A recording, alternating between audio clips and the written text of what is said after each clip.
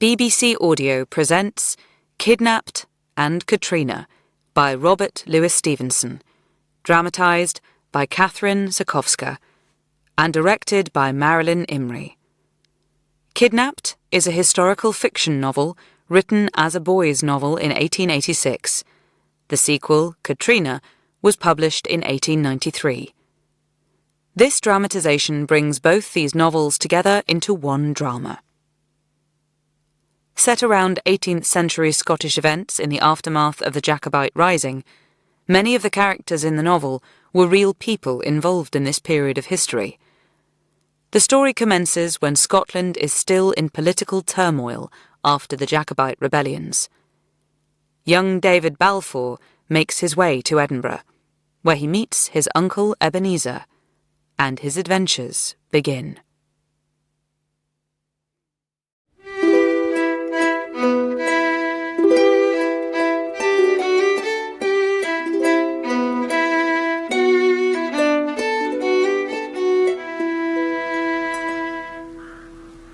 David Balfour, your father's passed on. There's nothing left for you here now. You must seek your inheritance, my lad. Yes, sir. Get your goods and your gear together and come to the manse as early as you like tomorrow morning.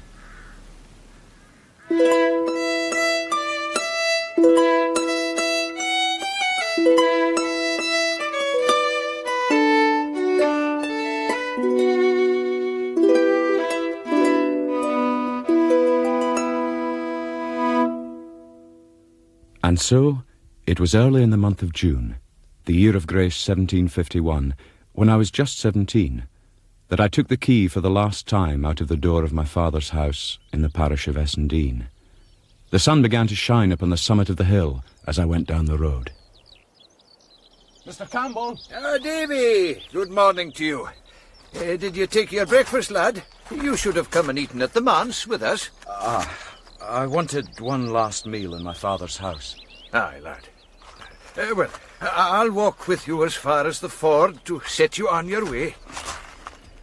It is your father who should be walking with you to the bend of the road, and your mother who waves you goodbye at the gate.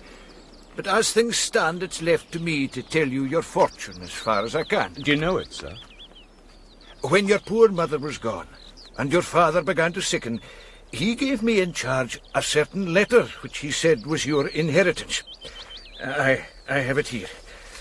So soon as I am gone, he said, give my boy this letter and start him off to the House of Shaws, not far from Cramont. The House of Shaws? Aye. Shaws is the place I came from, your father said, and it's there my boy should return. He never mentioned it to me. No, but the name of that family is the name you bear, Balfour of Shaws. And your father was a man of some learning, Davy. He didn't just have the manner or the speech of a common dominie. Folk said he was a gentleman. Well, that is as much as I know. And it's here that I must leave you. Look to the letter, Davy, and I hope it may bring you good fortune. Aye. To the hands of Ebenezer Balfour, Esquire, of Shaws, in the House of Shaws. These will be delivered by my son, David Balfour. Mr. Campbell, if you were in my shoes, would you go? Oh, that I would, aye. Why, a lad like you should get to Cramond, which is near in by Edinburgh, in 2 days' walking. If the worst came to the worst and your relations should turn you away, you can but walk the 2 days back again and risp at the manse door. Thank you, Mr. Campbell. Aye, and we would welcome you, lad. But I would rather hope that you shall be well received and come to be a great man in time. Then I shall go. And with my blessing. But mind you dinna shame us, Davy, in yon great muckle house. I will try not to, sir. Well said. Now I have here a little packet which contains some things for your journey. Here it is. And now the little money for your father's books, which I bought in the design of reselling at a profit to the incoming dominie. That is yours by right, but the other 3 are gifts from Mistress Campbell and myself. You're very kind, sir. Oh, not at all, not at all. You're very dear to us, Davy. Now, the first will likely please you best. The second will stand by you through life. And as for last, That'll see you into a better land. Here, Davy, they are all yours. And I must wish you goodbye and Godspeed now, Davy. Goodbye, Mr. Campbell. Goodbye now, Davy. I watched him as long as he was in sight, and then I sat down to open my parcel and see the nature of Mr. Campbell's parting gifts to me. Well, what have we? A Bible to see me into a better land. Ah, a shilling piece, that was kind. And what is this that is to stand by me through life? To make lily of the valley water. Take some flowers of the lily of the valley. It is good against the gout. To be sure, I laughed over this, but it was rather tremulous laughter, and I was glad to get my bundle on my staff's end and set out over the ford and up the hill upon the farther side, till, just as I came on the green drove road, running wide through the heather, I took my last look of Kirk Essendine, the trees about the manse, and the big rowans in the kirkyard, where my father and my mother lay.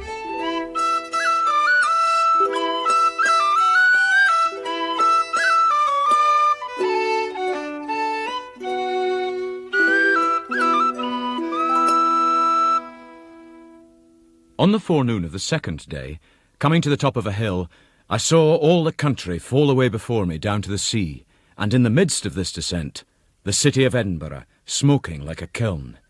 Thence I went westward by Collinton, and came out on the Glasgow road. There, what should I behold but a regiment marching to the fifes, every foot in time, and the pride of life seemed to mount into my brain at the sight of the redcoats and the hearing of that merry music. I knew that I had almost reached my destination, and that I was in Cramond parish. It was drawing on to sundown, when I met a stout, dark, sour-looking woman come trudging down a hill. Please, could you tell me if I'm anywhere near the House of Shaws? The House of Shaws? Aye. Is it a great house? Aye, the hoose is a big muckle hoose. And what of Mr. Ebenezer Balfour? Oh, aye, there's the laird. It's him you're seeking. I was led to think I would maybe get a situation. If you'll take a word frae me, you'll keep clear of Shaws. Will I? Aye, you will. But still, I'll thank you to show me on my way. I will. Come with me. She accompanied me back to the summit she had just left, and pointed to a great bulk of buildings standing very bare upon a green in the bottom of the next valley. That is the House of Shaws. But it is some kind of a ruin. There's no road to it, no smoke from the chimneys, no garden. Blood built it. Blood stopped the building of it, and blood shall bring it down. See here, I spit upon the ground, and I crack my thumb at it. Black shall be its fall. If you see the laird, tell him what you hear. Tell him that Janet Clouston has called down the curse on him and on his house, byre and stable, man, guest and maester, wife, miss and bairn. Black shall be their fall. I sat down where she left me, and stared at the House of Shaws for a long time. At last the sun went down, and then, right up against the yellow sky, I saw a scroll of smoke go mounting, not much thicker than the smoke of a candle. Well, Davy, come on. Smoke means a fire and warmth and some living inhabitant at least.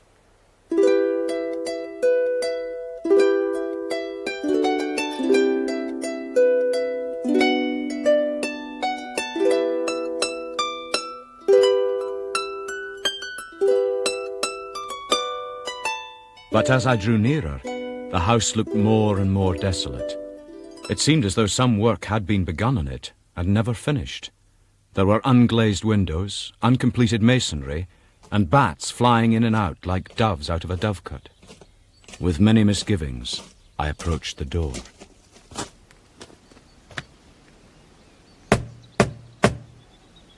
Mr. Balfour! Open up! Mr. Balfour! Aye, who's wanting them? I beheld above me a tall nightcap and the bell mouth of a blunderbuss. You watch what you do, this is loaded. I've come here with a letter. What letter? It is to Mr. Ebenezer Balfour of Shaw's. Is he here, please? Who's the letter from? That's not for you to know. Oh, is that a fact? Well, you can put it on the doorstep and be off with you. I will do no such thing. I will deliver it into Mr. Balfour's hands as it was meant I should. For why? It is a letter of introduction. A what? A letter of introduction to Mr. Ebenezer Balfour. And who are you yourself? I'm not ashamed of my name. They call me David Balfour. David Balfour. Is your father dead? I'll be dead in a doot. And that'll be what brings you chopping to my door. All right, then I'll let you in. Bide there. There now, in you come. Now, where you been? And mind you touch nothing. And hear this. You'll sneak. The fire had burned up fairly bright and showed me the barest room I think I ever put my eyes on. As soon as the last chain was up, the man rejoined me. He was a mean, narrow-shouldered, clay-faced creature, and his age might have been anything from 50 to 70. Are you sharp set? You can eat that drop of porridge if you like. But is that not your own supper, sir? Oh, I can do fine wanting it. But I'll take the ale over it. That clockens my cough.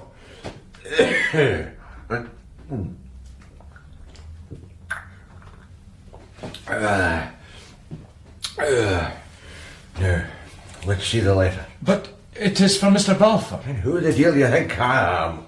Come, give me Alexander's letter. You know my father's name. It would be strange if I didn't, for he was my born brother. And little as you seem to like either me or my house or my good parents, I'm your born uncle, Davy, my man, and you my born nephew. So give us a letter and get on with your porridge.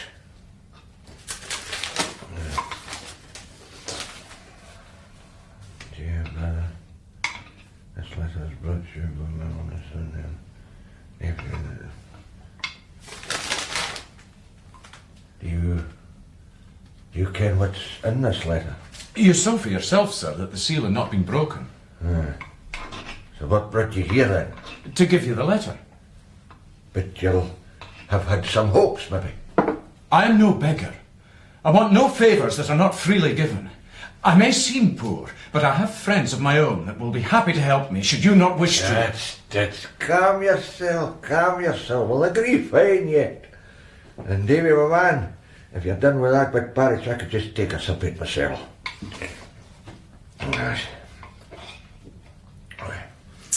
Your father's very fond of meat of mine. As for me, well, I could never do more than pike at foot. If you're dry, you'll find water behind the door. Thank you. Your father's been long dead? Barely a week, sir. He was a secret man, Alexander, a secret, silent man. He'll never have spoken muckle of me. I never knew that he had a brother at all, sir, till you told it me yourself. Yeah, me. Nor yet the Shaws, I dare say. Not so much as the name, sir. To think of that. We'll agree fine yet. What's mine's yours, Davy? Blood's thicker than water. Tell me, what of your mother? You've not mentioned her. She is dead, too. Oh, she was a bonny lass. And who are these friends of yours that you talk of? Oh, various gentlemen of the name of Campbell. Campbell, that's a good name. Well, Davy, my man, you've come to the right place. I'm pleased to hear it. I'll confess I had some misgivings. Oh, no, I like you fine. We'll agree fine yet. You'll bide here at Shaw's a while, eh? I'll stay a while, sir. And if we don't agree, I'll do my best. It shall be through no fault of mine. But while I'm taking a bit to think to myself what's the best thing to put you to, I'll ask you to step next door for a while. You may take the candle. I took the candle to the room next door, and there found a great number of books, in both Latin and English, in which I took great pleasure. But one thing I discovered, which put me in some doubt. What is written here? To my brother Ebenezer on his 5th birthday. But that is very strange. It had seemed to me that my father must have been the younger of the two brothers, else how should he have gone to Essendine as a poor dominie, while Ebenezer remained at Shaw's? But it cannot be. Yet there it was, 5th birthday. I thought at first he must have made some strange mistake in the inscription, for how could he write before he was yet 5 years old in such an excellent, clear hand? Uncle Ebenezer. Aye, what now? Was my father very quick at his book learning? What, Alexander? No, I was far quicker myself. Oh, I was a clever chappie when I was young. Well, I could read as soon as he could. But then, were you and my father twins? What got you at that? Take your hand from me. This is no way to behave, sir. Oh, God, man, you shouldn't speak to me about your father. He was all the brother I ever had, and now he's dead. All the more reason to treat me better than you do, since I'm your sole surviving relative. Ah, that's true, yeah. I'm sorry, Davy, I'm sorry. David, I've been thinking there's a wee bit cellar that I have promised you before you were born. Oh, anything legal, you understand, but, well, I keep it that bit money separate. And it's grown but now to be a matter of just precisely £40. Scots. A Scots pound is the same as an English shilling. Surely you mean pounds sterling. Aye, that's what I said. Did you know hear me right? Pounds sterling. And if you'll step out by the door a minute just to see what kind of night it is, I'll get it out to you and I'll call you in again. Very well. I'll go outside. I did his will, smiling to myself in my contempt that he should think I was so easily to be deceived. It was a dark night, with a few stars low down, and as I stood just outside the door, I heard a hollow moaning of wind far off among the hills. I thought to myself there was something thundery and changeful in the weather, and little knew of what a vast importance that should prove to me before the evening passed. I was soon called in again to my uncle. 34, 35, 36, 37... well, I'll just keep this wee bit change. There you are now, Davy, 37 golden guinea pieces. So I see. Uncle, that's very generous of you. Oh, indeed it is. That'll show you. My word is my bond, and there's the proof of it. But... Oh, not a word now. I want nae thanks. It's a pleasure to me to do right by Alexander's son. Thank you, sir. Perhaps we can be better friends now. Of course. But see here, tit for tat. Well, I'm ready to prove my gratitude, Uncle. Well, look, see, I'm growing old, lad, and a wee bit broken. Could I ask you now to give me some help sorting the house? Why, of course, I'd be glad to. You're a good lad. Well, let's begin. Now? Tonight? Oh, it's just a wee thing, Davy. And to your advantage. Now look, here's the key of the stair tower at the far end of the house. The stair tower? You can only went into it from the outside, for that part of the house is no finished yet. Now you gang in there and up the stairs and bring me down the chest that's at the top. There's papers in it. You'll find them interesting, doubtless. Oh, can I have a light to take with me? No. Our many lights in the house is a thing I didn't agree with. I won't fear the fires. But are the stairs good if I'm to go up in the dark? Oh, they're grand. Just you keep to the wall, Davy. There's no banisters, but the stairs are grand underfoot. Grand, so they are. Just grand. So I went out into the night, in all my innocence and all my ignorance. It had fallen blacker than ever, and I was glad to feel along the wall till I came the length of the stair tower door at the far end of the unfinished wing. The storm came at last. The lightning half blinded me, But I found the door and fumbled to put the key in the lock.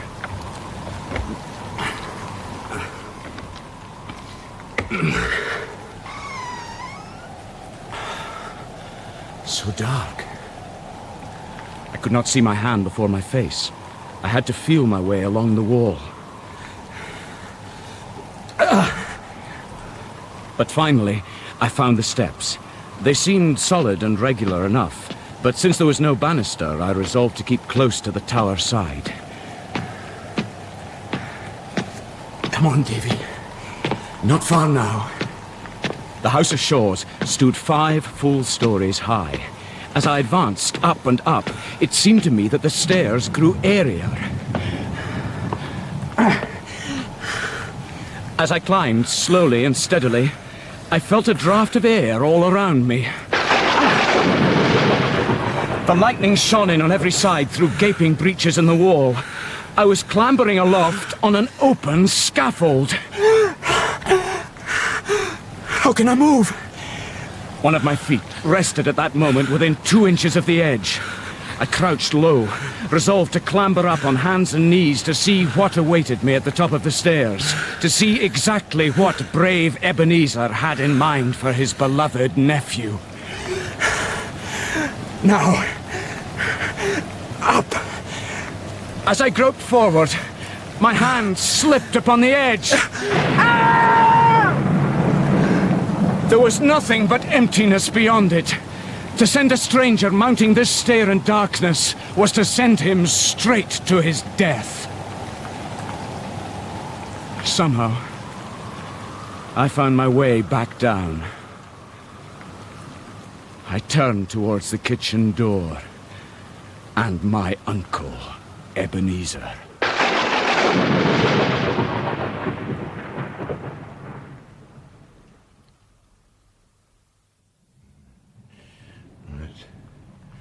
It's done now.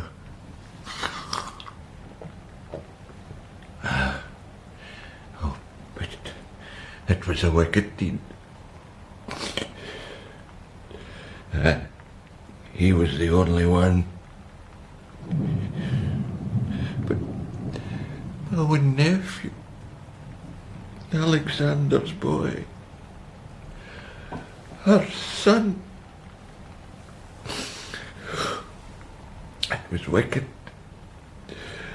Oh, Davy. Poor Davy.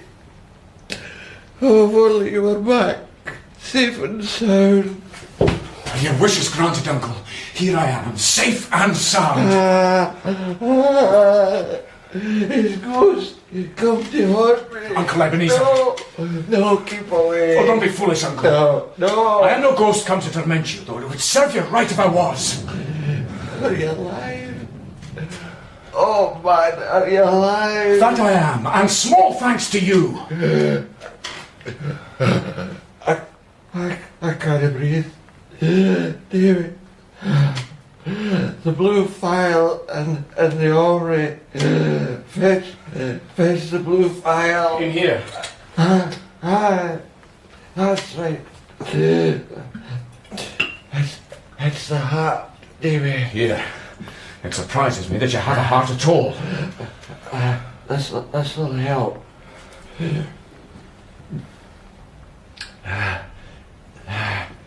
I'll be myself in a wee while. Why did you lie to me at every word? Davy, I'm not well. Why did you try to kill me? Davy, I'm not well. I need my bed.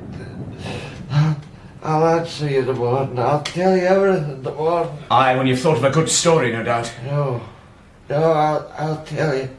Sure as death I will. Come. I will take you upstairs.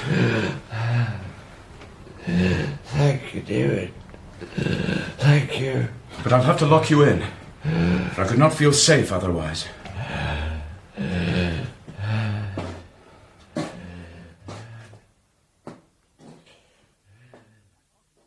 I pocketed his key, and returning to the kitchen, made up such a blaze as had not shone there for many a long year. Then, wrapping myself in my plaid, I lay down in the blessed warmth and fell asleep.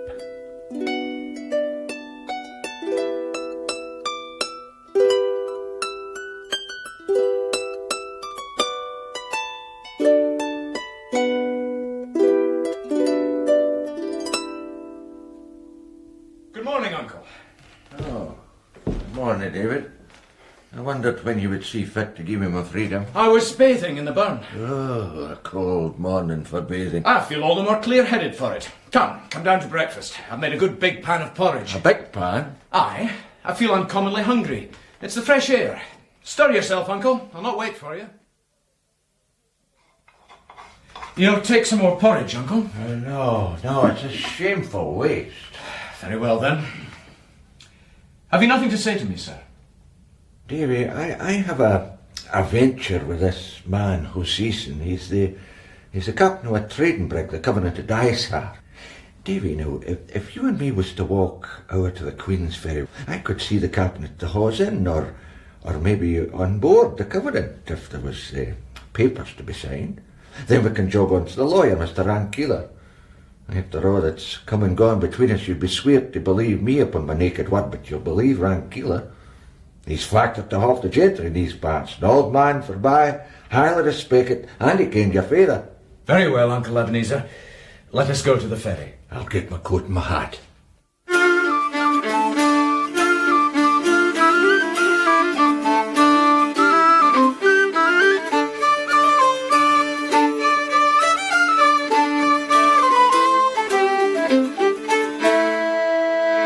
When we came to the Queen's Ferry, we went to the Hawes Inn. At a table hard by the chimney, a tall, dark, sober-looking man sat writing. Ah, come in. I'm glad that you're here in time, Mr. Balfour. Captain Hoseyson, this is my nephew, Davy. How do you do? Very well, thank you, sir. Well, the wind's fair and the tide upon the turn. We'll see the old coal bucket burning on the Isle of May before tonight, eh? Aye, nae doubt. Man, you keep your room unca hot, Captain. Oh, it's a habit I have, Mr. Balfour. You'll find it's the same with most men that have sailed the tropic seas. We're not over fond of these Scottish summers. Well, Captain, we must all be the way we're made, I suppose. Davy, it'll be too hot for you in here, surely. Run you down the stairs for a while. Aye, I'll do that, but I'll not be far off, mind. Aye. And away I went, leaving the two men sitting down to a bottle and a great mass of papers. I saw that the Covenant was beginning to shake out her sails, which hung upon the yards and clusters, and the spirit of all that I beheld put me in mind of far voyages and foreign places.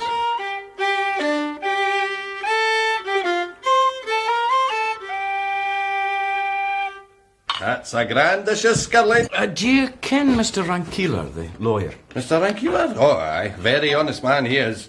Very well thought of in the Queen's Ferry. Was it you that came in with old Ebenezer? Yes, I did. He'll be no relative of his, I take it? No, none. Why? Yet you have a kind of look of Mr. Alexander. Oh, do you think so? Aye. But Ebenezer Balfour is ill seen in the country, is he not? He's a wicked old man. As mony would like to see him hanged, I'll no deny.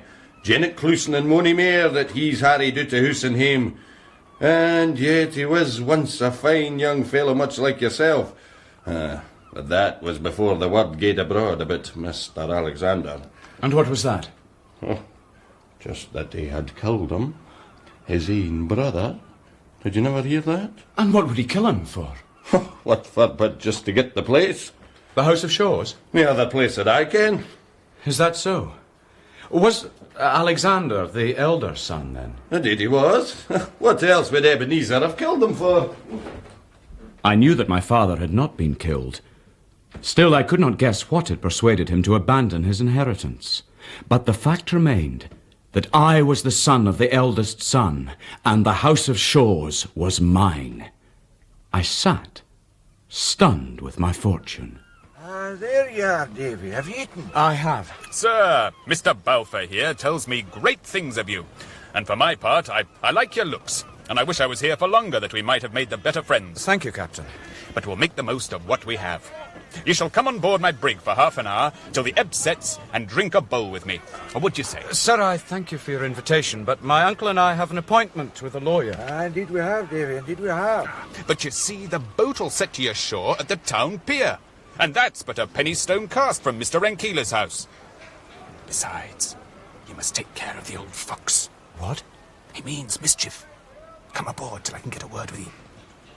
Come, what can I bring ye from the Carolinas? Any friend of Mr. Balfour's can command me. A roll of tobacco, Indian featherwork, a skin of a wild beast. Take your pick and say your pleasure. There's enough for you, Davy. Well, I'll come aboard at any rate, sir. Then here is the boat to take us out. I did not dream of hanging back. I trusted him. In my innocence, I thought I had found a good friend and helper, and I rejoiced to see the ship looming over us.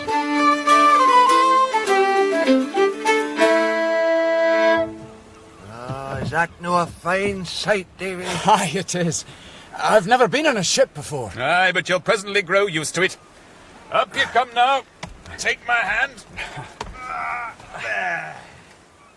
Once on board the Covenant, I stood some while, a little dizzy with the unsteadiness of all around me, perhaps a little afraid, and yet vastly pleased with all the strange sights. The captain, meanwhile, pointing out the strangest and telling me their names and uses. Look up, sir. We're fully rigged and almost ready to sail. Oh, yes. You know, I'll admit now, I didn't trust you, sir. Did you not? I would like to talk to you of my uncle. No doubt you would. But where is my uncle? Where indeed? He's not got out of the boat. Aye, that's the point. And where is the boat? Captain! They're pulling back from the shore! Uncle Ebenezer! Help me! Do not leave me here! Murder! The last thing I saw was my uncle in the boat. He turned round where he was sitting and showed me a face full of terror and cruelty. And then a thunderbolt seemed to strike me. I saw a great flash of fire, and I fell senseless.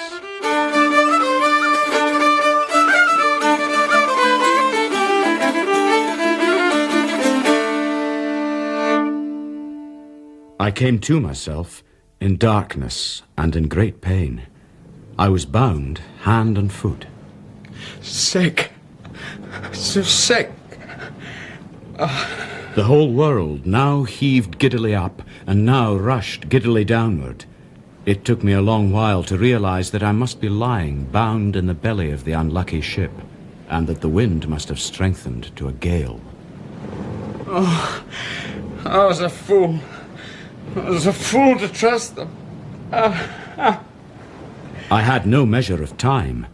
Day and night were alike in that ill-smelling cavern. Well, you're awake at last, I see. How goes it with you?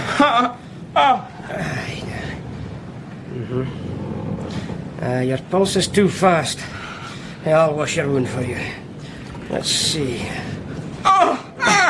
Aye, it was a sore dunt. But cheer up, man. The world's not done. You've made a bad start of it, but you'll make it better yet. Can you eat at all? No, I cannot. Well, here's some brandy and water. Maybe you'll rest more easily now. The next time he came to see me, I was lying betwixt sleep and waking, my eyes open in darkness. And how are you now? I am in great pain, sir. Well, the captain himself has come to see you. Well, Mr. Balfour. And now, sir, you can see for yourself he has a high fever. He will not eat. I want the boy taken out of this hole now and put into the forecastle. What you may want, sir, is a matter of concern to nobody but yourself. Here he is, and here he shall bide. Captain, I am paid none too much to be the second officer of this old tub. I do my best to earn what little I get, but I am paid for nothing more. You should keep your breath to cool your porridge. You have been paid to do a murder. What kind of talk is that? The only talk that you understand. Mr. Riach, I've sailed with you 3 years. In that time, you should have learned to know me. You say the lad will die. Aye, he will. He'll not see the week out. Then flit him where you please. 5 minutes afterwards, my bonds were cut, and I was carried up to the forecastle. It was a roomy place, where at last I could open my eyes upon the daylight. Here, drink this. From Mr. Riach. Well, see you've no bones broken. Blowing the head's nothing. Man, it was me that gave it you. For many days I lay there, and got my health again, and came to know my companions. They were a rough lot, but kind when it occurred to them, and they had some glimmerings of honesty. Look, see, here's your money back, lad. Aye, you'll have more need of it than us, where you're going. And where's that? The Carolinas. As an exile? No, as a slave. A slave? You see, lad, if you have a drop of money with you, you might be able to buy your freedom. All this time, the Covenant was meeting continual headwinds and tumbling up and down against heavy seas. I was able to bear all this now without sickness, but I was never allowed to set foot on deck and grew very weary and impatient for change. Mr. Riach seemed on occasions glad of my company, and I told him my story, for I thought him my most likely ally. Well, David, I will do my best to help you. You will have pen, paper and ink, and you may write to any friends you have, and to Mr. Rankeeler, the lawyer. He's an honest man by all accounts, and not over fond of your uncle. If you're telling the truth, which I do not doubt, we might be able to set it all to rights for you. Do you think so? Perhaps. But in the meantime, keep your heart up. You're not the only one, I'll tell you that. There's many a man hoeing tobacco overseas that should be mounting his own horse at his own door at home. Many and many. Life's all a variorum at the best. I mean, look at me. I'm a laird's son, you know, and more than half a doctor. And here I am, man jack the whole season.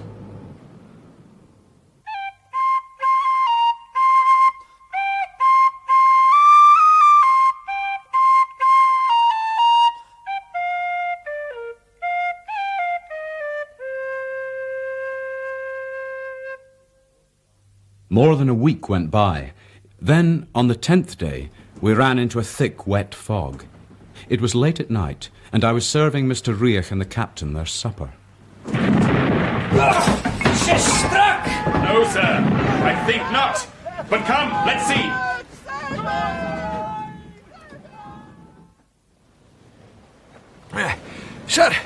Sir, there was a small boat. We've parted her in the middle, but there is one survivor. Well, let's see him. Here he is, sir. The stranger was smallish in stature, but well set and nimble as a goat. His face was sunburnt and heavily freckled and pitted with smallpox. You have the luck of the devil. How did this come about? I was sitting in the stern. I was thrown into the air and I managed to catch hold of your bowsprit. Then you're not only lucky, but strong and agile too. Come ye into the roundhouse. Drink with us. You'll have need of it. I'll not say I don't. David, food and drink for our survivor. Oh, stir yourself, lad. Aye, sir. The stranger's manners were elegant, and he wore costly clothes, mightily fine for the roundhouse of a merchant brig, though somewhat spoiled with the fog and being slept in. What is your name, sir? Alan Breck, they call me. Altogether, at the first sight of him, I thought that here was a man I would rather call my friend than my enemy, which was just as well, in the light of all that was to follow.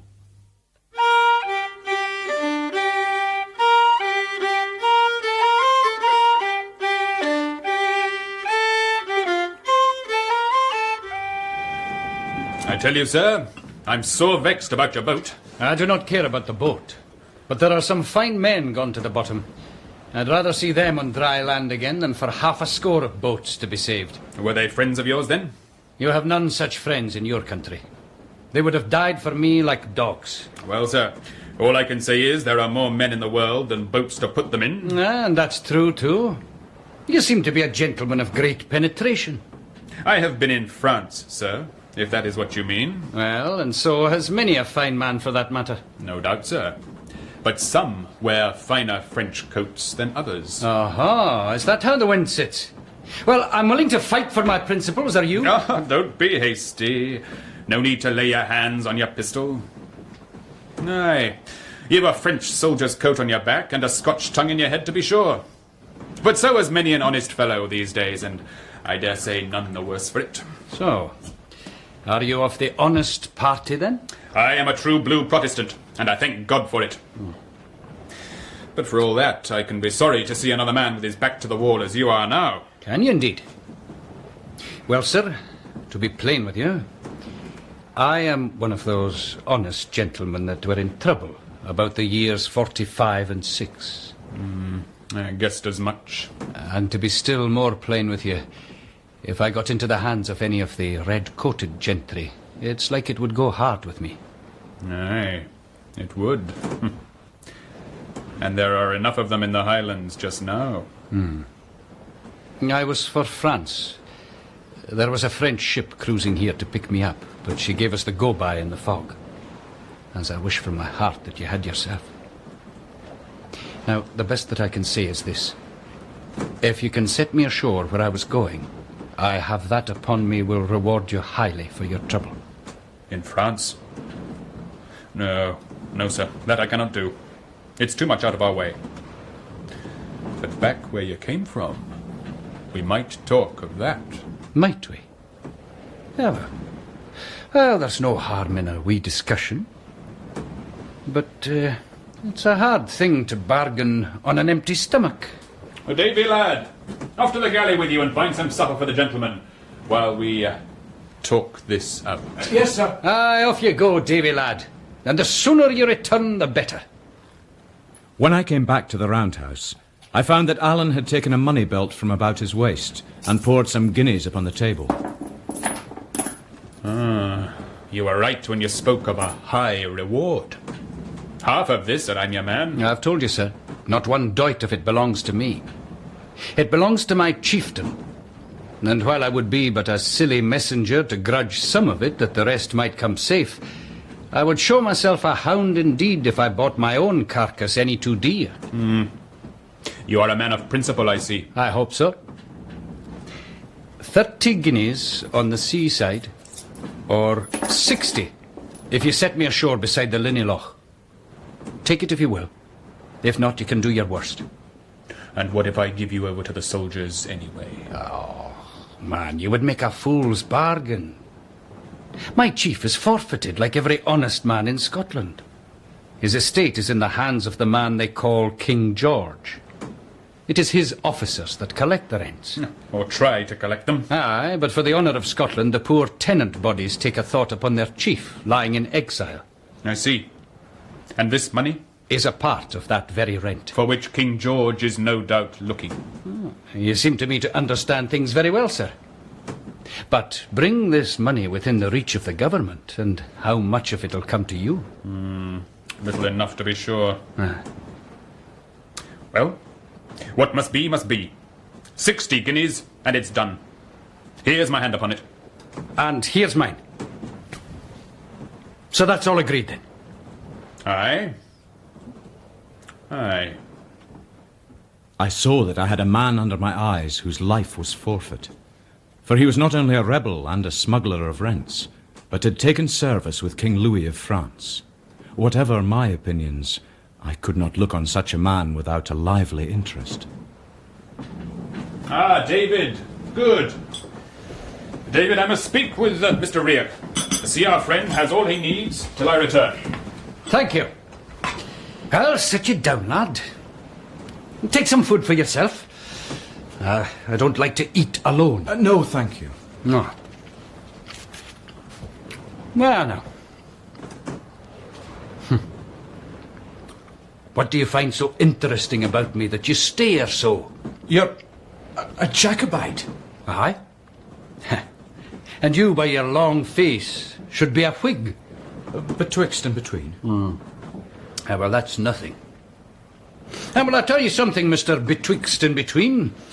This bottle of yours is dry.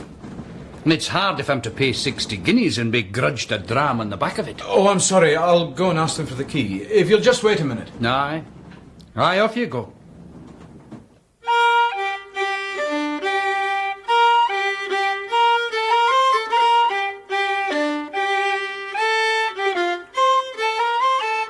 The fog was as close as ever, but the swell almost down. They had laid the brig to. Some of the hands were still hearkening for breakers, but the captain and Mr. Riach were standing in a huddle with their heads close together.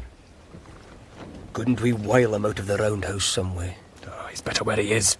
He hasn't room to use his sword there. Well, that's true enough.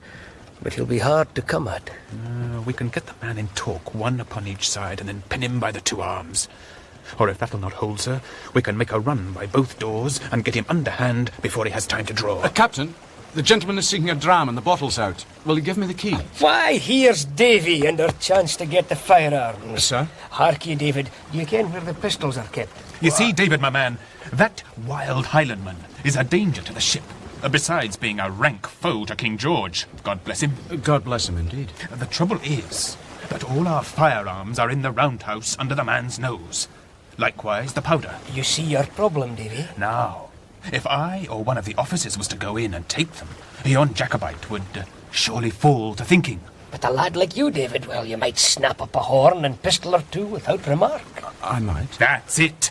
And if you can do it cleverly, I'll bear it in mind when it'll be good for you to have friends. And that'll be when we come to Carolina. A word, sir. The money. Speak of the money. Aye. See here, David. Yon man has a belt full of gold, and I give you my word that you shall have your fingers in it if you do as we ask. Very well, sir. I will do as you wish, but give me a little time. I went slowly back to the roundhouse, thinking all the while, what was I to do? There were nothing but dogs and thieves. But on the other hand, what could a man and boy do against a whole ship's company? I knew little of Alan at that time, or I might have been more hopeful. Ah, there you are at last. What kept you? Am I to get my dram, then? Do you want to be killed, sir? Killed? Now, what's this? What are you saying? They're plotting it now. But they haven't got to me yet. And what about you? Will you stand with me? That I will. I'm no thief, nor yet a murderer. I'll stand by you. Well, then we might yet have a chance. What's your name again? David Balfour, of Shaw's. Oh, aye, Shaw's, is it? Well, my name is Stewart. Alan Breck, they call me. A king's name is good enough for me, though I bear it plain and have the name of no farm midden to clap to the hind end of it. Thus was my first attempt to lay claim to my title, brought low by proud Alan Breck. But at the time, there were other matters on my mind. The roundhouse was very strongly built. Only the skylight and the two doors were large enough for the passage of a man. The doors could be drawn closed and could be fastened with hooks. The one that was already shut I secured in this fashion. But when I was proceeding to do the same to the other, Alan stopped me. No. Bolt the one door and leave that other one open. That door being open is the best part of our defences. It would be better shut, I fancy. Not so, David. You see, I have but one face. So long as that door is open and my face to it, the best of my enemies will be in front of me, where I would always wish to find them. Well, now, weapons. Let's see. I've never seen poorer. But here, you need one. Take this cutlass. And here is the powder horn and a bag of bullets. Charge all the pistols. Can you do that? I'll try it. It'll be better work, let me tell you, for a gentleman of decent birth than scraping plates and raxing drams to a wheen of tarry sailors. It's not from my own choice that I do it. Is it not? Now, well, you'll tell me your story later. Just now we have other more pressing matters on hand. Now, let me try my sword in this small place. There's not much room. I must stick to the point. And that's a pity, too, because it doesn't suit my genius, which is all for the upper guard. And now you just keep on charging those pistols and give heed to me. I'm listening. Well, now. First of all, how many of them are against us? 14. Oh, no, wait, 15. Well, that can't be cured, so we'll just have to outwit them with our cunning, David. Now, listen to me. It's my part to keep this door where I look for the main battle. In that you will have no hand. And mind and don't fire to this side unless they get me down, for I would rather have 10 foes in front of me than one friend like you cracking pistols at my back. Indeed, sir, you're right, for I'm no great shot. And that's very bravely said. There's many a pretty gentleman that wouldn't dare admit as much. Oh, but then, sir, there is the door behind you, which they may perhaps break in. Aye, and that is part of your work. No sooner are the pistols charged than you must climb up into yon bed, where you'll be handy at the window. And if they lift a hand against the door, you are to shoot. But that's not all. Let's make a bit of a soldier of you, Davy. What else have you to guard? There's the skylight, But indeed, Mr. Stewart, I would have need of eyes upon both sides to keep the two of them. For when my face is at the one, my back is at the other. Alan, call me Alan, just. And that's very true. But have you no ears to your head? Oh, to be sure, I must hear the bursting of glass. You have some rudiments of sense, I see. David, are you there? The captain. Stand, sir! A naked sword. This is a strange return for hospitality, my friend. Friend, do you say? Do you see me? I am come of kings. I bear a king's name. My badge is the oak. And do you see my sword? It has slashed the heads of more whigamores than you have toes upon your feet. Call up your vermin to your back, sir, and fall on. The sooner the clash begins, the sooner you'll taste this steel. I'll mind this, David, when we put ashore at the plantations. Is that where you're bound? Aye, and much against my will. Aye, you'll not have much to lose then. Well now, let your hand keep your head, David, for the grip is coming. And a dirk, just in case they run in under my sword, lad. Now, take the pistols and up into the berth with you.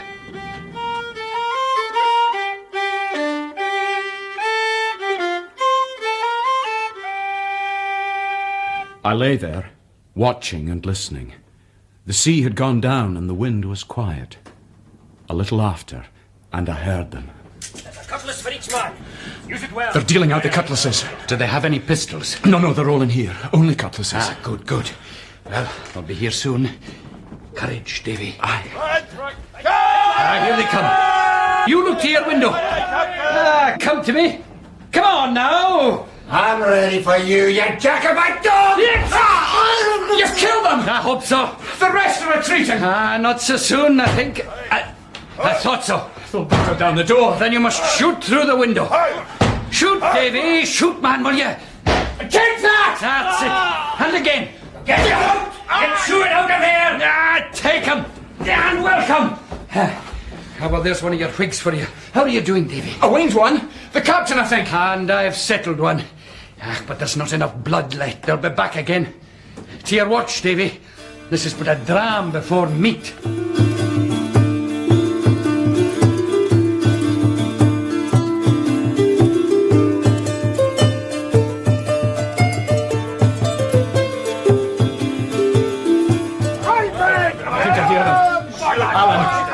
Preparing to come on again. That's what we have to pray for.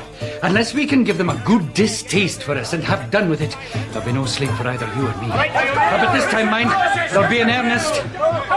They're coming to my side. Alan! There's somebody in the roof above me! Now have ye! Don't move or I'll shoot! Why don't you then? Do it, Davy, for God's sake, do it! Oh! Help me, Davy! Come on there! Take that! Hurry! Come on, then, man, I'll soon deal with it. Take that! You murdering dogs!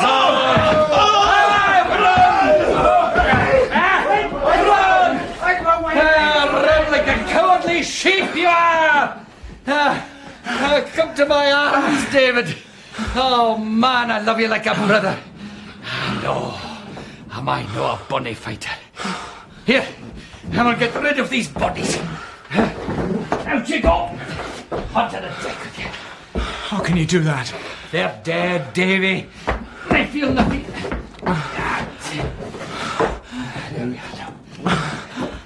And now, a dram for you and a dram for me, eh? Oh, you'll be needing it. And you're as pale as death. Never killed a man before.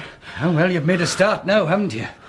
And it was you or them, Davy, so no blame can be attached to you. Here, drink. You'll feel better. And there's a good song to be made about this day, Davy. I hope they will not come again, Alan. Do you think they will come again? Davy, you're a brave lad. And you want nothing but sleep. I'll take the first watch. You've done well by me, David. First and last. And I wouldn't lose you for all Appin. No more for Breadalbin either.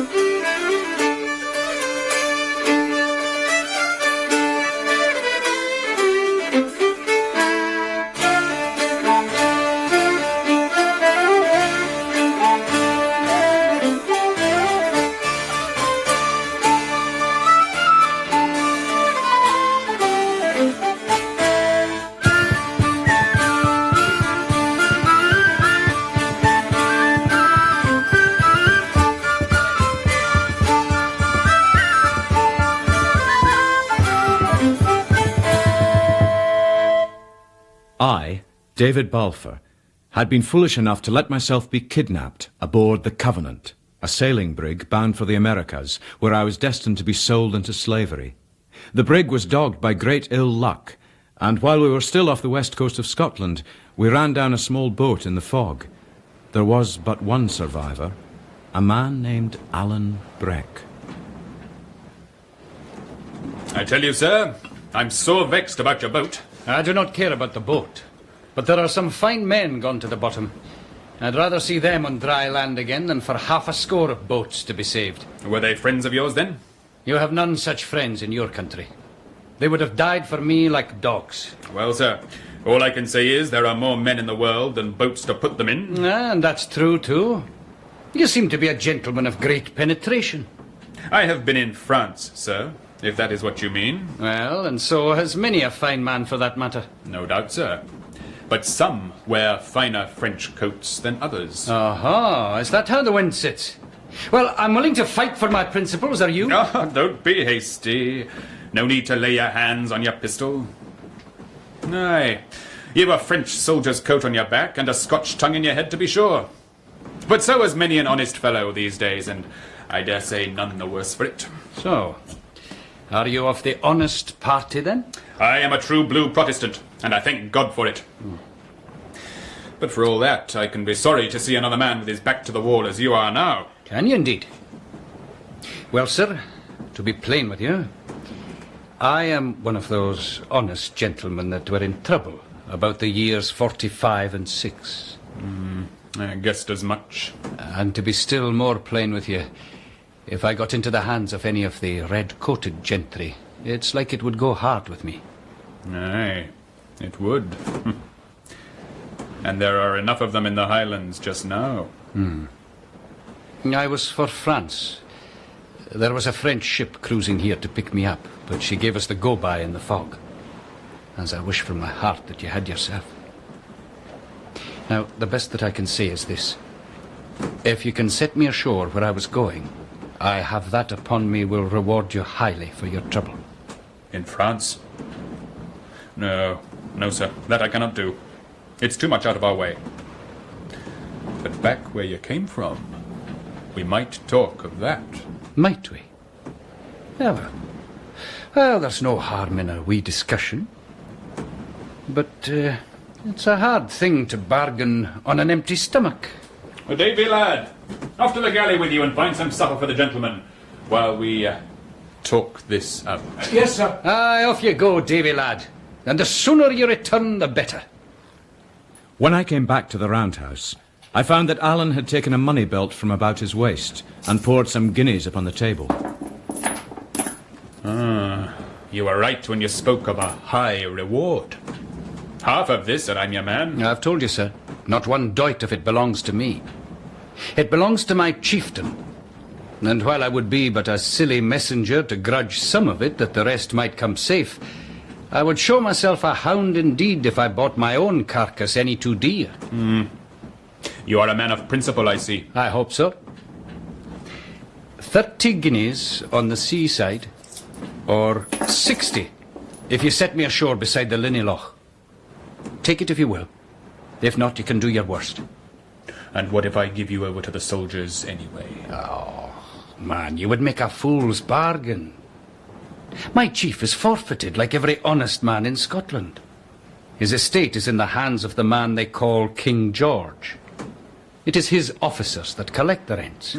Or try to collect them. Aye, but for the honour of Scotland, the poor tenant bodies take a thought upon their chief, lying in exile. I see. And this money? Is a part of that very rent. For which King George is no doubt looking. You seem to me to understand things very well, sir. But bring this money within the reach of the government, and how much of it'll come to you? Little enough to be sure.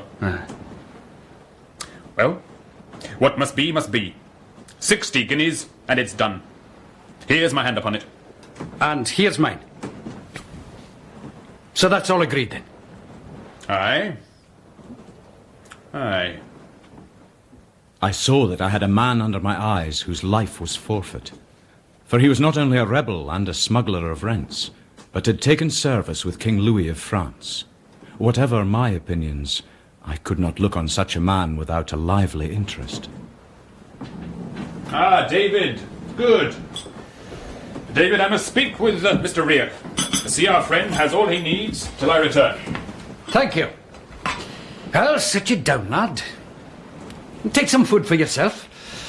I don't like to eat alone. No, thank you. No. Well, now. What do you find so interesting about me that you stare so? You're a Jacobite. Aye? And you, by your long face, should be a Whig. Betwixt and between. Well, that's nothing. And well, I'll tell you something, Mr. Betwixt and Between. This bottle of yours is dry. And it's hard if I'm to pay 60 guineas and be grudged a dram on the back of it. Oh, I'm sorry. I'll go and ask them for the key. If you'll just wait a minute. Aye. Aye, off you go. The fog was as close as ever, but the swell almost down. They had laid the brig to. Some of the hands were still hearkening for breakers, but the captain and Mr. Riach were standing in a huddle with their heads close together. Couldn't we wile him out of the roundhouse some way? Oh, he's better where he is. He hasn't room to use his sword there. Well, that's true enough. But he'll be hard to come at. We can get the man in talk, one upon each side, and then pin him by the two arms. Or if that'll not hold, sir, we can make a run by both doors and get him underhand before he has time to draw. Captain, the gentleman is seeking a dram and the bottle's out. Will you give me the key? Why, here's Davy and our chance to get the firearms. Sir? Hark ye, David. Do you ken where the pistols are kept? You see, David, my man, that wild Highlandman is a danger to the ship. Besides being a rank foe to King George. God bless him. God bless him, indeed. The trouble is that all our firearms are in the roundhouse under the man's nose. Likewise, the powder. You see your problem, Davy? Now, if I or one of the officers was to go in and take them, yon Jacobite would surely fall to thinking. But a lad like you, David, well, you might snap up a horn and pistol or two without remark. I might. That's it. And if you can do it cleverly, I'll bear it in mind when it'll be good for you to have friends. And that'll be when we come to Carolina. A word, sir. The money. Speak of the money. Aye. See here, David. Yon man has a belt full of gold. And I give you my word that you shall have your fingers in it if you do as we ask. Very well, sir. I will do as you wish, but give me a little time. I went slowly back to the roundhouse, thinking all the while, what was I to do? There were nothing but dogs and thieves, and was I to hold the candle to another murder? But on the other hand, what could a man and boy do against a whole ship's company? I knew little of Alan at that time, or I might have been more hopeful. Ah, there you are at last. What kept you? Am I to get my dram, then? Do you want to be killed, sir? Killed? Now, what's this? What are you saying? Oh, they're all murderers here. It's a ship full of them. They've murdered a boy already. Now it's to be you. Is that so? They're plotting it now. Aye. But they haven't got to me yet. And what about you? Will you stand with me? That I will. I'm no thief, nor yet a murderer. I'll stand by you. Well, then we might yet have a chance. What's your name again? David Balfour. Of Shaw's. Oh, aye, Shaw's, is it? Well, my name is Stewart. Alan Breck, they call me. A king's name is good enough for me, though I bear it plain and have the name of no farm midden to clap to the hind end of it. Thus was my first attempt to lay claim to my title, brought low by proud Alan Breck. But at the time, there were other matters on my mind. The roundhouse was very strongly built. Only the skylight and the two doors were large enough for the passage of a man. The doors could be drawn closed and could be fastened with hooks. The one that was already shut I secured in this fashion. But when I was proceeding to do the same to the other, Alan stopped me. No. Bolt the one door and leave that other one open. That door being open is the best part of our defences. It would be better shut, I fancy. Not so, David. You see, I have but one face. So long as that door is open and my face to it, the best of my enemies will be in front of me, where I would always wish to find them. Well, now, weapons. Let's see. I've never seen poorer. But here, you need one. Take this cutlass. And here is the powder horn and a bag of bullets. Charge all the pistols. Can you do that? I'll try it. It'll be better work, let me tell you, for a gentleman of decent birth than scraping plates and raxing drams to a wheen of tarry sailors. It's not from my own choice that I do it. Is it not? Now, well, you'll tell me your story later. Just now we have other more pressing matters on hand. Now, let me try my sword in this small place. There's not much room. I must stick to the point. And that's a pity, too, because it doesn't suit my genius, which is all for the upper guard. And now you just keep on charging those pistols and give heed to me. I'm listening. Now. First of all, how many of them are against us? 14. Oh, no, wait, 15. Well, that can't be cured, so we'll just have to outwit them without cunning, David. Now, listen to me. It's my part to keep this door where I look for the main battle. In that you will have no hand. And mind and don't fire to this side unless they get me down, for I would rather have 10 foes in front of me than one friend like you cracking pistols at my back. Indeed, sir, you're right, for I'm no great shot. And that's very bravely said. There's many a pretty gentleman that wouldn't dare admit as much. Oh, but then, sir, there is the door behind you, which they may perhaps break in. Aye, and that is part of your work. No sooner are the pistols charged than you must climb up into yon bed where you'll be handy at the window. And if they lift a hand against the door, you are to shoot. But that's not all. Let's make a bit of a soldier of you, Davy. What else have you to guard? There's the skylight. But indeed, Mr. Stewart, I would have need of eyes upon both sides to keep the two of them. For when my face is at the one, my back is at the other. Alan, call me Alan, just. And that's very true. But have you no ears to your head? To be sure, I must hear the bursting of glass. You have some rudiments of sense, I see. David, are you there? The captain. Stand, sir! A naked sword. This is a strange return for hospitality, my friend. Friend, do you say? Do you see me? I am come of kings. I bear a king's name. My badge is the oak. And do you see my sword? It has slashed the heads of more whigamores than you have toes upon your feet. Call up your vermin to your back, sir, and fall on. The sooner the clash begins, the sooner you'll taste this steel. I'll mind this, David, when we put ashore at the plantations. Is that where you're bound? Aye, and much against my will. Aye, you'll not have much to lose then. Well now, let your hand keep your head, David, for the grip is coming. And a dirk, just in case they run in under my sword, lad. Now, take the pistols and up into the berth with you. I lay there, watching and listening. The sea had gone down and the wind was quiet. A little after, and I heard them. There's a cutlass for each man. Use it well. They're dealing out the cutlasses. Do they have any pistols? No, they're all in here. Only cutlasses. Good. Well, they'll be here soon. Courage, Davy. Aye. Here they come. Now, David. That Shewan in front of them. He's a murderer, Alan. How so? He murdered the cabin boy. Well, I'll deal with him. You look to your window. Come, Mr. Shewan. Come to me. Come on, now. I'm ready for you, you Jacobite dog! Yes! You've killed them. I hope so. The rest are retreating. Not so soon, I think. I thought so. They'll batter down the door. Then you must shoot through the window. Shoot, Davy. Shoot, man, will you? Take that! That's it. And again. Get it out! Get Stewart out of here! Take him. And welcome. Well, there's one of your Whigs for you. How are you doing, Davy? A winged one. The captain, I think. And I've settled one. But there's not enough blood left. They'll be back again. To your watch, Davy. This is but a dram before meat. I think I hear them. Alan, they're preparing to come on again. That's what we have to pray for. Unless we can give them a good distaste for us and have done with it, there'll be no sleep for either you or me. But this time, mind, they'll be in earnest. They're coming to my side. Alan, there's somebody in the roof above me. Now I have ye! Don't move or I'll shoot. Why don't you then? Do it, Davy, for God's sake, do it! Oh! Help me, Davy! Come on then! Take that! Hurry! Come at me then, man, I'll soon deal with it. Take that! You murdering dogs!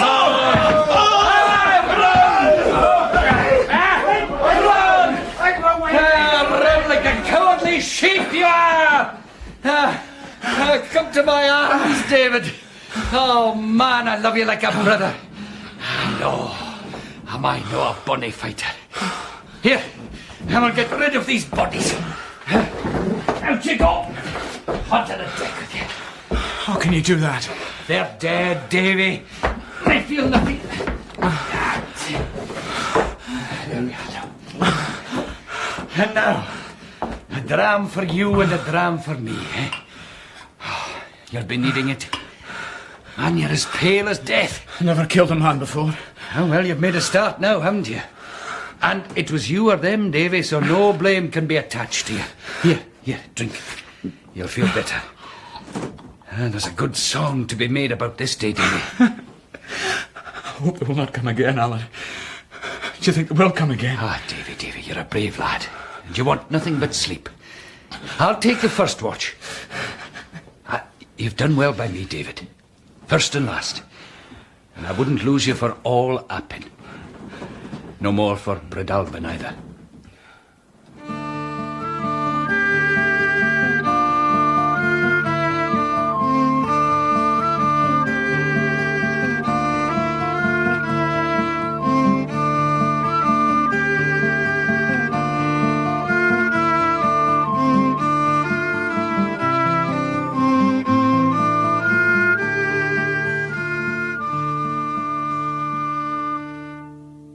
I made up my bed on the floor, and he took the first spell.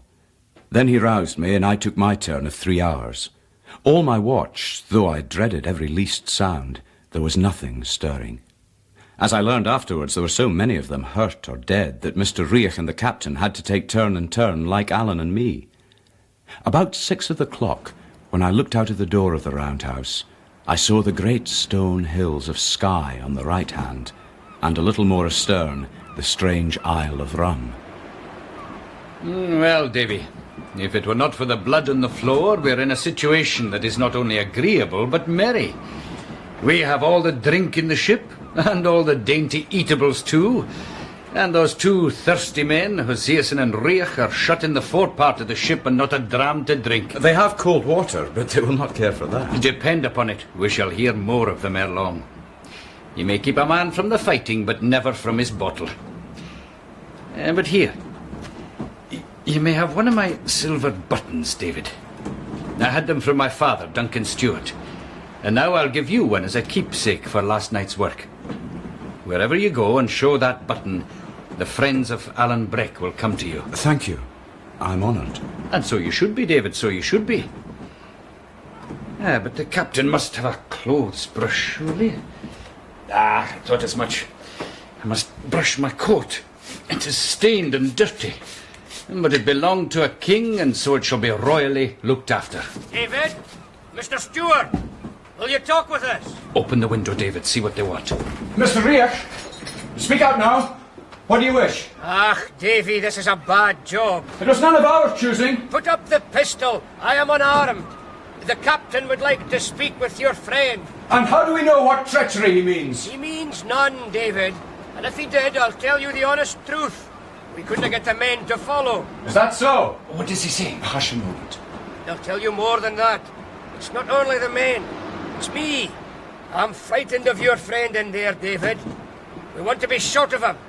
And besides that, would you give us a dram, Davy? A little of the brandy? Aye, well, your second request will be easily granted. Alan, hand me a gill of brandy. What do they want? They want it, partly. What do they now? And be rid of you above all things. Well, so they shall, but on my terms. Here is your brandy. Thank you, Davy, thank you. I'll take a little now, if you don't mind. I'm sorely in need of a dram. And you can tell the captain that Alan will speak to him. He may come in. Thank you, Davy. The captain's coming in. We'll watch him, Davy. He's not a man to trust.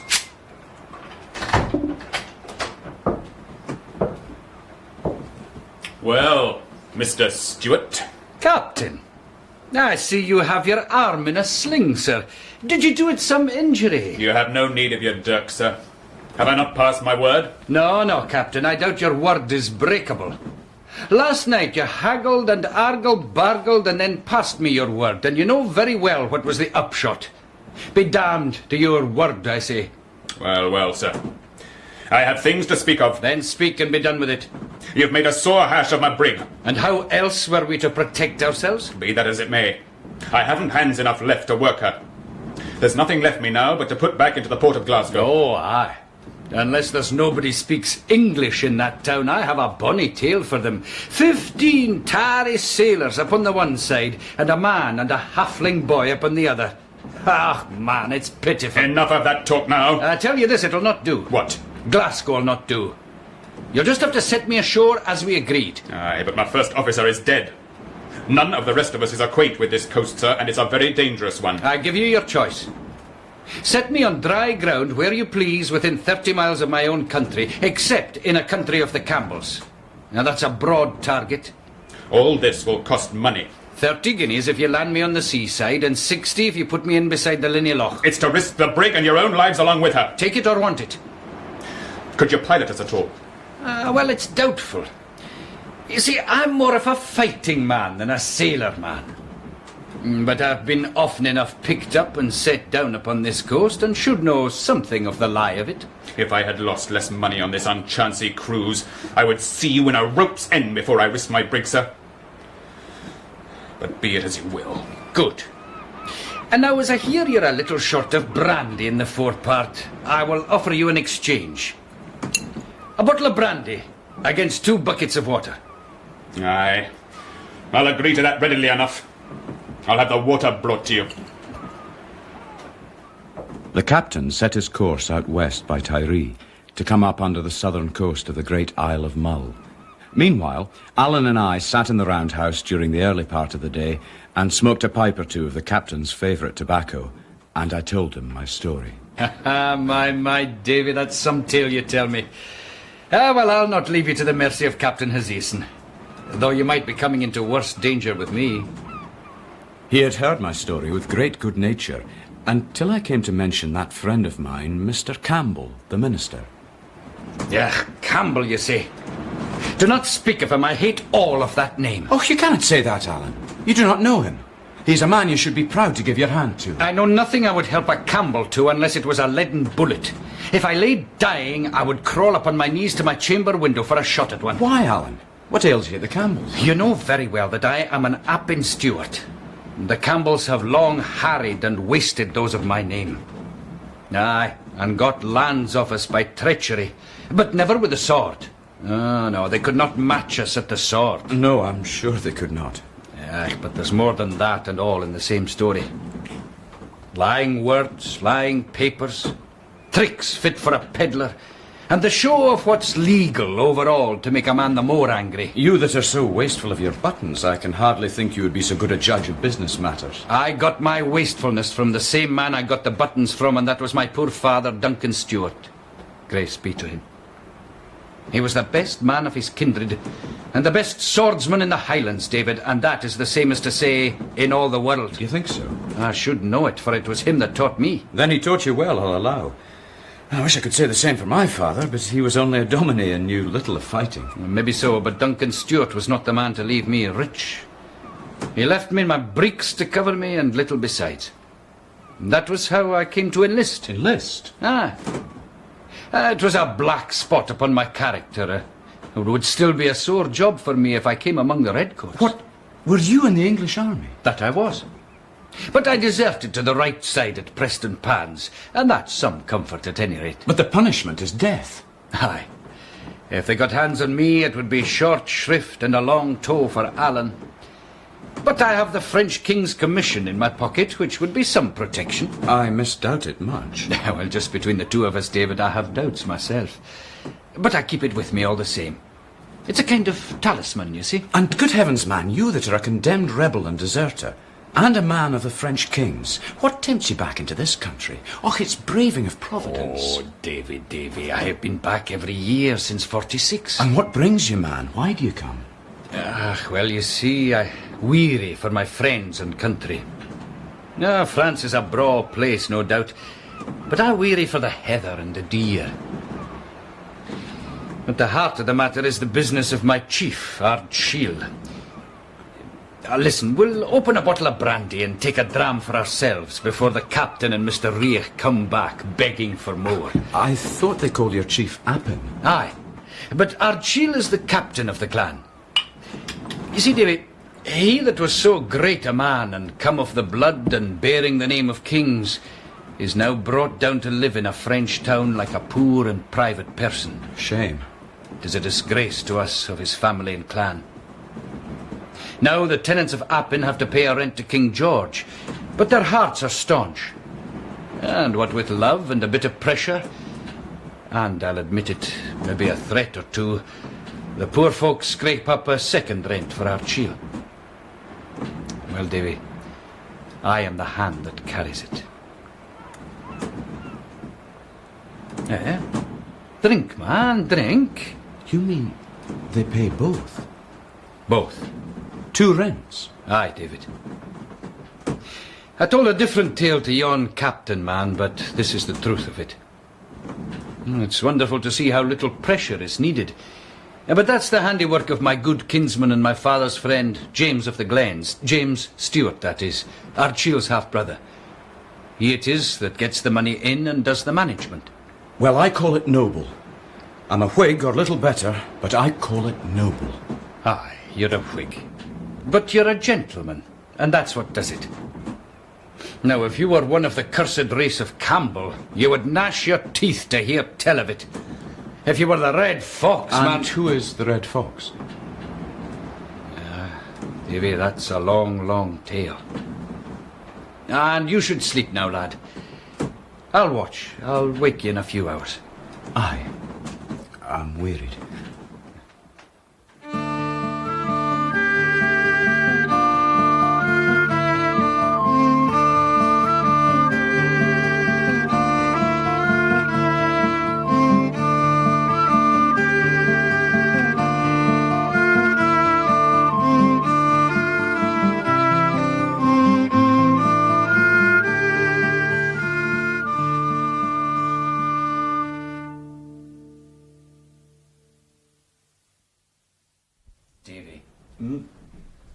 Davy. Aye, but you can sleep. Alan, where are we now? The sun's quite low. We have left Tyree far behind. You must sleep now. No, I'll do fine a while yet. I'm used to going without. But I tell you, Davy, we'll charge the pistols again, eh? And just in case our friends take it into their heads to try once more. Very well. Where are the bullets? Here you are. This box and powder horn. Well, let's see if you're any quicker at it. Eh? Yeah. No, steady. You have it. You were speaking of the Red Fox before I fell asleep. Who is he? Who is he? Well, and I'll tell you. When the men of the clans were broken at Culloden, Archil had to flee like a poor deer upon the mountains. The English rogues stripped him of his powers and lands. They plucked the very clothes off the backs of his clansmen, so that now it's a sin to wear a tartan plaid, and a man may be cast into jail if he has but a kilt about his legs. Oh, come on, you can do better than that, lad. You have to get a kind of rhythm going. See? Here, let me show you. Go on with your story. Oh, yes, where was I now? Oh, yes. Well, now, in there steps a man, Campbell. A red-headed Colin Campbell of Glenure. Is that him you call the Red Fox? Aye, that's the fox. Will you bring me his brush? Well, in he steps and gets papers from King George to be so-called King's Factor on the lands of Appin. And at first he sings small, and his hail fellow well met with Seamus. That's James of the Glens, my chieftain's agent. But by and by it came to his ears all that I have told you. How the poor commons were wringing their very plaids to get a second rent for Archil and his bairns. What was it you called them when I told you? I called it noble. And you little better than a common Whig, eh? But when it came to Colin Roy, the black Campbell blood in him ran wild. He sat gnashing his teeth at the wine table. What, should a steward get a bit of bread and him not able to prevent it? Red Fox, if ever I hold you at a gun's end, the Lord have pity on you. Here, lad, you take the pistols and put me in mind of murder. But what did Campbell of Glenure do? What indeed? He declared all the farms to let. You see, all the Stewarts and McCalls and the McGrobs that had 2 rents to pay offered him a better price than any Campbells in all broad Scotland. And far he sent them seeking too. Seeking and fleecing and begging them to come where there was a Stewart to be starved and a red-headed hound of a Campbell to be pleasured. Well, Alan, Whig I may be, but I'm glad the man was beaten. Oh, him beaten. No, Davy. Hold that pistol down, see, always. Unless you want to lose an ear, or worse. No, it's little you know of the Campbells, and less of the Red Fox. Him beaten? No, nor will be till his blood's upon the hillside. Man, your words are neither very wise nor very Christian. And is he very Christian, tell me? But they will do the man you call the fox no harm, and yourself no good. There. That's the last one. Hide them away now, but close to hand, in case we have need of them.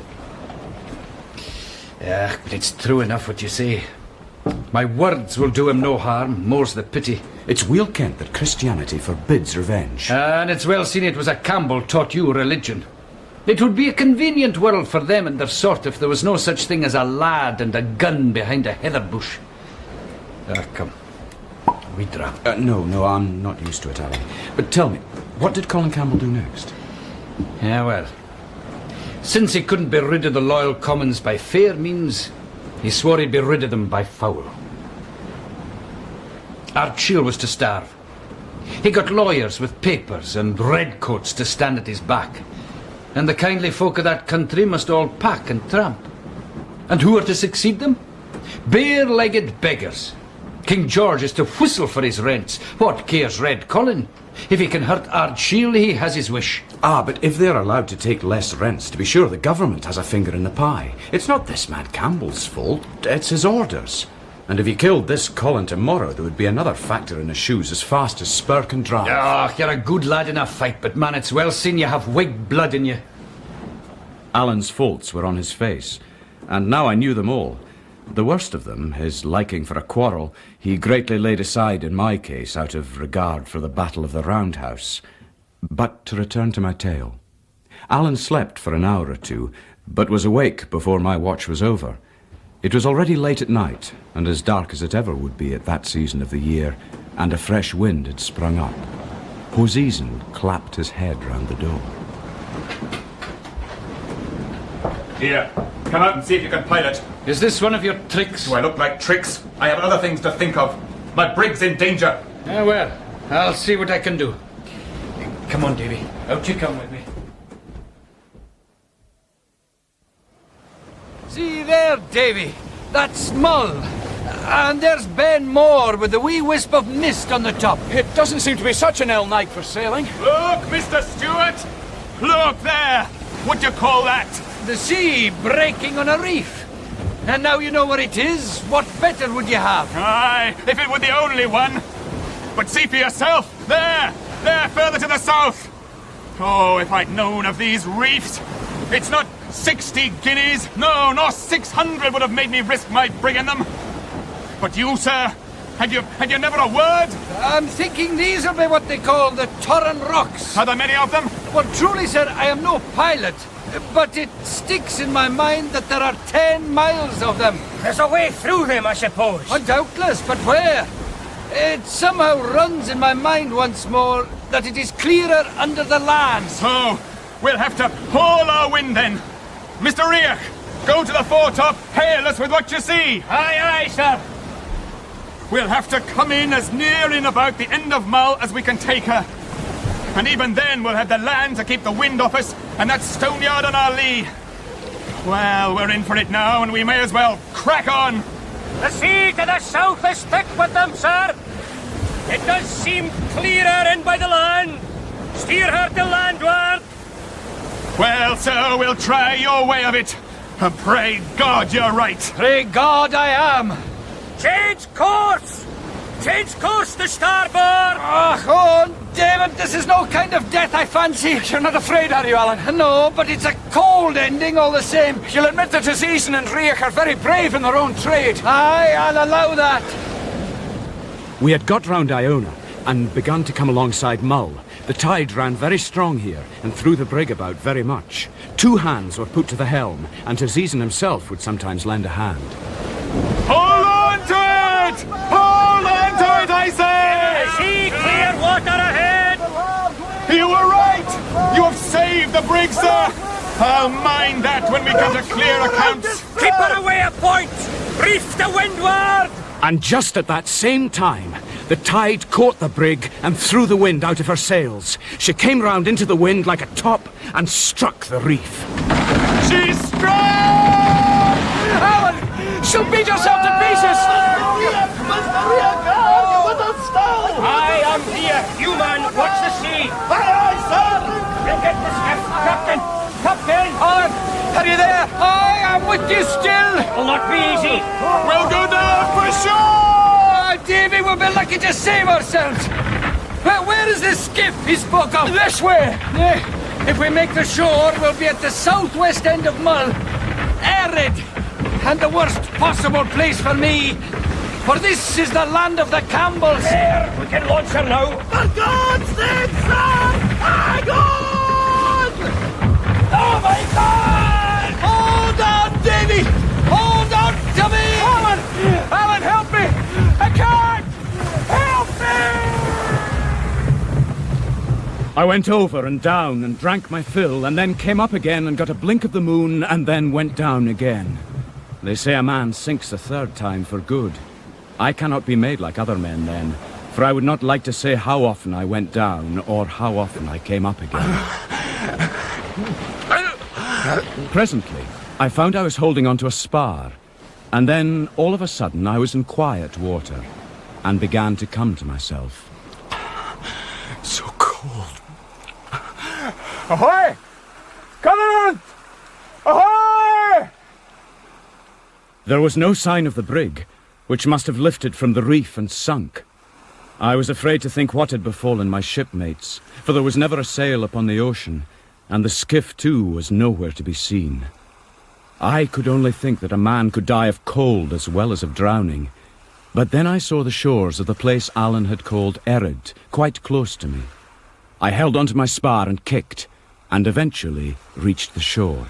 Thank God. Oh, thank God.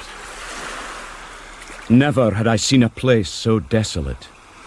There was no sound of man or cattle, which puzzled me, for I knew that Mull was inhabited. But day was breaking, and so I walked eastward until I found a creek running pretty deep into the land. I had to change my direction then and go about it. But soon enough I saw, to my dismay, that the creek widened out into a bay. Erid was an island.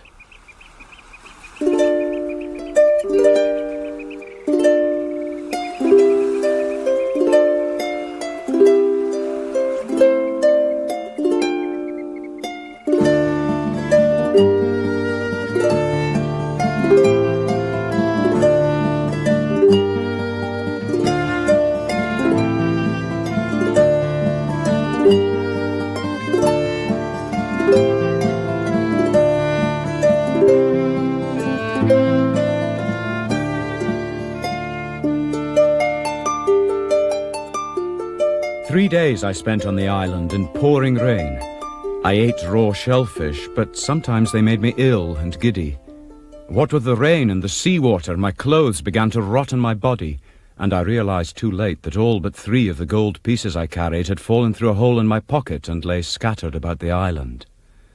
Then on the 3rd day, the sun came out. I lay down on the top of a flat rock to dry myself. I was scanning the sea when all of a sudden a coble with a brown sail and a pair of fishers aboard came flying round the corner of the isle, bound for Iona. Hi there! Help me! Help me!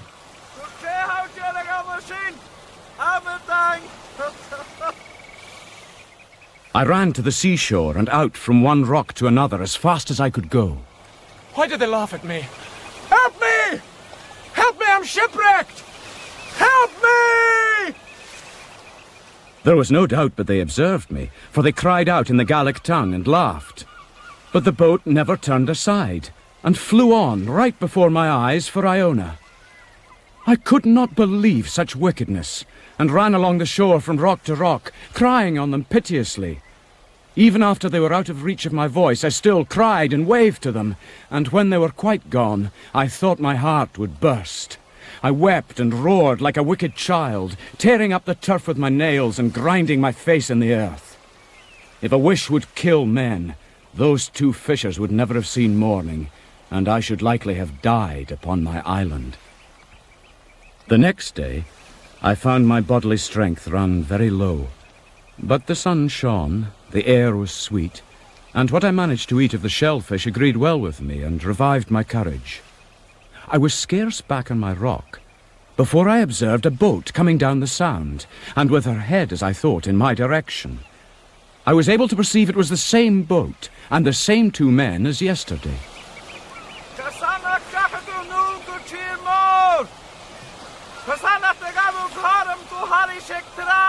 I have no garlic!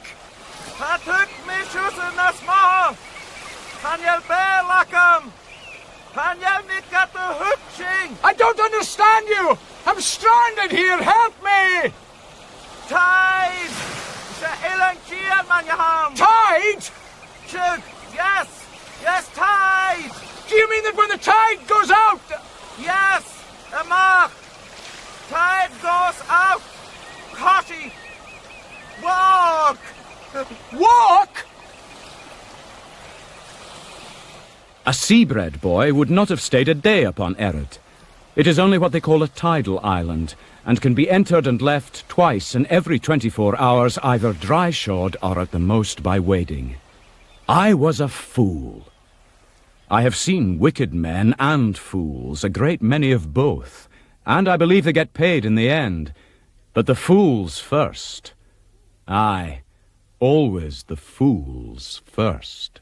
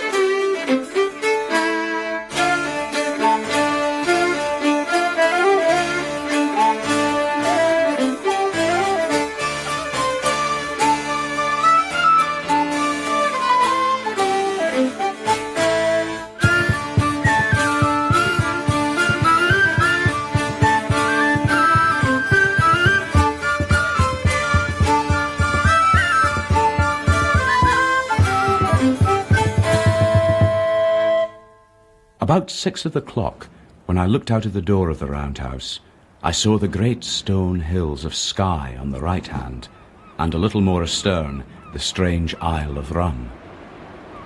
Well, Davy, if it were not for the blood on the floor, we're in a situation that is not only agreeable, but merry. We have all the drink in the ship, and all the dainty eatables too. And those 2 thirsty men, Hosseason and Riach, are shut in the forepart of the ship and not a dram to drink. They have cold water, but they will not care for that. Depend upon it, we shall hear more of them ere long. You may keep a man from the fighting, but never from his bottle. But here, you may have one of my silver buttons, David.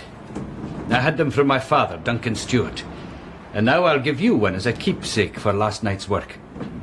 Wherever you go and show that button, the friends of Alan Breck will come to you. Thank you. I'm honoured. And so you should be, David, so you should be. David? Mr. Stewart? Will you talk with us? Open the window, David, see what they want. Mr. Riach, speak out now. What do you wish? Ah, Davy, this is a bad job. It was none of our choosing. Put up the pistol. I am unarmed. The captain would like to speak with your friend. And how do we know what treachery he means? He means none, David. And if he did, I'll tell you the honest truth. We couldn't get the men to follow. Is that so? What does he say? Hush a moment. I'll tell you more than that. It's not only the men. It's me. I'm frightened of your friend in there, David. We want to be short of him. And besides that, would you give us a dram, Davy? A little of the brandy? Aye, well, your second request will be easily granted. Alan, hand me a gill of brandy. What do they want? They want it, partly. What do they now? And be rid of you above all things. Well, so they shall, but on my terms. Here is your brandy. Thank you, Davy, thank you. I'll take a little now, if you don't mind. I'm sorely in need of a dram. And you can tell the captain that Alan will speak to him. He may come in. Thank you, Davy. The captain's coming in. No, we'll watch him, Davy. He's not a man to trust.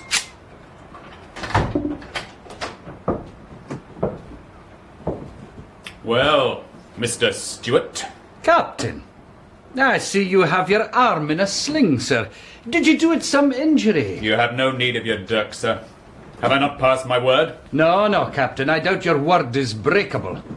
Last night you haggled and argled-bargled and then passed me your word, and you know very well what was the upshot. Be damned to your word, I say. Well, sir. I have things to speak of. Then speak and be done with it.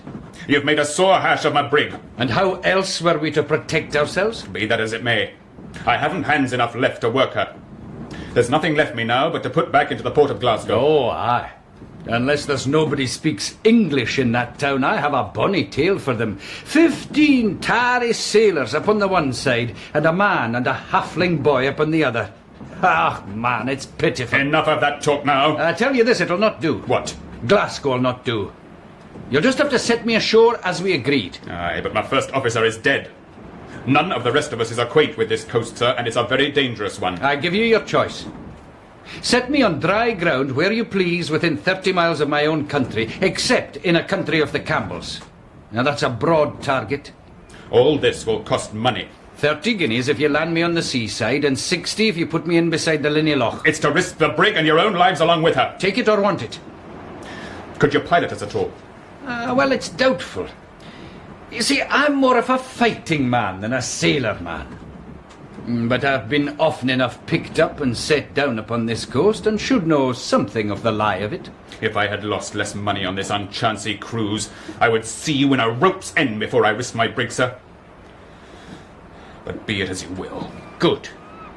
And now, as I hear you're a little short of brandy in the forepart, I will offer you an exchange. A bottle of brandy against 2 buckets of water. Aye. I'll agree to that readily enough. I'll have the water brought to you. The captain set his course out west by Tiree to come up under the southern coast of the great Isle of Mull. Meanwhile, Alan and I sat in the roundhouse during the early part of the day and smoked a pipe or two of the captain's favourite tobacco, and I told him my story. My, Davy, that's some tale you tell me. Well, I'll not leave you to the mercy of Captain Hazeason, though you might be coming into worse danger with me. He had heard my story with great good nature, until I came to mention that friend of mine, Mr. Campbell, the minister. Yeah, Campbell, you say. Do not speak of him. I hate all of that name. Oh, you cannot say that, Alan. You do not know him. He's a man you should be proud to give your hand to. I know nothing I would help a Campbell to unless it was a leaden bullet. If I lay dying, I would crawl up on my knees to my chamber window for a shot at one. Why, Alan? What ails you at the Campbells? You know very well that I am an Appin Stewart. The Campbells have long harried and wasted those of my name. Aye, and got lands off us by treachery, but never with the sword. Oh, no, they could not match us at the sword. No, I'm sure they could not. Aye, but there's more than that, and all in the same story. Lying words, lying papers, tricks fit for a peddler, and the show of what's legal overall to make a man the more angry. You that are so wasteful of your buttons, I can hardly think you would be so good a judge of business matters. I got my wastefulness from the same man I got the buttons from, and that was my poor father, Duncan Stewart. Grace be to him. He was the best man of his kindred, and the best swordsman in the Highlands, David, and that is the same as to say, in all the world. Do you think so? I should know it, for it was him that taught me. Then he taught you well, I'll allow. I wish I could say the same for my father, but he was only a dominie and knew little of fighting. Maybe so, but Duncan Stewart was not the man to leave me rich. He left me my breeks to cover me and little besides. That was how I came to enlist. Enlist? It was a black spot upon my character. It would still be a sore job for me if I came among the redcoats. What? Were you in the English army? That I was. But I deserted to the right side at Preston Pans, and that's some comfort at any rate. But the punishment is death. Aye. If they got hands on me, it would be short shrift and a long tow for Alan. But I have the French King's commission in my pocket, which would be some protection. I misdoubt it much. Well, just between the two of us, David, I have doubts myself. But I keep it with me all the same. It's a kind of talisman, you see. And good heavens, man, you that are a condemned rebel and deserter, and a man of the French kings, what tempts you back into this country? Oh, it's braving of Providence. Oh, Davy, I have been back every year since 46. And what brings you, man? Why do you come? Well, you see, I weary for my friends and country. No, France is a braw place, no doubt, but I weary for the heather and the deer. But the heart of the matter is the business of my chief, Ardshiel. Listen, we'll open a bottle of brandy and take a dram for ourselves before the captain and Mr. Riech come back begging for more. I thought they called your chief Appin. Aye, but Ardshiel is the captain of the clan. You see, Davy, he that was so great a man and come of the blood and bearing the name of kings is now brought down to live in a French town like a poor and private person. Shame. 'Tis a disgrace to us of his family and clan. Now the tenants of Appin have to pay a rent to King George, but their hearts are staunch. And what with love and a bit of pressure, and I'll admit it, maybe a threat or two, the poor folks scrape up a second rent for Ardshiel. Well, Davy, I am the hand that carries it. Drink, man, drink. You mean they pay both? Both. 2 rents? Aye, David. I told a different tale to yon captain, man, but this is the truth of it. It's wonderful to see how little pressure is needed. But that's the handiwork of my good kinsman and my father's friend, James of the Glens. James Stewart, that is, Ardshiel's half-brother. He it is that gets the money in and does the management. Well, I call it noble. I'm a Whig or little better, but I call it noble. Aye, you're a Whig. But you're a gentleman, and that's what does it. Now, if you were one of the cursed race of Campbell, you would gnash your teeth to hear tell of it. If you were the Red Fox, man... And who is the Red Fox? Davy, that's a long, long tale. And you should sleep now, lad. I'll watch. I'll wake you in a few hours. Aye. I'm wearied.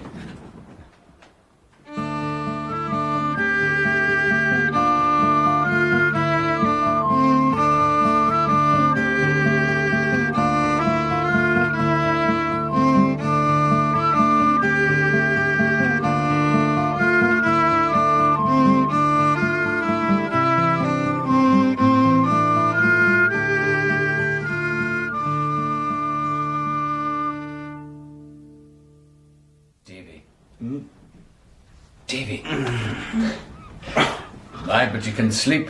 Alan, where are we now? The sun's quite low. We have left Tyree far behind. You must sleep now. No, I'll do fine a while yet. I'm used to going without. But I tell you, Davy, we'll charge the pistols again, eh? And just in case our friends take it into their heads to try once more. Very well. Where are the bullets? Here you are. This box and powder horn. Well, let's see if you're any quicker at it. Eh? Yeah. No, steady. You have it. You were speaking of the Red Fox before I fell asleep. Who is he? Who is he? Well, and I'll tell you. When the men of the clans were broken at Culloden, Ardshiel had to flee like a poor deer upon the mountains. The English rogues stripped him of his powers and lands.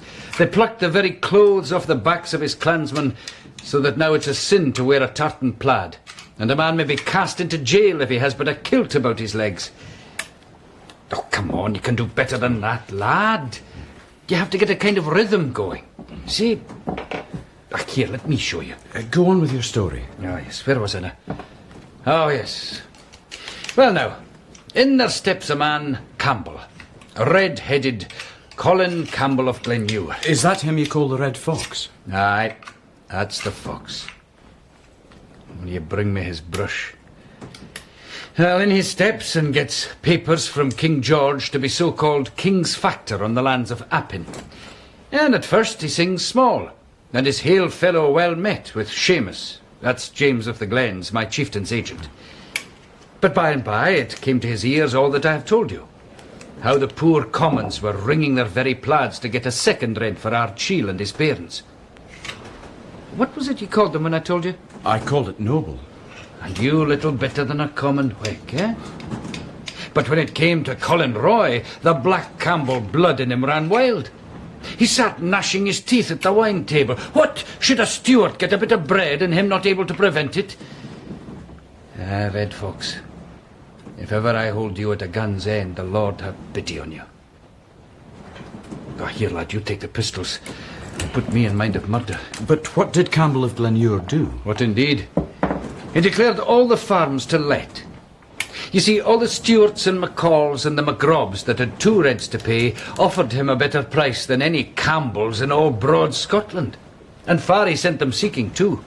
Seeking and fleecing and begging them to come where there was a Stewart to be starved and a red-headed hound of a Campbell to be pleasured. Well, Alan, Whig I may be, but I'm glad the man was beaten. Oh, him beaten? No, Davy. Hold that pistol down, see, always. Unless you want to lose an ear, or worse. No, it's little you know of the Campbells, and less of the Red Fox. Him beaten? No, nor will be till his blood's upon the hillside. Man, your words are neither very wise nor very Christian. And is he very Christian, tell me? But they will do the man you call the fox no harm, and yourself no good. There. That's the last one. Hide them away now, but close to hand, in case we have need of them. Yeah, but it's true enough what you say. My words will do him no harm, more's the pity. It's weel kent that Christianity forbids revenge. And it's well seen it was a Campbell taught you religion. It would be a convenient world for them and their sort if there was no such thing as a lad and a gun behind a heather bush. Come. We draw. No, I'm not used to it, Alan. But tell me, what did Colin Campbell do next? Yeah, well, since he couldn't be rid of the loyal commons by fair means, he swore he'd be rid of them by foul. Ardshiel was to starve. He got lawyers with papers and redcoats to stand at his back.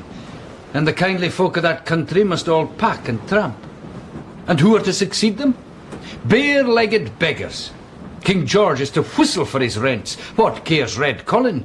If he can hurt Ardshiel, he has his wish. Ah, but if they're allowed to take less rents, to be sure the government has a finger in the pie. It's not this man Campbell's fault, it's his orders.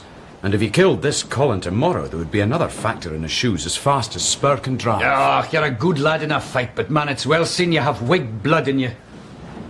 Alan's faults were on his face, and now I knew them all. The worst of them, his liking for a quarrel, he greatly laid aside in my case out of regard for the Battle of the Roundhouse. But to return to my tale. Alan slept for an hour or two, but was awake before my watch was over. It was already late at night, and as dark as it ever would be at that season of the year, and a fresh wind had sprung up.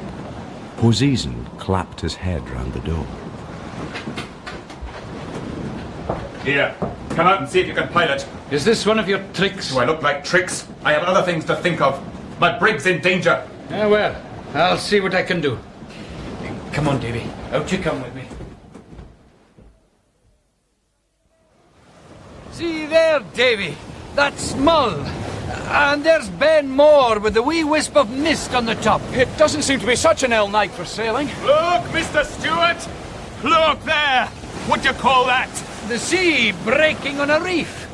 And now you know what it is. What better would you have? Aye, if it were the only one. But see for yourself. There! There, further to the south. Oh, if I'd known of these reefs. It's not 60 guineas. No, nor 600 would have made me risk my brig in them. But you, sir, had you never a word? I'm thinking these will be what they call the Torren Rocks. Are there many of them? Well, truly, sir, I am no pilot, but it sticks in my mind that there are 10 miles of them. There's a way through them, I suppose. Oh, doubtless, but where? It somehow runs in my mind once more that it is clearer under the land. So, we'll have to haul our wind then. Mr. Riach, go to the foretop, hail us with what you see. Aye, aye, sir. We'll have to come in as near in about the end of Mull as we can take her. And even then we'll have the land to keep the wind off us, and that stone yard on our lee. Well, we're in for it now, and we may as well crack on. The sea to the south is thick with them, sir. It does seem clearer in by the land. Steer her to landward. Well, sir, we'll try your way of it. And pray God you're right. Pray God I am. Change course! Change course to starboard! Oh, David, this is no kind of death I fancy. You're not afraid, are you, Alan? No, but it's a cold ending all the same. You'll admit that Azizen and Riach are very brave in their own trade. Aye, I'll allow that. We had got round Iona and begun to come alongside Mull. The tide ran very strong here and threw the brig about very much. 2 hands were put to the helm, and Azizen himself would sometimes lend a hand. Hold on to it! Hold on to it, I say! See clear water ahead! You were right! You have saved the brig, sir! I'll mind that when we come to clear accounts. Keep her away a point! Reef to windward! And just at that same time, the tide caught the brig and threw the wind out of her sails. She came round into the wind like a top and struck the reef. She's strong! Alan! She'll beat herself to pieces! I am here. You man, watch the sea. Aye, sir! You get the skiff, Captain! Captain! Alan, are you there? I am with you still. Will not be easy. We'll go down for sure! Davy, we'll be lucky to save ourselves. Where is this skiff he spoke of? This way!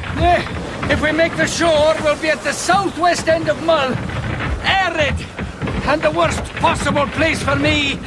For this is the land of the Campbells. There, we can launch her now. For God's sake, sir! My God!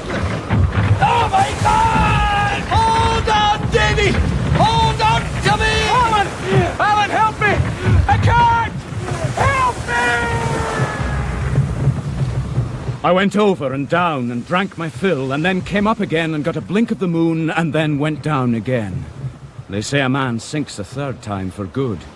I cannot be made like other men then, for I would not like to say how often I went down or how often I came up again. Presently, I found I was holding onto a spar, and then all of a sudden I was in quiet water and began to come to myself. So cold. Ahoy! Covenant! Ahoy! There was no sign of the brig, which must have lifted from the reef and sunk. I was afraid to think what had befallen my shipmates, for there was never a sail upon the ocean, and the skiff, too, was nowhere to be seen. I could only think that a man could die of cold as well as of drowning, but then I saw the shores of the place Alan had called Erid, quite close to me. I held onto my spar and kicked, and eventually reached the shore. Thank God. Oh, thank God. The Ross of Mull, which I had now got upon, was rugged and trackless. I had no better guide over it than my own nose, and no other landmark than Ben More. What with all my great weariness and the difficulty of the day, it was almost night before I came upon the house in the bottom of the little hollow. It was roofed with turf, and built of unmortared stones. On a mound in front of it sat an old gentleman smoking his pipe. Good evening, sir. Ah, good evening. I wonder, can you give me food and shelter? I am very weary. Where might you have come from? You're not from the brig that went down, are you? That's right.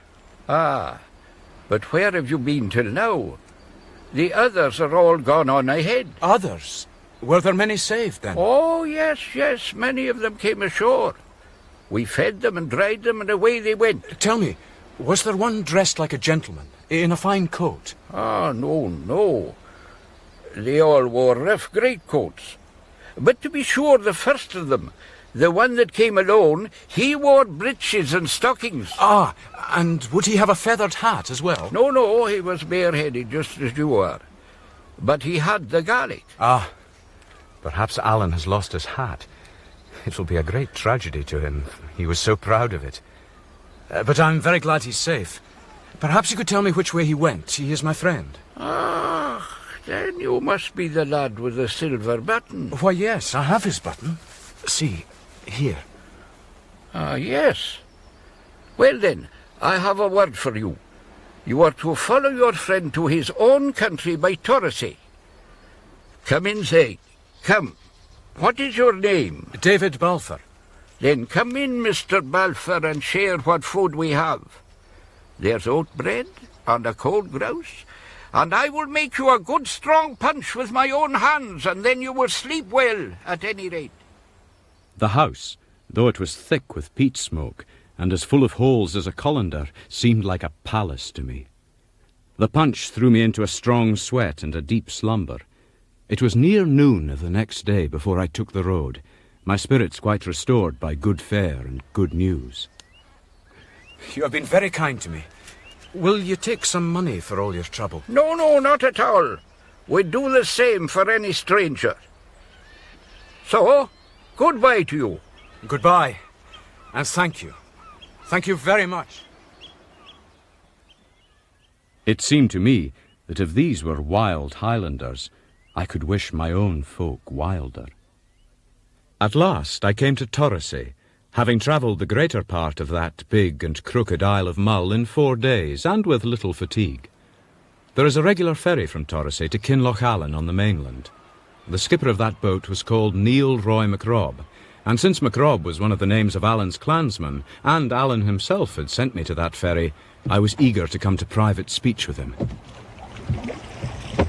Neil Roy MacRob, you are one of Appin's men, are you not?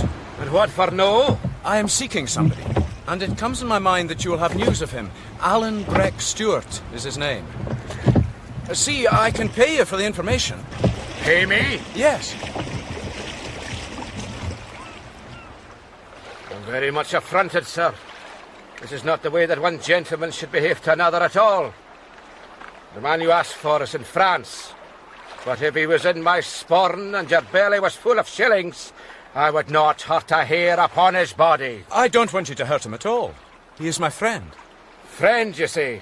I see. I have his silver button. I will. And I think you might have begun with that end of the stick. But if you are the lad with the silver button, all is well. I have the word to see you're come safe.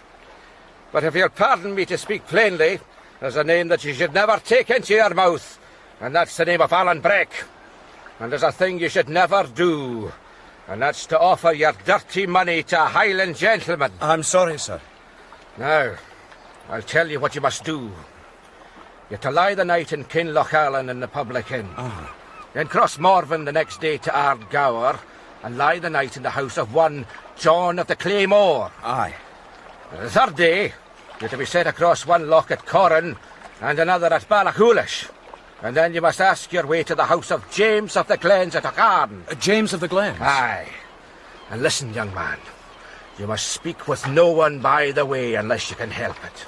You must avoid Whigs, Campbells, and the Red Soldiers, and if you see any of them, you must leave the road and lie in a bush. I must hide, like any common robber? You will be a fool if you do not, for it's never chancey to meet with them. See here, take the road to the left up the hill. You'll find the inn there. Now, can you jump ashore? Aye.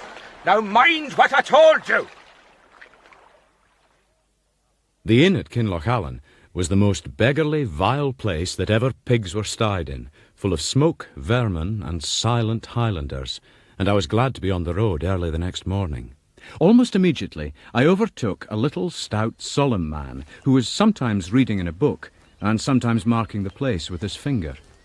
Jealousy is as cruel as the grave. The coals thereof are coals of fire, which hath a most vehement flame. Ah, jealousy, that is most interesting.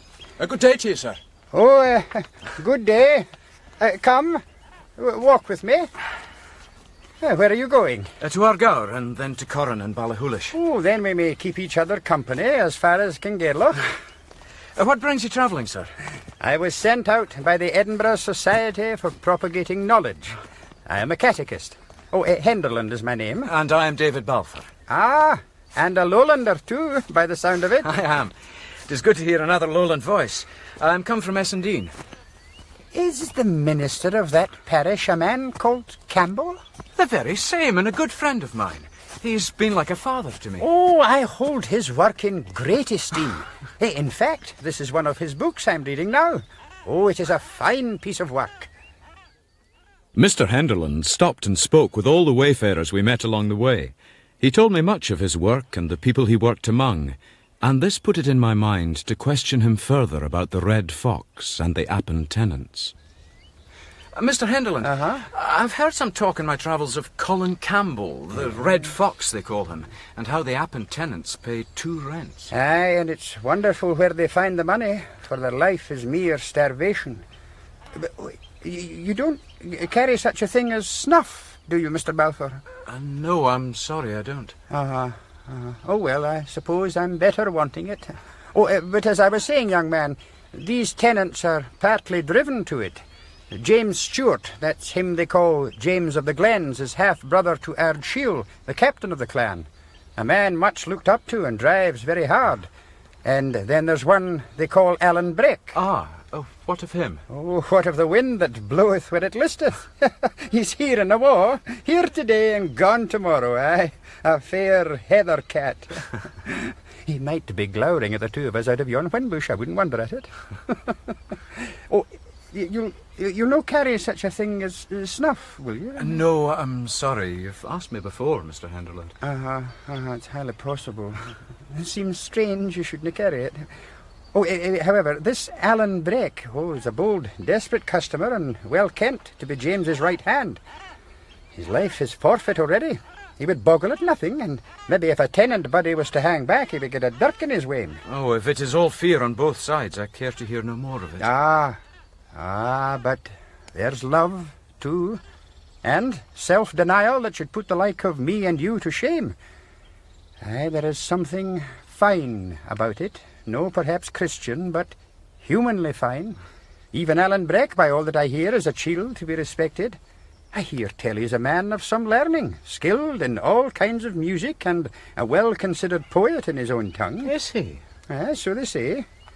There is many a young sneck draw sits close in kirk in our part of the country and stands well in the world's eye, and maybe is a far worse man, Mr. Balfour, than yon misguided shedder of man's blood. I'm sure that's true.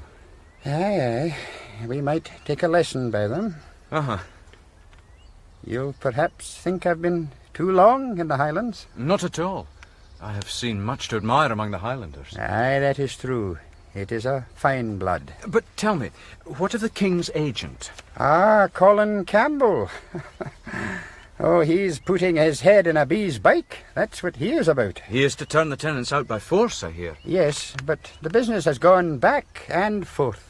First, James of the Glens rode to Edinburgh and got some lawyer, a Stewart, no doubt, they all hang together like bats in a steeple, and had the proceeding stayed. And then Colin Campbell came in again and had the upper hand before the barons of the Exchequer. And now they tell me the first of the tenants are to flit tomorrow. Do you think they'll fight? Well, they're disarmed, or supposed to be. But there is still a good deal of cold iron lying by in quiet places. And then, of course, Colin Campbell has the soldiers coming.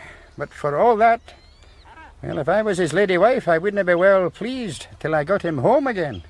They are queer customers, the Appin Stewarts. Are they worse than their neighbours? No, not they. And that is the worst part of it. For if Colin Roy can get his business done in Appin, he has it all to begin again in the next country, and they call that Mamore. What clan? It is one of the countries of the Camerons. Colin Campbell is king's factor upon both, and from both he has to drive out the tenants. Indeed, Mr. Balfour, to be open with you, it is my belief that if he escapes the one lot, then he will get his death by the other. Oh, but come, if we are to reach the Linney Loch by dark, there we must stride out. The next day, Mr. Henderland offered me 6pence to help me on my way, out of a scanty store he kept in the turf wall of his house, at which excess of goodness I knew not what to do. But at last he was so earnest with me that I thought it the more mannerly part to let him have his way, and so left him poorer than myself. Mr. Henderland had also found for me a man who had a boat of his own, and was to cross the Linney Loch that afternoon into Appin, fishing. He prevailed on him to take me, for he was one of his flock. It was near noon before we set out, a dark day with clouds and the sun shining upon little patches. The sea was here very deep and still, and had scarce a wave upon it, so that I must put the water to my lips before I could believe it to be truly salt. The mountains on either side were high, rough and barren, very black and gloomy in the shadow of the clouds, but all silver-laced with little watercourses where the sun shone upon them. It seemed a hard country, this of Appin, and yet I knew some who seemed to care for it a great deal. My mind went back to Alan, and how he loved this place, and how his face changed when he spoke of it. Ah, Davy, France is a braw place, no doubt, but I weary for the heather and the deer. Soon after we had started across the loch, I saw a moving clump of scarlet close in along the waterside to the north, and then little sparks of lightning, as though the sun had struck on bright steel. Ah, look you. There are the first of the Red soldiers coming into Appin. It will go hard with the poor tenantry this day. Is this Loch Leven now? Aye. Then you can set me ashore here, if you would. But Mr. Henderland said you were to be taken to Ballahullish. No, I'll walk from here. Very well. I was set on shore in Alan's country of Appin at last, under the wood of Lettermore. This was a wood of birches growing on a steep, craggy side of a mountain that overhung the loch. The bridle track ran north and south through the midst of it. I sat down by the path to think upon my situation. Why was I going to join myself with a Jacobite outlaw when I might just tramp straight back to the south country? Presently, I saw 4 travellers come into view. They came singly and led their horses by reins. The first was a great red-headed man of an imperious and flushed face. This heat, Mungo. Glenure, we should stop soon. No, we must press on. The business must be carried through without delay. Listen, Campbell, we have ridden ahead of the troops. We should bide here a while. The second, by his decent black garb and wig, I correctly took to be a lawyer. The third was a servant, and wore some part of his clothes in tartan, which showed that his master was of a Highland family, and either an outlaw, or else in singularly good odour with the government. If I'd been better versed in these things, I would have known the tartan to be of the Argyle Campbell colours. As for the fourth man, I knew him at once to be a sheriff officer. Glenure, he called him. He must be Colin Campbell of Glenure. The Red Fox. The Red Fox. Will you bring me his brush? I made up my mind to go through with this adventure, and when the first man came alongside, I rose up from the bracken. Sir! Could you tell me the way to Auchan, please? Oh, well now, Mungo. There's many a man would think this a warning. Aye, we'd best take care. Here I am, on my road to Giror, on the job you know of. And here is a young lad starts up out of the bracken and speers if I'm on the way to Auchan. This is an ill subject for jesting. And what seek ye in Auchan, lad, eh? Tell me. The man that lives there. James of the Glens. Is he gathering his people, Mungo, think ye? We shall do better to bide where we are and let the soldiers rally us. We are but 4. If you're concerned for me, I'm neither of his people nor yours. But I am an honest subject of King George, owing no man and fearing no man. Aye, very well said. But if I may make so bold as to ask, what does this honest man so far from his own country? Eh? And why does he come seeking James of the Glens? I have power here, I must tell you. I'm king's factor upon several of these estates and have 12 files of soldiers at my back. I have heard a waif word in the country that you're a hard man to drive, Mr. Campbell. Hey, your tongue is bold, but I am no unfriend to plainness. If ye had asked me the way to the door of James Stewart on any other day but this, I would have set ye right and bidden ye Godspeed, eh? Aye, but today, eh, Mungo? Glenure! I'm wounded. Oh, sir, sir! This is treachery. Look to yourselves. Take care of yourselves. Oh, they have killed me. He is dead. He is dead. My master is dead. Him beaten? No, nor will be till his blood's on the hillside. Aye, he's dead. Ah, Red Fox, if ever I hold you at a gun's end, the Lord have pity on you. Oh, Alan Breck Stewart. Fetch the soldiers! The murderer! We must find the murderer! I began to scramble up the hill. So little time had elapsed that when I got to the top of the first steepness, the murderer was still moving away at no great distance. He was a big man in a black coat with metal buttons and carried a long fowling piece. In a moment, he was lost in a fringe of birches. Then he came out again on the upper side, where I saw him climbing like a jackanapes, for that part was very steep. And then he dipped behind his shoulder, and I saw him no more. Here! Come here! He's running away! He'll get away! Wait! Stand where you are, lad. But I was already at the edge of the upper wood, and so now, when I looked back, I saw all the open part of the hill below me. The lawyer and the sheriff's officer were standing just above the road, and on their left the redcoats were beginning to struggle singly out of the lower wood in pursuit of the murderer, but also towards me. You! Come back! Why should I come back? I've done nothing. Come you on! You may catch him yet! Men! £10 if you take the lad. He's an accomplice. He was posted here to keep us in tow. I am no accomplice! Come on! The murderer will get away! Spread out! And take him at all costs! David! David! He's over here! Come on! David! You can hear among the trees. Alan Breck. Aye. Come on, we must run now. Run! He gave me no further salutation, and throwing aside the fishing rod he carried, he set off towards Ballahoolish, and I, like a sheep, followed him.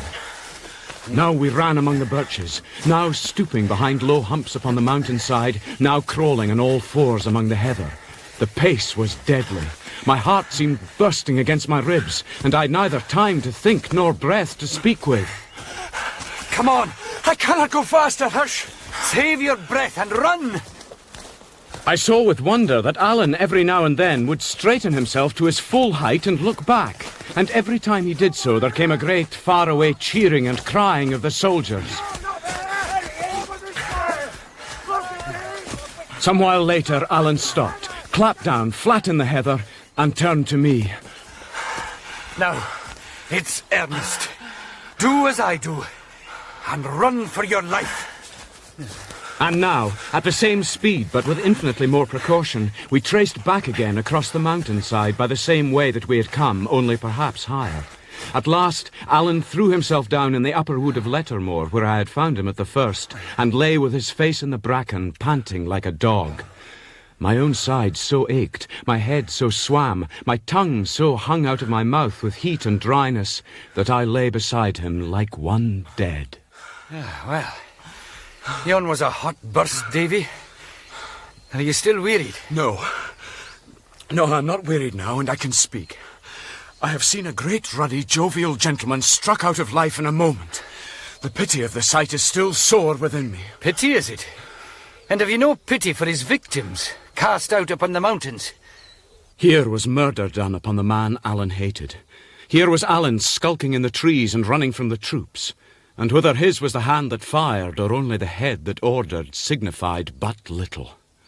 By my way of it, my only friend in that wild country was blood guilty in the first degree. I held him in horror. Davy, why will you not look at me? Oh, you and me must twine. I liked you very well, Alan, but your ways are not mine, and they're not God's.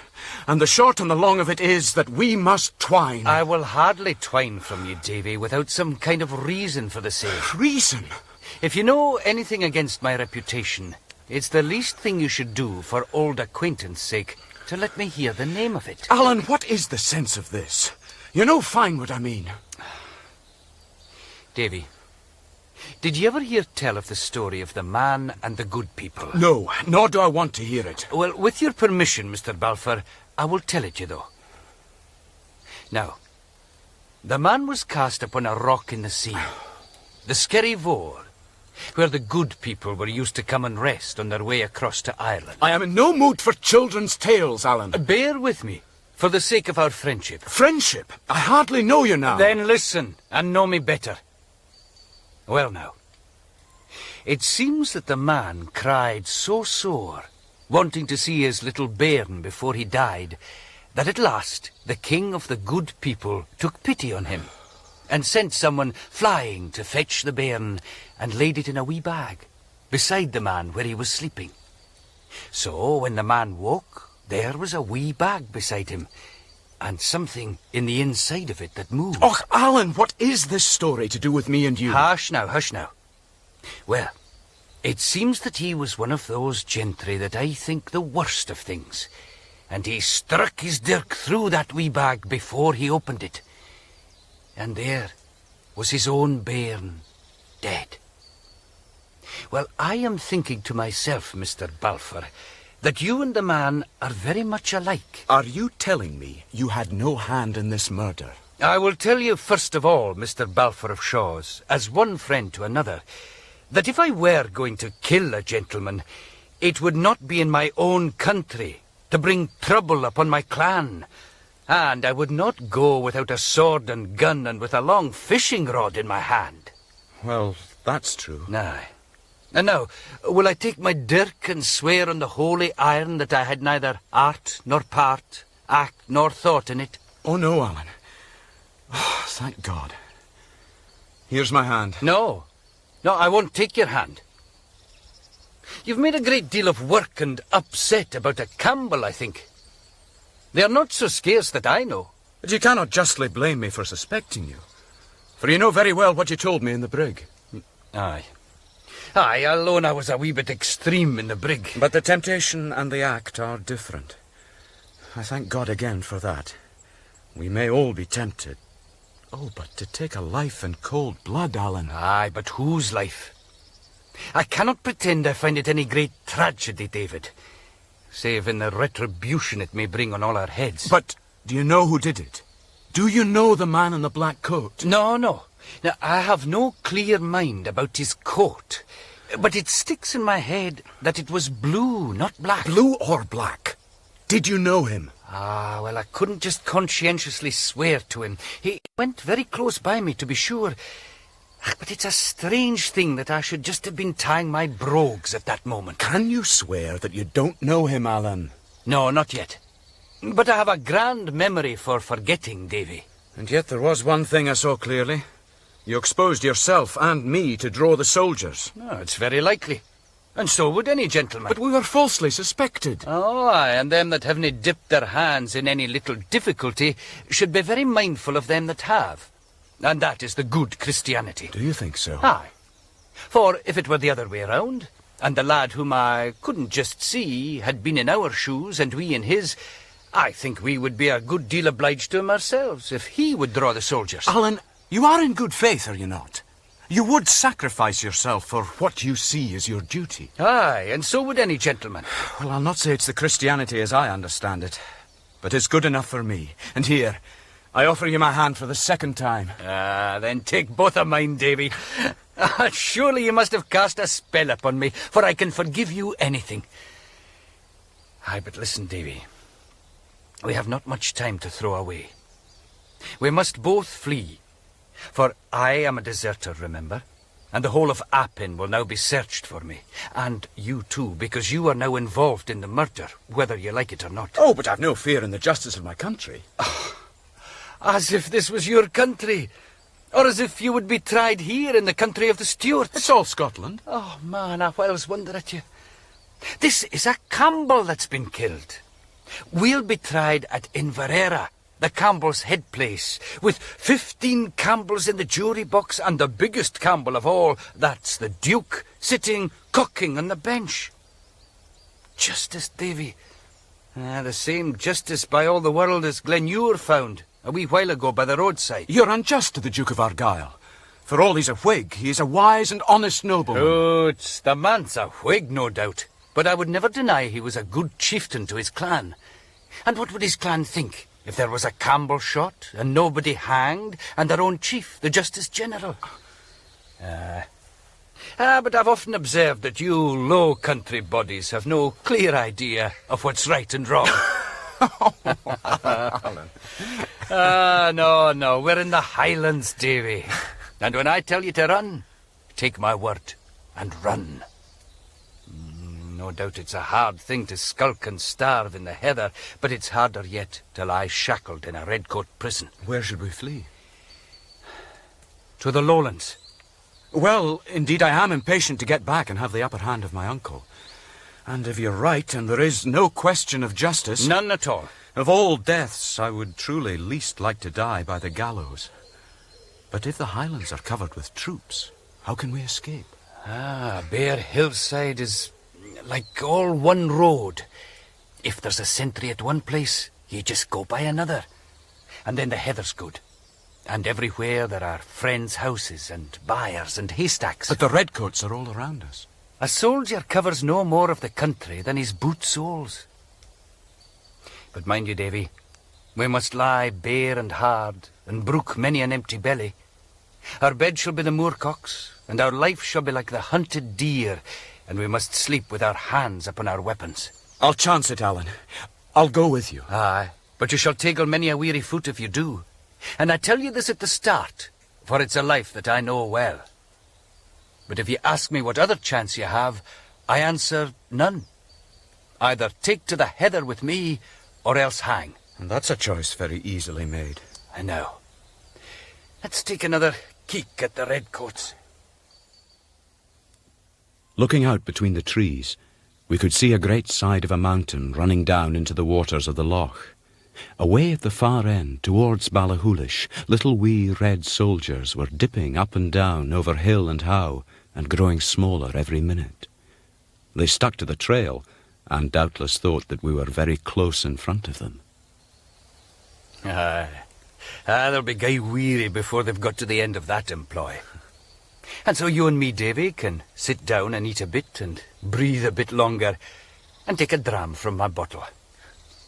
Then we'll strike for Ocharn, the house of my kinsman, James of the Glens, where I must get my clothes and my arms and money to carry us along. And then, Davy, we'll cry, "Forth, fortune!" and take a cast among the heather.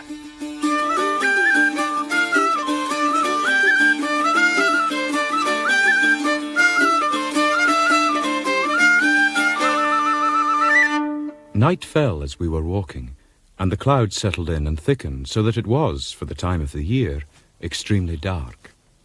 At last, about 10:30 of the clock, we came to the top of the brae and saw lighted torches below us. There it is, David. Ocharn. They seem to be in some great panic. James must have tint his wits altogether. If this was soldiers instead of you and me, he'd be in a bonny mess. I'll let him know we're here.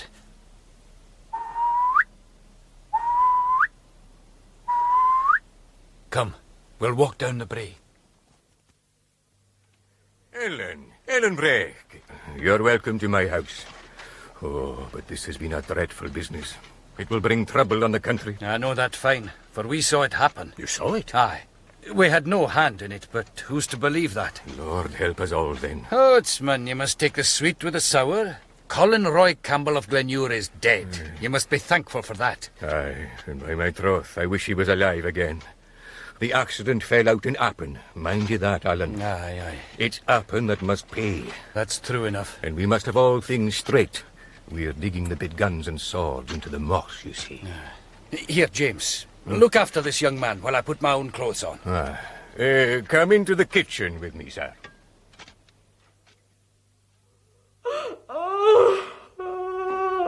Mr. Stewart, Alan Breck is back, and this young man is with him. They saw the murder. You saw it? Aye, and I wish I had not, Mr. Stewart. Oh, aye, indeed, lad. You must be weary. Alan will have pressed you hard, and I'll fetch you some dry clothes and then some food. Sit you down. As I changed my coat, Alan returned, looking like himself again in his fine French clothes, though to be sure they were now grown almost too battered and withered to deserve the name of fine.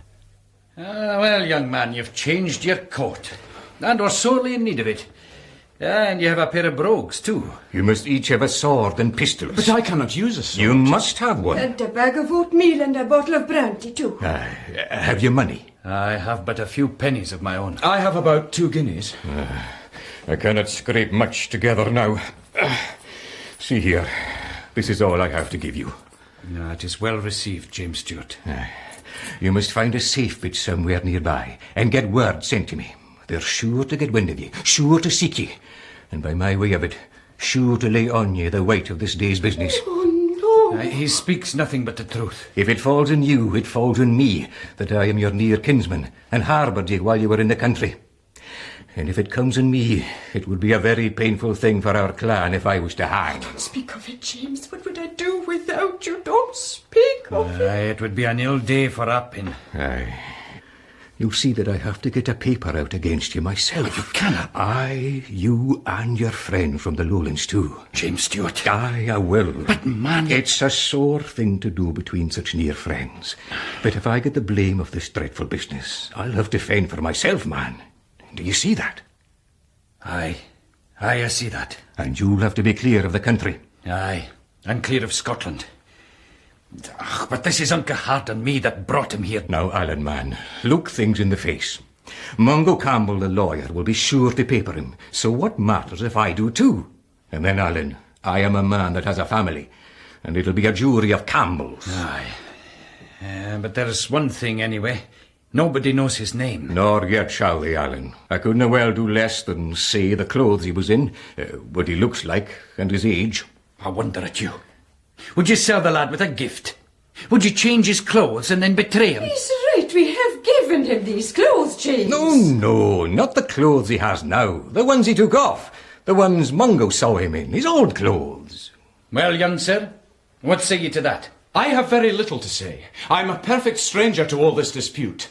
But the plain common sense is to set the blame where it belongs, and that is on the man that fired the shot. Paper him, as you call it, and set the hunt on him, and let honest, innocent folk show their faces in safety. Whisht, hold your tongue. That is not to be thought of. Very well, then. Paper me, if you please. Paper Alan. Paper King George. We're all 3 innocent, and that seems to be what's wanted. But at least, sir, I am Alan's friend. And if I can be helpful to friends of his, I will not stumble at the risk. Oh, thank you. And you, Alan, oh, God bless you. Toots, woman. And the day comes unca soon in this month of July. Tomorrow there'll be a fine to do in Appin. A fine riding of dragoons and crying of cruachan and a running of redcoats. Ah, well, my lad, it behoves you and me to be the sooner gone.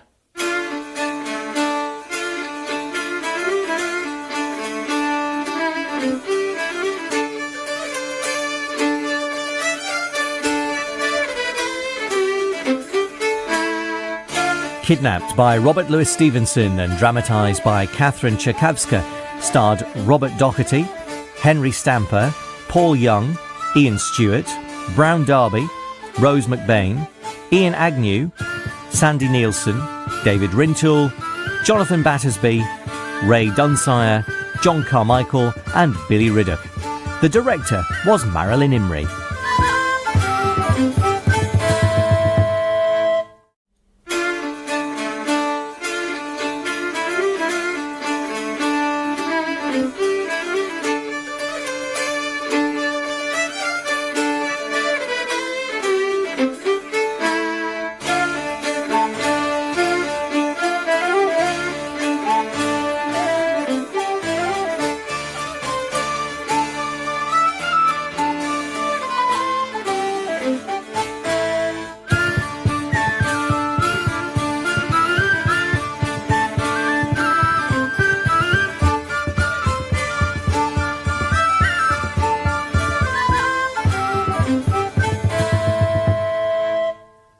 Sometimes we walked, sometimes we ran. Though upon its face the countryside appeared to be a desert, yet there were huts and houses of people. Each time we came to one of these, Alan would leave me and go and rap upon the side of the house and speak a while at the window with some sleeper awakened. There is news. The red fox is dead. Aye, murdered. Have a care now, and pass the news on.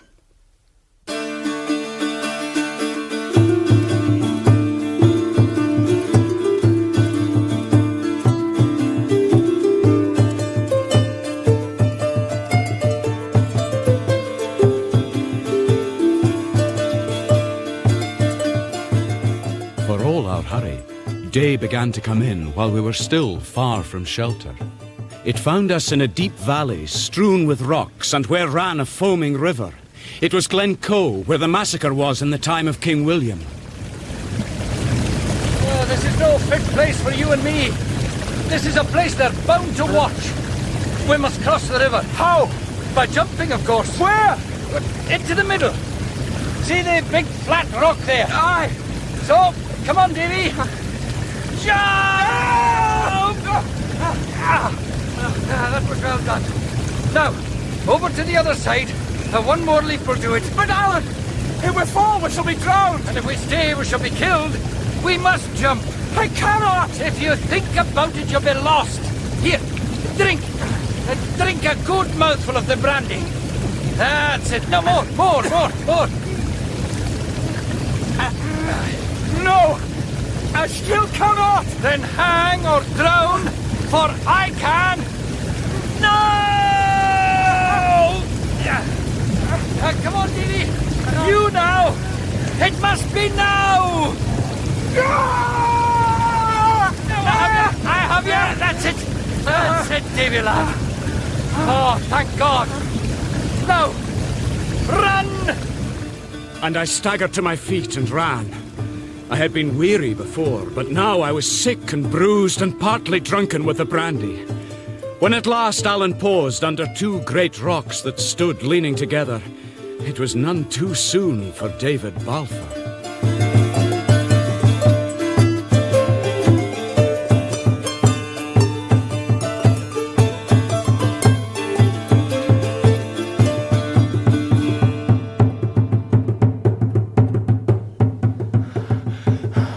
I can go no further, Alan. You do not need to.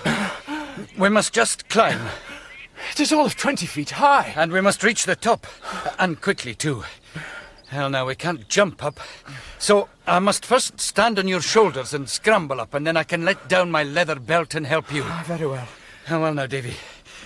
Make your hands like a stirrup. That's it. Good. Now. And now onto your shoulder. Oh! You all right, Davy? I think you've broken my collarbone. Well, now, if I can just reach that. That's it. Now, one more pull.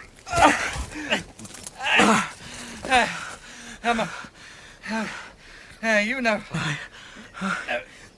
Put your hand to the left a bit. Good. Right now, here's my belt. Grip that. Got it. Now, pull hard. Come on. Good. Well now. You're up. The two rocks, being both somewhat hollow on the top and sloping one to the other, made a kind of dish where as many as 3 or 4 men might have lain hidden. Now, let me look. What have we seen? No, nothing. No living creature yet. Now we have a chance. Thank God. Well, you're no very brisk at the jumping, David. No. I was very much afraid. Small blame to you. To be feared of a thing and yet to do it is what makes the prettiest kind of man. And then there was the river, eh? But water's a thing that dauntens even me. No, Davy. It's not you that's to blame, it's me. Why? Why? I'll tell you. I've proved myself a gummerel this night. First I take a wrong road, and that in my own country of Appin, so that the day has caught us where we should never have been. And thanks to that, we lie here in some danger and more discomfort. And next, which is the worst of the two, I have come wanting a water bottle. And here we lie for a long summer's day with nothing but neat spirit. You may think it a small matter, but before it becomes night, Davy, you'll give me news of it. If you'll pour out the brandy, I'll run down and fill the bottle at the river. I wouldn't waste the spirit either. It's been a good friend to you, or in my poor opinion, you would still be standing on yon stone. And what's more, you may have observed that Alan Breck Stewart was perhaps walking quicker than is ordinary. You were running, fit to burst. Oh, was I so? Well, you may depend upon it, there was no time to be lost. You see now, far away in the distance, but coming in this direction all the same. What do you see? Redcoats, Alan. I see redcoats. Aye. And it's me and you that they're hunting.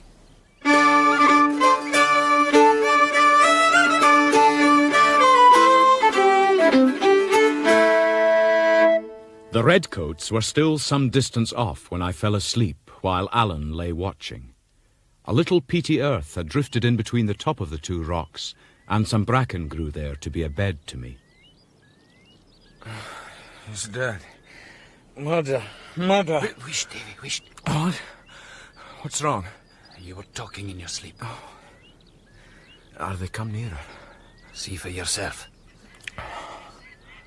The valley is bristling with redcoats. Aye, Davy. I thought they'd watch the burnside. If they get up the sides of the hill, they could easily spy us with a glass. But if they'll only keep in the foot of the valley, we'll do it yet. Come night, we'll try our hand at getting by them. What are we to do till then? Lie here and birstle. What do you mean? You'll find out soon enough when the sun comes up. And I did. We lay on the bare top of that rock like scones on a girdle. The sun beat upon us cruelly. The rock grew so heated a man could scarce endure the touch of it, and the little patch of earth and fern was only large enough for one at a time. We'll take turns in the wee bit bracken. Aye, and look, if I bury the brandy bottle in the earth here, it'll keep cool, and we can bathe our foreheads with it. Aye, good enough, for it's worse than nothing for quenching your thirst. First so cold, and now so hot, all in one day. Aye, yeah, but that's Scotland for you. They're coming close to the rock. See, it is us they are hunting. I do not like the way they pike their bayonets among the heather. It is like looking for a needle in a bottle of hay. A hopeless task. Shh, shh. Here's four of them. We must lie like dead men.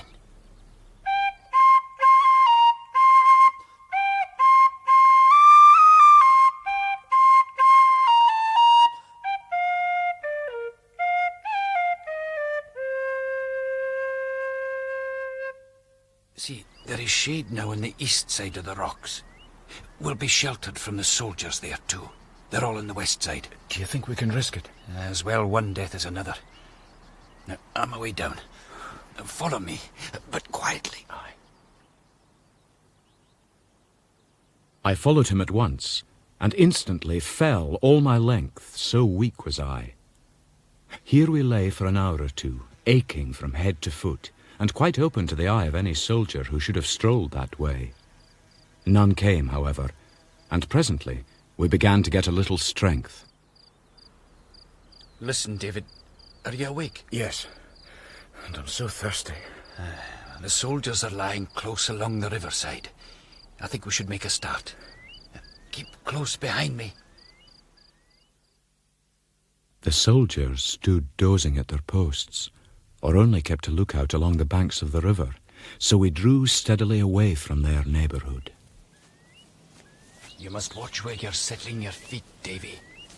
A rolling pebble would sound out like a pistol shot this afternoon, and would start the echo calling among the hills. Alan, I can hear water. I think you can. Oh, thank God. Thank God. We had come on a deep rushing burn.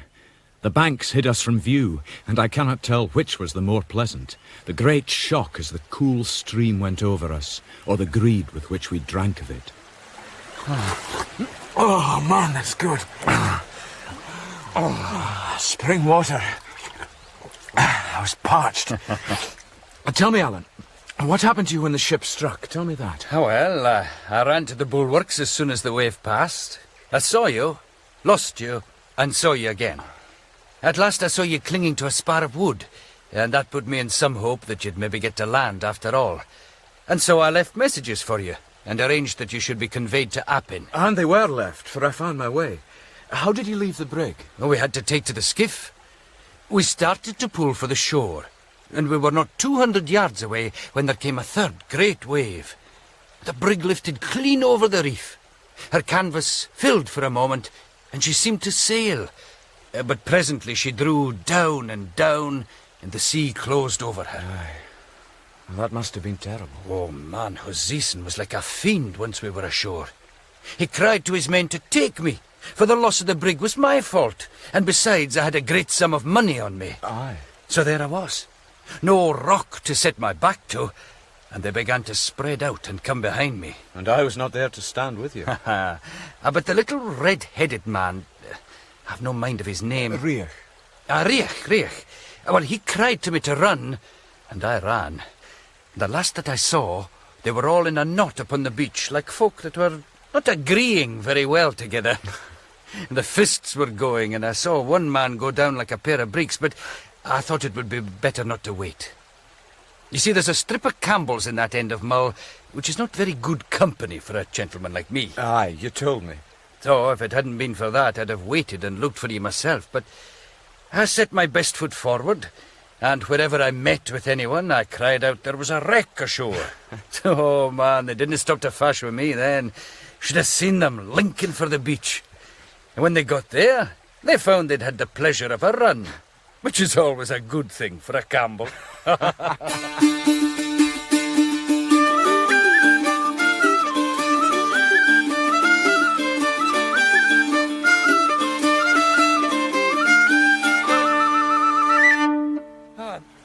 Well, now, a meal of dramach, and will be as good as new. We cannot light a fire. No, but oatmeal and cold water is a good enough dish for a hungry man.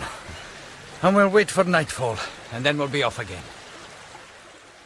The way was very intricate, and though the night was dark and cool, so that I walked without much fatigue, I was in continual fear of falling. The moon rose at last, and showed me many dark heads of mountains, and was reflected far underneath us on the narrow arm of a sea loch. At this sight, Alan paused to make sure of his direction. We're on the right road, Davy, and I think we can go more easily now. We're well out of earshot of our enemies. Well.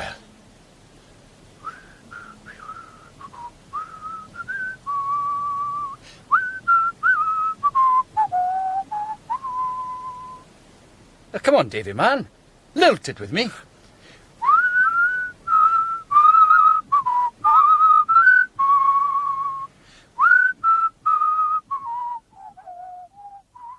have it.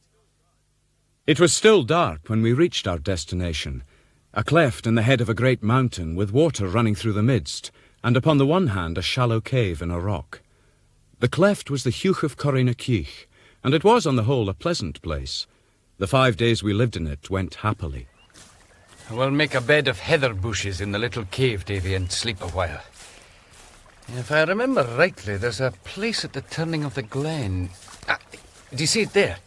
Yes, we might make a fire there. Would it be safe? Oh, it is well concealed enough. We could cook hot porridge. Are you good at catching trout with your bare hands? I used to catch them in the burn at Essendine. Well, then we'll have a wee competition, eh? Aye. And this became our chief pleasure and business. We spent a great part of our days at the waterside, guddling for these fish. The largest we got might have been a quarter of a pound, but they were of good flesh and flavour. That was delicious. Aye. Well, you're not so bad at the fishing, Davy. All we need is a little salt. Oh, there's no hope of that. Not yet a while, anyway. But, Davy, I must teach you to use a sword while we're here. Oh, do you know how poor I am at the art? I have some idea. Aha. I have the upper hand of you in the fishing, and now you want to turn to something where you have the upper hand of me. Not at all. No, I just think it would be wiser if you knew how to handle a sword. Here, take this. Now, let's see how you can parry. Now, always watch my blade. Did your father teach you? Aye. He was a great swordsman. Was he? Say, never drop your guard. Well, the sun's well up, and we cannot stay here guddling for trout and practicing swordsmanship forever. It might be many a long day before the redcoats think upon seeking Corrinakirch, but we must get word to James, and he must find money for us. And how shall we send that word? We are in a place which we dare not leave. And unless you get the fowls of the air to be your messengers, I don't see what we can do. Oh, you're a man of small contrivance, Davy. So you are. Look, see, here's 2 pieces of wood. Now, if I make them into a cross, see, I can blacken the 4 ends of it on the coals. Yeah, now, could you lend me my button back again? Aye. Here it is. Yeah. Seems a strange thing to ask a gift again, but I'm loath to cut another. No, take it and welcome. Now, if I string it on a strip of my great coat, and bind the cross with it. Yeah. Now, you see here, a little sprig of birch and another of fir. Well, we tie them in. Like that. And, yeah, that is our message. Well, it means nothing to me. It will, Davy. Now, there's a little clachan not very far from Corrinakirch, and it has the name of Colisnacor. There are many friends of mine living there, whom I could trust with my life, and some that I'm not just sure of. You see, David, there'll be money set upon our heads. James himself is to set money on them. Aye, I know that well enough. And as for the Campbells, they would never spare golden guineas where there was a Stewart to be hurt. And so? And so I would as lief they did not see me. There's bad folk everywhere, and what's far worse, weak ones. Could I not go? No, David. We could not take that risk. But when it comes dark again, I will steal down into that clachan and set this that I've been making in the window of a good friend of mine, John Breck McCall, a booman of Appins. And what is he to think when he finds it? Well, I wish he were a man of more penetration, Davy. I'm afraid he will make little enough of it. As I do. Well, you see, the cross is something in the nature of a cross-tarry or fiery cross, which is the signal of gathering of our clans. Yet he will know well enough the clan is not to rise, for there it is standing in the window, and no word with it. So he will say to himself, the clan is not to rise, but there is something. Well, you hope he will say that. Aye. And then he will see my button that was Duncan Stewart's, and then he will say to himself, the son of Duncan is in the heather and has need of me. Well, maybe. But even supposing he gets so far, there is a good deal of heather between here and the fort. And that is a very true word, Davy. But then John Breck will see the sprig of birch and the sprig of pine, and he will say to himself, if he's a man of any penetration, which I misdoubt, he will say, Alan Breck will be lying in a wood which is both pines and birches. And then he will think to himself that woods with pines and birches are not so very rife hereabouts. And then he will come and give us a look up here in Corrinakirch. And if he does not, Davy, the devil may fly away with him for all I care. He'll no be worth the salt to his porridge. Hey, man, you're very ingenious. But would it not be simpler to write him a few words in black and white? Well, now, that's an excellent observe, Mr. Balfour of Shaw's. But you see, it'd be a sore job for John Breck to read it. He'd have to go to school for 2-3 years, and it's just possible we might be wearied waiting on him. No, I'll go down tonight, and then we shall see.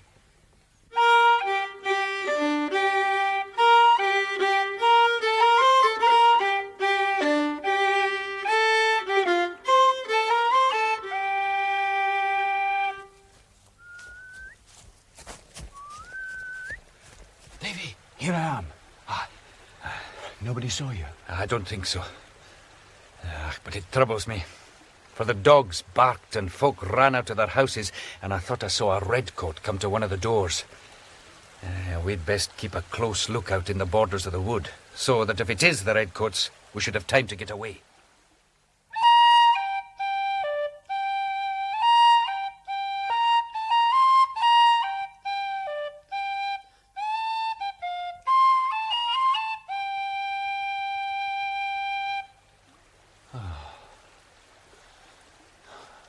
Noon. Yeah, the sun grows very hot. Look, Davy. Somebody coming. Aye, it's John Breck. He's coming over.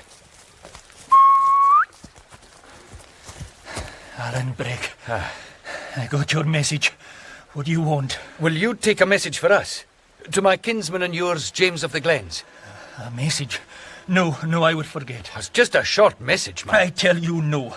I will either have a letter or wash my hands of you. Then a letter it'll have to be. But how? We have no means of writing. Oh, the lad has no ingenuity at all. You give in too easily, man. Alan was a man of more resources than I knew. He must have thought me very feeble. He searched the wood until he found a quill of a cushat dove, which he shaped into a pen. Then he made himself a kind of ink with gunpowder and water, and tearing a corner from his French military commission, which he carried in his pocket like a talisman to keep him from the gallows, he sat down and wrote. Dear kinsman, please send money by the bearer to the place he knows of. Your affectionate cousin, Alan Stewart. Here now. Will that suffice? Aye, I'll take it. As quickly as you can now. Aye, I'll make all speed. He was 3 full days gone, but early in the evening of the 3rd day, he came back to us again. Well, John Breck, and how went your commission? I'm glad enough to have got to the end of it. The whole country's alive with redcoats. Arms are being found and poor folk brought in trouble daily. James and some of his servants are already clapped in prison in Fort William. It is said that they had a hand in the murder. And what of us? It is noised on all sides that you fired the shot that killed Colin Campbell. Ach. There is a bill issued for both of you. £100 reward. Here is a note from Mr. Stewart, and I have some money. Let's see the note. I beseech you not to let yourselves be captured. If you fall into the hands of the troops, both you and James are no better than dead men. This money is all that I can beg or borrow. Pray heaven you can make use of it. And she's enclosed one of the bills in which we have described. Oh, let me see it. Huh? Is this you, Alan? A small, pock-marked, active man of 35 or thereby, dressed in a feathered hat, a French sidecoat of blue with silver buttons, and lace a great deal tarnished, a red waistcoat, and breeches of black shag. Oh, well, that's all true enough. Though I do not care for the small or the tarnished lace, weighs me. But you, David, eh? Let's see it. A tall, strong lad of about 18, wearing an old blue coat, very ragged, an old Highland bonnet, a long homespun waistcoat, blue breeches, his legs bare, low country shoes, wanting the toes, speaks like a lowlander, has no beard. But at least the rags they speak of are no longer mine. Alan, you should change your clothes. No, I have no others. And a fine sight I would be if I went back to France in a bonnet. It shames me to think of it now, but at that moment I could only think if I were to separate from Alan and his telltale clothes, I should be safe against arrest. I might go openly about my business. If I was to be arrested alone, there was little against me, but if I was taken in company with a reputed murderer, my case would begin to look grave. I said nothing, which was just as well, for when I think on it now, I know that I could not have survived long in that country without Alan. How much money has she sent? Here it is. 4 guineas in gold, and 1 more in change. It is more than I have. Well, 'tis little enough, but it'll do. And now, John Breck, if you will hand me over my silver button, this gentleman and me will be for taking the road. Here it is. You've done well by me, John Breck, and set your neck at a venture. I will always give you the name of a good man. The booman took himself off by one way, and Alan and I struck into another to resume our flight.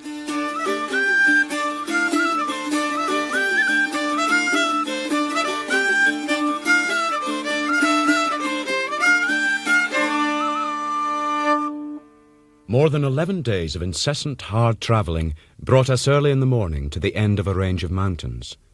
In front of us, there lay a piece of low, broken desert land which we must now cross. A little thin mist went up from the face of the moor like smoke. Oh, we can see nothing in this. There might be 20 squadrons of dragoons there, and we'd be none the wiser. We must hold a council of war and make ourselves a dish of dramach. Aye, I'm hungry. Alan, will you take some more? No, thank you, Davy. And you see, Davy, this is the kittle bit.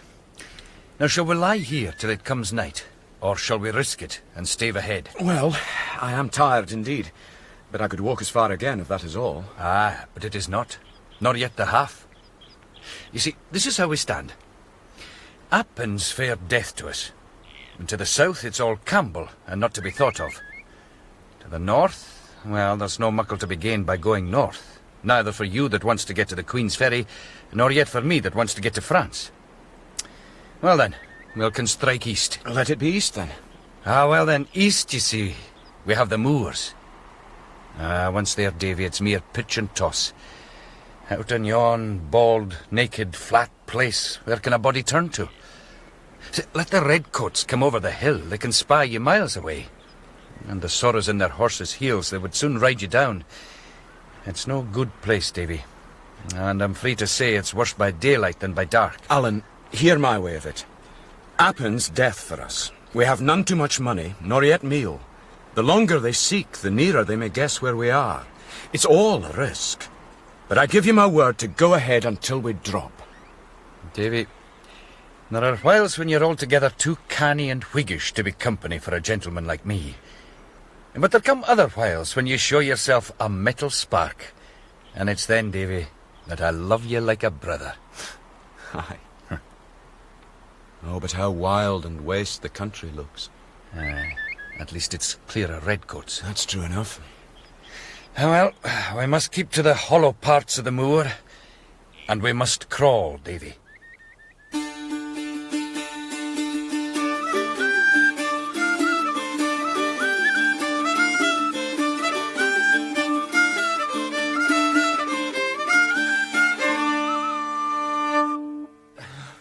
How are you, Davy?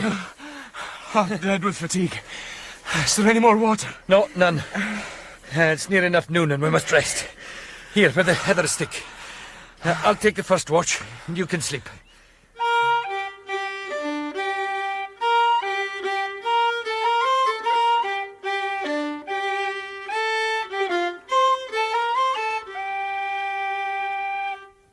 Davy.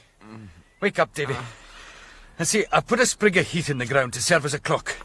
When the shadow of the bush falls there, you will not arouse me. Very well. I will. I was, by this time, so weary that I could have slept 12 hours at a stretch. The hot smell of heather and the drone of the bees were like possets to me. Every now and again, I would give a jump and find I had been dozing. Oh, I've been asleep. Where's the shadow? Oh no, so far over. Alan? Alan, wake up quickly. I've been sleeping. I'm sorry. And there are soldiers drawing near. What? From the southeast. See? They're riding their horses back and forth in the deep parts of the heather. So I see. What are we to do now? Oh, Alan, I'm so sorry. There's no time for being sorry. We'll have to play at hares. Do you see the mountain? Aye. Well then, let us strike for that. Its name is Ben Alder. It's a wild desert mountain full of hills and hollows, and if we can win to it before the morn, we may yet do it. That will take us across the very coming of the soldiers. I know that fine. But if we're driven back on Appin, we're two dead men. So now, Davy man, be brisk. With that, he began to run forward on his hands and knees with incredible quickness, as though it were his natural way of going. I can't breathe. Here's more heather. Creep under, and we can look back. They've not spied us yet. No, they hold straight on. And they're beating the ground, though. Oh, you walked just in time. Aye. A little later, and we must have fled right in front of them. We have not escaped yet. The least misfortune might betray us. A grouse rising, anything. Come on. We must go faster. But keep down low.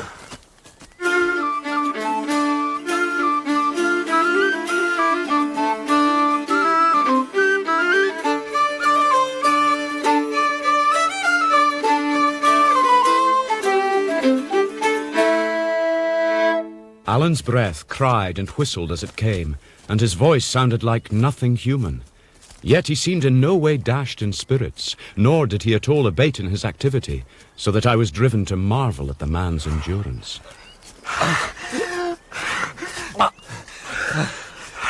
They're beginning to collect and camp for the night. I see. They're building a fire. Then can I not lie down and sleep, Alan? There'll be no sleep this night.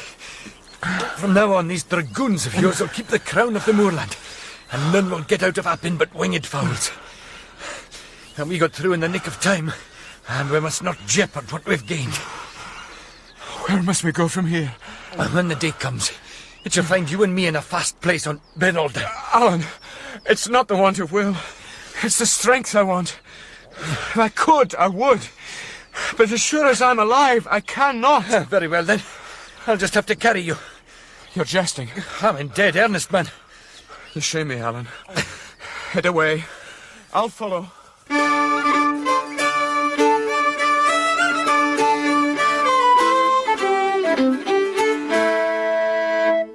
I had no care of my life, neither past nor future, and I scarce remembered there was such a lad as David Balfour. I thought of each fresh step, which I was sure would be my last, with despair, and of Alan, who was the cause of it, with hatred. Day is coming, and we're past the greatest danger. At least now we can walk upright. Alan was in the right trade as a soldier. His was the officer's part, to make the men continue to go on, when, if the choice was offered, they would lie down where they were and be killed. I would have made a good enough private. It never occurred to me that I'd any choice but just to obey as long as I was able, and die obeying. I don't think I can go further, Alan. Hush! Do you hear something? No. Nothing. Ah, you would not. You're blind and deaf to danger, lad. All at once, 3 or 4 ragged men leapt out, and the next moment we were lying on our backs, each with a dirk at his throat. Ze Stewart panach hanamsa, Alan Breck.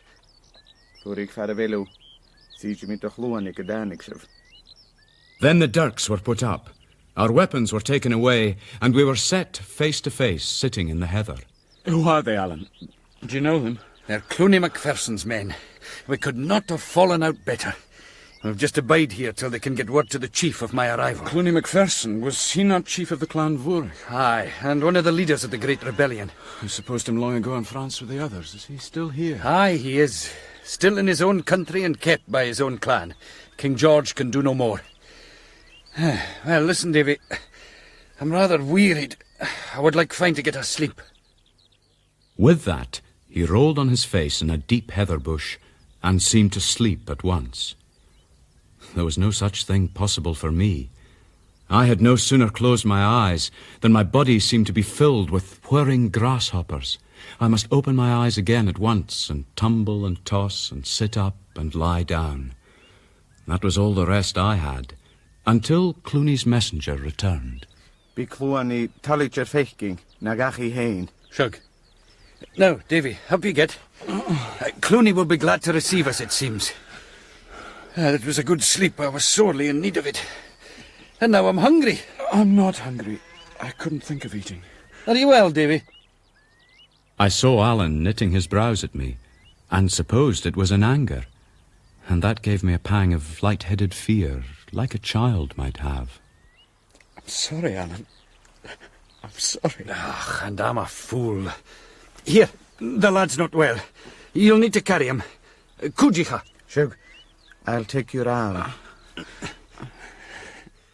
The next moment, Alan and one of the gillies had me by the arms, and I was carried forward with great swiftness. We went through a labyrinth of dreary glens and hollows, and into the heart of that dismal mountain of Ben Alder, to Clooney's cage. The trunks of several trees had been wattled across, and the ground behind this barricade levelled up with earth to make the floor. The whole house half hung, half stood in that steep hillside thicket, like a wasp's nest in a green hawthorn. Well, Mr. Stewart, falche, come away in, sir, and bring in your friend, that as yet I do not have the name of. Come a hash of Clooney. I hope you do brawly, sir. I'm proud to see you, and to present to you my friend, the Laird of Shaw's, Mr. David Balfour. Come away in G-Shaki, the both of you. I make you welcome to my house, which is a queer rude place for certain. But I have entertained a royal personage here, Mr. Stewart. You doubtless know the person I have in my eye. Aye, I know him fine. We'll take a dram for luck. And as soon as this handless man of mine has the collops ready, we'll dine and take a hand at the carts as gentlemen should. My life is a bit dreich. I see little company and sit and twiddle my thumbs and mind upon a great day that is gone by, and weary for another great day that we all hope will be upon the road. And so here's a toast to you. Slàinte the Restoration. Slàinte the Restoration. Drink, Davy. Drink. It'll do you good. I'll drink to you both. It was certainly a strange place, and we had a strange host. In his long hiding, Clooney had grown to have all manner of precise habits. He had a particular place where no one else must sit. The cage was arranged in a particular way which none must disturb. Cookery was one of his chief fancies. The collops are to your liking. A squeeze of lemon juice, that'll do, eh? Oh, they're very fine, Clooney. They are such as I gave His Royal Highness in this very house, barring the lemon juice. For at that time we were glad to get the meat and never fashed for condiment. Indeed, there were more dragoons and lemons in my country in the year 44. Davy, eat, lad. I can't. I'm not hungry. The Prince himself thought very highly of my collops. Forgive the lad, Clooney. I think he's ill. I'm sorry to hear it. I'll try to eat. The Prince is a gracious, high-spirited boy, but something too fond of the drink. 'Twas I a fault with him, though 'tis a small fault in a good man. That was a fine meal. And now, a game, Alan Breck. I'm willing, Clooney Macpherson. And you, young man? I cannot play. I'm sorry. I will not play. What in the devil's name is this? What kind of Whiggish, canting talk is this for the house of Clooney Macpherson? I will put my hand in the fire for Mr. Balfour. He is an honest and mettle gentleman, and I would have you remember who says it. I bear a king's name, and I, and any that I call friend, are company for the best. Maybe. The gentleman is tired and should sleep. If he has no mind to the carts, it need never hinder you and me. I'm fit and willing to play you at any game that you can name. Sir, in this poor house of mine, I would have you to understand that any gentleman may follow his pleasure. If your friend would like to stand on his head, he's welcome. And if either you or he or any other man is not precisely satisfied, I will be proud to step outside with him. Sir, I am very wearied. And what's more, as you're a man that likely has sons of your own, I may tell you it was a promise to my father. You need say no more. See here. There is a bed of heather. You may sleep. After the brandy and the venison, a strange heaviness had come over me. I had scarce lain down upon the bed before I fell into a kind of trance, in which I continued almost the whole time of our stay.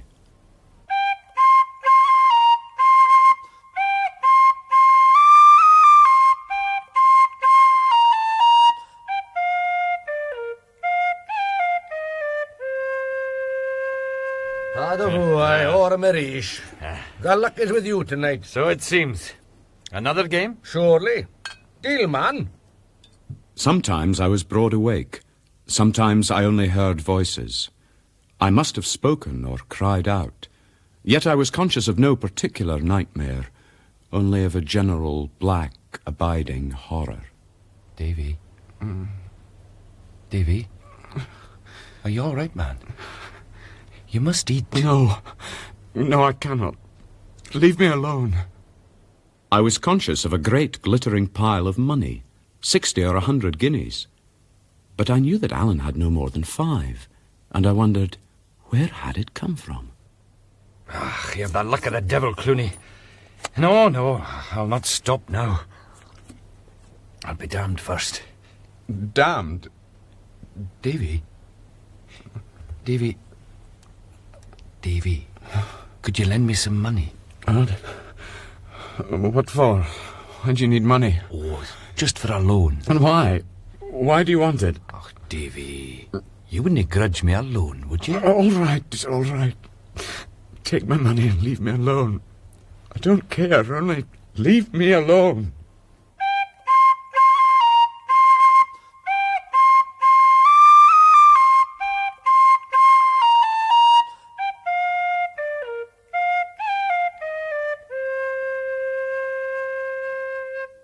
On the morning of the 3rd day, however, I awoke with a great relief of spirits, very weak and weary, but seeing things of the right size with their honest, everyday appearance.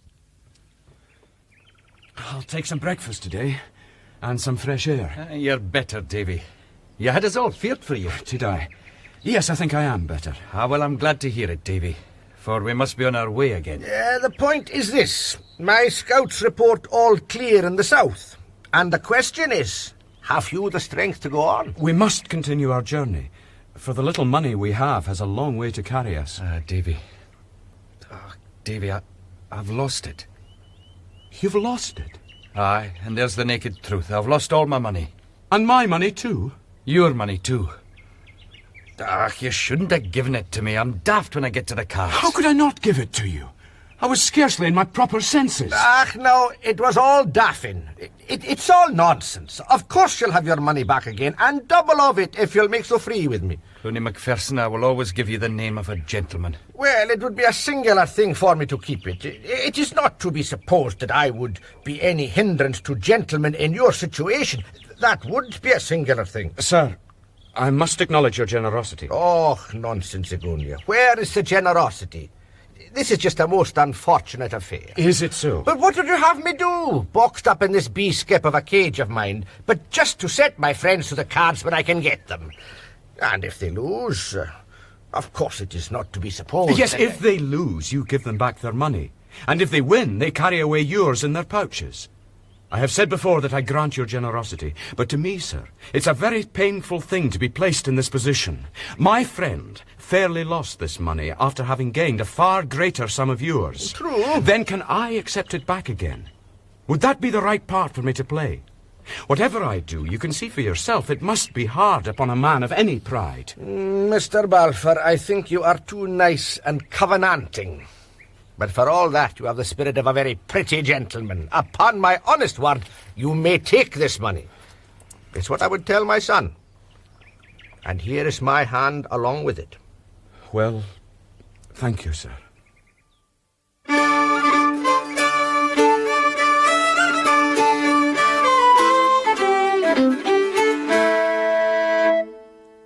We were put across Loch Erich under cloud of night, and went down its eastern shore to another hiding place near the head of Loch Rannoch, led by one of Clooney's men. For a long time we said nothing, marching side by side, each with a set countenance. I thought that Alan had behaved like a treacherous child, wheedling money from me while I lay half-conscious, and now quite blithe to sponge upon the money he had driven me to beg. I said nothing, and the distance between us widened.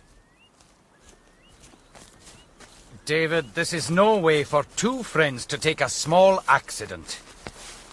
I have to say that I'm sorry, and so that's said. And now if you have anything to say in reply, you better say it. Oh, I have nothing to say. Why should I have anything to say? If I say I was to blame? Why, of course you are to blame. And you'll bear me out that I've never reproached you for it. No, never. But you know very well that you've done worse. Well, Are we to part, then, eh? You said so once before. Are you to say it again? There's hills and heather enough between here and the two seas, Davy, and I will own I'm not very keen to stay where I'm not wanted. I'm ashamed to confess it was what I most wished for, but I could not say it. Alan Breck, do you think I'm one to turn my back on you and your chief need? You daren't say it to my face. My whole conduct is there to give the lie to it. It's true I fell asleep upon the muir, but that was from weariness, and you do me wrong to cast it up to me. Which is just what I never did. Well, aside from that, I never yet failed a friend. And it's not likely I'll begin with you. There are things between us that I can never forget, even if you can. I will only say this to you, Davy, that I've long been owing you my life, and now I owe you money. You should try to be more of a man and make that burden light for me. More of a man? You asked me to speak, well then I will. You have done me a disservice. I've had to swallow an affront. Oh, you're very proud suddenly, Davy. No more than you are, Alan Breck. But I've never reproached you. I never named the thing till you did, and now you blame me because I cannot laugh and sing as if I was glad to be affronted. No, David, I never expected that. Just a little forbearance. The next thing will be a time to go down upon my knees and thank you for it. You should think more of others, Alan Breck. Oh, I should. If you thought more of others, you would perhaps speak less of yourself. And when a friend that likes you very well has passed over an offence without a word, you should be blithe to let it lie instead of making it a stick to break his back with. Now well, say no more. By your own way of it was you that was to blame. And it shouldn't be you to seek the quarrel. We will say no more about it. Soon after this childish outburst, we came to our journey's end, and supped and lay down to sleep without another word. My excuse must be that I was still far from well, and I think Alan did not realize the extent of my suffering, for I was too proud and foolish to let him see it. I was troubled with a very sore throat. I had a painful stitch in my side, and when I slept, it was only to live over in fancy the worst parts of my adventures. We set forth, and for the best part of 3 nights travelled on cold, eerie mountains. This was a dreadful time for both of us. Rain again. Will it never stop? Are you cold, Davy? No, I'm well. Well enough. Oh, well, we'll stop here and sleep. In the shelter of the rock. Just as you like. We'll find nowhere dry, more's the pity. You best just sleep while you can.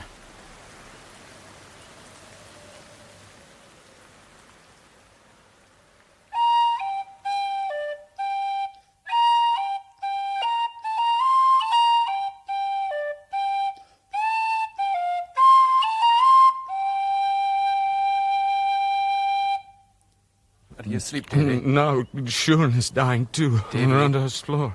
Floor's full of blood. And Colin Campbell. Why are they all dying? Davy, wake up.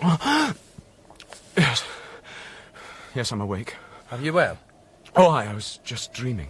Just a dream. It's almost day. We cannot lie here. We must press on. Aye, all right, I'm ready. Davy, you better let me take your pack. I manage very well, thank you. I'll not offer it again. I'm not a patient man, Davy. I never said you were, did I?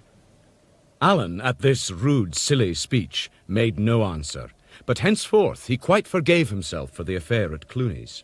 He cocked his hat again, walked jauntily, and was in high good spirits.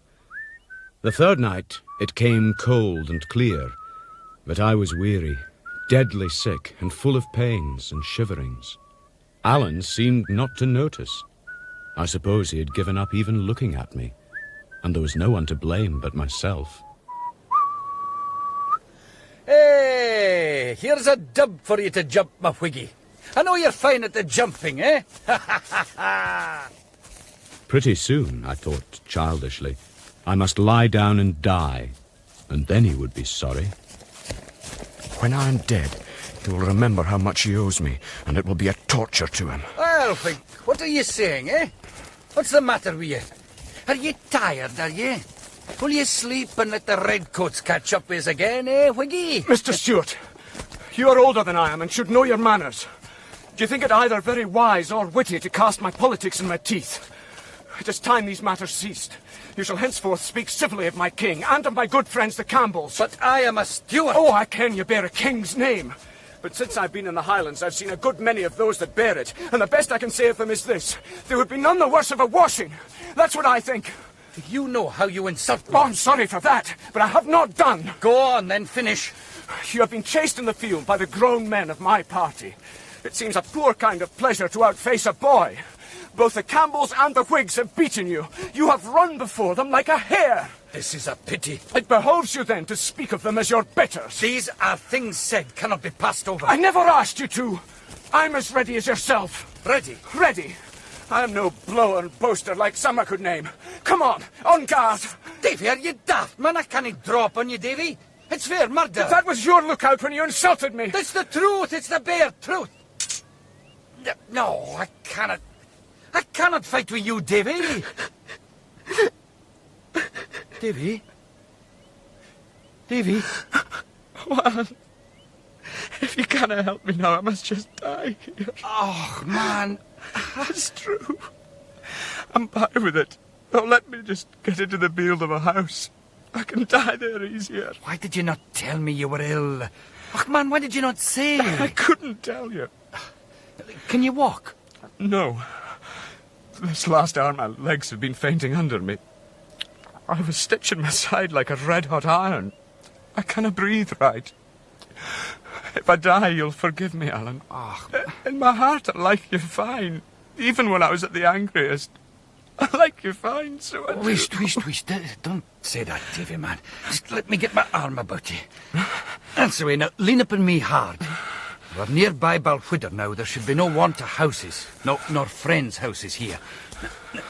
Do you go easier so? I can be doing this way with your arm to help me. Davy, I'm no a right man at all. I've neither sense nor kindness.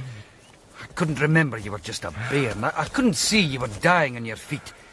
Davy, you'll have to try to forgive me. Oh, man, let's say no more about it. We're neither one of us to mind the other. That's the truth. Oh, but this is sore. We'll follow down the burn. My poor man. Will you be better on my back, maybe? Oh, Alan, I'm a good 12 inches taller than you. You have no such thing. There may be a trifling matter of an inch or two. I'm not saying I'm exactly what you would call a tall man. Mind you, I dare say now when I come to think of it, you'll be just about right. It'll be a foot or near hand, or maybe even more. Now, come on, up you go. Alan, what makes you so good to me? What makes you care for such a thankless fellow? Indeed, I don't know. Just hold on tight now. For just precisely what I thought I liked about you was that you never quarrelled. And now, I like you better. But come, lad. I must find you a house and make you well again.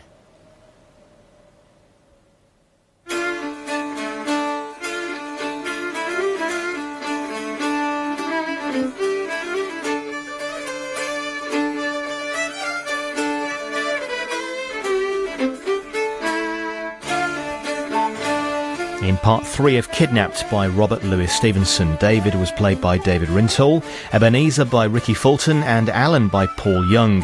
Campbell was played by David Fulton, host season Jonathan Battersby, Riak Billy Riddock, Shuan Stuart Bishop, Jenny Marilyn Gray and the landlord Tam Dean Byrne. It was dramatised by Catherine Tchaikovsky and produced by Marilyn Imrie.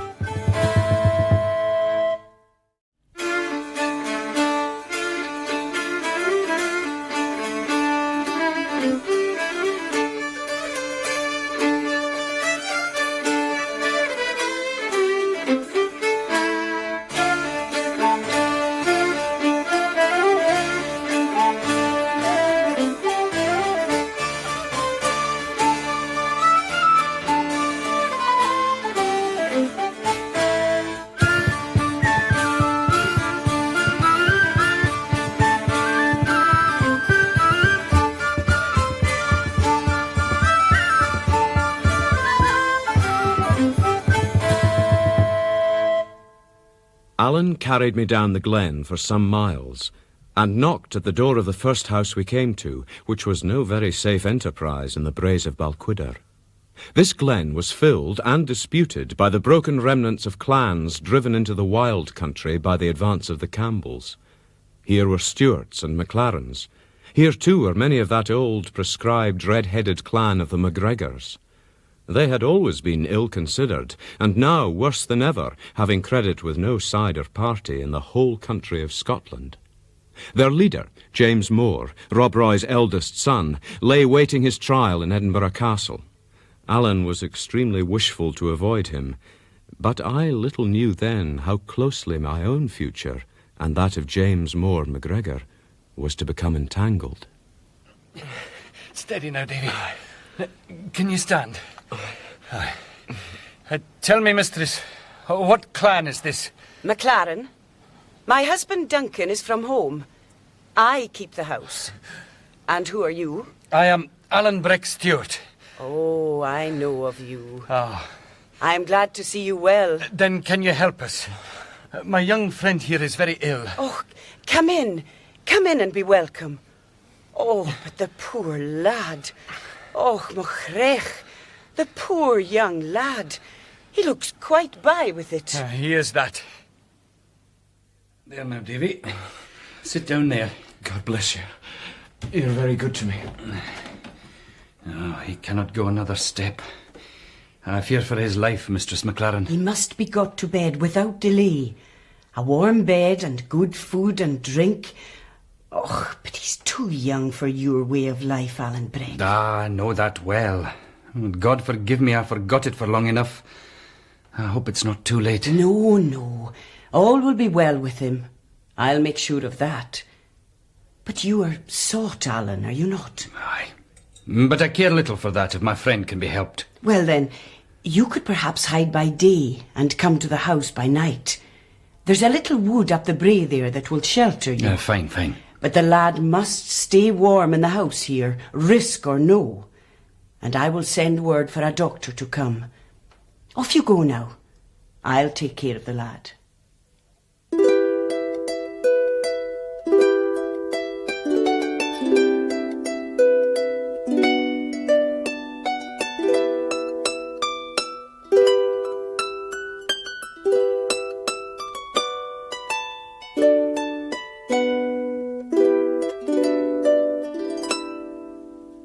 Well, Davy, how goes it with you today? I'm glad to see you. But you should stay in hiding. Oh, I'll be safe enough. It does my heart good to see you looking so much better, Davy. Oh, the boy will do fine now. Sit you down, Alan, and eat. And then you can play the pipes for us. Oh, I miss the music of them. I'll play for you, and for Davy here. We could see dragoons in the valley today. I saw them too from my hiding place, but nobody saw me. People must know that I'm here. The bells have been posted, Alan. I've seen one in this house, and yet no magistrate has come near me. Oh, Alan Breck, your young friend does not know our people. No, Davy, our story could be told to the whole countryside, and these people would keep it secret for a century and more. With kindness and good nursing from Mistress MacLaren, I was soon on my feet again. We had only one visitor in the month we spent there, and that was Robin Oge, son of the notorious Rob Roy MacGregor. He was a very superior gentleman who stepped about the glen like a laird in his own walled policy. He and Alan fought a great duel, with the pipes instead of the sword, and even Alan had to own himself beaten. I have never heard such piping as was blown by Robin Oge that night in Balquhidder.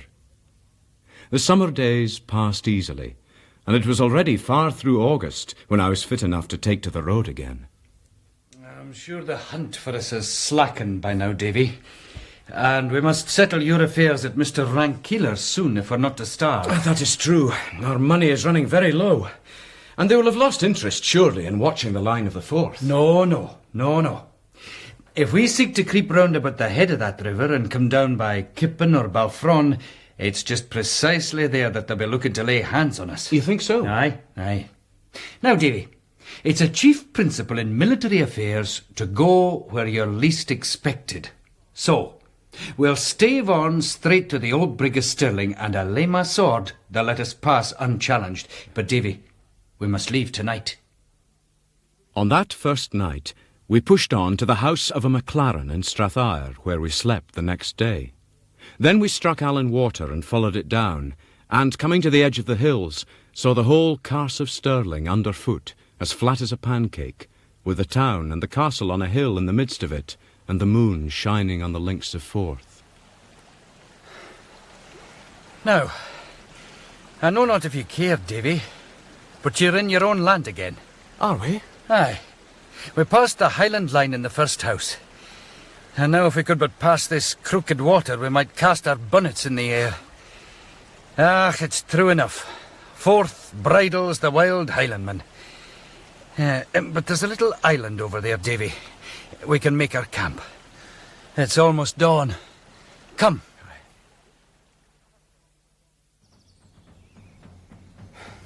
Well, at least we can see the castle from here. How long must we wait? We must wait for dusk. We dare not attempt it in the daylight.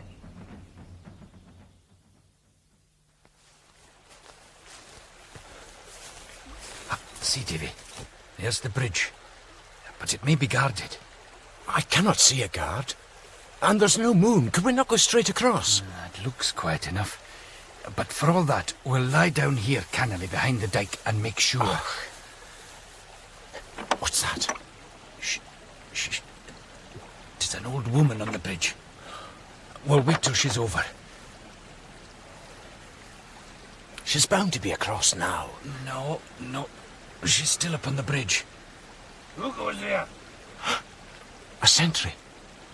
He must have been sleeping. We might have passed unseen had we been quiet enough. Well, he's awake now, at any rate. Oh, this'll never do. This'll never do for us, Davy. Come on. Where are you going? Just follow me and keep quiet, lad.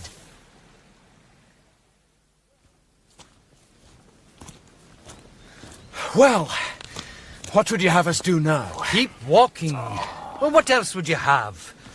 They're none such fools as I took them for. We still have the Forth to pass, Davy. And weary fall the rains that fed and the hillsides that guided it. But why go east, where the Forth grows ever wider? Oh, just upon the chance. If we cannot pass the river, we'll have to see what we can do for the Firth. But there are fords up the river and none upon the Firth. Oh, to be sure, there are fords in plenty and a bridge forby. But what use when they are all watched? A river can be swum. Oh, for my own part, I swim like a stone, and I do not see that you are any better. I'm not up to you in talking back, at any rate. But I can see we're making bad worse. If it's hard to pass a river, it stands to reason it must be worse to pass a sea. Ah, but then there's such a thing as a boat. Aye, and such a thing as money. But for us that have neither one nor the other, they might just as well not have been invented. Oh, you think so? I do. Oh, will you never learn, Davy? I've said it before and I'll say it again. You're a man of small invention and less faith. But let me set my wits upon the hone, and if I cannot beg, borrow, nor yet steal a boat, then I'll make one. Alan, if we cross a bridge, it can tell no tales. But if we cross the Firth, we leave the boat on the other side. Somebody must have brought it. The countryside will be all in a biz. Oh, man, if I make a boat, I'll make a buddy to take it back again. You can be sure of that. But and leave me with no more of your nonsense, but walk. For that's all you've got to do. And let Alan do the thinking for you. And all night we walked, by Alloa and Clackmannan and Curras. About 10 in the morning, mighty hungry and tired, we came to the little clachan of Lime Kilns. This is a place that sits near in by the waterside and looks across the Firth to the town of Queen's Ferry. Oh, Alan, just to think of it. Over there lies all that heart could want, and the birds go over and the boats go over. All that please can go, but not us. Oh, man, it would break your heart. Ah, we'll find a way yet. Look, there's a change house. We can buy some bread and cheese, and maybe then you'll cheer up. Aye, maybe. I'm hungry. We'll take it outside and eat and think, and maybe I'll have an idea, eh? Davy, did you take heed of the lass we bought this off? Aye, to be sure. A bonny lass she was. Oh, you thought that? Man, Davy, that's good news. In the name of all that's wonderful, why so? What good can that do? Well, you see, I was rather in hopes it would maybe get us that boat. If it were the other way about, if she liked me, it might be possible. Ah, that's all you know. See, I don't want the lass to fall in love with you. I want her to be sorry for you, Davy. There's no manner of need that she should take you for a beauty. Now, leave that bread aside for a minute. Now, let's have a look at you. Yeah, I wish you were a wee thing paler, but apart from that, you'll do fine for my purpose. What purpose? You see, you have a fine hang-dog, rag and tatter, clapper macaw kind of look to you, as if you'd stolen the coat from a potato bogle. Come, right about and back to the change house for that boat of ours. Alan, you'll be the death of me. David Balfour, you're a very funny gentleman by your way of it, and this is a very funny employ for you, no doubt. But if you have any affection for my neck, to say nothing of your own, you will be kind enough to take this matter responsibly. Very well, very well. Now, Davy, I'm going to do a bit of play acting, the bottom ground of which is just exactly as serious as the gallows for the pair of us, so bear it in mind if you please, and conduct yourself accordingly. Have it as you like, Alan. I'll go along with you. Now, stand up, man. Now, take my arm, that's it, and hang upon it as if you were almost helpless with weariness. Alan, you'll be half carrying me. Well, that's as it should be, and you so very ill, eh? Come on, off we go. Here, lassie. Lassie, will you help my friend? Oh, sir. What's wrong with him that your box is soon? Harry, I'll get him to a chair. Do you have a tass of brandy? I'll fetch him. Sit him down. You sit there and play up now, Davy. Here you are.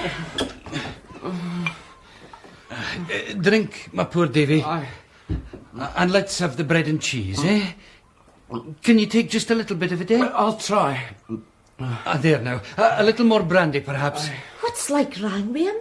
He has walked more hundreds of miles than he has hairs upon his chin, and slept oftener in wet heather than dry sheets. Oh, the soul. Wrong enough, I would think. Here, Davy, try to eat some more bread and a wee sip of brandy now. He's young for the like of that, is he no? Over young. He would be better riding. And where would I get a horse to him? Would you have me steal? You needn't tell me. You're the gentry. Well, and suppose we were. Did you ever hear that gentress put money in folks' pockets? No, that's true indeed. Let me be, Alan. I'm better now. Has he no friends? That he has, if we could but win to them. Friends, and rich friends' beds to lie in. Food to eat, doctors to see to him. And here he must tramp in the dubs and sleep in the heather like a beggar man. But why? Oh, my dear, I cannot very safely say, but I tell you what I'll do instead. I'll whistle you a wee bit tune, eh? Whisht. No. Aye, that's it. And him so young, too. Aye, but he's old enough to lose his head. It would be black shame. It's what'll be, though, unless we manage better. Oh, I cannot bear it. Bide there. Off she goes. Now we'll see. Alan, I can stand no more of this. Well, you'll have to sit it then, Davy. For if you upset the pot now, you may scrape your own life out of the fire, but Alan Breck will be a dead man. Shh, back she comes. Oh, the poor lad. So he is, lass, so he is. Look, here's white pudding and ale. Eat and drink. There will be nae mere to pie. This is my feathers in, you see, and he's going to Pit and Creef for the fair. Now eat. Do as the lassie tells you, Davy. It'll keep up your strength. Oh, my, but they smell good. I'll have some too, will I? Aye, and welcome. I'm thinking you have rather a long tongue, sir. But you see, I know the folk I speak to. I would never betray you, if you mean that. Oh, no, I know you would not. You're not that kind. Tell me, what's your name, lass? Alison. Alison Hasty. A pretty name for a pretty lass. You're a fine girl. Oh, no. And I'll tell you what you would do, Alison. So far from betraying us, you'd help us. That's what you'd do. Oh, I couldn't. Oh, no, I couldn't. No, but what if you could, eh? What if you could, Alison? Oh, I didn't ken. What could I do? Look here, my lass. There are boats in the kingdom of Fife, for I saw two, no less, upon the beach as I came in by your town end. No. Oh, yes. Now, if we could have the use of a boat to pass under cloud of night into Lothian, and some secret, decent kind of a man to bring that boat back again and keep his counsel about it, well, there would be 2 souls saved. Mine, in all likelihood. Oh, yes. And this poor lad's to a dead certainty. Oh. How if we lack that boat? We have but 3 shillings left in this wide world. And where to go, and how to do it, and what other place there is for us, except the chains of a gibbet, I give you my naked word, I know not. Now, shall we go wanting, lassie? Oh, I dinna ken what to do. Oh, the poor lad. Are you to lie in your warm bed and think upon us when the wind gowls in the chimney and the rain tirls on the roof? I would be thinking of you. Are you to eat your meat by the cheeks of a red fire and think upon this poor sick lad of mine biting his finger ends on a blay muir for cold and hunger? Terrible, terrible. Sick or sound, he must be aye moving. And there'll be no friends near him but only me and God. Oh, did he say such things? And yet, I dinna ken you. What has he done? Did you ever hear of Mr. Rankeeler of the ferry? Rankeeler the writer? Aye. I dare say I do. Well, it's to his door that I'm bound. So you may judge by that if I'm an ill doer. And I will tell you more. Though I am indeed by a dreadful error in some peril of my life, King George has no truer friend in all Scotland than myself. That's more than I would ask. And Mr. Rankeeler is a Kent man. Finish your meat. Get clear of the clachan as soon as might be, and lie close in the bit wood on the sea beach. You can trust me. I'll find some means to put you over the water. Then it's a bargain, lass. We'll finish these fine puddings and go as far as the wee wood again and lie there for today. Do you think anybody will come? It grows late. Hush. Listen. It's the grinding of oars. Aye. Aye, it is. Come on. Alison, it's yourself. Aye, it's me. For I would trust nobody else. I waited till my father was asleep and crept out by a window. Oh, this is more than we could have hoped for. But where did you get the boat, lass? I just borrowed it from the neighbour. But he does not know. And I would not have him know, so we must hurry. Get you in. I don't know how to thank you. Oh, just hold your peace and hurry. Set you ashore at Carradine if that'll suit you. It will suit us very well. That's you then. Goodbye, Alison. And thank you. Aye, thank you, lass. You've saved our lives, Alison. We'll always be in your debt. Oh, think nae more of it. God keep you safe and good luck to you both. Goodbye. Goodbye. Goodbye. That's a very fine lass, Davy. A very fine lass. I hope we've not put her in any danger. I hope not, indeed. But what a fine, fine lassie.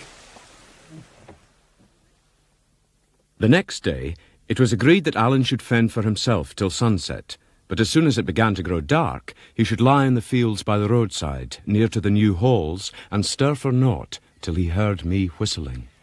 I'll whistle the Bonnie Hussay Early. No, Davy, that'll not do. It's a piece very commonly known. Any passing ploughman might whistle it by accident. No, Davy, whistle this.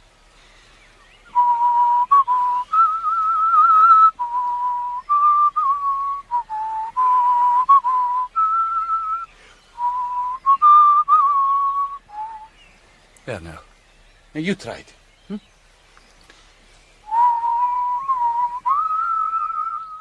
Alan's air has run in my head from that day to this, and will likely run in my head when I lie dying. Every time it comes to me, it takes me off to that last day of my uncertainty, with Alan whistling and beating the measure with a finger, and the grey of dawn coming on his face. Ah, there, man, you have it. Now, make haste and find Mr. Rankeeler, and all will be well with you. And perhaps with me too. I'll do my best, Alan. You know that fine. I was in the long street of Queen's Ferry just after the sun was well up. I had no clear proof of my rights to the House of Shaws, nor so much as of my own identity. I had but 3 shillings in my pocket, and a condemned, hunted man upon my hands to ship out of the country. It would be no easy matter even to talk to the lawyer, let alone convince him of my story. I chanced to stop in front of a very good house on the landward side of the town. The door fell open, and there issued forth a shrewd, ruddy, kindly man in a well-powdered wig and spectacles. Good day to you, sir. Might I ask your business? Sir, could you direct me to the house of Mr. Rankeeler? Why, this is his house, and I'm that very man. Then, sir, I have to beg the favour of an interview. I do not know your name, nor yet your face. My name is David Balfour. David Balfour? And where have you come from so suddenly, Mr. David Balfour? I have come from a great many strange places, sir, but I think it would be as well to tell you where and how in a more private manner. Yes. That will be best, no doubt. Come into the house. Bessie, I have a visitor. See that I'm not disturbed. Now, sit down. Thank you. And if you have any business, pray be brief and come swiftly to the point. I have reason to believe myself some rights on the estate of Shaws. Well? Oh, come, Mr. Balfour, you must continue. Where were you born? In the parish of Essendine, sir. The year 1733, on the 12th of March. Your father and mother? My father was Alexander Balfour, schoolmaster of that place, and my mother, Grace Petaro. I think her people were from Angus. Have you any papers proving your identity? No, sir. But they are in the hands of Mr. Campbell, the minister of the parish, and could be readily produced. Mr. Campbell, too, would give me his word, and for that matter, I do not think my uncle would deny me. Meaning Mr. Ebenezer Balfour? The same. Whom you have seen? By whom I was received into his own house. Did you ever meet a man of the name of Hoseason? I did so, sir, for my sins. It was by his means, with the contrivance of my uncle, that I was kidnapped, carried to sea, suffered shipwreck and 100 other hardships, and appear before you today in this poor state. You say you were shipwrecked? Where was that? Off the south end of the Isle of Mull. The name of the isle on which I was cast up is the island of Errett. Well, you're deeper than me in geography. But so far, I may tell you, this agrees pretty exactly with other information that I hold. But you say you were kidnapped. In what sense? In the plain meaning of the word, sir. I was on my way to your house when I was trepanned on board a brig, cruelly struck down. I knew no more of anything till we were far at sea. I was destined for the plantations. Well, in God's providence, I have avoided that fate. The brig was the Covenant, lost on the 27th of June. And we are now at August the 24th. A hiatus, Mr. Balfour, of 2 months. Those months are very easily filled up, sir. But before I tell my story, I would be glad to know that I was talking to a friend. But that is to argue in a circle, young man. I cannot be convinced till I have heard you. If you were more trustful, it would be better befit your time of life. And you know, Mr. Balfour, we have a proverb in the country that evildoers are evil dreaders. But you forget, sir, that I have already suffered by being too trusting. I was shipped off to be a slave by the very man that is your employer. No, it's not so bad as that. Is it not? No, though I understand your caution. Well, I was indeed your uncle's man of business, but while you were gallivanting in the west, a good deal of water has run under the bridges. And if your ears did not sing, it was not for lack of being talked about. On the very day of your sea disaster, Mr. Campbell stalked into my office demanding you from all the winds. He came looking for me then? God bless him. As I'm sure he will. I'd never heard of your existence, but I had known your father, and from what I did know, I was disposed to fear the worst.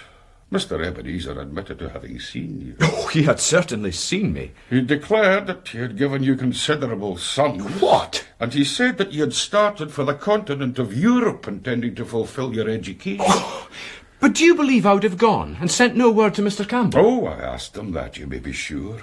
He replied that you had expressed a great desire to break with your past life. Oh, It is none of it true. Oh, we asked him where you were now, but he said he did not know. He believed that you might be in Leiden.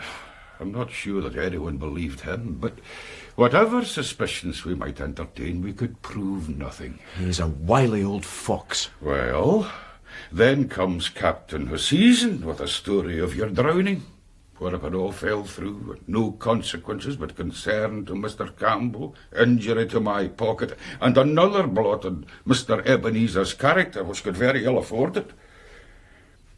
And now, Mr. Balfour, you understand the whole process of these matters and can judge for yourself to which extent I may be trusted. Sir, if I tell you my story, I must commit a friend's life to your discretion. Pass me your word that it shall be sacred. And for what touches myself, I would ask no better guarantee than just your face. Then I give you my word. But if there are in your story any little jostles to the law, I would beg you to bear in mind that I'm a lawyer, and pass lightly. Aye. It all began with my visit to my uncle. Now, the man we took on board the Covenant, his name is Alan Breck Stewart. I would name no unnecessary names, Mr. Balfour. Above all of Highlanders, many of whom are obnoxious to the law. Well, it might have been better not to. But since I've let it slip, I may as well continue. We will call your friend Mr. Thompson, if you please. And in future I would take some such way with any Highlander that you may have to mention, dead or alive. Very well. As you wish, Mr. Rankeeler. Through all the rest of my story, Alan was Mr. Thompson, and James Stewart was mentioned as Mr. Thompson's kinsman. Colin Campbell passed as Mr. Glenn, and to Clooney Macpherson I gave the name of Mr. Jimison, a Highland chief. Well, this is a great epic, a great odyssey. What parish in Scotland has not been filled with your wanderings, eh? And you've shown, besides, a singular aptitude for getting into false positions, and, yes, upon the whole, for behaving well in them. This Mr. Thompson seems to be a gentleman of some choice qualities. Oh, he is. Though perhaps a trifle bloody-minded, eh?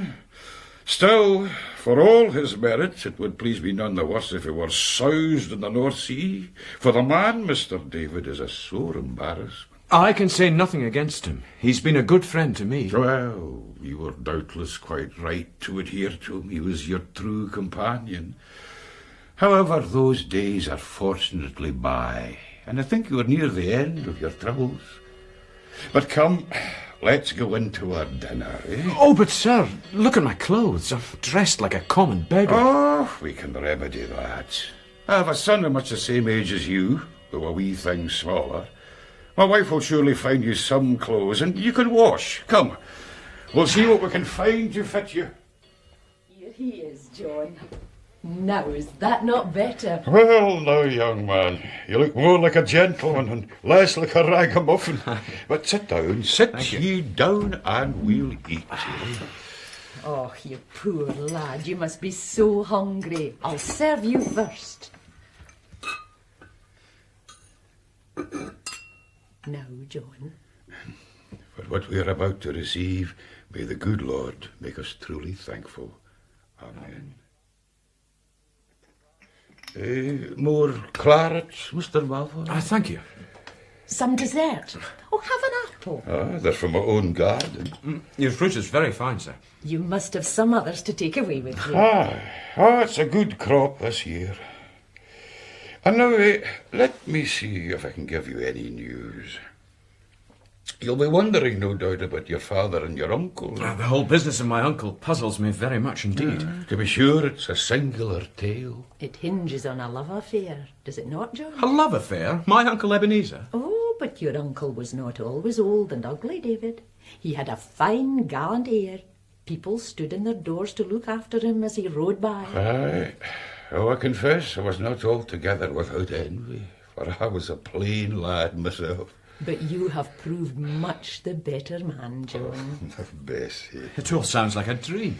Aye, that is how it is with youth and age. Mr. Ebenezer was a spirited man, David. I may call you David. Yes, please do. He had an air about him that seemed to promise great things for the future. But the two lads fell in love with the same lady, and Mr. Ebenezer, who was admired and loved and spoiled, was sure of victory. Aye, and when he found he had deceived himself, he screamed like a peacock. I can hardly imagine my uncle as a lovesick young man. Oh, but my wife speaks nothing but the truth. Sometimes he lay sick in his bed with his silly family standing around in tears. Sometimes he rose from public house to public house, shouted his sorrows into the lug of every Tom, Dick and Harry. Well, your father, David, was a kind gentleman. I'm sure the lad knows that. Aye, he was. But at that time he was dolefully weak. He took all Ebenezer's folly with a long countenance, and one day, by your leave, he resigned the lady. No. Oh, yes, he did. I can hardly believe it. They were used to giving Mr. Ebenezer his own way in everything. Yes, but in such a matter as this, I would not have given way. The lad has his mother's spirit about him, does he not, John? I can see that you inherit your excellent good sense from her, David. I hope so, ma'am. Well, she refused to be banded from one to another. The upshot of the matter was that she showed them both the door. And quite right, too. Oh, the scene must have been highly farcical. Indeed, David, your mother spoke to me of it at the time and laughed over it. She was at her wit's end with the two of them. But surely it had some note of tragedy. No, not at all. For it was all about the petulance of a young ass. He wanted nothing so much as to be soundly beaten. Oh, I agree, my dear. You'll take a wee drop more wine? Oh, no, thank you, Mr. Ankeeler. But what happened then? Why, they came at last to drive a sort of bargain. The one man took the lady, the other took the estate. Ah, now I understand. So your father and mother lived and died as poor folk, David. And in the meantime, oh, what a time it has been for the tenants on the estate of Shaw's, and for Mr. Ebenezer. I cannot bring myself to care very much about that. And yet that is surely the strangest part of all, that a man's nature should change in that way. Oh, I imagine it was natural enough. See, those who knew the story gave him the cold shoulder, and those who did not, seeing one brother disappear and the other succeed to the estate, they raised a cry of murder. See, money was all he got by the bargain. Well, so he came to think the more of money. It makes me shudder. Oh, but I think there is no danger of you following in his footsteps, David. You are a fine lad. He was selfish when he was young. He is selfish now that he is old. It is not so very great a change. And what is my position in all this? My husband can best tell you that. I will leave you two. I have household matters to attend to. Now, lad, you're sure you've eaten enough? Aye, plenty, thank you. You seem woefully thin to me. We must do our very best by the lad, Joan. Oh, of course, my dear. Now, where was I? Oh, yes, your position, David. Well, the estate is yours, beyond a doubt. You are the heir of entail. But your uncle is a man to fight. He would call your identity into question. A lawsuit is always expensive, and a family lawsuit is always scandalous. I would rather avoid that if possible. And besides which, if any of your doings with Mr. Thompson were to come out, we might find that we had burnt our fingers. Aye, that might be true. So my advice, on the whole, is to make an easy bargain with your uncle, perhaps even leaving him at Shaw's for the time being, and contenting yourself with a fair provision. But a fair provision it must be. I'm resolved on that. I would rather not bring my family concerns before the public. But you say that the great affair is to bring home to him the kidnapping. Oh, surely. And if possible, out of court. Then I have an idea, if you will listen to it. Let us go through to the study. We can be comfortable there. This is the way it might be done. Oh, very good, Mr. Balfour. Very good indeed. But this would seem to involve my meeting the man Thompson. It would indeed. Oh, then your scheme is inadmissible. Oh, I know nothing against your friend, but would it be wise to meet him? He may not have told you all. His name may not even be Thompson, for all I know. Well, you must be the judge, sir. When and where are you to meet your friend? He is in hiding a little way out of the town. I said I would probably see him this evening. Are you sure of his discretion? As sure as I can be of anything. Well, perhaps it is not such a bad plan after all. Perhaps we can catch the old fox tripping, eh? Well, I will have my clerk prepare a deed of agreement between yourself and your uncle. Torrance, would you be good enough to step in here for a moment? What is it you'd like me to do, Mr. Rancular? Torrance, we must prepare a deed of agreement for tonight. And when it is done, you'll be so kind as to put on your hat and be ready to come along with this gentleman and me, for you will probably be wanted as witness to the agreement. Just so, sir. We're to venture it then, sir? Well, so it would appear. But let's speak no more of business. The very sight of Torrance here brings into my mind a little droll matter when I made a tryst with a good soul at the Cross of Edinburgh. And when it came to 4 o'clock, Torrance had been taking a glass and did not know his master. And I, who had forgot my spectacles, was so blind without them that I give you my word, I did not know my own clerk. Is that not so, Torrance? Indeed, I believe you did not know me at all, sir. That was an odd chance, to be sure. Oh, indeed it was, David. Do you remember the day, Torrance? Indeed I do, sir, yeah. He kept dwelling on this story all the afternoon, so that at last I began to feel ashamed for his folly. Towards the time I'd appointed with Alan, we set out from the house, Mr. Rancular and I, arm in arm, and Torrance following behind. Why, if this be not a farcical adventure, David, for after all that I said, I have forgot my glasses. Oh, Mr. Rancular, sir, you'll have to mind and walk cannily. Indeed I will, Torrance. Indeed I will. At that, of course, I understood the purpose of this anecdote, and knew that if he had left his spectacles behind, it had been done on purpose, so that he might have the benefit of Alan's help without the awkwardness of recognizing him. When we reached the place where Alan was hidden, I went up the hill alone, whistling from time to time my Gallic air, and at length I had the pleasure to hear it answered, and to see Alan rise from behind a bush.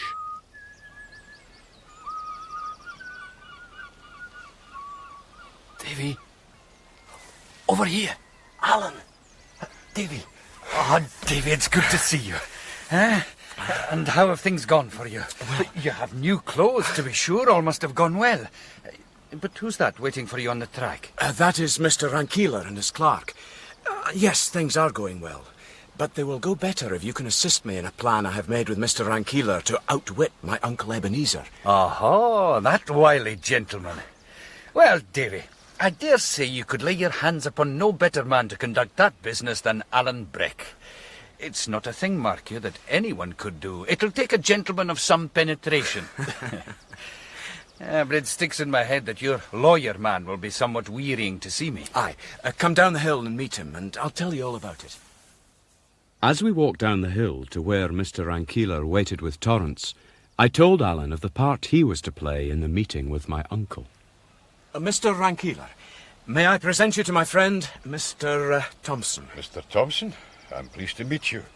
But I have forgotten my glasses, and our friend Mr. Balfour here will tell you that I am little better than blind without them. So you must not be surprised if I pass you by tomorrow. Oh, why, sir, I would say it mattered the less, as we are met here for a particular end, to see justice done to Mr. Balfour. We are not very likely to have much else in common. But I accept your apology, which was a very proper one to make. And that is more than I can look for, Mr. Thompson. And now, as you and I are the chief actors in this enterprise, I think we should come into a nice agreement, to which end I propose that you should lend me your arm. For what with the dusk and the want of my glasses, I'm not very clear as to the path. Certainly. And as for you, Mr. David, you will find Torrance a pleasant kind of body to speak with. Only let me remind you, it's quite needless he should hear more of your adventures, or those of Mr. Thompson. Is that not so, Torrance? Quite so, sir. Night had fallen before we came in view of the House of Shaws. 10 had been gone some time. We saw no glimmer of light in any portion of the building. Now, if you and me, David, And Torrance, too, keep beside the corner of the house. And you, Mr. Thompson, play your part as well as you can. I will. Now, bide you here, and mark well what the old fox says.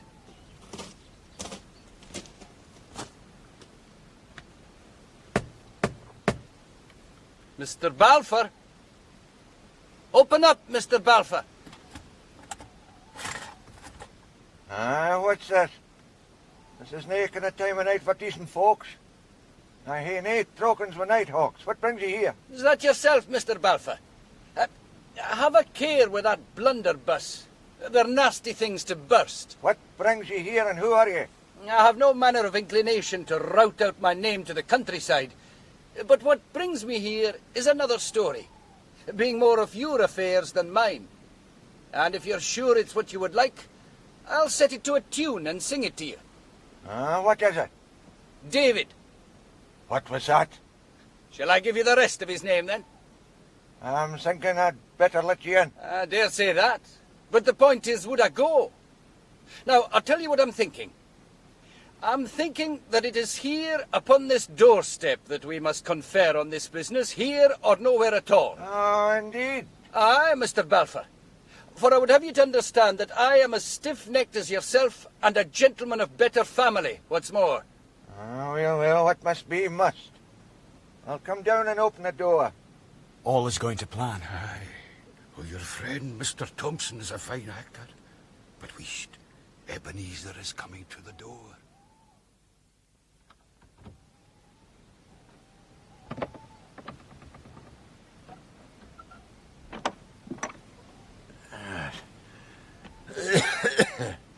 Well, now.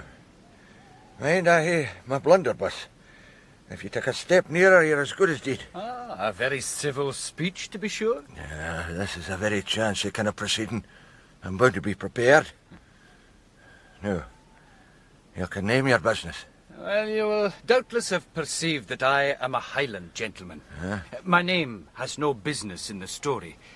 But the country of my friends is no very far from the Isle of Mull. Well, it seems there was a ship lost in those parts. And next day, a gentleman of my family was seeking for wreckwood along the sands, when he came upon a lad that was half drowned. Well, he brought him to, and then he and some other gentlemen took and clapped him in an old ruined castle, where, from that day to this, he has been a great expense to my friends. Oh, has he now? Aye. And what's this to do with me? Well, now, my friends are a wee bit wild-like, and not so particular about the law as some. And finding that the lad owned some decent folk, and was your born nephew, Mr. Balfour, they asked me to give you a bit call, and to confer upon the matter. Unless we can agree upon some terms, you're little likely to set eyes upon him, for my friends are not very well off. And I'm no very caring. He wasn't a good lad at the best yet. And I've nae call to interfere. I see what you would be at. Pretending you don't care to make the ransom smaller. Not at all, it's a mere truth. I take nae manner interest in the lad, and I'll pay nae ransom. So you can make a kirker of my lad for all I care. Good, sir. Blood's thicker than water in the devil's name. You cannot desert your brother's son for the fair shame of it. And if you did, and if it came to be known of, you would not be very popular in your countryside, or I'm the more deceived. I'm not just very popular the way it is. I didn't see how it come to be kenned. No by me, anyway, nor yet by you or your friends. So that's idle talk, my bucky. Well. Then it'll have to be David that tells it. How's that? Oh, just this way. My friends would doubtless keep your nephew as long as there was any likelihood of money to be made of it. But if there was none, I'm clearly of the opinion that they would let him go where he pleased, and be damned to him. Well, I'm no very caring about that either. I was thinking that. And what for why? Why, Mr. Balfour, by all that I could hear, there are two ways of it. Either you liked David and would pay to get him back, or else you had very good reasons for not wanting him and would pay for us to keep him. It seems it's not the first, so then it's the second. And blithe I am to know it, for it should be a pretty penny in my pocket, and the pockets of my friends. I didn't follow you there. No? But see here, you don't want the lad back. So what do you want with him? And how much will you pay? Well, I don't know. Come, sir. I would have you to know that I am a gentleman. I bear the king's name. I'm no rider to kick my shanks at your hall door. Either give me an answer in civility, or by the top of Glencoe, I will run my dirk through your vitals. Man, give me a minute, give me a minute. Well, what's like wrong with you? I'm just a plain man, and I'm trying to be as civil as is morally possible. As for that wild talk, it's fair disreputable. Vitals issue. Aye. And where would I be with my blunderbuss? Ach, man, before your juttering finger could find the trigger, the hilt of my dirk would diddle in your breast. Put it as you please. Here, anyway, I'll do anything to cross you. Just tell me what you like me wanting, and you'll see that we'll agree fine. Good. Now, in 2 words, do you want the lad killed or kept? Oh, sirs. Oh, sirs, that's no kind of language. Killed or kept? Oh, keep it. Well, there ain't no bloodshed. Well, have it your way. That'll be the dearer. The dearer? But would you file your hands with crime? Oh, they're both crimes, whatever. And killing's easier and quicker and surer. Keeping the lad'll be a fascist job, a fascist kittle business. Well, I'll him keep it, though. I never had anything to do with anything morally wrong. I'm not going to begin to pleasure a wild Highlandman. You're unscrupulous. I am a man of principles, and if I hate to pay for it, I'll hate to pay for it. Besides, you forget the lad's my brother's son. Well. Now, about the price. You see, it's not just very easy for me to set a name upon it. I would first have to know some small matters. What gave you Hoseyson at the first go? Hoseyson? What for? Oh, for kidnapping Davy. It's a lie. It's a black lie. He was never kidnapped. He'll eat in his throat, I told you that. Kidnapped, he never was. So Captain Hoseyson is not a man to be trusted, eh? What do you mean? Did Hoseyson tell you Davy was kidnapped? Well, how else would I know? Hoseyson and me are partners. We go shares. So you can see for yourself what good you can do by lying. And the point in hand is just this. What did you pay him?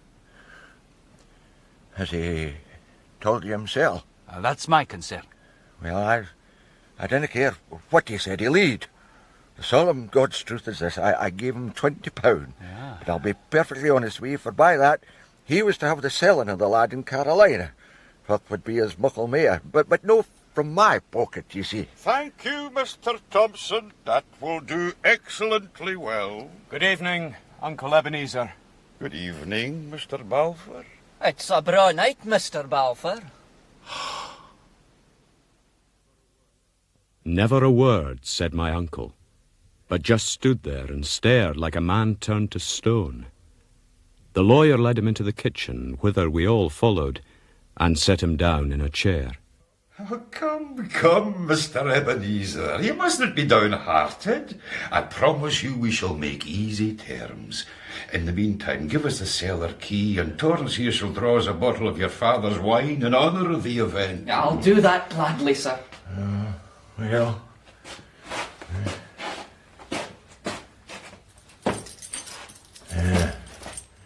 But just the one bottle, mate. Thank you. Mr. David, I wish you all joy in your good fortune, which I believe to be deserved. And Mr. Thompson, I pay you my compliments. It was most artfully conducted. Mr. Thompson, I want to give you my hand and thank you as the chief spring of my success. I did it with a good heart. For you, Davy. The lawyer and my uncle passed into the next chamber to consult. They stayed there closeted for about an hour, at the end of which period my uncle bound himself to pay me 2 clear thirds of the yearly income of Shaw's. So the beggar in the ballad had come home. I was a man of means, and had a name in the country. I had come to port. But I still had Alan, to whom I was so much beholden, to look to, and I felt besides a heavy charge in the matter of the murder and the imprisonment of James of the Glens.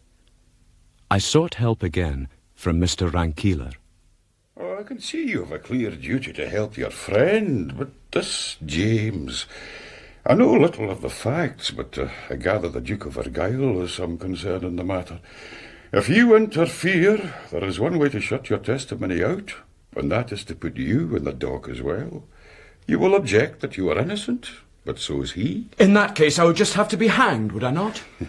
My dear boy, I think you must go in God's name and do what you think is right. See, I've written you letters of introduction to help you in the business of Mr. Thompson and his kinsman. Now, this is to the British Linen Bank in Edinburgh, placing a credit in your name. Now consult Mr. Thompson, he will know of ways, and with this credit you can supply the means. Then, for his kinsman, there's no better way than that you should seek the Lord Advocate, Preston Grange. Tell him your tale and offer testimony. And in order that you may reach the Lord Advocate well recommended, I give you here a letter to a namesake of your own, the learned Mr. Balfour of Pilrig, a man whom I esteem. He is much looked up to in the faculty. But when you deal with the Advocate, be discreet. And in all these matters, may the Lord guide you, David. Thank you, sir. I left Mr. Rankeeler, and Alan and I turned our faces for the city of Edinburgh. We had little heart either to walk or speak. We were near the time of our parting. I will keep to the country, Davy. We'll arrange a place and I'll come there once a day. There's a lawyer in the city who's an Appin Stewart. He will find a ship and arrange for my safe embarkation. We came over the hill of Gerstorfen, and when we got near to the place called Rest and Be Thankful, we both stopped, for we knew that we had come to where our ways parted. Here. This is all the money I have now, but I'll send more soon. You shall not starve meanwhile. Thank you, Davy. Well, we must say farewell. Here's my hand. Goodbye, Alan. Alan. Aye. Just off you go, Davy. Neither one of us looked the other in the face. But as I went on my way to the city, I felt so lost that I could have found it in my heart to sit down by the dyke and cry and weep like any baby. It was coming near noon when I passed in by the West Kirk and the Grass Market. I let the crowd carry me to and fro, and yet all the time what I was thinking of was Alan at Rest and Be Thankful, and there was a cold gnawing in my inside, like a remorse for something wrong.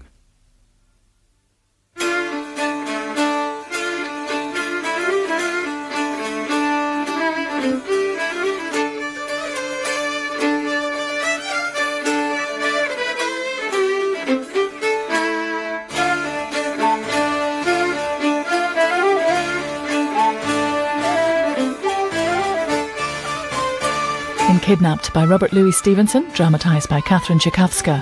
David Balfour was played by David Rintoul and Alan Breck by Paul Young, with Ricky Fulton, Marilyn Gray, Ian Wotherspoon, Gerard Slevin, Terry Cavers, Harriet Buchan and Anne-Louise Ross. It was directed by Marilyn Imrie.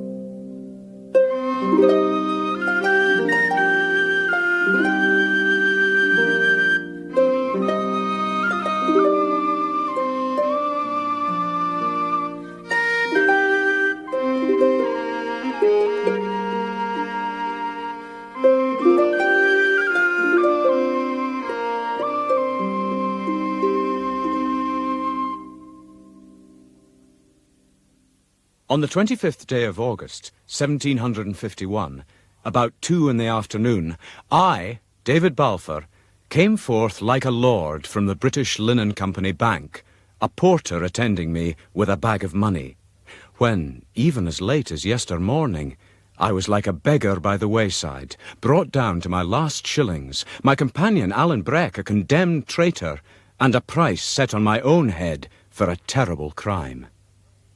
Today I was a landed laird, with recommendations in my pocket. Still, I had a difficult and deadly business to handle, and besides, the tall black city of Edinburgh made a new world for me, after the moorland braes and sea sands. And I was wearing the clothes of Rankeeler the lawyer's son, and he was smaller than I. Do you know where I might come by some new clothes? For these are much too small for me. They were only borrowed. I'll tuck you to the looking booth, sir. There's a merchant there who'll fit you in plain, comely, decent clays. And thence to the armourer's, for I should have a plain sword to suit my degree in life. Aye. Well, just as you please, sir. There we are, sir. And all is well chosen. Nathan Ken Speckle, just plain, decent clays. As to the rapier, I doubt it sits with your degree, but had it been you, I would have weared my siller better gates than that. But you are not me, and I wished for a sword. Do you ken how to use it? A little. I was taught by a master. Oh, aye, just so. Now I had 3 visits to make. To my kinsman, Mr. Balfour of Pilrig, to Stewart the writer that was Appin's agent, and to William Grant Esquire of Preston Grange, my Lord Advocate of Scotland. The visit to Appin's lawyer in the midst of the cry about the Appin murder was dangerous and highly inconsistent with my other appointment to see the Lord Advocate. I was therefore determined to be done first with Mr. Stewart and the whole Jacobitical side of my business, and to profit for that purpose by the guidance of the porter at my side. However, it chanced I had scarce given him the address when there came a sprinkle of rain. Now, sir, tuck heed, for you'll not be wanting your fine clothes wet, will you? And so we took shelter under a pend at the head of a close, or alley. Prodigious houses sprang up on each side, so that at the top only a ribbon of sky showed in. By the respectable persons that passed in and out, I saw the houses to be very well occupied. I was still gazing when there came a sudden brisk tramp of feet in time, and a clashing of steel behind me. Prisoner, halt! About turn. Stand easy. I was aware of a party of armed soldiers, and in their midst a tall man in a greatcoat. He walked with a stoop that was like a piece of courtesy, genteel and insinuating, and his face was sly and handsome. The procession went by to a door in the close, which a serving man in fine livery set open.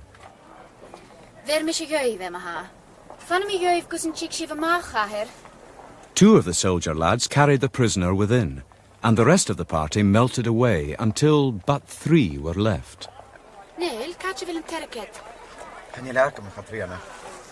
To my surprise, I saw that one was a young girl. She was dressed like a lady, and had a shawl of the Drummond colours on her head. But her comrades were ragged gillies, such as I had seen in my Highland journeys. They spoke in Gaelic, which was pleasant to my ears. Am you how? The rain is by now, sir. Shall we be moving on? No. No, not just now. Wait a minute. Neil, it will not do. Half a farthing between the 3 of us. Oh, it is a disgrace. Oh, sir, forgive me. As she turned, I saw her face for the first time.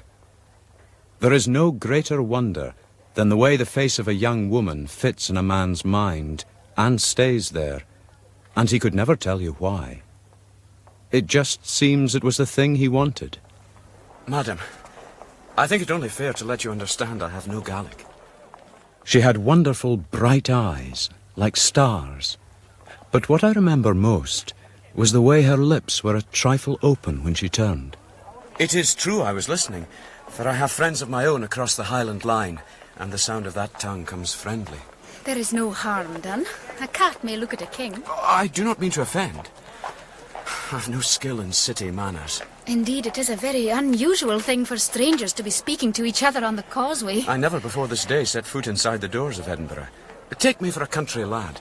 It's what I am, and I would rather I told you than you found it out. Well, if you are landward bred, it will be different. I am as landward as yourself. I am Highland, as you see, and think myself far from my home. Less than a week ago, I was on the brae of Balquidder.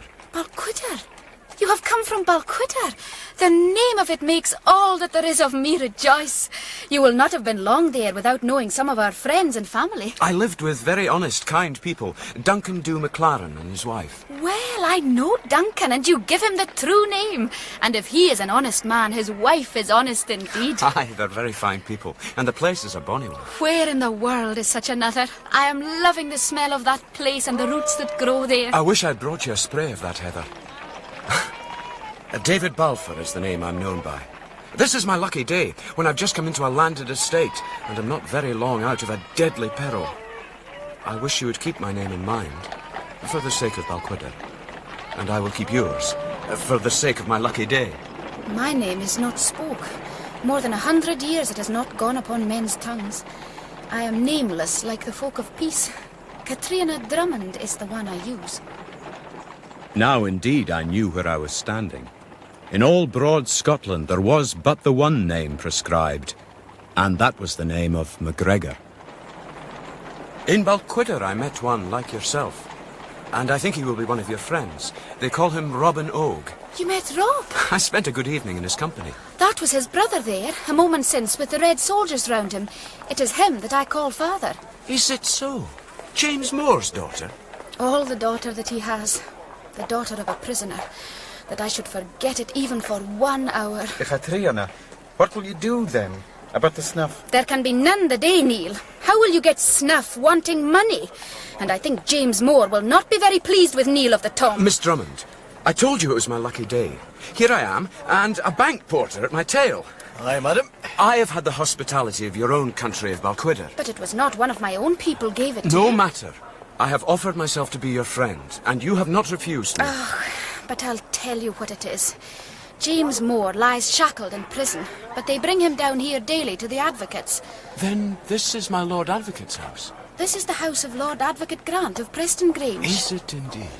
They will not let me be seeing my father, and so we wait upon the street to catch him. And now we give him snuff as he goes by. But this son of trouble, Neil, has lost my 4-penny piece that was to buy the snuff. I see. And James Moore must go wanting, and will think his daughter has forgotten him. Neil? Aye, sir. Here is 6pence. Quickly now, go about your errand while there is time. Miss Drummond, that 6pence came with me from Balquidder. Oh, you are a friend to the MacGregors, sure enough. I know very little of the MacGregors, and less of James Moore and his doings. But I seem to have learned something of yourself.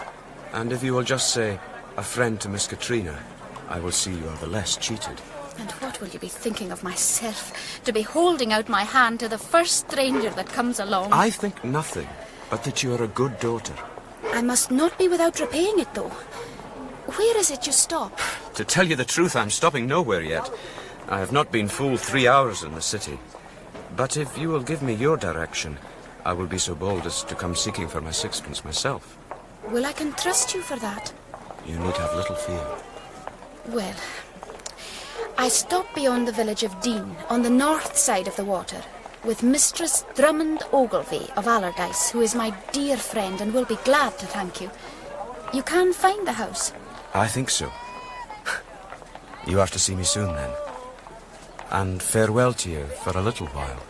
Farewell. I made haste then, remembering Alan waiting outside the city. It shames me now, but I found myself thinking as I walked away that we had made very free upon short acquaintance, and that a really wise young lady would have shown herself more backward. But the bank porter soon put me from this ungallant train of thought. I thought ye had been a lad of some kind of sense. You're no likely to gang far this gate. A fool and his cellar sin parted. But you're a green callant, and a vicious tay. cleeking up with Bobby Joes. Do you dare to speak of the young lady so? Lady? Oh, this save us. What lady? Call on a lady? The toon's full of them. Ladies? Huh. Man, it's well seeing you're no very acquaint with Embro. You lead me where I told you, and keep your foul mouth shut. Well, you'll learn, laddie. You'll learn. Come, follow me. I'll take you to Mr. Stewart. As Molly come down the street, her cap you chin did flee. She could look ahead her to see her negligee. Mr. Charles Stewart, the writer, dwelt at the top of the longest stair that ever mason set hand to. Oh, we've climbed 15 flights. Or was it 16? Aye, that's a long climb. I've never seen buildings like this. Oh well, here we are now. This is the door. Aye, away with you then. I'll take the money back. And here's this for your pains. Oh, thank you, sir. And take care now with the ladies. Good day to you, sir. I'm seeking Charles Stewart, the writer. This is the place. My master is within. The clerk led me to an inner chamber, where a brisk little man sat poring over a deed from which he scarce raised his eyes on my entrance. Are you Mr. Charles Stewart, sir? The same. And who may you be yourself? You will never have heard my name, but I bring you a token from a friend that you know well, but maybe are just not so keen to hear from at present. Ah, well, sir, speak your mind and fear nothing. You're either a Stewart or a Stewart sent you. The latter. Aha, it's a good name. But I begin to grue with the sound of it. Sit you down, sir. Thank you. What's your own name, sir? The name is Balfour, David Balfour of Shaw's. As for him that sent me, I will let his token speak. Here is his silver button. Put it in your pocket, sir. Name no names. I ken the button of him. Oh, where is he now? I do not rightly know, but I think he has some sure place about the north side of the city. There he is to lie until a ship is found for him. It's always been my opinion that I will hang in a tow for this family of mine. And Lord, I believe the day's come now. Get a ship for him, quoth he. And who's to pay for it? The man's daft. That is my part of the affair, Mr. Stewart. Here is a bag of good money, and if more be wanted, more is to be had where it came from. I needn't ask your politics. You need not, for I'm as big a Whig as grows. What's all this? A Whig? Then why are you here with Alan's button? What kind of a Blackfoot traffic is this that I find you out in, Mr. Whig? I can explain. Here is a forfeited rebel and an accused murderer with £200 on his life, and ye ask me to meddle in his business and then tell me you're a Whig? He is a forfeited rebel, the more's the pity, for the man's my friend, and an accused murderer. That he is too for his misfortune, but wrongfully accused. I hear you say so. More than you are to hear me say so before long. Alan Breck is innocent. And so is James of the Glens. Oh, the two cases hang together. If Alan is out, James can never be in. But tell me more, Mr. Balfour. Tell me more. Thereupon, I told him briefly of my acquaintance with Alan, and of the various passages of our escape among the heather, and the recovery of my estate. So, now you have the whole train of events, and can see for yourself that I have certain pieces of business which were scarcely fit to lay before a lawyer chosen at random. I can indeed. No more remains but to ask you if you will undertake the service. Well, coming as you do with Alan's button, the choice is scarcely left to me. What are your instructions? The first point is to smuggle Alan forth of this country. But I need not be repeating that. I am little likely to forget it. The next thing is the bit money I am owing to Clooney Macpherson. It was £2, 5 shillings and 3 halfpence farthing, sterling. You're very exact, Mr. Balfour. I'll make a note of it. And then there's Mr. Henderland, a licensed preacher and missionary in our Gower, that I would like well to get some snuff into the hands of. And how much snuff are we to say? I was thinking of £2. Oh, £2, yes. Then there's the lass Alison Hasty in Lime Kilns, her that helped Alan and me across the Forth. I was thinking that if I could get her a good Sunday gown, such as she could wear with decency in her degree, it would be an ease to my conscience. For the mere truth is, we owe her our 2 lives. I'm glad to see you are thrifty, Mr. Balfour. Aye. And now, if you will compute the outlay... I'll do that. I would be glad to know if I could get some spending money back. It's not that I grudge the whole of it to get Alan safe, but having drawn so much the one day, I think it would have a very ill appearance if I was back again the next, seeking for more. Quite, yes. Only be sure you have enough, for I am very undesirous to meet with you again. I'm pleased to see you're cautious, but I think you take a risk to lay so considerable a sum at my discretion. I'll have to run the hazard. Oh, and there's another service I would ask, and that's to direct me to a lodging, but it must be one I may have hit upon by accident, for it would never do if the Lord Advocate were to hear of our acquaintance. Oh, you may set your weary spirit at rest. I will never name your name, sir. And it's my belief the Advocate is still much to be sympathised with that he doesn't know of your existence. There's a broad day coming for him, then, for he'll have to learn of it on the deaf side of his head no later than tomorrow when I call on him. You call on him? Am I daft, or are you? What takes you near the Advocate? Oh, just to give myself up. Mr. Balfour, are you making mock of me? No, sir. And I give you to understand once and for all that I'm in no jesting spirit. And I give you to understand that I like the looks of your behaviour less and less. You come here to me with all sorts of propositions which will put me in a train of very undesirable acts and bring me among very undesirable persons this many a day to come. And then you tell me you're going straight out of my office to make your peace with the Advocate. Sir. Alan's button here or Alan's button there. The 4 quarters of Alan wouldn't bribe me further in. Listen to me. I can see no way for it but to give myself up. But perhaps you can see another, and if you could, I would be rather relieved, for I think my dealings with his lordship are little likely to agree with my health. Ha! You're right there. There's just the one thing clear, that I have to give my evidence, for I hope it'll save Alan's character, what's left of it, and James's neck. My man, you'll never be allowed to give such evidence. We'll have to see about that. I'm stiff-necked when I like. You muckle ass. It's James they want. James of the Glens has got to hang. Alan too if they catch him, but James whatever. Go near the Advocate with any such business and you'll see. He'll find a way to muzzle you. I think better of the Advocate than that. Advocate be damned. It's the Campbells, man. You'll have the whole clanjamfrey of them on your back. And so will the Advocate too, poor buddy. It's extraordinary. You cannot see where you stand. You're implicated in the murder yourself. Alan, James, you. They could put you in the dock. Do you not see that? Aye. I was told that same no further back than this morning by another lawyer. Who was he? He spoke sense, at least. No, I must be excused from naming him, for he's a decent, stout old Whig, and has little mind to be mixing up in such affairs. I think all the world seems to be mixed up in it. What said you?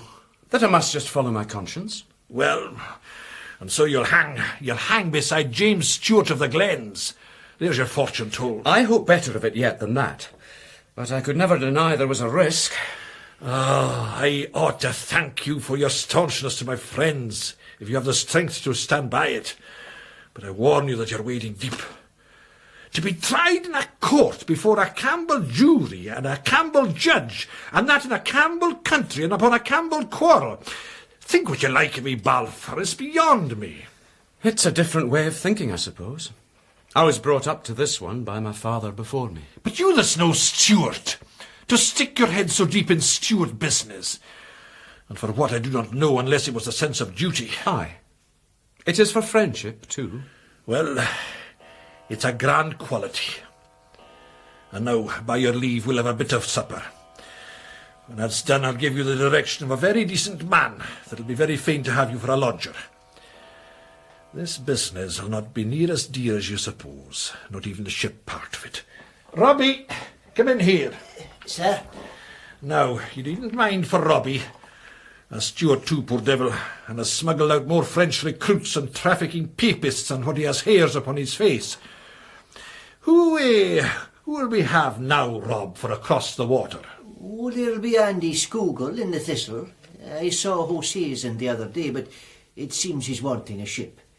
Then there'll be Tom Stobo, but I'm none so sure of Tam.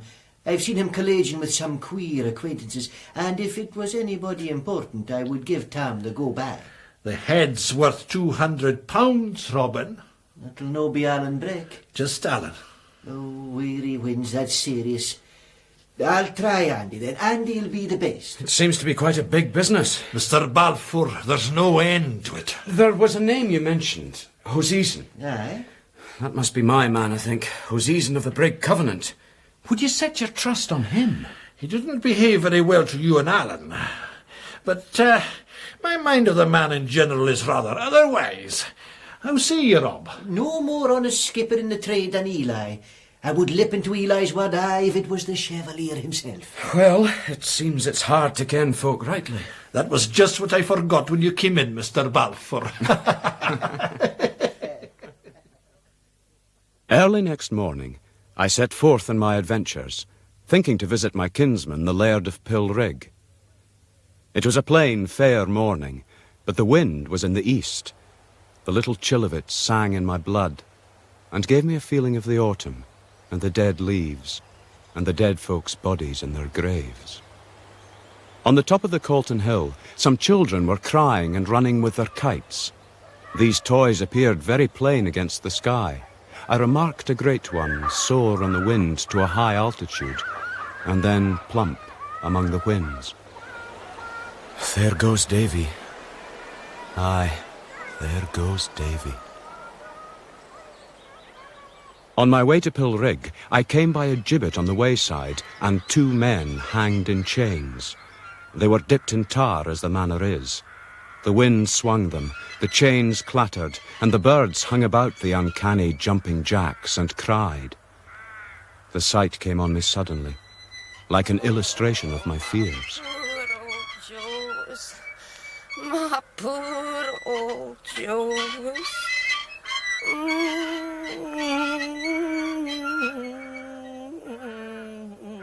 And as I thus turned and turned about the gibbet, what should I strike on but a weird old wife who sat behind a leg of it?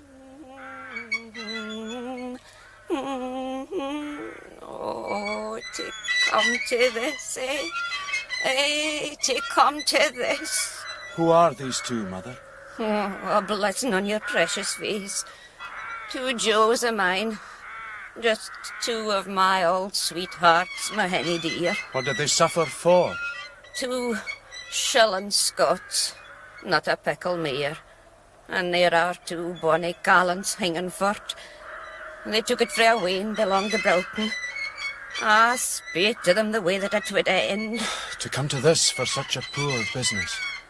Kiss your loof, henny, and let me spare your weir to ye. No, Mother.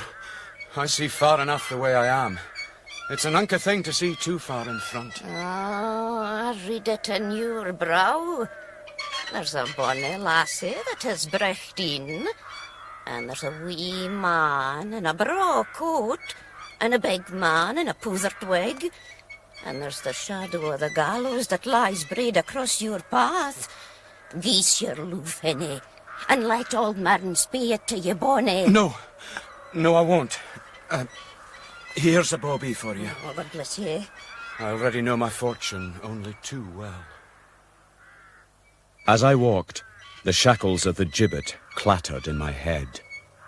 There might David Balfour hang, and other lads pass on their errands and think light of him.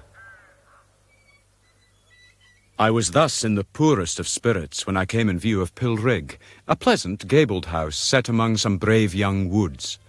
The laird was in the study when he received me, in the midst of learned works and musical instruments.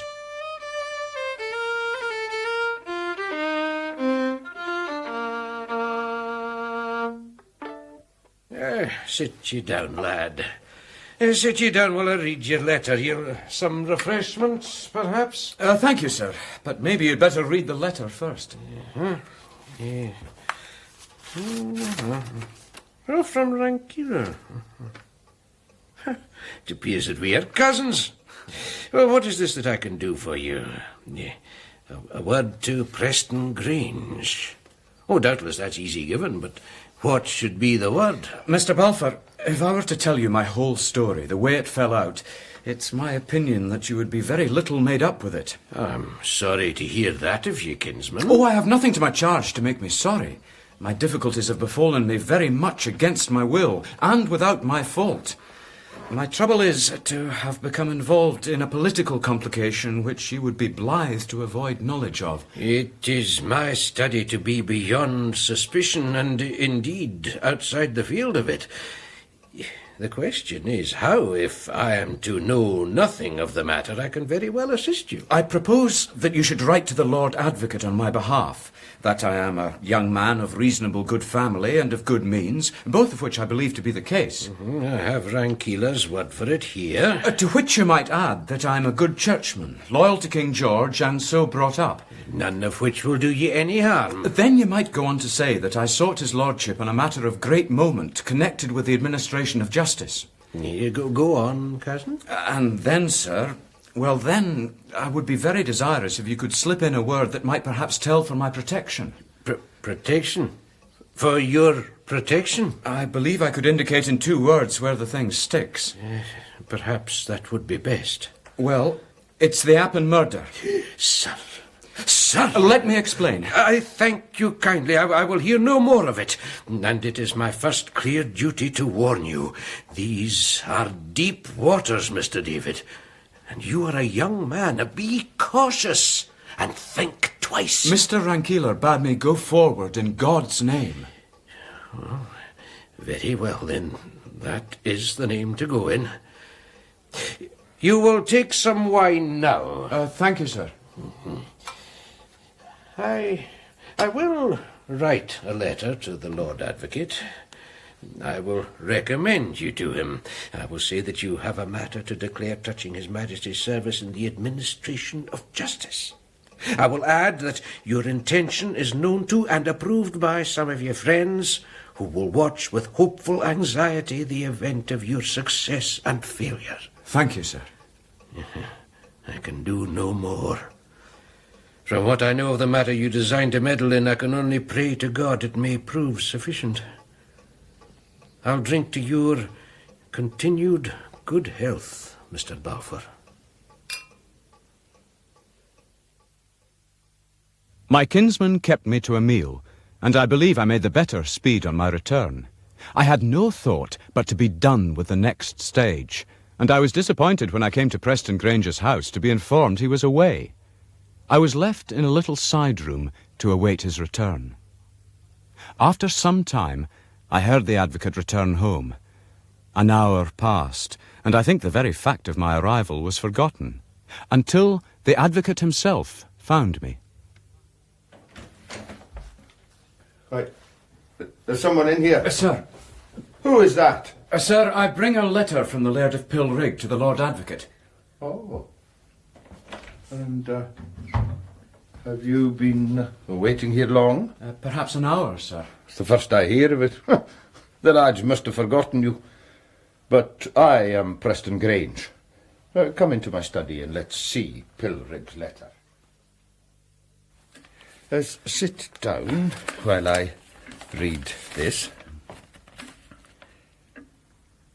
Huh?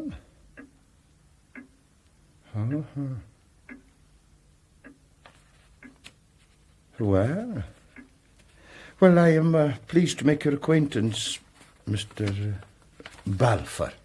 Let me offer you a glass of claret. My lord, I have come on a business of some gravity to myself, and as I am little used to wine, I might be the sooner affected. You shall be the judge, but if you will permit, I will take a little myself. You're sure you will not join me? No, thank you. Well, here is to our better acquaintance. Now, in what way can I serve you? I should perhaps begin by telling you, my lord, that I am here at your own pressing invitation. I think not. My name is indeed new to you, my lord, and yet you have for some time been extremely wishful to make my acquaintance, and have declared the same in public. I wish you could afford me a clue. I believe I might lay claim on your lordship for £200. In what sense? In a sense of rewards offered for my person. What am I to understand by that? A tall, strong lad of 18, speaks like a lowlander, and has no beard. I recognize those words.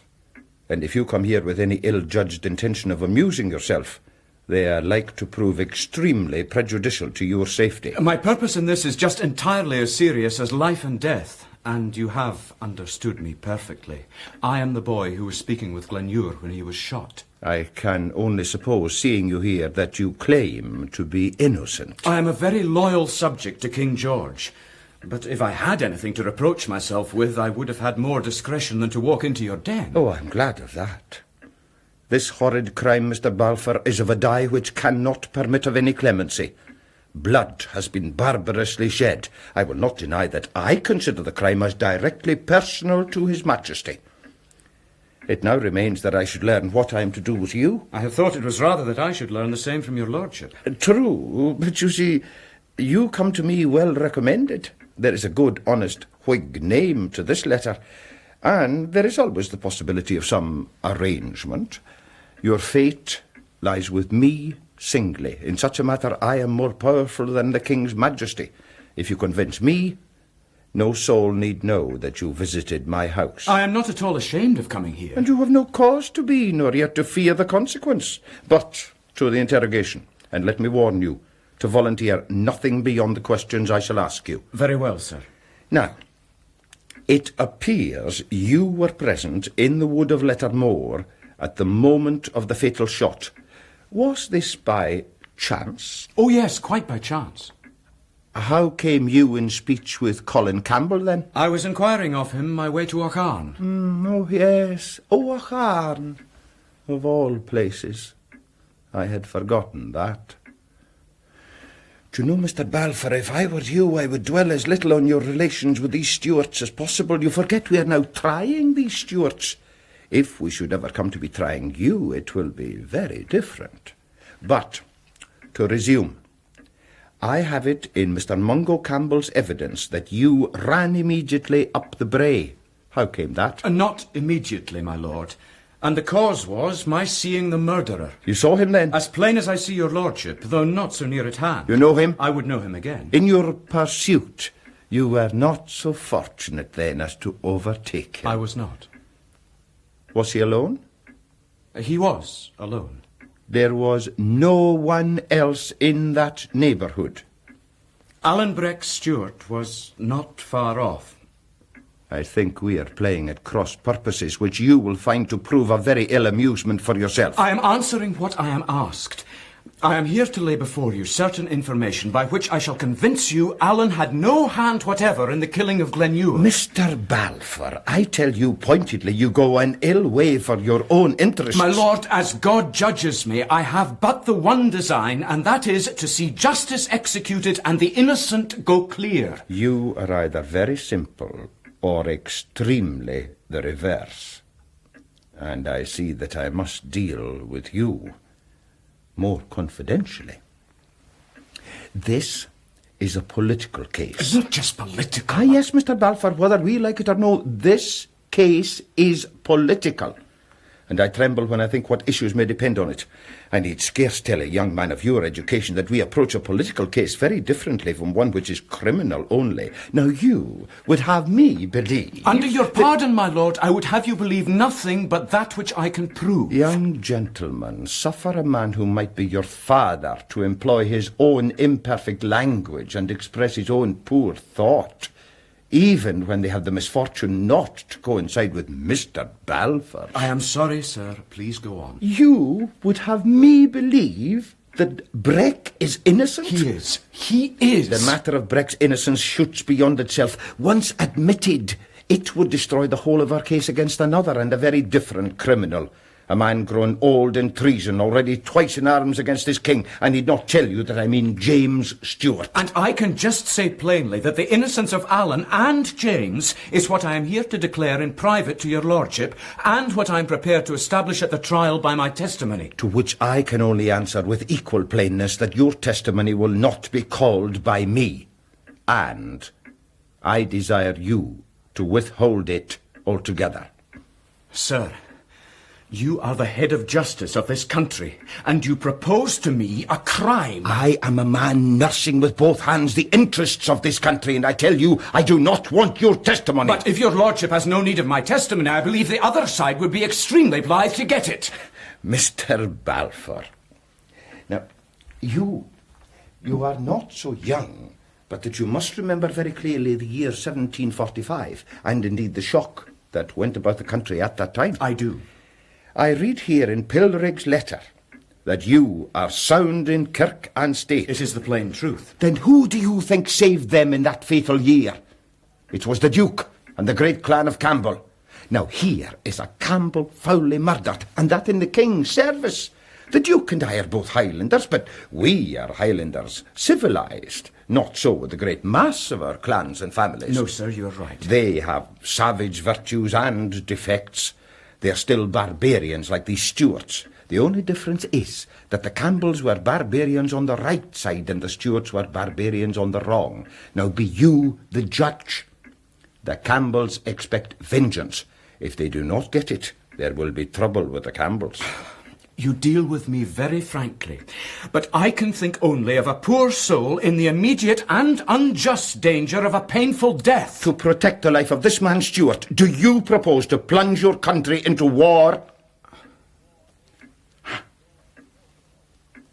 You know that if I wished, you might sleep in jail.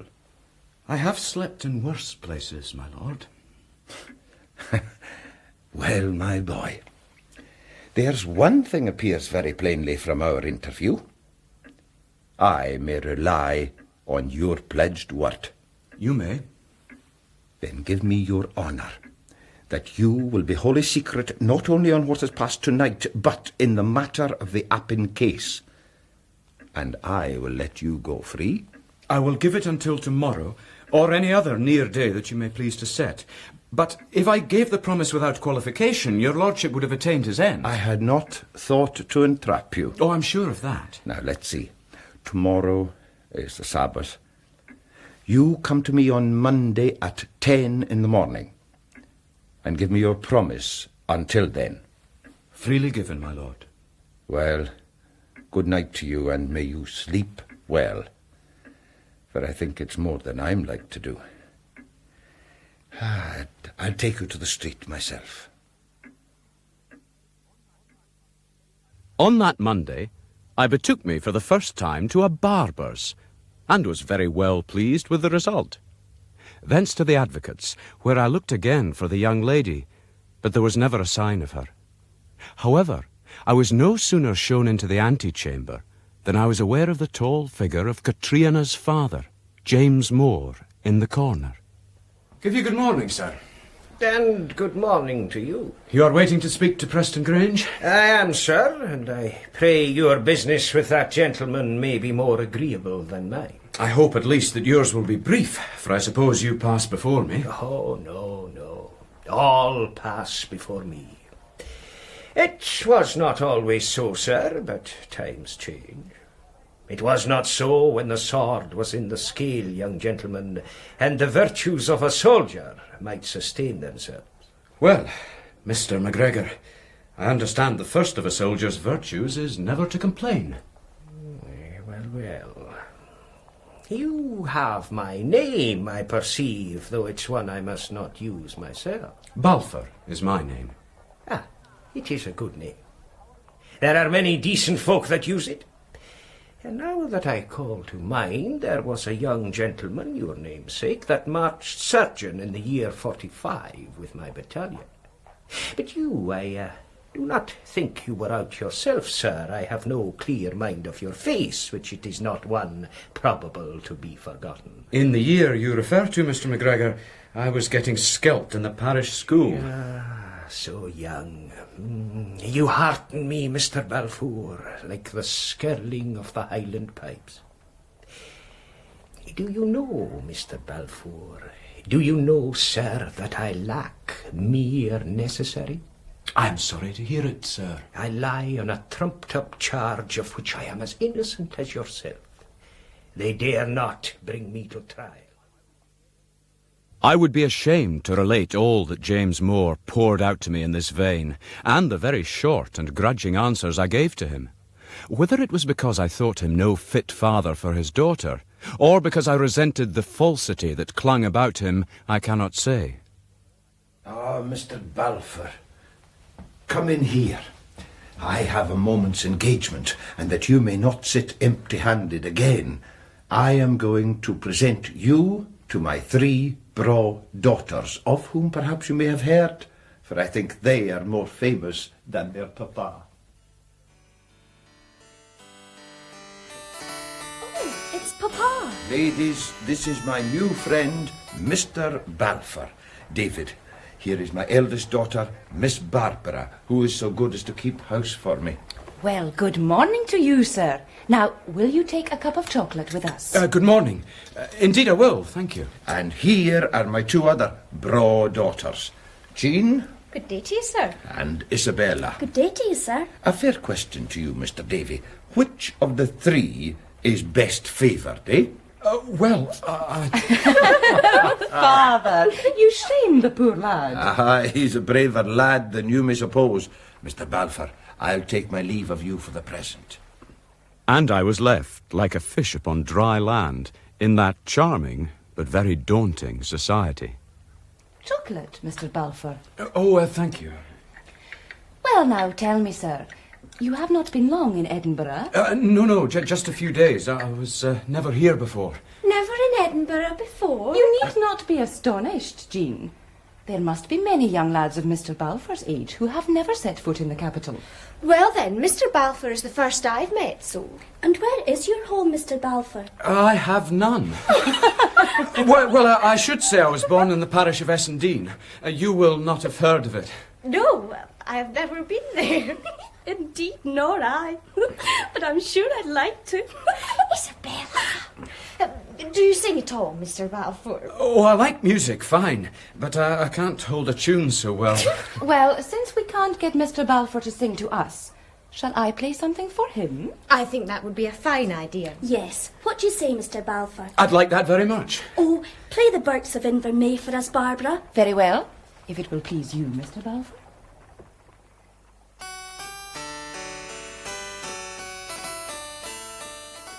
Miss Barbara played a haunting air which calmed me and put me at my ease, and reminded me of a melody very close to my heart.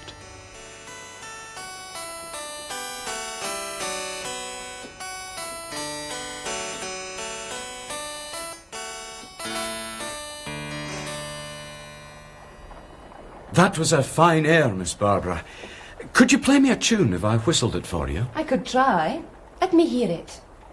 Well, this is it.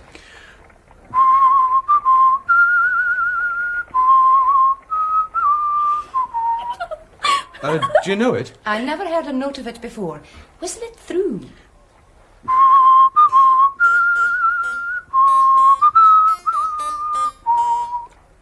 And now once again.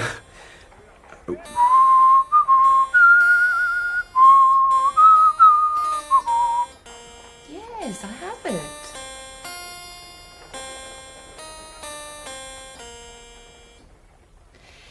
Henny, I got just a little of it. Is now this the tune that you whistled? You see, I can make poetry too, only it won't rhyme.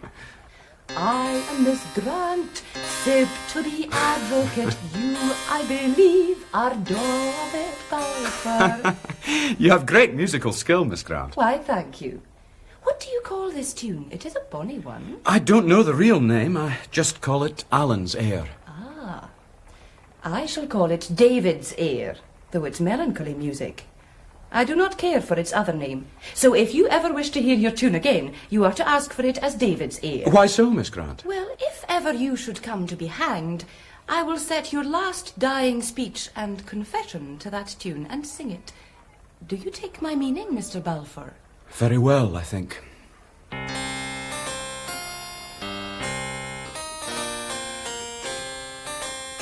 Oh, look, Jean! Bob, come quick! It's Grey Eyes again. Yes, there she goes. She's a lovely girl. Come, Mr. Balfour, come and see. She is the most beautiful creature. See? She waits by the close head every day, always with some wretched like Highland gillies, and yet she seems quite a lady. I had no need to look. Besides, I was afraid that she might have seen me there, looking down upon her from that chamber of music, and she outside, and her father in that very same house, perhaps begging for his life. But even my one small glance set me in better conceit of myself, and much less in awe of the young ladies. She is very lovely, is she not, Mr. Balfour? Who can she be waiting for? Oh, these girls were beautiful, but Katrina was beautiful too, and had a kind of brightness in her, like a coal of fire. I remembered how I had talked easily with her. If I could make no hand of it with these fine maids, it was perhaps something their own fault, I thought. Now, girls, why are you all at the window? I must take Mr. Balfour away, but I hope you have been able to persuade him to return, where I shall always be gratified to find him. Yes, Father, we'll be happy to see him again. I must say good day to you, Mr. Balfour. Good day, ladies. Good day to you. Good day, sir. Now follow me, Mr. Balfour. There was a man waiting for us in Preston Grange's study, whom I distasted at the first look, as we distaste a ferret or an earwig. He was bitter ugly, but seemed very much a gentleman. Fraser, here is Mr. Balfour, whom we talked about. Good day to you, sir. Sir? Mr. David, this is Mr. Simon Fraser, whom we used to call by another title, but that is an old song. Mr. Fraser wishes to speak to you. With that, Preston Grange stepped aside to his bookshelves, and I was left with perhaps the last person in the world I had expected. This could be no other than the chief of the great clan Fraser. I knew he had led his men in rebellion. I knew his father's head to have fallen on the block for that offence. And yet he had been called to the bar, had swallowed all his principles, and was now currying favour with the government, even to the extent of acting as advocate depute in the Appin murder. Well, Mr. Balfour, what is all this I hear of you? The advocate is fully possessed of my opinions. I may tell you I am engaged in the Appin case, and from my study of the evidence I can assure you your opinions are erroneous. The guilt of Breck is manifest, and your testimony in which you saw him on the hill at the very moment will certify his hanging. It will be rather ill to hang him till you catch him. I have just come from His Grace the Duke of Argyll. He spoke of you by name, Mr. Balfour. I dare say you know something of my name and clan.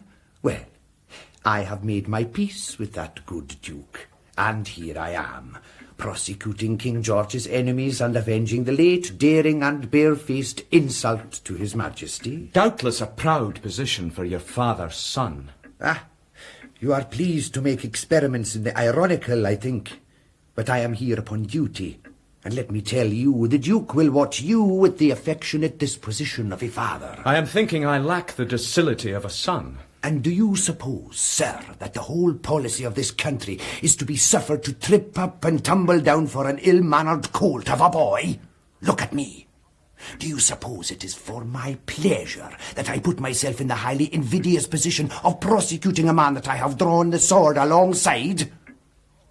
The choice is not left to me. But I think, sir, that you forfeited your choice when you mixed in with that unnatural rebellion. My case is happily otherwise. I am a true man and can look either the Duke or King George in the face without concern. Is it so the wind sits? Then I protest you are fallen in the worst sort of error. You say you are innocent? My dear sir, the facts declare you guilty. How so? The evidence of Mungo Campbell, your flight, your long course of secrecy. My good young man, here is enough evidence to hang a bullock. You look pale. I have found the key to your impudent heart. You see the grave and the gallows nearer by than you had fancied. I own to a natural weakness. I think no shame for that. Shame awaits for you on the gibbet. Where I shall be but even with my lord your father. But not so. My father suffered in a great cause. You are to hang for a dirty murder. Your personal part in it was the treacherous one of holding the poor wretch in talk. It can be shown, my great Mr. Balfour. It can be shown, and it will be shown that you were paid to do it. It will appear that you, a young man of education, let yourself be corrupted for a suit of cast clothes, a bottle of Highland spirits, and 3 and 5 halfpenny in copper money. And where do you find your information? I know more than you fancied. We have men here in prison who will swear out their lives as we direct them. And see here. See this paper. Look at the name there. It is the name of the great David. I believe the ink scarce dry yet. Can you guess its nature? It is the warrant for your arrest.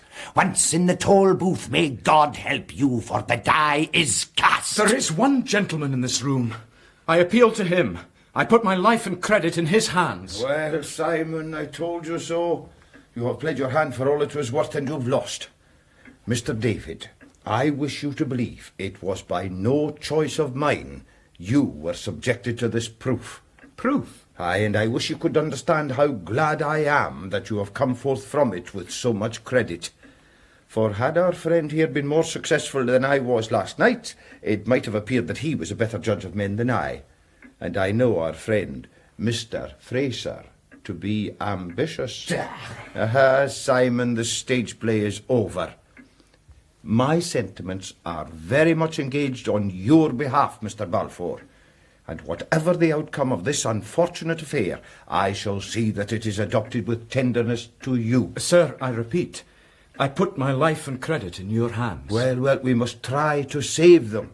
And in the meantime, let us return to gentler methods. You must not bear a grudge upon my friend Mr. Simon, who did but speak by his brief. And even if you hold some malice against myself, you must not let that extend to innocent members of my family. No, sir, I would never do that. I'm glad to hear it, for they are greatly engaged to see more of you, and I cannot consent to have my young womenfolk disappointed. Tomorrow they will be going to the Hope Park, where I think it very proper you should make your bow. I, sir? With the young ladies? I believe you fear them more than you fear me, eh? Well, you call for me first, and I may possibly have something for your private hearing. Then I shall leave you with my daughters, and until that time, repeat to me your promise of secrecy. Very well, sir. You have my word. When I was forth again in the close, I was glad to lean on a house door. The horrid apparition of Mr. Simon rang in my memory as a sudden noise rings in the ear long after it is over. The voices of 2 of Preston Grange's men upon his doorstep recalled me to myself. Take this billet as fast as you can run to the castle. Is that for the Highlandmen to come back again? Aye, would seem so. My lord and Simon are seeking him. I think Preston Grange is gained gite. He'll have James Moore in bed with him next. Well, it's neither your affair nor mine's. Off you go. To me, this looked as ill as possible. I was scarce gone from the house, and they were already sending for Catriina's father, James Moore. James had stood to be hanged. He now seemed prepared to swear false oaths in order to save his own miserable life. Poor Catriina, I thought, with all her loyalty to such a villain. And poor David Balfour, too. For to complete our misfortunes, it seemed that I was picked out to be the victim of this treachery. I began to walk swiftly away, conscious only of a desire for fresh air and open country.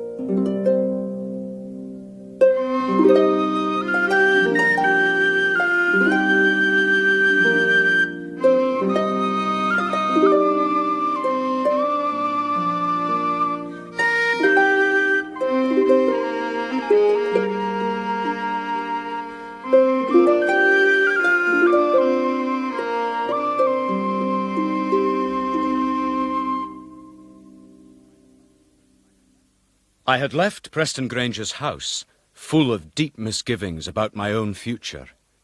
I walked swiftly away from the town of Edinburgh, taking the road that runs to the north side. I had so far withstood danger of slavery, shipwreck, sword, and shot without discredit. But the danger I had seen that morning, the peril in the sharp voice and the grey face of Simon Lord Lovat, shook me beyond experience. And do you suppose, sir, that the whole policy of the country is to be suffered to trip up and tumble down for an ill-mannered colt of a boy? The memory of his words daunted me wholly. We have men here in prison who will swear out their lives as we direct them. I decided I was ventured out beyond the possibility of retreat. Come what might, I would stand by the words spoken. But there was an icy place about my heart. I had seen but little of Catriona, the daughter of James More, yet I thought her a lass of clean honour. And now I believed her father to be at that moment bargaining his vile life for mine. She was the daughter of my blood foe. Yet, of a sudden, her face appeared in my memory the way I had first seen it, with parted lips. There is no harm done. A cat may look at a king. I set resolutely forward on the way to the village of Dean. If I was to hang tomorrow, I determined I should hear and speak once more with Catriona. Could you direct me to the house of Mistress Ogilvy, the Lady Allardyce? Yeah, aye. It's that big house up the hill there. Yeah, with the apple trees round about it. Oh, thank you. As I stepped inside the garden, I came face to face with a grim and fierce old lady, walking there in a white mutch with a man's hat strapped upon the top of it. What do you come seeking here, lad? Miss Drummond. I was told she could be found here. And what may be your business with Miss Drummond? I met her on Saturday last. I was so fortunate as to render her a trifling service, a matter of sixpence, and I'm come now upon the lady's own invitation. Oh-ho! So you're sixpence. A braw gift, and a bonny gentleman. And hae you ony other name and designation? Or were you baptised sixpence? My name is David Balfour of Shaws. Preserve me. Has Ebenezer gotten a son? No, ma'am. I'm a son of Alexander's. It's I that am the Laird of Shaws. Huh. You'll find your work cut out for you to establish that. I perceive you know my uncle. And I dare say you may be better pleased to hear that the business is already arranged. And what brings you here after Miss Drummond? I've come after my sixpence, ma'am. It's to be thought, being my uncle's nephew, I would be found a careful lad. So, you hae a spark o' sleeness in ye. I thought you'd just been a kiff. You and your sixpence. Am I to understand that you come here keeping company? That is rather an early question. The maid is young, and so am I, worse fortune. I have but seen her the once. I'll not deny, but she has run in my head a good deal since I met in with her. She has she? But I think I would look very like a fool to commit myself. You can speak out of your mouth, I see. Praise God, and so can I. I was fool enough to take charge of this rogue's daughter, and a fine charge I've gotten. Do you complain of Catriona? No, lad, not herself. Just her father. But do you mean to tell me, Mr. Balfour of Shaws, that you'd marry James Moore's daughter, and him hang it? I was not aware that he was to be hanged. Well, he wasn't born to be drowned, that's for sure. And where there's no possible marriage, there shall be no manner of carryings on, and take that for said. Lady Allardyce. Lasses are bruckle things, and though you'd never think it, I was a lassie myself, and a bonny yin. Lady Allardyce, you ask if I would marry at the gallows foot a young lady whom I've seen but once. I have told you already I would never be so untenty as to commit myself. No, you would not. And yet, if I continue to like the lass as well as I have reason to expect... Aye? Well, it will be something more than her father, or the gallows either, that keeps the two of us apart. And what are your ain family? As for that, I found it by the wayside like a lost bawbee. I owe less than nothing to my uncle. And if ever I marry, it will be to please one person, and that's myself. I've heard this kind of talk before you were born, which is perhaps the reason that I think so little o' it. This James Moore is a kinsman of mine, to my shame be it spoken. However, the better the family, the more men hang it or heed it. I don't know that I go along with you there. For my part, I think I'd be best pleased with James upon the gallows, which would be at least an end to him. Katrine is a good lass in yach, and a good-hearted. But you see, she's daft about that long, false, fleeching beggar of a father of hers, and rid mad about the MacGregors, and prescribed names, and King James, and a wheen blethers. Aye, I know that. And you may think you could guide her, but you'd find yourself sore mistaken. You say you've seen her but the yince? I spoke with her but once, but I saw her again this morning from a window at my Lord Advocate's. Oh, from my Lord Advocate's window? What's this o' it? I think it was at the Advocate's door that you met her first. That is so. I have your bare word for it as to who and what you are. By your way of it, you're Balfour of Shaw's. I am. But for what I ken of it, you may be Balfour of the Devil's Oxter. It's possible ye may come here for what ye say, and it's equally possible ye may come here for deal care what. I assure you I am David Balfour. And I tell you fairly, there's too much Advocate's door and Advocate's window here for a man that comes taggling after a MacGregor's daughter. You can tell that to the Advocate that sent you with my fond love, and I kiss my loof to you, Mr. Balfour, and a broad journey to you back to where you come from. If you think me a spy... No, that I cannot even answer. I give you good day, my lady. You bide here. Oh, the callants in a creel. Think ye a spy? What else should I think ye? Me that kens Nathan by ye? Oh, but I see that I was wrong. You were. But oh, David Balfour, your damned country feed. You'll hae to supple your backbone, lad, and think a wee pickle less of your dainty self. And you'll hae to try to find out that women folk are nae grenadiers. Ah, but I'll wager to your last day you'll ken no more of women folk than I dare sow gelding.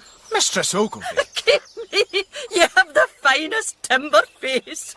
And you, to marry the daughter of Highland Carter and Davy, my dear. I think we'll have to make a match of it, if it was just to see the wains. By your leave, Lady Allardyce, I came here to see Mistress Katrina. Well, no, there's no manner of service in you daddling here, for the young woman is from home. So, you must come back another day for your saxpence. As I walked away from the village of Dean, Katrina came near in my mind. I seemed to touch her. I let myself flow out to her in a happy weakness. I was in the midst of these thoughts when I saw a figure coming to meet me. I recognized Katrina. It seemed I had everything in the world to say to her, but nothing to say first. Then when she came up, my fears fled away. David, Mr. Balfour, is it you? Miss Drummond, I'm glad to see you. You have been seeking your sixpence, have you not? Aye, and now that I've met with you, my walk has not been in vain. Though I have seen you today already. Oh, where was that? In the Advocate's house. Well, you were in the close, and I was watching from a window. And I would rather have been there beside you, if the truth be told, for my errand was not a pleasant one. I did not see you. My eyes are big, but they are not good at seeing far. Only I heard the singing in the house. Ah, that was Miss Grant, the eldest and the bonniest. It is said they are all beautiful. They say the same of you, Miss Drummond. And we're all crowding to the window to observe you. And so you were in the house? You must have been having the fine time with the fine music and the pretty ladies. Oh, I was uncouth as a sea fish upon the brae of a mountain. It's a strange thing now. I'm not the least afraid with you, yet I could have run from the Miss Grants. And I was afraid of your cousin, Mistress Ogilvy, too. I think any man will be afraid of her. My father is afraid of her himself. I met your father no later than this morning. You saw James Moore? You will have spoken with him then. I did even that. Ah, thank you for that. You thanked me for very little. I spoke rather ill to him. I did not like him very much, and I think he was not well pleased with me. Gunagorst, those that do not love and cherish him I will not know. Miss Drummond! Perhaps neither your father nor I were in the best of spirits at my Lord Advocate's. I dare say we both have anxious business there, for it's a dangerous house. It is that, indeed. I was sorry for your father, and spoke to him the first. If I could but have spoken the wiser. And in my opinion, you will soon find that his affairs are mending. It will not be through your friendship, I am thinking. Miss Drummond, I have few friends. I am alone in this world. And I am not wondering at that. Let me speak. I will speak but the once, and then leave me, if you will, forever. I came this day in the hopes of a kind word that I am sore in want of. I know that what I said must hurt you. Then why speak? It would have been easy to have spoken smooth, easy to lie to you. Can you not think how I was tempted to the same? Cannot you see the truth of my heart shine out? You ask too much, Mr. Balfour. I think we have met but the once, and can part like gentlefolk. Farewell. No, don't go. Let me have one to believe in me. I cannot bear it else. Mr. Balfour. The whole world is claned against me. If there's none to believe in me, I cannot do it. What is this you say? The man must just die, for I cannot do it. What are you talking of? It is my testimony which may save an innocent life, and they will not suffer me to bear it. What would you do yourself? They have tried all ways with me. They have sought to bribe me. They have offered me hills and valleys. And today, that sleuth-hound Simon Fraser told me how I stood, and to what length he would go to butcher and disgrace me. It's himself that is a disgrace to his own blood. You see, I'm to be brought in as party to the murder. I am to have held Glenure in talk for money and old clothes. Campbell of Glenure. Then it is the Appin murder. Oh, yes.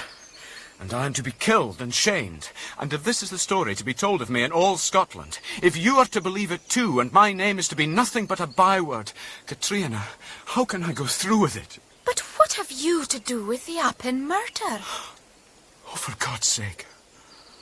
For God's sake, what is this that I have done? What made me do it? Sure, I'm bewitched to say these things to you. In the name of heaven, what ails you now? I gave my word of honour, and now I have broke it. Oh, Katrina, I said I would tell nobody. I am asking you what it is. Was it these things you should not have spoken? And do you think I have no honour then? Or that I am one that would betray a friend? I hold up my right hand to you and swear. Oh, I knew you would be true. But it's me. I that stood this morning and outfaced them, and just a few hours after I throw my honour away by the roadside in common talk. Where is my word now? Who could believe in me now? My heart is sore for you. You could not believe me. I am clean fallen down. Oh, I had best die. I would not believe you, do you see? I would trust you with anything.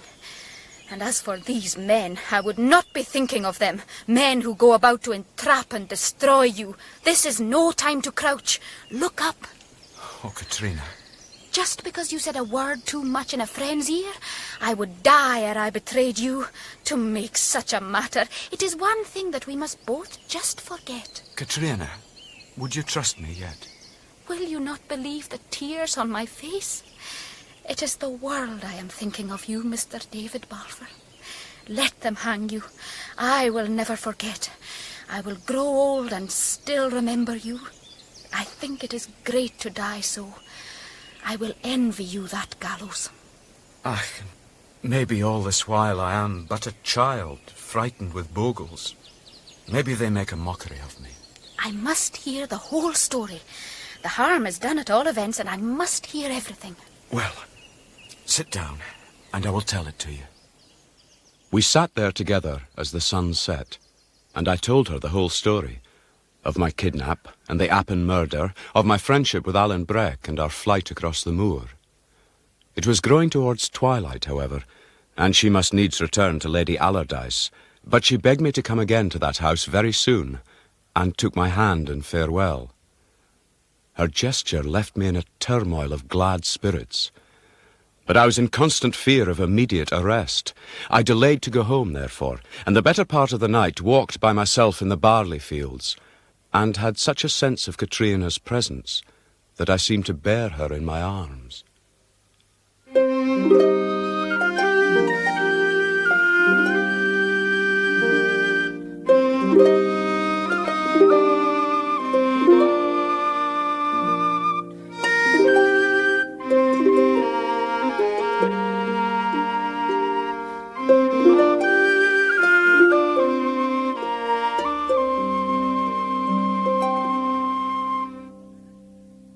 On the next day, August the 29th, I kept my appointment at the advocate's in a coat that I had made to my own measure and was but newly ready.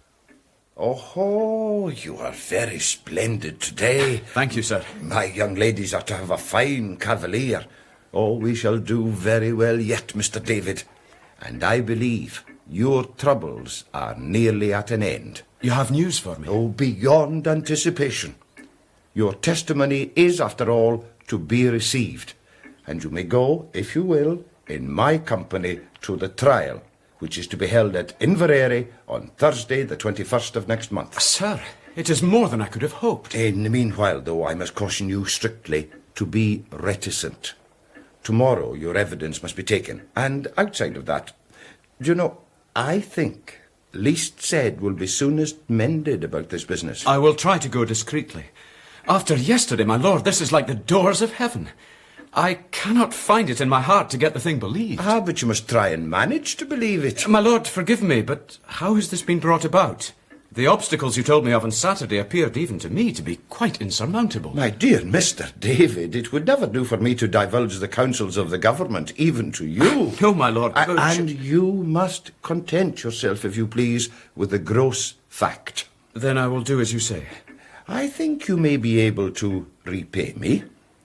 Your testimony will doubtless alter the complexion of the case for all concerned, and this makes it less delicate for me to enter with you on a side issue. This is not, of course, a part of your examination, which is to follow by another hand. This is a private interest of my own. On the day of the murder, you say you encountered Alan Breck upon the hill. I did, my lord. This was immediately after the murder? It was. Did you speak to him? I did. You had known him before, I think. I cannot guess your reason for so thinking, my lord, but such is the fact. And when did you part with him again? I would rather reserve my answer to that. Surely the questions will be put to me at the assize. Mr. Balfour, will you not understand that all this is without prejudice to yourself? I have promised you life and honour. And believe me, I can keep my word. I do believe you. You could help us all if you chose to put salt on Alan's tail. My lord, I give you my word, I do not so much as guess where Alan is. Nor how he might be found? So much for your gratitude to me, Mr. David. Well, I am not fortunate, and we are a couple at cross purposes. Let us speak of it no more. You will receive notice when and where we are to take your precognition. And in the meantime, my young ladies must be awaiting you, and they will never forgive me if I detain their cavalier. Oh, look at my hair. Isabella, are you not ready? No. Well, make haste then. Oh, Jean, fetch me my bonnet. Oh, yes, Barbara. Look, here is Mr. Balfour. Good morning, ladies. I was accordingly offered up into the hands of the ladies, and found them dressed beyond what I had thought possible, and each looking as fair as a posy. As we went forth, a small circumstance occurred which came afterwards to look extremely big. Looking ahead of me, I caught a glimpse of the red head of Neil, Katrina's servant. He saw me, I swear. Will you give me your arm, Mr. Balfour? Oh, yes, with pleasure, Miss Grant. The next moment, he was gone again, and I could not see so much as the skirt-tail of Catriona, upon whom I supposed him to be then attending. My 3 keepers led me out by Bristow and the Bruntsfield links, whence a path carried us to the Hope Park, a beautiful pleasance laid with gravel walks and furnished with seats and summer sheds. The way there was longsome. The 2 younger misses affected an air of general weariness. Miss Barbara considered me with something that at times appeared like mirth. Oh, Barbara, my feet are aching. Mine are too. Then you shouldn't wear new shoes for a long walk. Wouldn't you say so, Mr. Balfour? Well... Oh, perhaps Mr. Balfour's feet are aching too, for he certainly has a pained expression on his face. No, not at all. Upon our reaching the park, I was launched on a bevy of 8 or 10 young gentlemen who crowded to attend upon these beauties. See, Jean, there's young Lord Moncrief. Oh, yes. Oh, no, don't smile. I'll not smile, but I might just give a wave. Oh, to be sure, the wind has blown my bonnet all askew. Oh, Jean, never heed him. Young folk in a company are like savage animals, and I'm sure if I'd been among baboons they would have shown me quite as much civility, or perhaps more. All had a manner of handling their swords and coat skirts, for the which in mere black envy I could have kicked them from that park. I dare say upon their side they grudged me extremely the fine company in which I had arrived, and altogether I had soon fallen behind and stepped stiffly in the rear of all that merriment with my own thoughts. From these I was recalled by one of the officers, Lieutenant Hector Duncansby, a gawky, leering Highland boy. Sir, is your name not Balfour? It is. Balfour! Balfour! I'm afraid you do not like my name, sir. No, indeed, and I was thinking... I don't advise you to make a practice of that, sir. I'm sure you would not find it to agree with you. Did you ever hear where Alan Creaker found the tongs? Sir, what can you possibly mean by that? Just that I think that you, sir, must have found a poker in the same place and swallowed it. Before I put affronts on a gentleman, I think I would learn to speak the English language first. Oh, you would, eh? Then come with me, sir. He took me by the sleeve and led me quietly outside the park. But no sooner were we beyond the view of the promenaders than the fashion of his countenance changed. You damned Lowland scoundrel! Oh, very well. I can give as good in return. Well, enough blows, I think. I will be the offended gentleman, for whoever heard such sufficiency as tell a gentleman that is the king's officer that he cannot speak God's English? We have sorted our hurdies, and here is the king's park at hand. Will you walk first, or let me show you the way? You had better go first.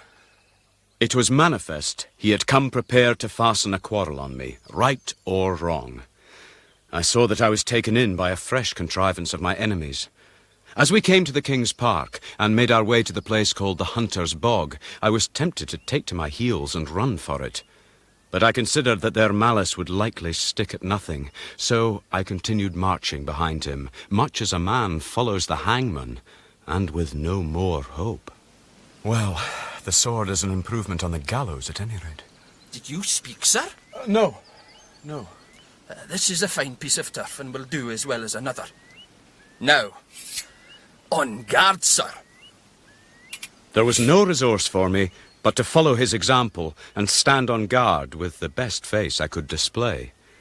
It seemed it was not good enough for Mr. Duncansby, who spied some flaw in my manoeuvres, paused, looked upon me sharply, and came off and on, and menaced me with his blade in the air. On guard, sir, on guard, I say! All my lessons from Alan in the art of the sword deserted me, and being besides a good deal affected with the proximity of death, I grew quite bewildered, stood helpless, and could have longed to run away. What ails you, sir? Suddenly engaging, he twitched the sword out of my grasp and sent it flying far among the rushes.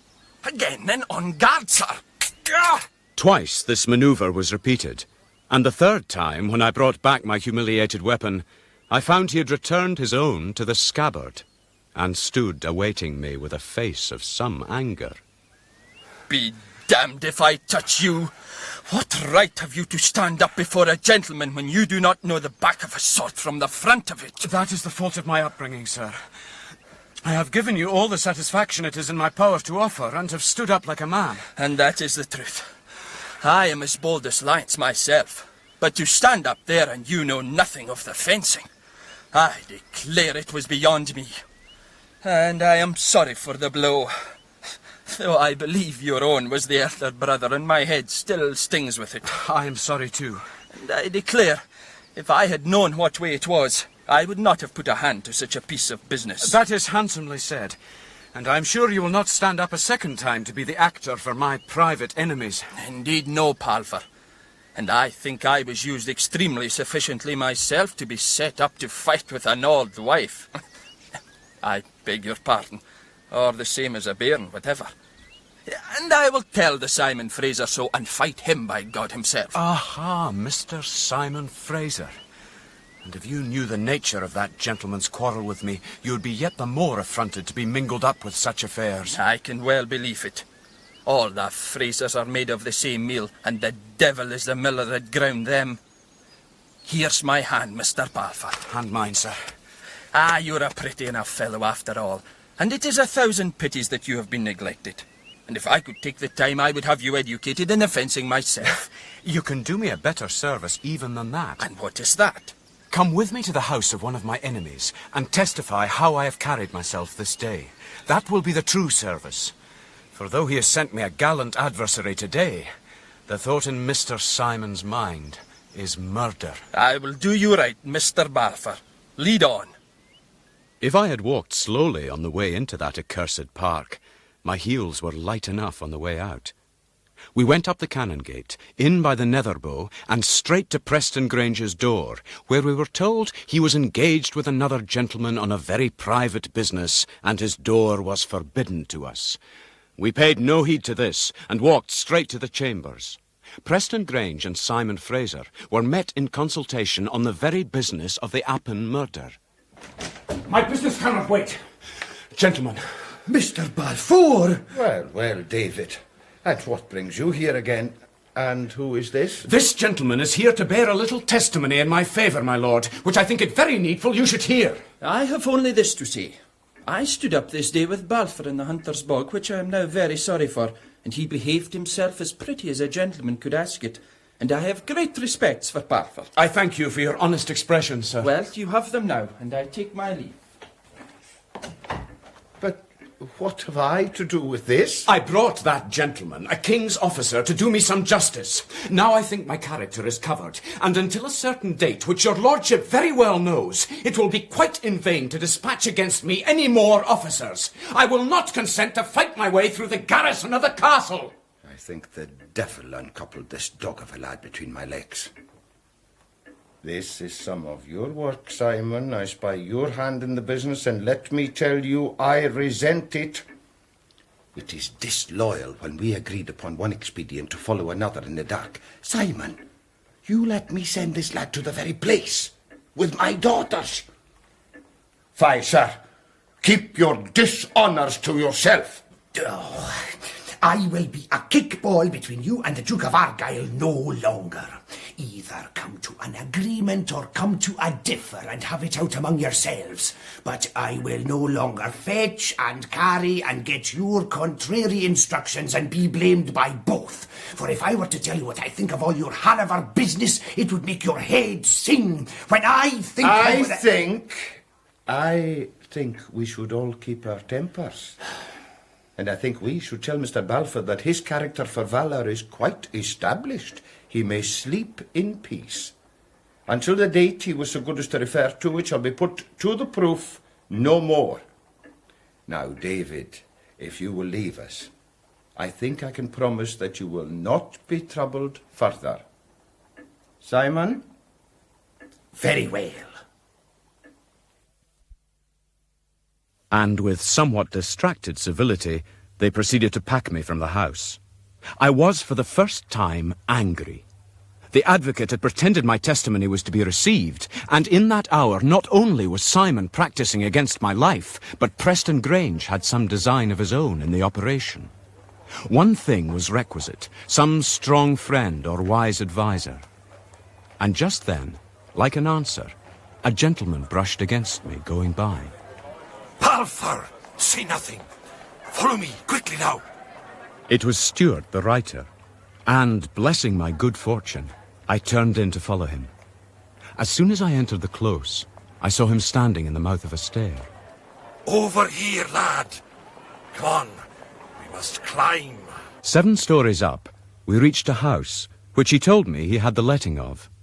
We entered, and I was surprised to find the house quite dismantled, with not a stick of furniture in it.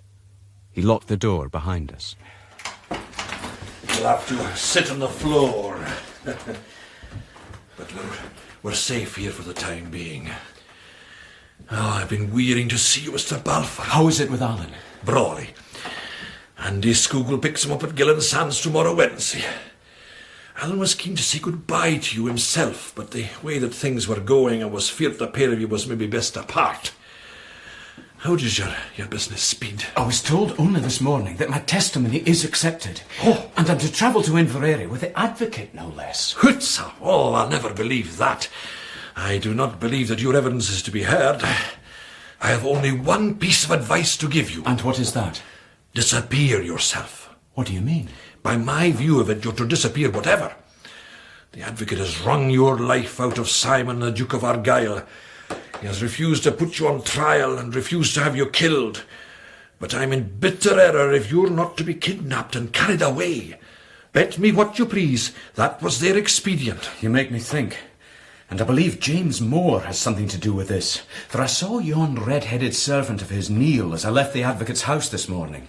He was watching for me. Well, wherever James Moore is, there's one big rogue. Oh, never be deceived on that. His father was none so ill a man. But as for James, he's a brock and a blackguard. I like the appearance of this red-headed Neil as little as yourself. It looks uncanny. Fie, it smells bad. James's men have had practice in the business of abduction. Do you believe so? Oh, yes. Yes, he'll lend them to be Simon's instruments in this business, and the next thing we'll be hearing, James will have made his peace, or else he'll have escaped and you'll be in faraway Benbecula or Applecross. Can you testify from there? You make a strong case. What I want is that you should disappear yourself before they can get their hands on you. Lie quiet until just before the trial and spring on them at the last of it, when they'll be looking for you least. This is always supposing, Mr. Balfour, that your evidence is worth so very great a measure of risk and fash to yourself. I will tell you this. I saw the murderer, and it was not Alan, nor was it James of the Glens. Then by God, my cousin's saved. And there is neither time, risk, nor money to be spared to bring you to the trial. Here is all the money that I have by me. Take it, you'll want it ere you're through. Now, out of here and go straight down this close. There's a way out by there to the Lang Dykes, and by my will of it, see no more of Edinburgh till the clash is over. But where am I to go then? I wish I could tell you. All the places that I could send you to would just be the places they would seek. No, you must fend for yourself, and God be your guiding. 5 days before the trial, September 16th, get word to me at the King's Arms in Stirling. And if you've managed for yourself as long as that, I'll see that you reach Inverary. Now, go. Oh, one more thing. Can I not see Alan? I would rather you wouldn't. But I can never deny that Alan is extremely keen of it himself, and is to lie this night by Silver Mills on purpose. If you're sure that you're not followed, Mr. Balfour, lie in a good place and watch the road for a clear hour before you risk it. Now, off with you, quickly.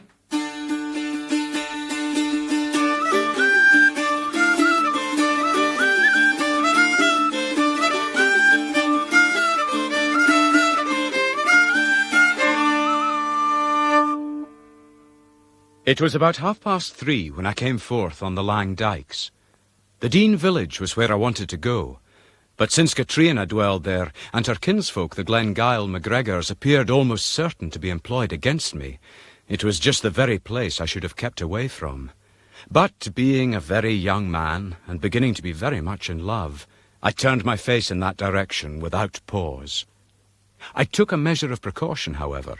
Coming over the crown of the road, I clapped down suddenly among the barley and lay waiting. After a while, a man went by that I took to be a Highlandman. Presently after came Neil of the Red Head. I argued it out that it was the right road to find him in, leading direct to his chief's daughter, and having quite satisfied myself with this disingenuous debate, I made the better speed of it, and came, a little after 4, to the house where Katrina Drummond was lodged. Ladies, here is a lad come seeking sixpence. David Balfour, oh, I'm happy to see you. Come away in, come in. I learned afterwards that Lady Allardyce had dispatched a horseman to Rankeeler at the Queen's Ferry, and had then, in her pocket, a letter from that good friend of mine, presenting in the most favourable view my character and prospects. But it was plain enough then, even to my homespun wits, that she was bent to hammer up a match between her cousin and a beardless boy that was something of a laird in Lothian. Saxpence had better take his broth with us, Katrina. Run and tell the lasses. Yes, I will do that. And you, lad, set ye doon and let's have some conversation. For the little while that we were alone, she was at pains to flatter me. When Katrina returned, the design became, if possible, more obvious, and she showed off the girl's advantages like a horse cooper. Do you not think she's a fine lassie, eh? She grows taller and more bonny every day. Oh, hush, what will he think of me? What do you say, David? Yes, I'm sure she does. Well, now, I'll leave you two alone while I see what goes on in the kitchen. Well, now, I suppose I must not ask anything of your affairs. Today I can talk with a free conscience. I am lightened of my pledge, and indeed, after what has come and gone since morning, I would not have renewed it. You must tell me quickly. My cousin will not be so very long. You must excuse her, David. She speaks very openly. Come now. And so I told her the tale of my encounter with Duncansby, making it as mirthful as I could. But what was your father that he could not learn you to draw the sword? It is most ungentle. I have not heard the match of that in anyone. It is most inconvenient, at least, and I think my father must have been wool-gathering to learn me Latin in the place of it. But, you see, I do the best I can and just stand up like Lot's wife and let them hammer at me. Do you know what makes me smile? No, tell me. Well, it is this. I am made this way that I should have been a man-child.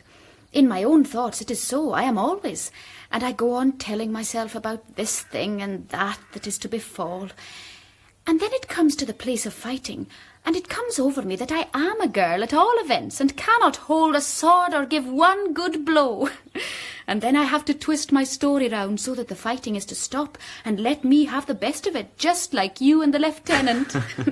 And I am the boy that makes the fine speeches all through, like Mr. David Balfour. You are a bloodthirsty maid. Well, I know it is good to spin and sew and to make samplers, but if you were to do nothing else in the great world, I think you will say to yourself it is a dreich business.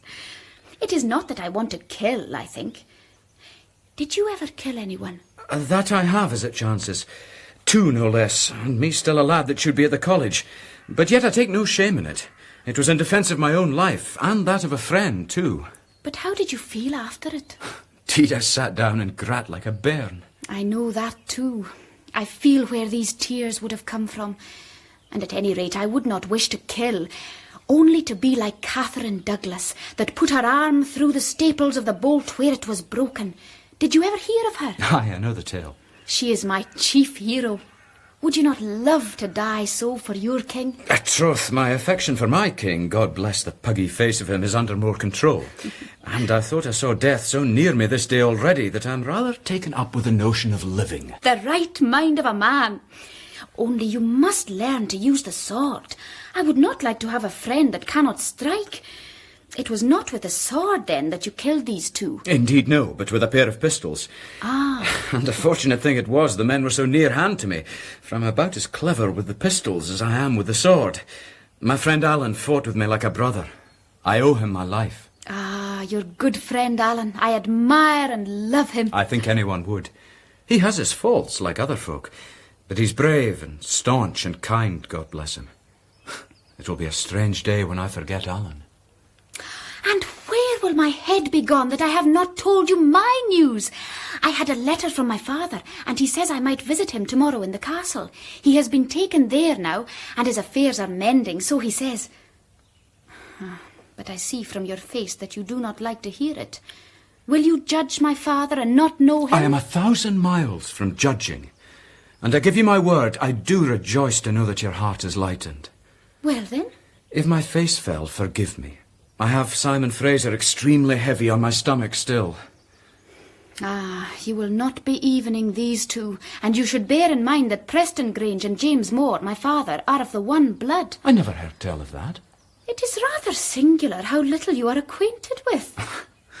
One part may call themselves Grant and one MacGregor, but they are still of the same clan. Ah. They are all the sons of Alping, from whom I think our country has its name. What country is that? My country and yours. This is my day for discoveries, I think, for I always thought the name of it was Scotland. Scotland is the real name of what you call Ireland, but the ancient, true name of this place that we have our foot soles on and that our bones are made of will be Alpa. It was Alpa they called it when our forefathers were fighting for it against Rome, and it is called so still in our own tongue that you forget. Indeed, I never learned it. But your name, Balfour, remembers it still. Ah, if you could talk that language, you would find me another girl. The heart speaks in that tongue. I had a meal with the two ladies, all very good, served in fine old plate, and the wine excellent too, for it seems that my Lady Allardyce was rich. Our talk was pleasant enough. Oh, it's hardly to my credit.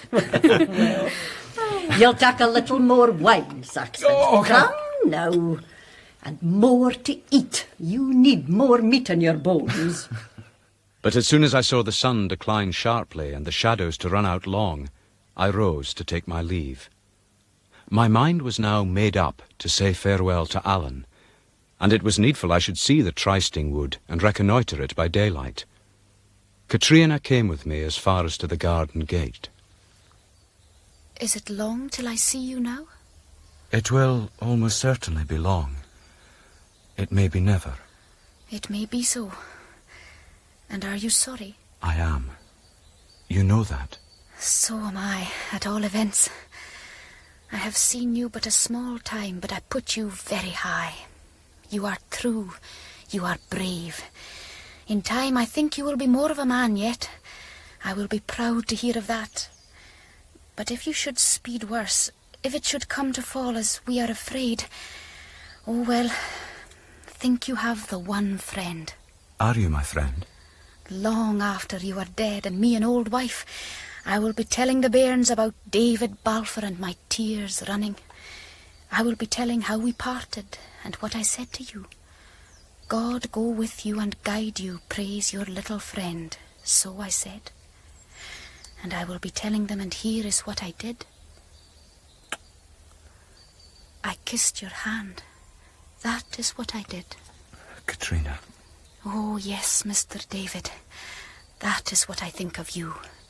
The heart goes with the lips. I read in her face high spirits and chivalry like a brave child's, not anything else besides. She kissed my hand as she had kissed Prince Charlie's, with a higher passion than the common kind of clay has any sense of. Nothing before had taught me how deep I was her lover, nor how far I had yet to climb to make her think of me in such a character. Yet I could tell myself I had advanced some way, and that her heart beat and her blood flowed at the thought of me. I praise God for your kindness, dear. Farewell, my little friend.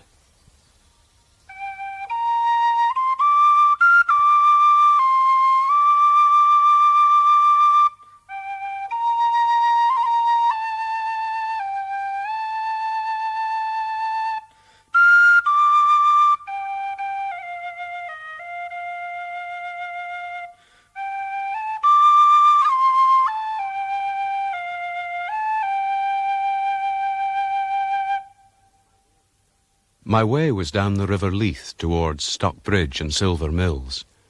The water bickered and sang in the midst of the glen. With Katrina behind and Alan before me, I was like one lifted up. I lingered in my steps and looked about me as I went. It was thus that I spied the red head of Neil, son of Duncan, among some bushes. Anger sprang in my heart, and I turned straight about and walked back where I'd come from. I was all strung up to meet an onfall, but I went by unmeddled with. If my hunters had let slip that occasion, I could but judge they aimed at something more than David Balfour.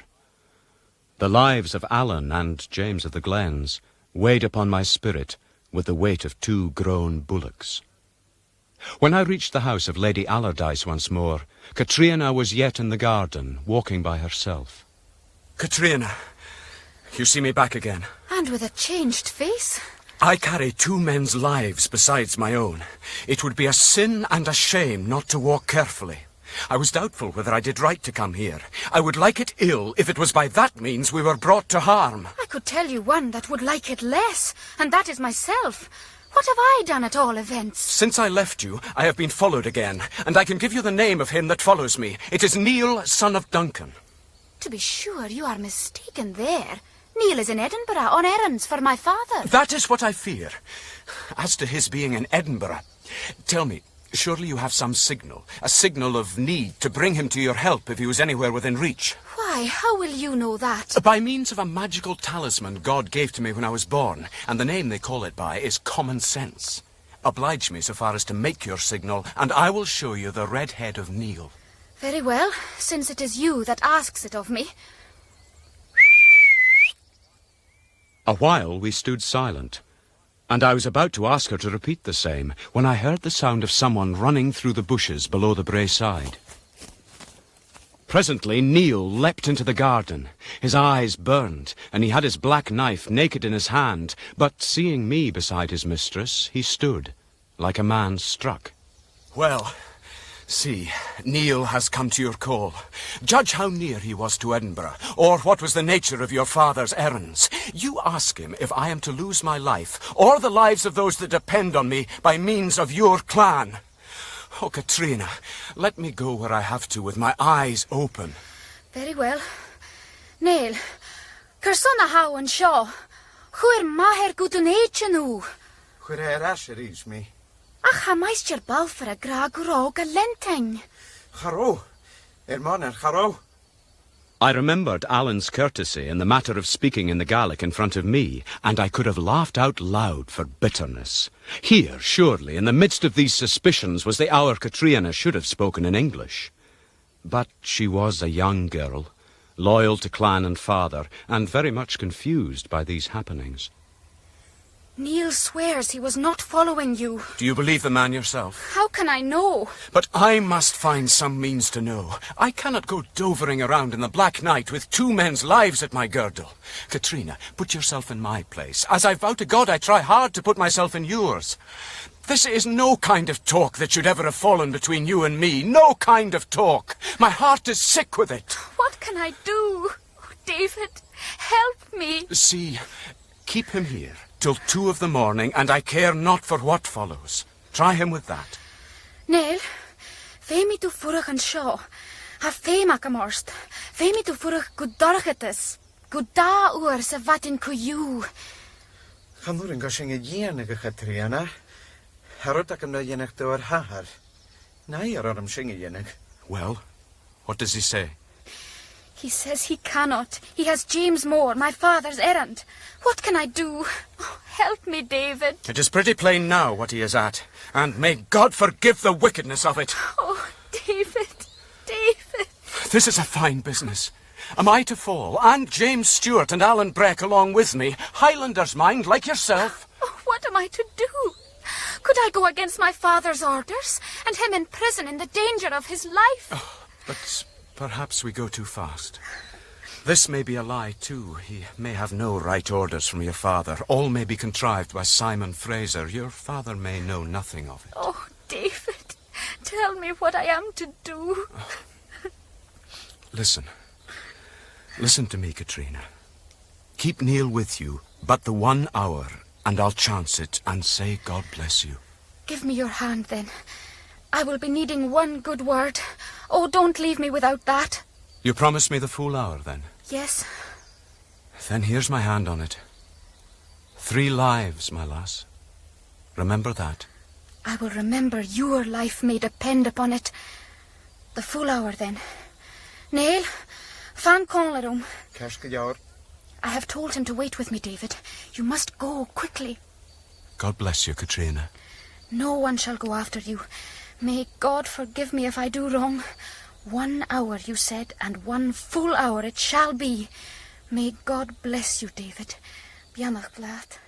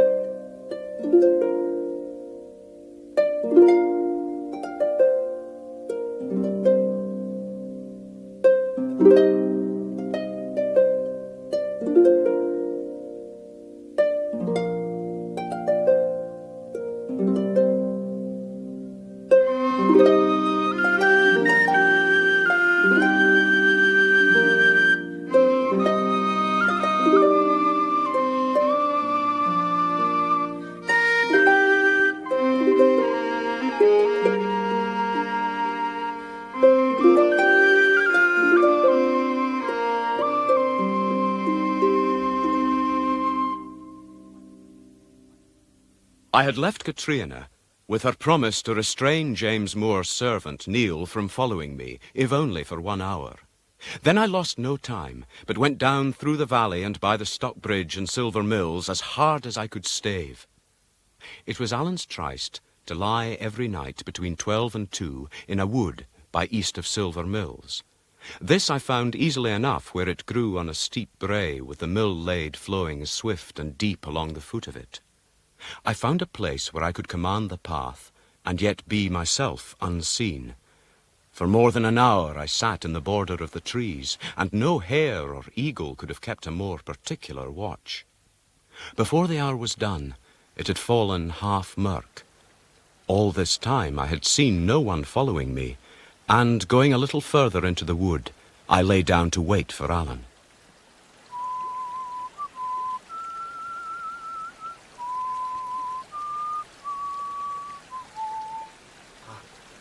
Is this you at last, Davy? Just myself. Oh, man, but I've been wearying to see you. And are you? Ah, Davy, I've had the longest kind of a time.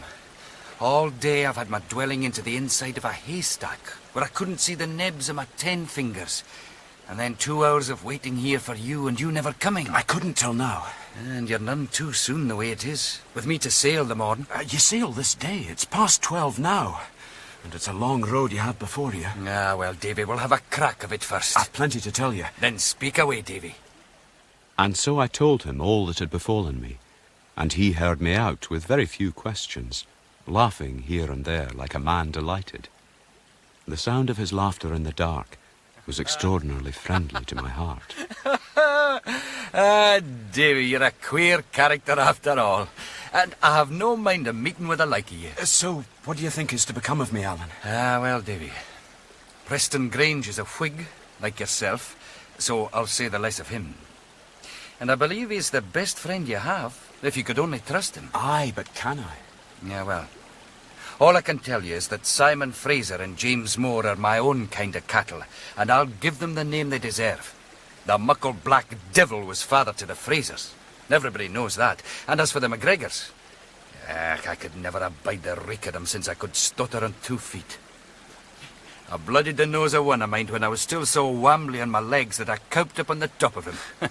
A proud man was my father that day, God rest him. And I think he had the cause. Well, I never can deny but what Robin was something of a piper. But as for James Moore, the devil guide him for me. Aye, maybe. One other thing we have to consider. Is it only me they're after, or the pair of us? And what's your own opinion? You that's a man of so much experience. It passes me. Aye, and me too. Hey, David, do you think this lass Katrina would keep her word to you? I do that. Ah, well, there's no telling. And how many would you think would come after us? Ah, well, that depends. See, if it was only you, they'd be likely to send 2 or 3 lively, brisk young birkies. And if they thought that I was to appear in the employ, I dare say 10 or 12. And I think your own 2 eyes will have seen me drive that number or the double of it nearer hand. Aye, I have that. But I was not followed here. No doubt that's your opinion. But I wouldn't be the least surprised if they were watching for us now in this wood. You think so? You see, Davy, there'll be Highland folk. There'll be some Frasers, I'm thinking, and some of the MacGregors. And I would never deny but what the both of them, and the MacGregors in especial, are clever, experienced persons in going canny and not being caught themselves. No doubt that's a branch of education that I never studied. Aye, and I can see the marks of it upon you constantly. But that's a strange thing about you folk of the college learning. You're ignorant, and you cannot see it. Ways me for my Greek and Hebrew, but man, I know that I don't know them. There's the differ of it. Now here's you, eh? You lie for just an hour in this wood, and you tell me that you've cast them off, these Frasers and MacGregors. And why? Because I couldn't see them, says you. You blockhead, Davy, that's their livelihood, not being seen. So what are we to do? We might twine. Aye, we might. But it wouldn't be greatly to my taste, and for by that I see reasons against it. First, it's unca dark, and it's just humanly possible we might give them the slip. That's true. And then if they keep track of us, it may come to a fight for it yet, Davy. And then I'd be blithe to have you at my oxter, and I think you would be none the worse for having me at yours. I would agree with you there. So, you think we should keep together? Aye. By my way of it, we should creep out of this wood and hold away east for Gillen, where I'm to find my ship. It'll be like the old days while it lasts, Davy. And then we'll have to think what you should be doing. I'm way to leave you here without me. Come, let's go east. It was likely between 1 and 2. The moon was down, and we began our movement in as black a night as ever a fugitive wanted.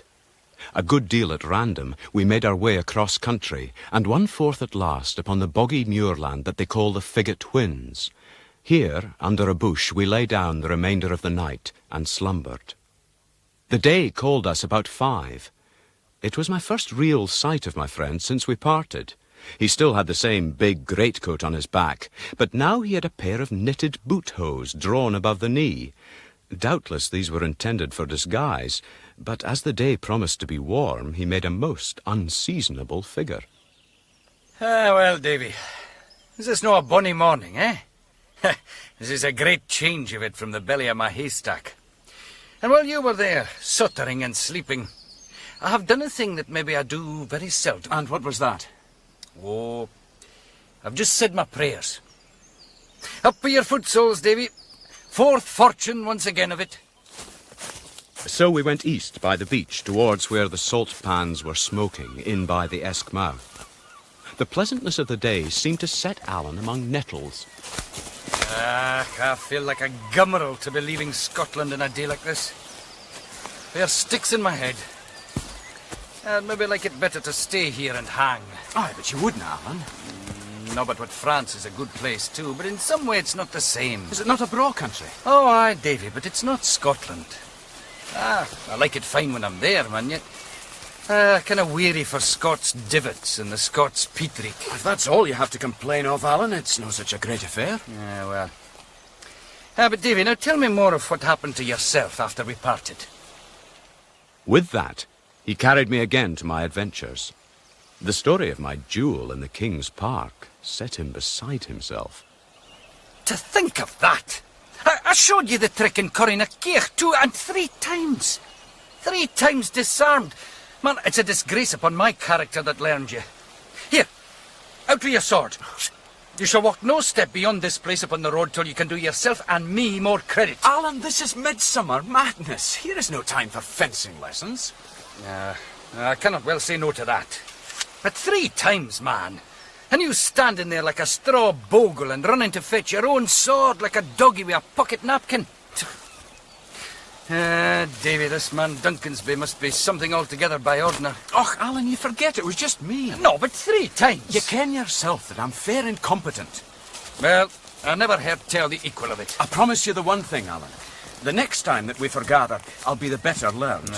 You shall not continue to bear the disgrace of a friend that cannot strike. The next time, and when will that be, I would like to know. Well, Alan, I've had some thought of that too. And my plan is this. It's my intention to be called as an advocate. Oh, that's a weary trade, Davy. And rather a blackguard one forby. You'd be better in a king's coat than that. Aye, and no doubt that would be the way to have us meet. But as you'll be in King Louis's coat, and I'll be in King Geordie's, we'll have a dainty meeting of it. Well, there's some sense in that. An advocate, then, it'll have to be. And I think it's a more suitable trade for a gentleman that was 3 times disarmed. But the beauty of the thing is this, that one of the best colleges for that kind of learning, and the one where my cousin Pilrig made his studies, is the College of Leiden in Holland. Now, what say you, Alan? Could not you slip over the marshes from France and call in upon a Leiden student? Well, and I would think I could. I have a cousin of mine, Lieutenant Colonel in a regiment of the Scots Dutch. Now, nothing could be more proper than I should get leave to see him. Well, then, you must give me an address to write you at in France. And as soon as I'm got to Leiden, I will send you mine. The best will be to write to me in the care of my chieftain, Charles Stewart of Ardshiel, Esquire, at the town of Melun, in the Ile-de-France. It might take long or it might take short, but it would I get to my hands at the last of it. We had a haddock to our breakfast in Musselburgh, and went on by the Preston Pans and Cockenzie. There we found a clean alehouse, and Alan, who was now in a glowing heat, must indulge himself with a bottle of ale from the good wife. Oh, the heat's something terrible, ma'am. Aye, it is that. His greatcoat and boot hose were extremely remarkable this warm morning, and perhaps some hint of an explanation had been wise. But Alan went into the matter like a business, relating all manner of symptoms and suffering. And what made it the worse, you see, was I took a cold up in my stomach. It must have been last month. Oh, there aren't hard things to shift, sir. The chills in the stomach is a nunca thing. But have you tried water of pennyroyal? No, I have not. Ah, it is a fine remedy for the stomach, the pennyroyal. Do you say so? Pennyroyal. Well, I must try that. Now, I wonder, could I trouble your kindness for another jug of ale? No trouble at all. I sat listening. It came in my mind that I had scarce ever heard him address 3 serious words to a woman, but he was always making mock of them. Why do you take such pains with the old wife, Alan? A man should always put his best foot forward with the womankind. Always give them a bit of a story to divert them. It's what you should learn, Davy. It's like a trade.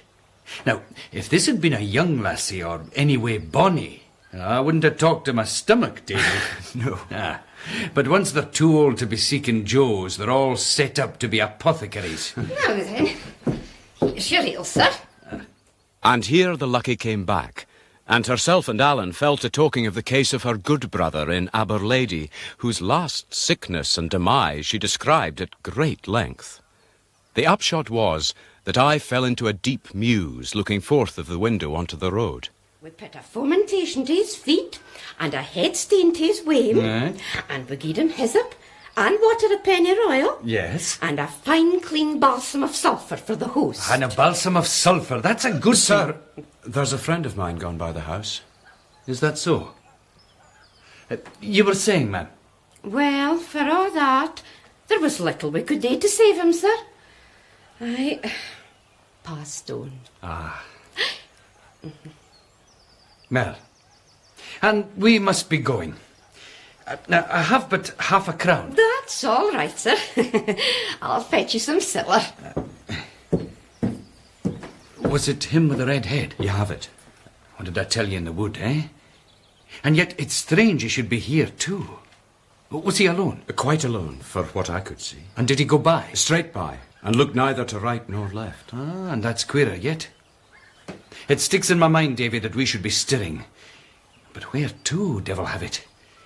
Hey, this is like the old days, fairly. There's one big differ, though. Now we have money in our pockets. And another big differ, Mr. Balfour, that now we have dogs at our tail. They're on the scent. They're in full cry, Davy. Ach, it's a bad business, and be damned to it. Now, Nick, here's your change, sir. Ah, thank you. Now, I'm saying, ma'am, have you a back road out of this change house? Yes, sir. I can take you through to it. Then I think that'll be the shortest road for us. And here's a goodbye to you, my brow woman. Oh, thank you very much. And I'll not forget the one of the hyssop and the water of pennyroyal. We went out by way of the woman's kale yard and up a lane among fields. Sit you down in this wee hollow. Ah, well, now for a council of war, Davy. But first of all, a bit lesson to you. Now, suppose that I'd been like you. What would yon old wife have minded of the pair of us? I don't know. Very little. Oh, very little, you say? Just that we had gone out by the back gate. Eh? And what does she mind now? A fine, canty, friendly man that suffered with a stomach, poor body, and was real taken up about the good brother. Now, Davy, do you see? I think so. Oh, man, try and learn to have some kind of intelligence. I will try. Well, now for him with the red head. Was he going fast or slow? Betwixt and between. But no kind of hurry about the man? Never a sign of it. We saw nothing of him this morning on the whins, and he's passed us by. He doesn't seem to be looking, yet he is on our road. Davy, I begin to take a notion. I think it's not you they're seeking. I think it's me. And I think they know fine where they're going. They know? I think Andy Scoogle on the boat has sold me. Him or his mate who know some part of the affair. And if you ask me for just my inward private conviction, I think there'll be heads cracked on Gillen Sands. Alan, if you're at all right, there'll be folk there and to spare. It'll be small service to crack heads. It would I be satisfaction, though. But bide a bit, bide a bit. Thanks to this bonny westland wind, I believe I still have a chance of it. How does that change matters? Well, it's this way. I'm not trysted with Scoogle till the gloaming comes. But if I can get a bit of wind out of the west, says he, I'll be there long before that and lie to for you behind the Isle of Fidra. Now, if they know the place, they know the time for by. But I know this country like the back of my hand. And if you're ready for another bit run with Alan Breck, we can cast back inshore and come down to the seaside again by Diddleton. If the ship's there, we'll try and get on board of her. If she's not there, I'll just have to try and get back to my weary haystack. I believe we'll have a chance. Come on then, let's run.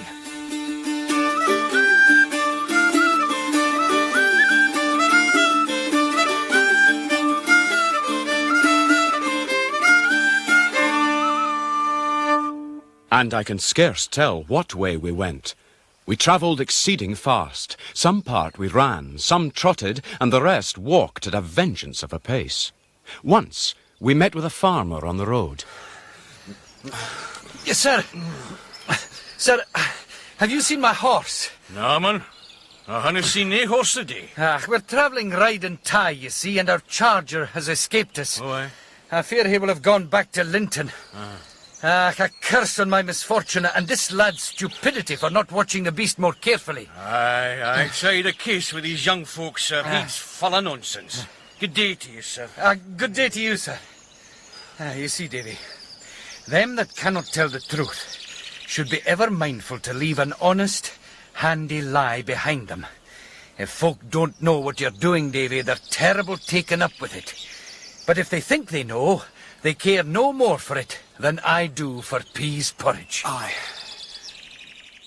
We pressed on, and struck the shore again not far from Dirleton.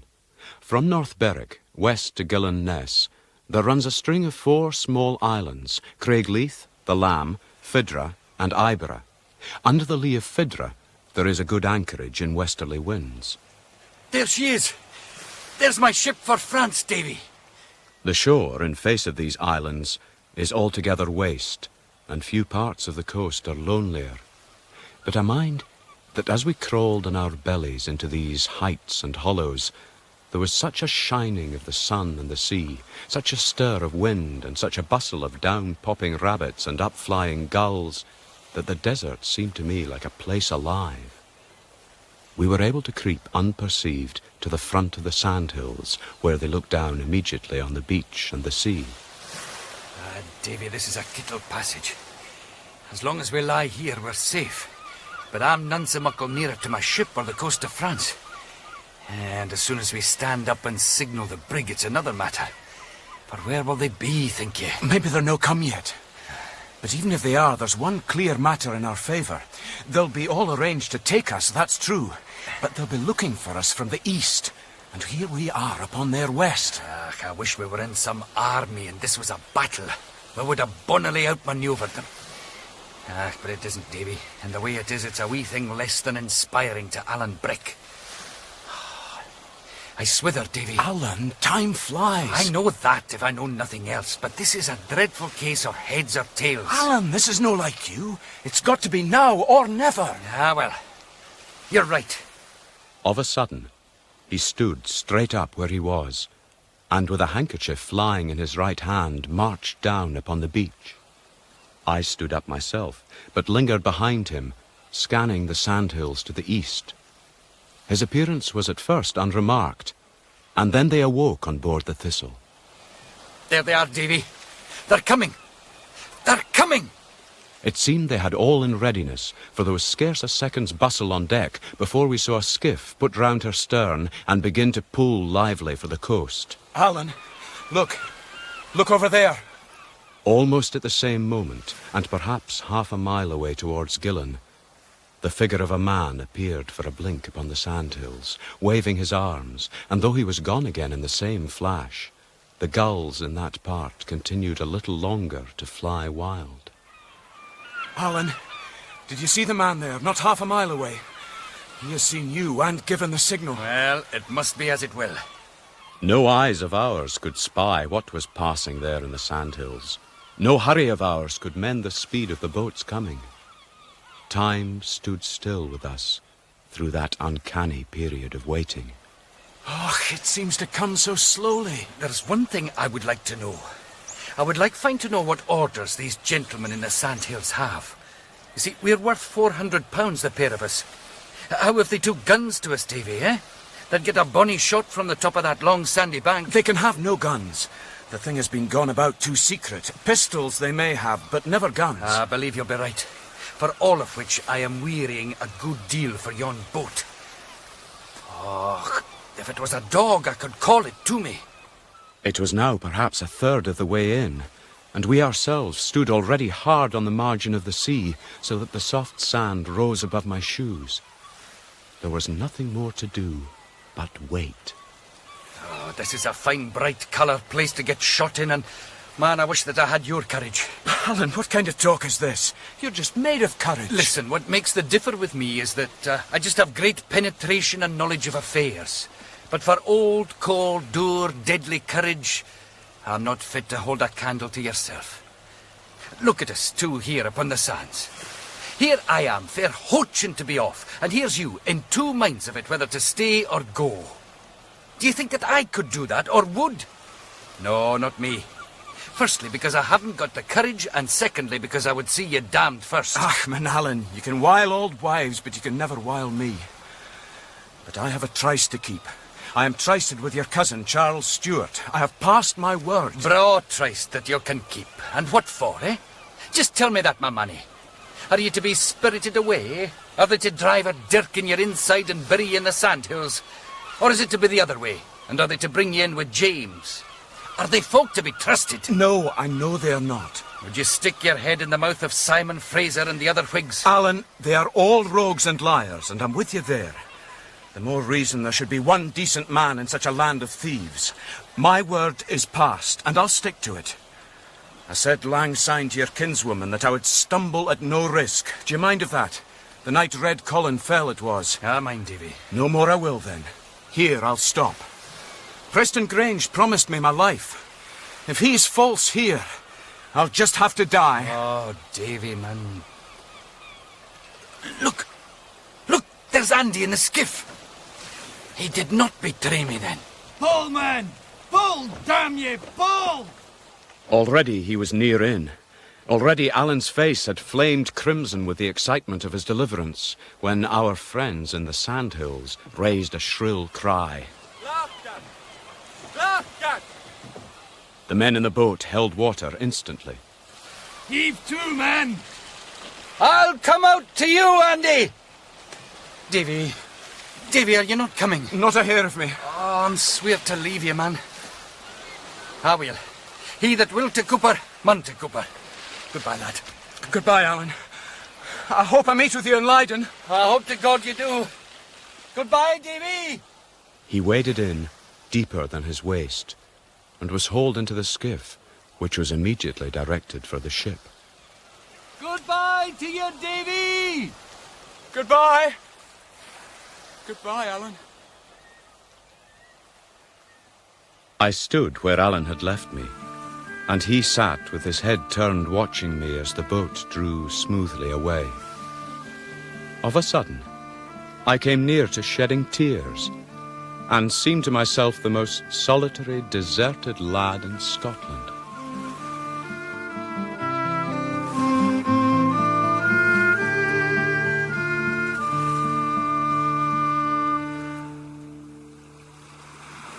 I turned my back upon the sea and faced the sandhills. There was no sound or sight of man, and yet I knew there were folk observing me. Where are they? I had a mad idea to loosen my sword in the scabbard, but I perceived in time the folly of it.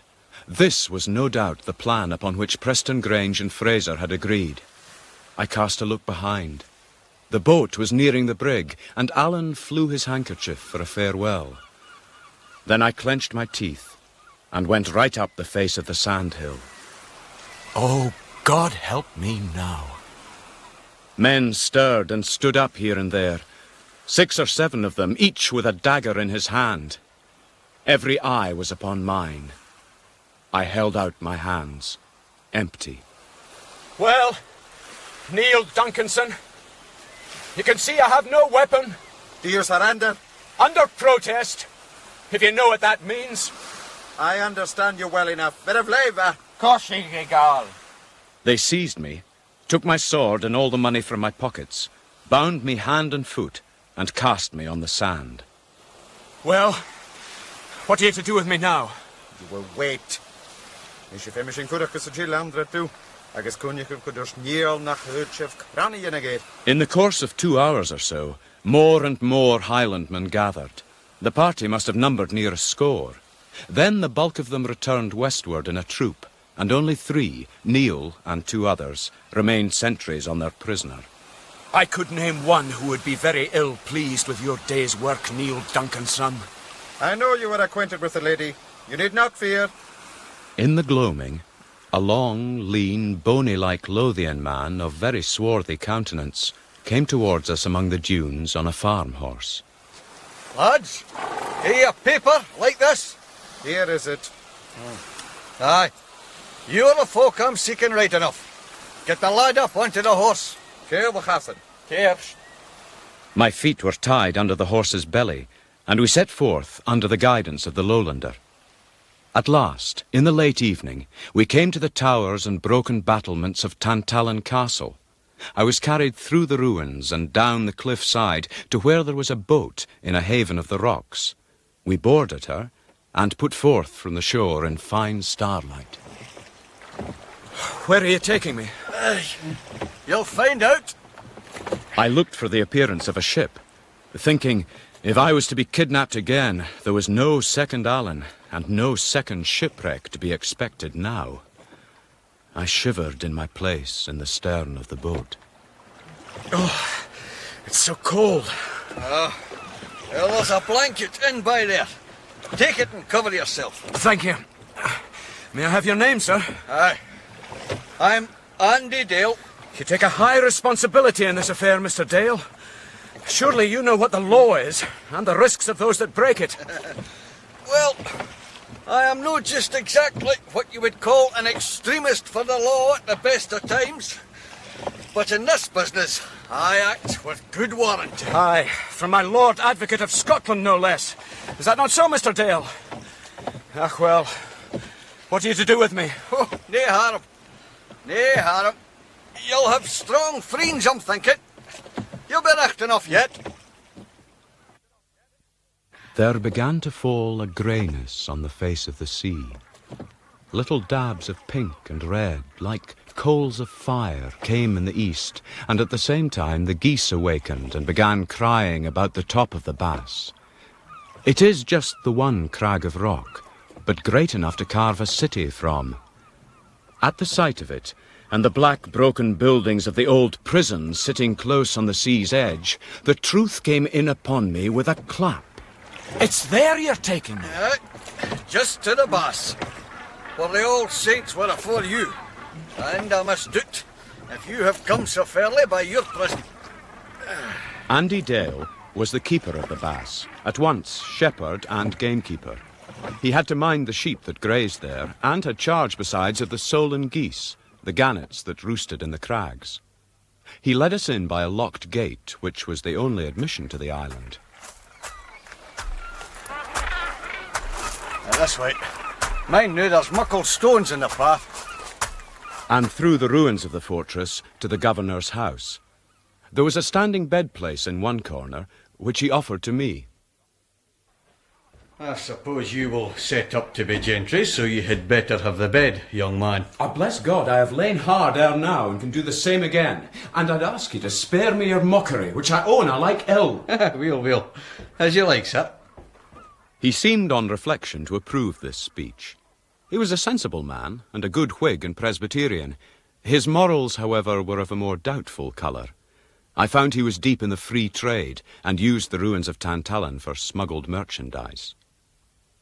One incident of my imprisonment is made memorable by a consequence it had long after. There was a warship at this time stationed in the Firth, the Seahorse, with one Captain Palliser aboard. It chanced she was plying between Fife and Lothian and sounding for shipwrecks. Early one morning, she was seen about 2 miles to the east of us, and presently she seemed to be headed directly for the Bass. Come on, David. We'll go to the summit. We can lie down there well hidden and watch what she is about. The Seahorse came straight on, and then she let fly a volley of I know not how many guns. The geese rose in great number beyond computation or belief. It was for this somewhat childish pleasure that Captain Palliser had come so near the Bass. He was to pay dear for it in time. During his approach, I had the opportunity to note and remember the rigging of that ship. And there came a time when I was to be glad of the knowledge. That was a fine show to no effect. And all to upset a wheen solan geese. All the time of my stay on the Bass, we lived well. Escape being impossible, I was allowed my entire liberty, and continually explored the surface of the isle. Andy had many tales of the rock, for his father had served there in the same capacity as himself. I could not honestly deny but what I liked him, and I soon saw that he liked me.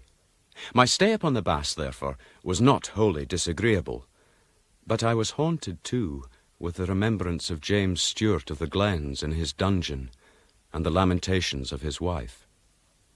So, on a bright morning, when Andy Dale and I were alone on the summit of the rock, I put in some hint about a bribe.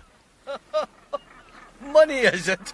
Why, that was all taken off you long side. Aye, you may laugh, Mr. Dale, but perhaps if you'll cast an eye upon this paper, you may change your tune. What's this?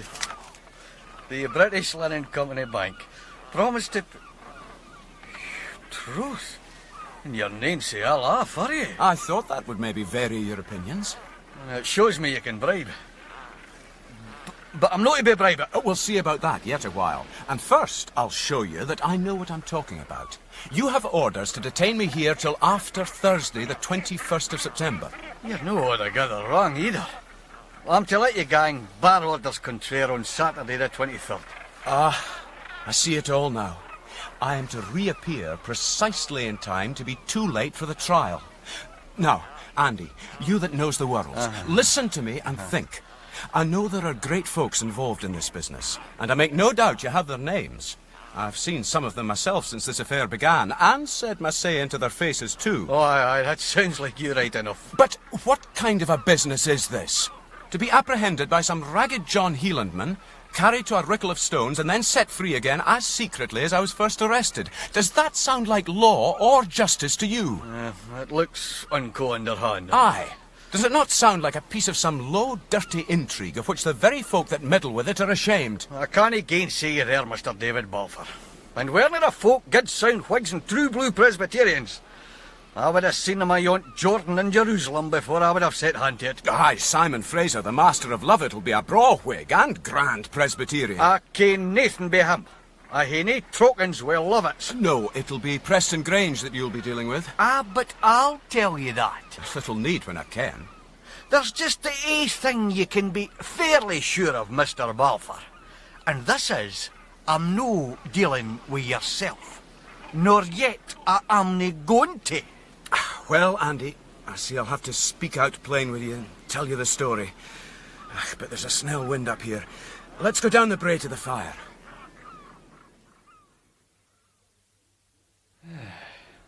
It's a queer tale, and no very creditable the way you tell it. You seem to me rather a decent-like young man. But me that's older and more judicious sees perhaps a wee bit further for it in the job than yourself. There'll be nae harm to you if I keep you here, and there'll be nae harm to the country. Just ae mair Hielandman hang it. But Andy... On the other hand, it would be considerable harm to me if I would let you free. I see that. I do see that. Says the plain fact is, I think you'll just hae to bide here with Andy and the Solon geese. Andy, this Hielandman's innocent. Aye. It's a pity about that. But you see, in this world, we can't just get a thing that we want.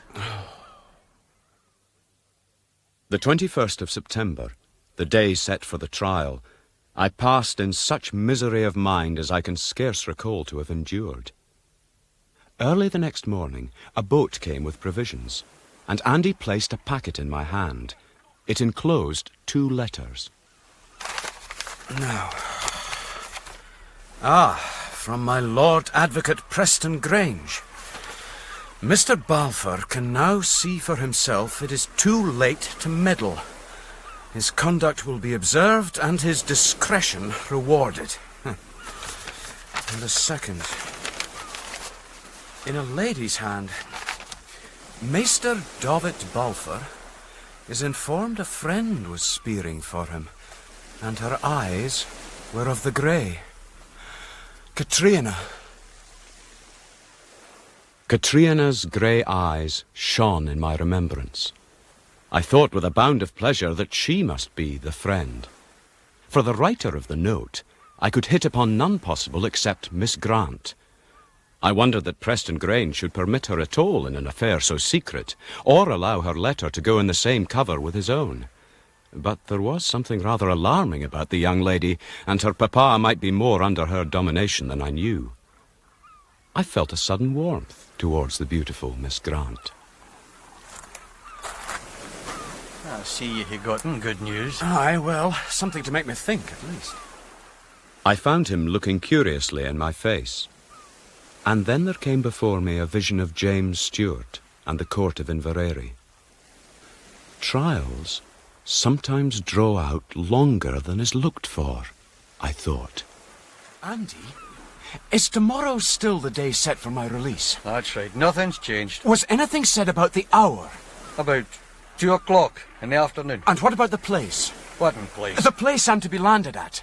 No, there was nothing said about that. Very well, then. This shall be mine to arrange. The wind is in the east, and my road lies westward. I will hire your boat, and you along with it. Let us work up the Forth all day, and land me at 2 o'clock tomorrow as far west as we can reach. You daft callant. You would try for Inverary after all. Just that. Will you help me? Aye, I'll do it. Balfour, you're a long-headed chill when you like. We set off at once, steering our course westward up the Firth of Forth. It was after dark when we reached the Queen's Ferry. To keep to the letter of Andy's agreement, I must remain on board, but I thought no harm to communicate with the shore in writing. On Preston Grange's letter, I wrote a few necessary words, and Andy carried them to Rankeeler the lawyer. Well, Davy, Mr. Rankeeler has sent you some money. Andy will have a good horse, standing saddled for you by 2 tomorrow at Clackmannan Pool. We were in the pool of Clackmannan the next day long before the appointed time. Shortly after 1, the horse was at the waterside, and I could see a man walking it to and fro, waiting for me to land, which vastly swelled my impatience. Andy ran the moment of my liberation very fine, showing himself a man of his bare word. That's it. 2 by the clock. You may go. And good luck go with you, David. Thank you for all your kindness, Andy. Goodbye. By about 50 seconds after 2, I was in the saddle and on the full stretch for Stirling. In a little more than an hour, I had passed that town and was already mounting Allan Water side when the weather broke in a small storm.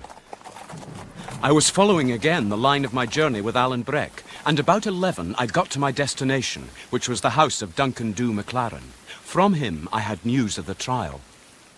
No, it is not yet concluded, lad. Oh, thank God. And all men suppose it must be spread over until Monday. Then I cannot stay. But you'll need a guide. I'll come with you. We can go on foot. For the most part of the night we walked as if blindfold among sheets of rain, and day found us aimless on the mountains.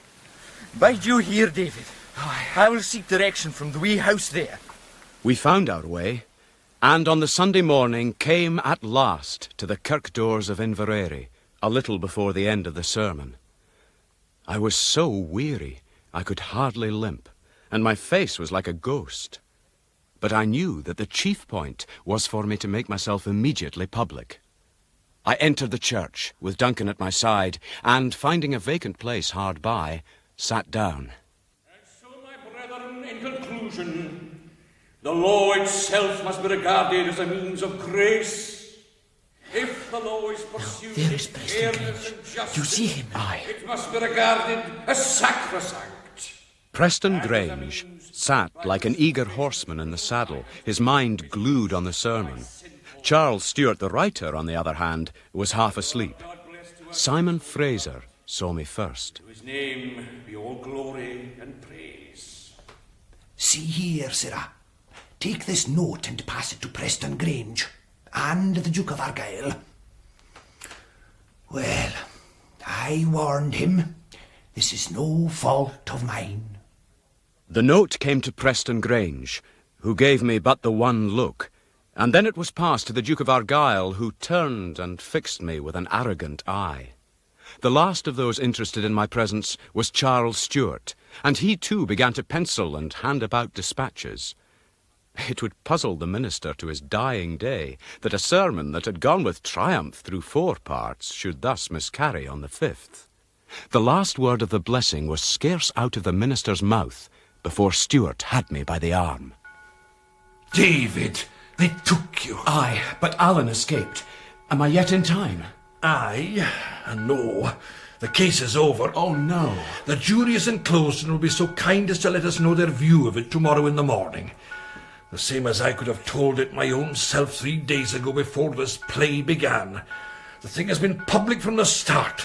James knows it himself. I feared as much. You may do what you will with me, he says. I know my fate. Oh, it's been a scandal. But now that I've got you again, I'll never despair. The oak shall go over the myrtle yet, eh? Aye, so long as justice is done. We'll ding the Campbells in their own town.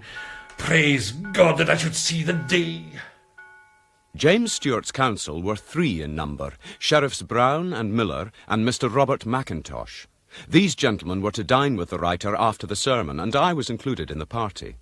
I told them briefly of my seizure and captivity, and was then examined upon the circumstances of the murder. More punch. Pass the bowl. Now, Mr. Balfour, to sum up, you prove that Alan was on the spot. You have heard him proffer menaces against Campbell of Glenure, and though you assure us he was not the man who fired, you leave a strong impression that he was in league with him, and consenting.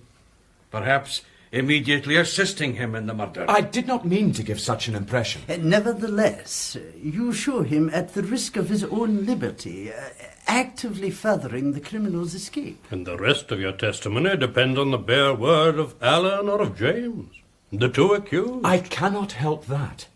In short, you do not break, but only lengthen by one personage the chains that bind our client to the murderer. And I need scarcely say that the introduction of a third accomplice rather aggravates that appearance of a conspiracy which has been our stumbling block from the beginning. I'm of the same opinion. I think we may all be very much obliged to Preston Grange for taking a most uncomfortable witness out of our way. Oh, I am much obliged to you for telling me that, since I have half killed myself to get here. Mr. Balfour, I think you might be obliged to Preston Grange too. For you talk of a third accomplice, but you have the appearance of a fourth. If that is your view of it, then I will take my leave now. David! Sit down. Allow me, sirs. There is another view. Here we have a witness in this cause, kidnapped by that old lawless bandit crew of the Glengyle MacGregors, and sequestered for near a month in the old ruins on the Bass. Move that, and see what dirt you fling on the proceedings. Sir, this is a tale to make the world ring with. Aye, indeed. But suppose we took up Mr. Balfour's cause tomorrow? Unless I'm much deceived, we should find so many impediments thrown up in our path as that James should have been hanged before we'd found a court to hear us. This is a scene, gentlemen, of clan animosity. There is nothing here to be viewed but naked Campbell spite and scurvy Campbell intrigue. The world does not come to an end with James Stewart, however.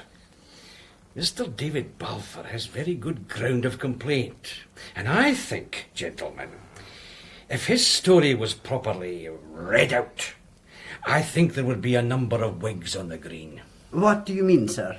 Properly handled, his is a story that would scarcely fail to have consequences. The whole administration of justice would be totally discredited. They would need to be replaced. And I need not point out to you that this of Mr. Balfour's would be a remarkable bonny cause to appear in. We have here a dripping roast. Here is cut and come again for all. I have to thank you, gentlemen, for your advice. But I would like to set you 2 or 3 questions. Will this cause do any good to James of the Glens? Very little.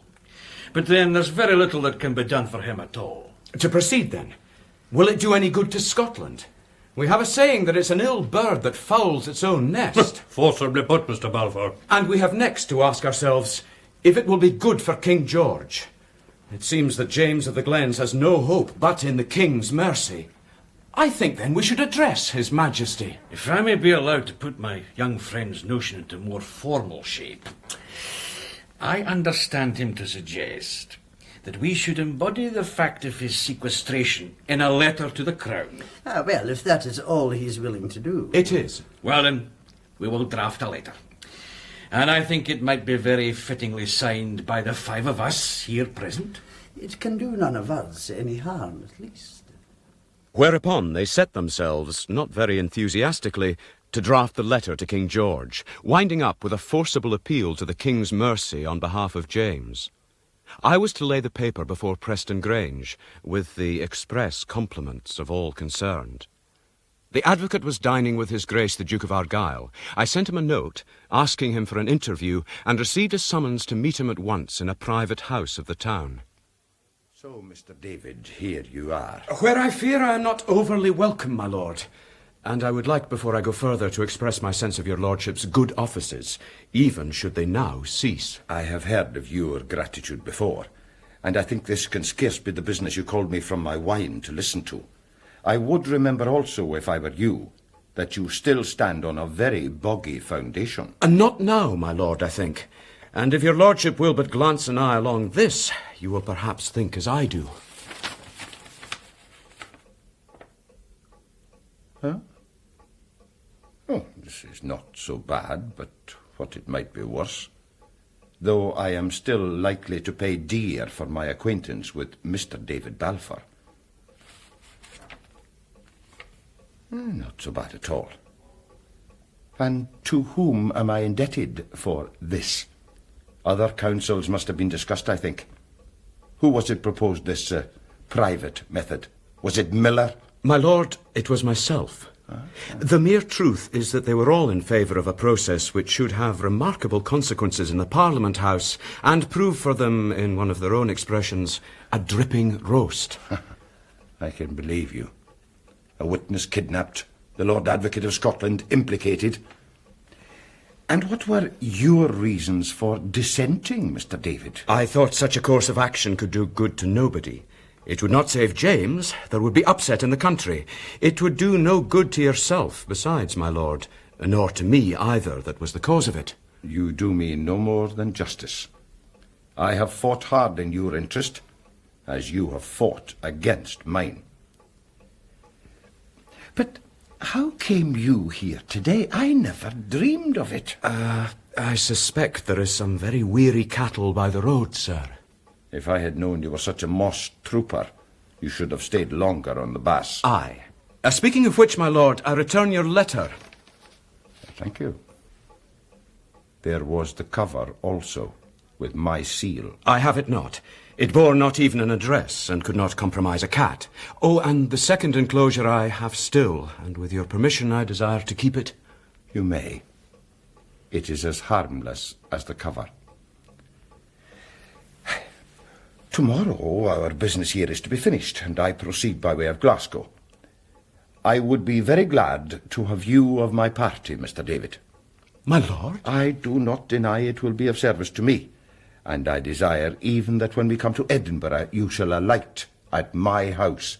You have very warm friends in the Miss Grants, who will be overjoyed to have you to themselves. You wish me to stay at your house? If you think I have been of use to you, you can thus easily repay me, and so far from losing, may reap some advantage by the way. It's not every strange young man who is presented in society by the King's Advocate. Often enough already, this gentleman had caused my head to spin, and he did so now again. Here was the old fiction of my particular favour with his daughters, and now I was to ride with him to Glasgow. I was to dwell with him in Edinburgh. I began, as usual, to seek some ulterior meaning. This is in the nature of a counter-check to the letter to His Majesty, is it not, sir? You are cunning, Mr. David, and you do not wholly guess wrong. Perhaps, however, you underrate my friendly sentiments, which are perfectly genuine. Sir, it is my design to be called to the bar, where your lordship's help would be invaluable. The difficulty is here. You are trying to hang James Stewart, and I am trying to save him. Insofar as my riding with you would better your lordship's defence, I am at your lordship's service. But insofar as it would help to hang James Stewart... Mr. Balfour, the bar is the true scene for your talents. But James Stewart is a dead man. His life is given and taken, bought, if you like it better, and sold. No letter to the king can help. No defection of a faithful Mr. David hurt him. Blow high, blow low. There will be no pardon for James Stewart. Then there is nothing more for me to do here. But the question is now of myself. Am I to stand or fall? I will not deny to you that I am in some danger. And why? Because I did not send Mr. David to his grave or the gallows. Hence the scandal.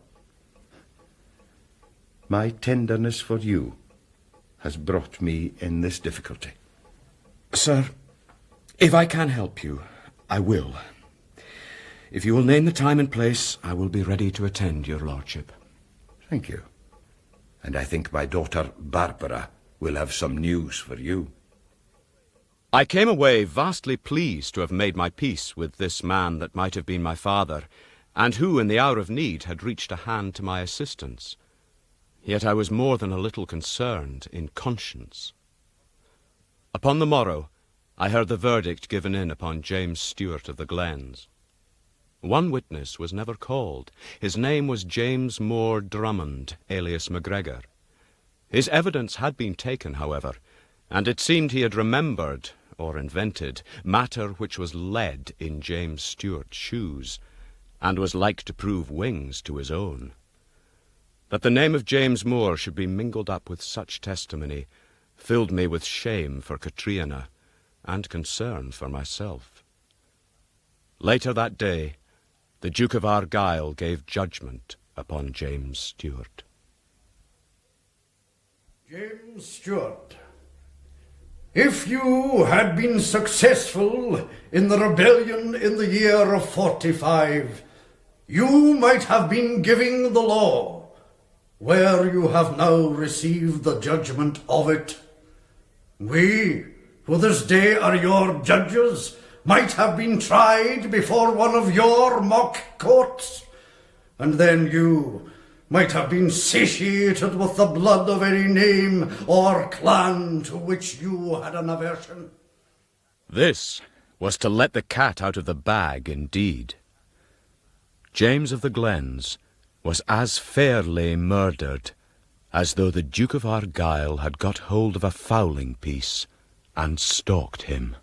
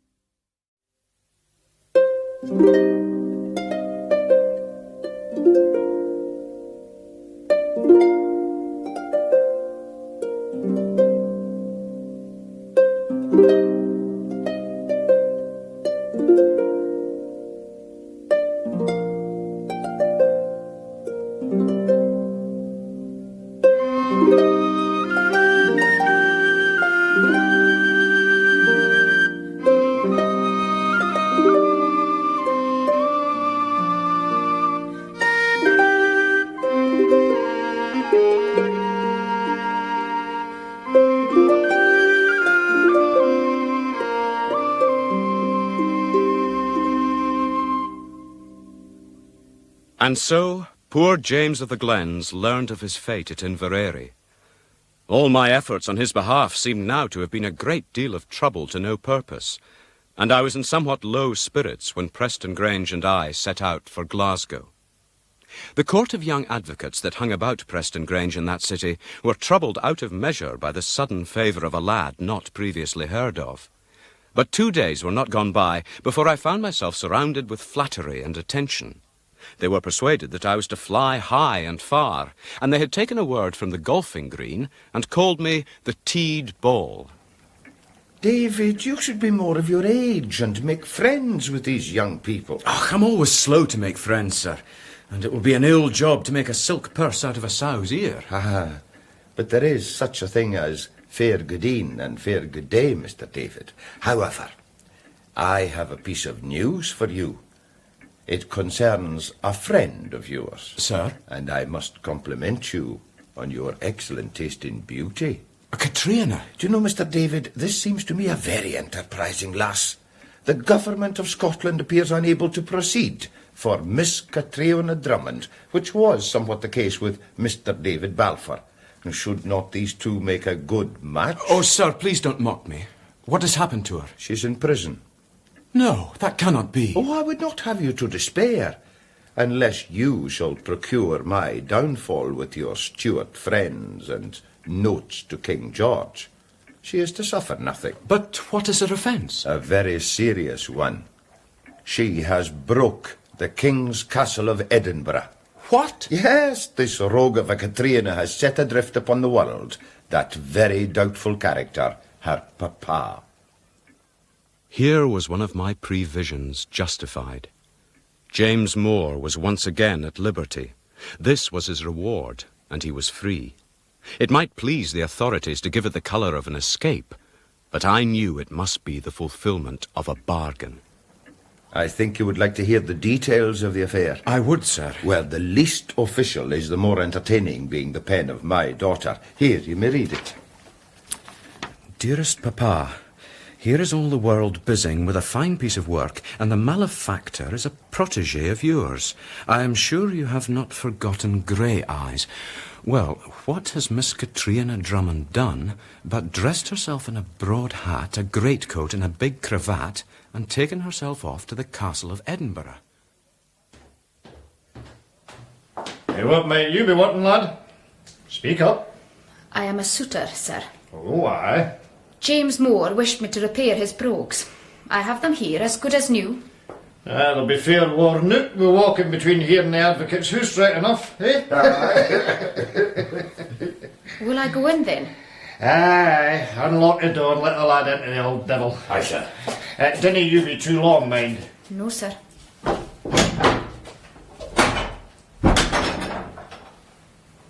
I have your brogues, sir. Katrina! Let me see them. Grisorstair, Sean Cota, agus an at. Time the year more glior. Disha, Kuran Guliak and Shaw Madutin. Be Yanihu. Nisha, talk ost who na Hollinger. Could be fees. Aye, Action Kavak, no fussy a chick for him.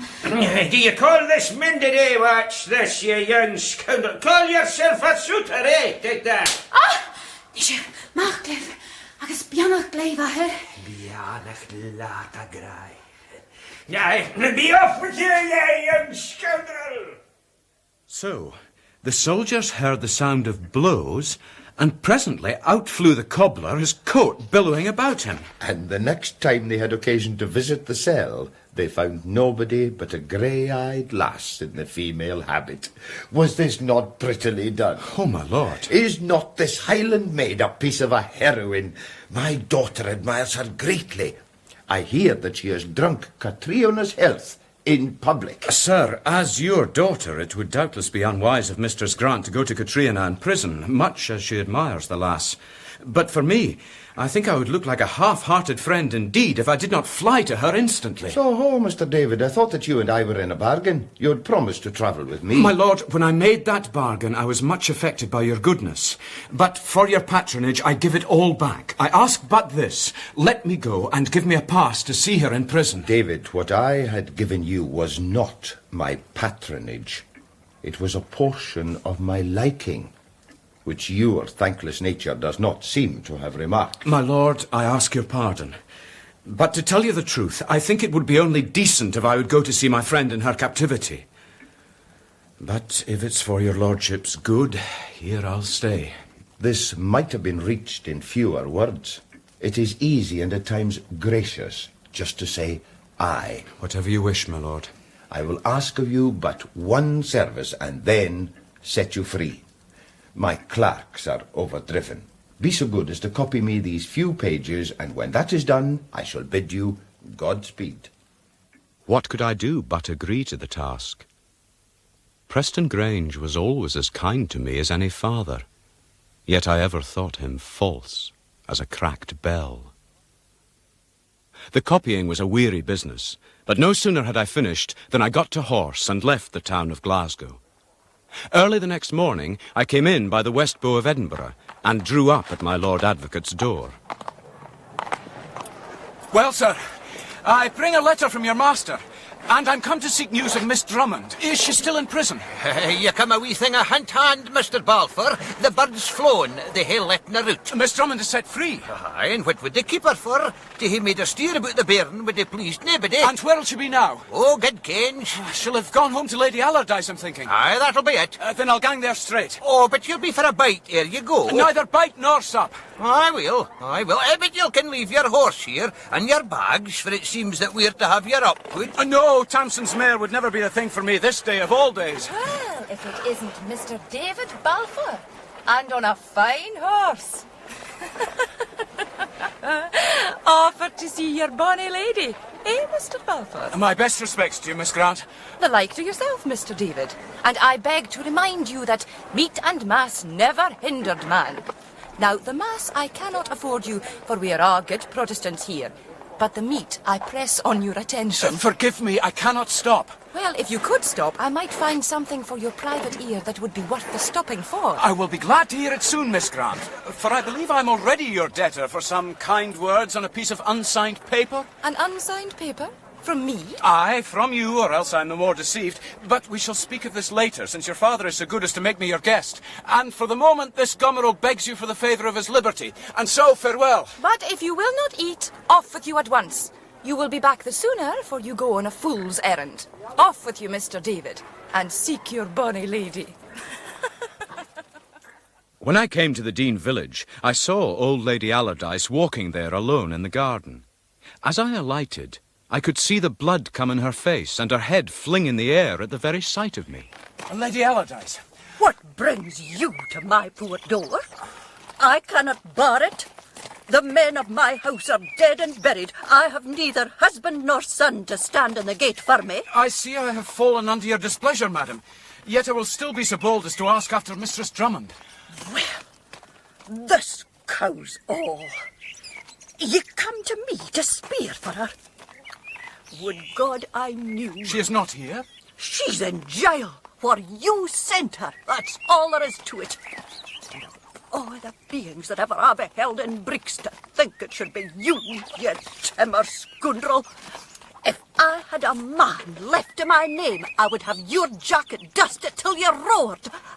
I'll lay hands on you myself, you young scoundrel. I bid you good day, madam. I make no shame to confess that I rode away with the one stirrup on and scrambling for the other. There was nothing left for me but to return to the advocate's house. At least there I was well received by Miss Barbara. Well, good day to you again, Mr. Balfour. Sit yourself down, for I have much to tell you. At this time there is but the one thing that I care to hear of, and that will be news of Katrina. And why are you so immersed in the affairs of this young lady? I heard she was in prison. Well, and now you hear that she is out of it. And where is she? Where she has no need of any further champion. But I may have the greater need of her, ma'am. Oh, come, this is better. But first, look me fairly in the face. Am I not bonnier than she? I would be the last to be denying it. There is not your marrow in all Scotland. Well, here you have the pick of the two beside you, and must needs speak of the other. This is never the way to please the ladies, Mr. Balfour. But there are surely other things besides mere beauty. By which I am to understand that I am no better than I should be, perhaps? By which you will please understand that I am like the cock in the midden in the fable book. I see the broad jewel, and I like fine to see it too, but I have more need of the pickled corn. Bravissimo! There is a word well said at last, and I will reward you for it with my story. Well, you'll mind the day you escorted us to the Hope Park and met more than you bargained for. I can hardly forget it. That same night, I came late from a friend's house, where I was excessively admired, whatever you may think of it. Oh, Miss Barbara. And what should I hear but that a lass in a tartan shawl desired to speak with me? She had been there an hour or better, said the servant lass, and weeping to herself all the while.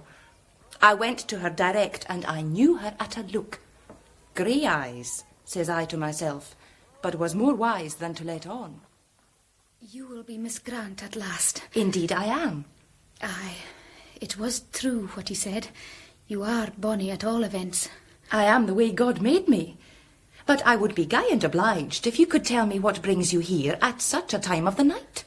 Lady, we are kinsfolk. We are both come of the blood of the sons of Alpin. My dear, I think no more of Alpin or his sons than what I do of a kale-stalk. You have a better argument in these tears upon your bonny face. And at that, I was so weak-minded as to kiss her, which is what you would like to do dearly, David, and I wager will never find the courage of. And that was the wisest role I could have hit upon. She is a very staunch, brave nature, but I think she has been little used with tenderness. Her heart went out to me. Aye, she is a fine lass, Mr. Balfour. She is as clean as hill well water. Aye, she is that. Well, then she told me her concerns, and in what a swither she was about her papa, and what a taking about yourself, with very little cause, I might add, and in what a perplexity she had found herself after you were gone away. And then I minded at long last that we were kinswomen, and that Mr. David gave you the name of the bonniest of the bonny, and I was thinking to myself, if she is so bonny, she will be good at all events, and I took up my foot soles to bring me here. That was when I forgave you, Mr. David. It appeared you had given me some notice in the by-going and were so kind as to comment on my attractions, and I began to think with tenderness upon you. From that hour, you may date our friendship. I think it was Katrina turned your heart in my direction. Indeed, she is your friend entirely.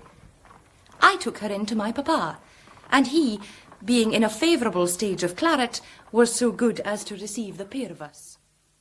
Papa, here is grey eyes that you have been deaved with these days past. Sir, I beg you help me. Oh, what can I do for you, young woman? Sir, I beg you for the lives of both my father and Mr. Balfour. She went down on her knees to him and told him what had passed that night and how she had withheld her father's man from following you. She had not gone far before the advocate saw his inmost policies ravelled out by a young lass and revealed to myself. So we took him in hand, the pair of us, and brought the matter straight. Properly managed, and that means managed by me. There is no one to compare with my papa. He has been a good man to me. Well, he has been a good man to Katrina, and I was there to see it. And she pled for me. She did that, very movingly. I would not like to tell you what she said. I find you vain enough already. God reward her for it. And her reward will be Mr. David Balfour, I suppose. I would tremble to think of her in such hard hands. Do you think I would presume that because she begged my life? She would do as much for a new whelped puppy. I have had more than that to set me up, if you but knew it. She kissed this hand of mine. Oh, she did she? Aye, but she did. And why? Because she thought I was playing a brave part and might be going to my death. It was not for my sake. It was for the love of what she thought was bravery. I believe there is none but me and poor Prince Charlie had that honour done them. Oh, but I need not be telling that to you that cannot look at me without laughter. I do laugh at you a good deal, and a good deal more than is quite civil. But I will tell you one thing. If you speak to her like that, you have some glimmerings of a chance with her. I would never dare. I can speak to you, Miss Grant, because it's a matter of indifference what you think of me. But her, I could not. I think you have the largest feet in all broad Scotland. Troth, they're not very small. Oh, poor Katrina. Well, Mr. David, it goes sore against my conscience, but I see I shall have to be your speaking board. She shall know you came to her straight upon the news of her imprisonment, and of our conversation she shall hear just so much as I think convenient for a maid of her age and inexperience. Believe me, you will be that way much better served than you could serve yourself, for I will keep your big feet out of the platter. You know where she is, then? That I do, Mr. David, and will never tell. Why that? Well, I am a good friend, as you will soon discover, and the chief of those that I am friend to is my papa. So you may spare me your sheep's eyes, and adieu to your David Balfourship for the now. But there is one thing more yet. There is one thing that must be stopped, being mere ruin to herself and to me also. Well, be brief. I have spent half the day on you already. My Lady Allardyce believes... Miss Grant, she thinks that I have abducted Katrina. Mr. Balfour, believe me, I will take up the defence of your reputation. You may leave it safely in my hands.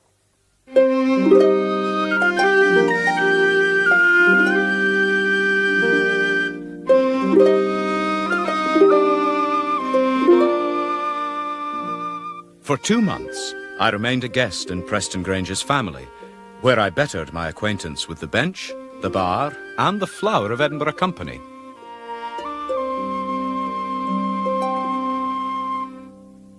I studied French so as to be more prepared to go to Leiden. I set myself to the fencing and wrought hard, sometimes 3 hours in the day, with notable advancement. At the suggestion of my cousin Pildrig, I was put to a singing class, and by the orders of my Miss Grant, to one for the dancing, at which I must say I proved far from ornamental. Well, David, at least now you can manage your coat tails and your sword with more dexterity, and you can stand in a room as though they belonged to you. But now we must look to your clothes. And thus, one way with another, I was a good deal improved to look at. Miss Barbara and the advocate himself were my principal friends, and we three began to ride out together. One day we took horse early, and passed by the house of Shaw's, where it stood smokeless in a great field of white frost, for it was yet early in the day. Here Preston Grange alighted, gave me his horse, and proceeded alone to visit my uncle. Look at it. A bare house, with that old miser sitting chittering within his cold kitchen. There is my only home, and my only family. Poor David Balfour. What passed during this visit, I never heard, but it would doubtless not be very agreeable to Ebenezer, for when the advocate came forth again, his face was dark. I think you will soon be the laird indeed, Mr. Davy. I will never pretend sorrow at that. Thence we pushed to the Queen's Ferry, where Rankeeler gave us a good welcome.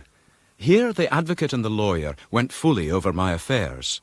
To while this time, Miss Grant and I took boat and crossed the river to Lime Kilns, where we had a little business to settle. Miss Barbara wished to meet Alison Hasty, the lass that found a boat for Alan and me in our flight from the Highlands. Good day to you, my lady, sir. Well, Alison Hasty, is this all the welcome I'm to get? And have you no more memory of old friends? Me, what's this with? God's truth, it's the ragged laddie himself. The very same. Oh, many's the time I thought upon you and your friend. And blithe am to see you in your braws. Though I kent you were come to your own folk by the grand present that you sent me. And that I thank you for with all my heart. It was but a small repayment for your help. There now, David, run out, will you, like a good bairn. I didn't come here to stand and hold a candle. It's Alison and myself that are to talk. I suppose Miss Barbara stayed 10 minutes in the house, and when she came forth I observed two things. That her eyes were reddened, and she lacked the silver brooch which she always wore. This very much affected me. I never saw you so well adorned. Oh, Davy, don't be a pompous gowk. Come, we'd best get back to the boat. For a good while, I heard nothing further of Katrina. But one day, Barbara returned from walking and found me alone in the parlour learning my French. She seemed like the very spirit of mischief indeed, and involved me in a kind of quarrel over nothing. Je sais, tu sais, ils sont. No. Bonjour, monsieur. Down on your knees and beg my pardon, s'il vous plaît. Oh, no, I will not go down on my knees to you. That is an attitude I keep for God. And as a goddess, I am to be served. Every man that comes within waft of my petticoats shall use me so. Miss Barbara, for these play-acting postures, you can go to others. Oh, Davy. Not if I was to beg you. This is a game for children, so how can I refuse you? See, you have me at your feet. There. That is the proper station. There is where I have been manoeuvring to bring you. See here. I have something for you. Catch!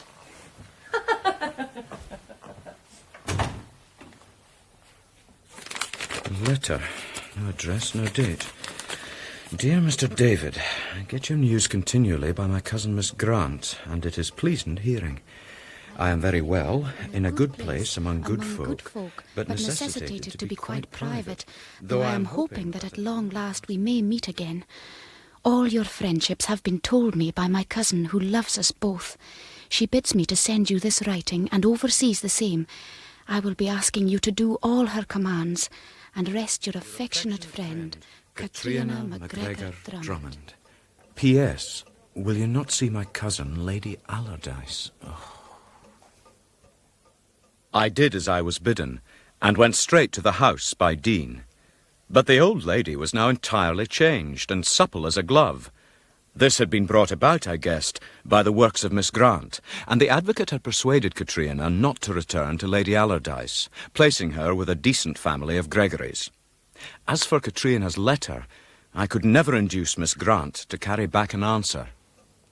Oh, no, David. I told you. I am going to keep your big feet out of the platter.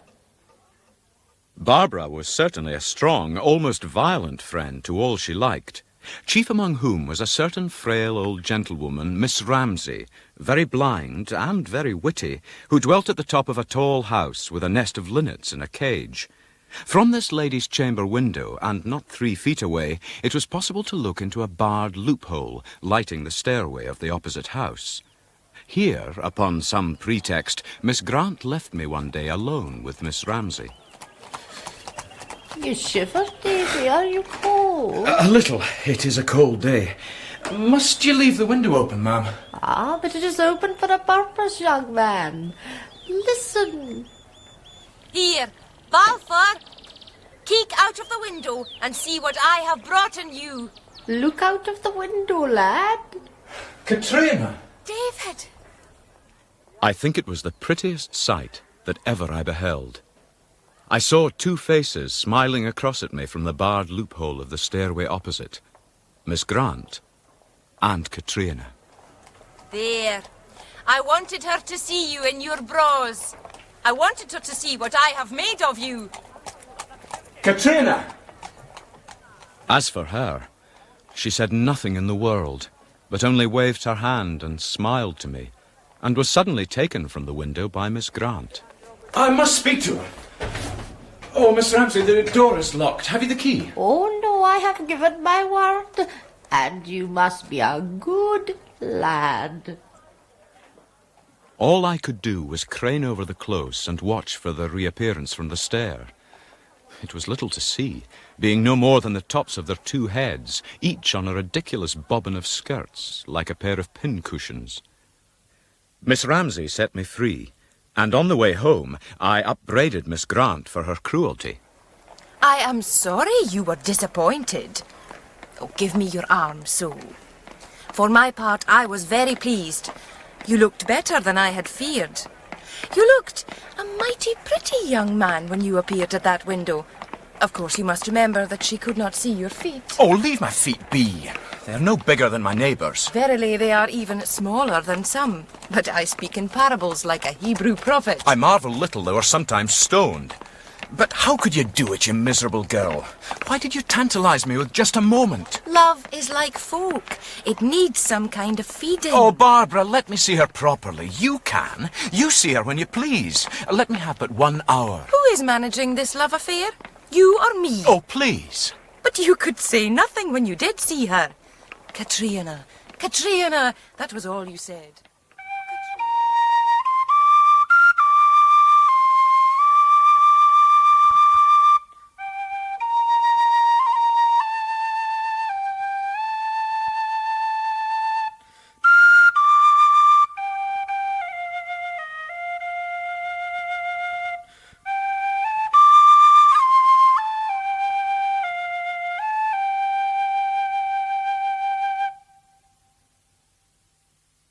I should tell you in the meantime that there was never the least heard of my letter to the king, and that on November the 8th, poor James of the Glens was duly hanged at Lettermore by Ballachulish. James was hanged, and here was I, dwelling in the house of Preston Grange. But I was cured for life of any temptation to take part in that detestable business they call politics. A ship was advertised to sail from Leith on the 25th of November, and I must be on it and bound for Leiden. Barbara, what shall I do? I am to sail tomorrow. I will not go unless you let me say farewell to Katrina. Oh, will you not? Listen then. When does the ship sail? Not before 1. Be you on board by 9 o'clock forenoon. You must keep your boat alongside. And if you are not pleased with my farewells when I shall send them, you can come ashore again and seek Katrina for yourself. I shall have to be content with that, then. Yes. And Have you no farewells for me? Oh, Miss Grant. Barbara, I have. Could I be allowed to kiss you? You forget yourself strangely, Mr. Balfour. I cannot call to mind that I have given you any right to presume on our acquaintancy. Oh, then I must apologise. Oh, Davy, come here. You inimitable bairn. Did you think that I would let us part like strangers? Because I can never keep my gravity at you 5 minutes on end, you must not dream I do not love you very well. I am all love and laughter every time I cast an eye on you. Well, thank you. Now, I will give you some advice to conclude your education, which you will have need of before very long. And what is that? Never ask women folk. We are bound to answer no. God never made the lass that could resist the temptation. It is supposed by divines to be the curse of Eve. How is that? Because she did not say no when the devil offered her the apple, her daughters can say nothing else. Well, since I am soon to lose my bonny professor... Ah, this is gallant indeed. I would put the one question. May I ask a lass to marry me? Do you think you could marry her without asking? Or perhaps you will get her to offer. You cannot be serious for 1 minute. I shall be very serious in one thing, though. I shall always be your friend. And I will take one more kiss before you go.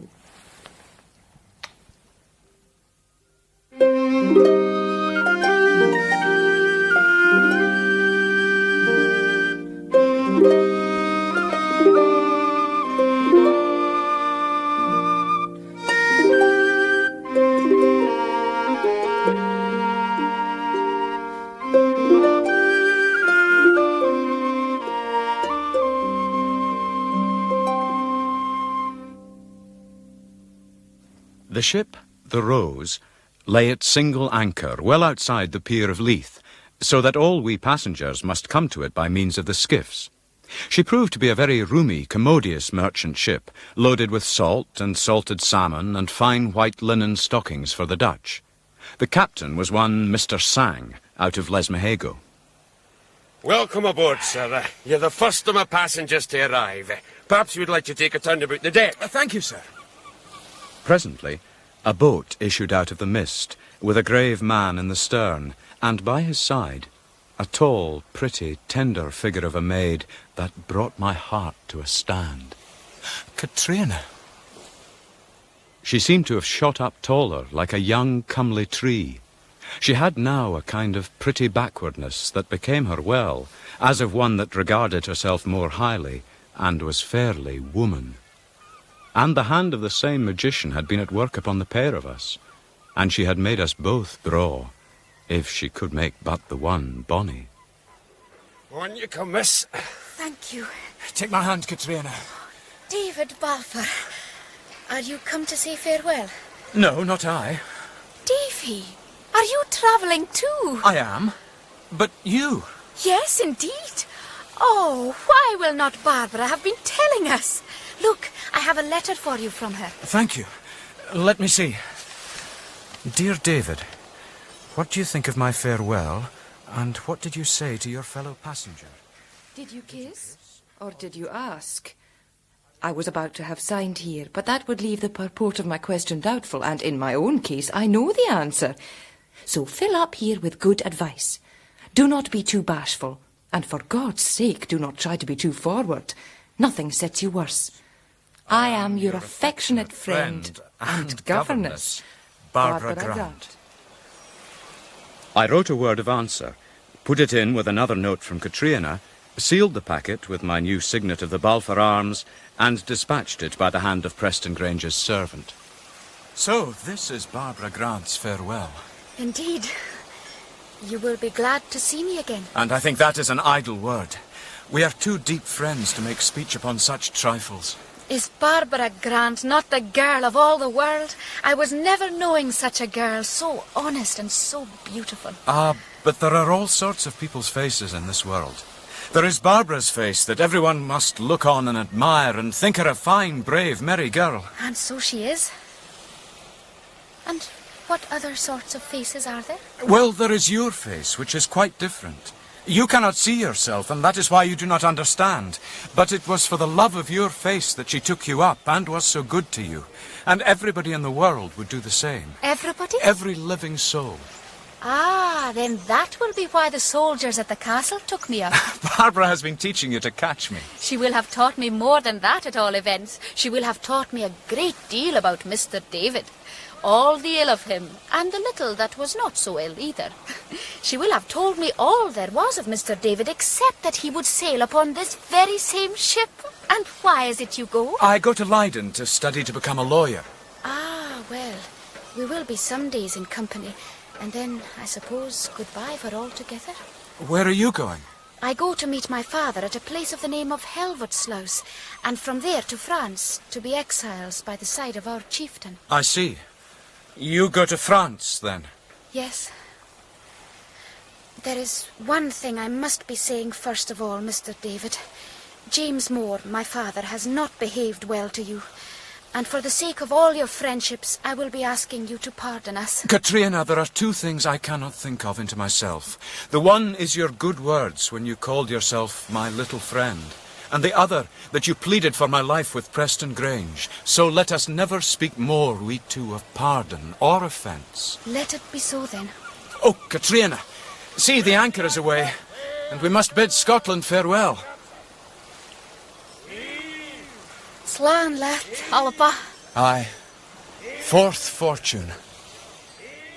There were 6 passengers besides our 2 selves, merchants and their wives, all engaged in the same adventure into High Germany. Katrina was recommended into the charge of one of their wives, but this Mrs. Gebby was by great good fortune heavily incommoded by the sea, and so it came about that Katrina and I were left almost entirely to ourselves. Here, I will put my cloak on the deck to make a soft place, and we can sit in the sunshine and talk. At first, we had a great deal to say, and thought ourselves quite witty. But soon we grew plainer with each other, and we dwelt together like those of the same household, only with a more deep emotion.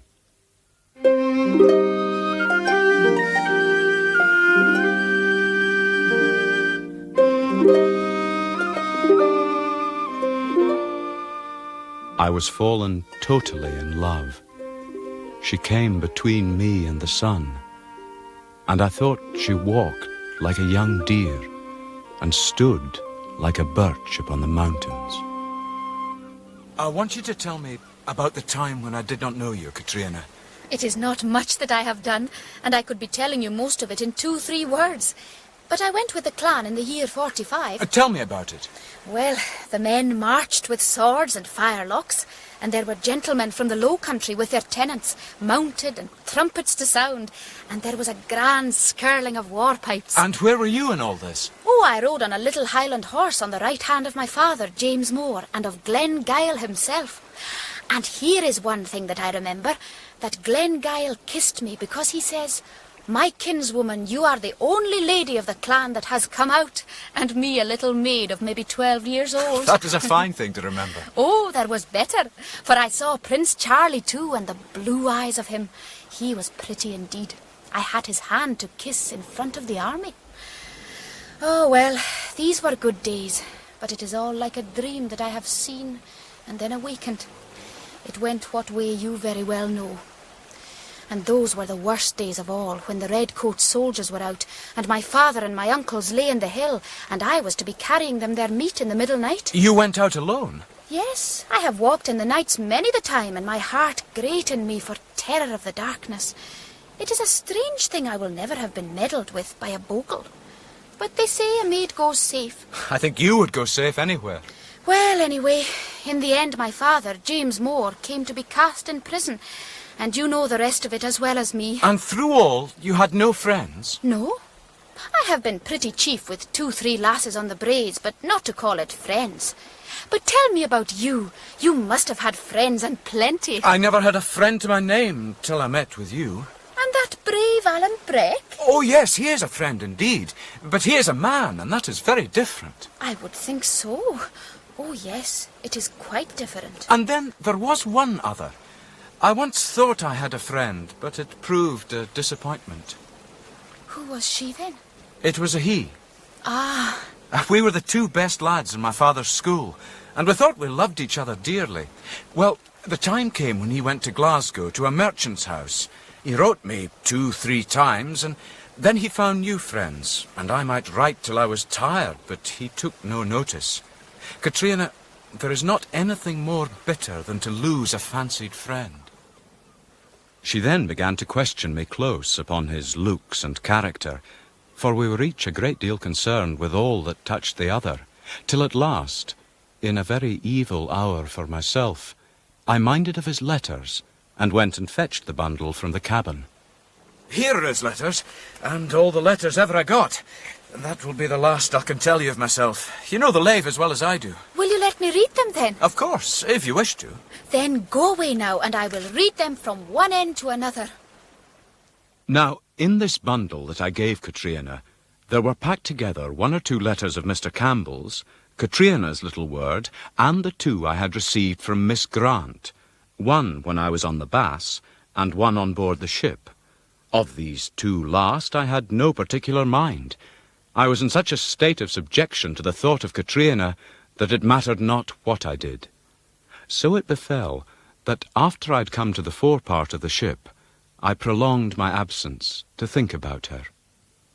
When I returned to her again, I had a faint impression as of a buckle slipped, so coldly she returned the packet. Here are your letters. Take them. You've read them? Did you mean me to read them all? Why, yes, I think so. The last of them as well? The one from Mistress Grant? I see no harm in it.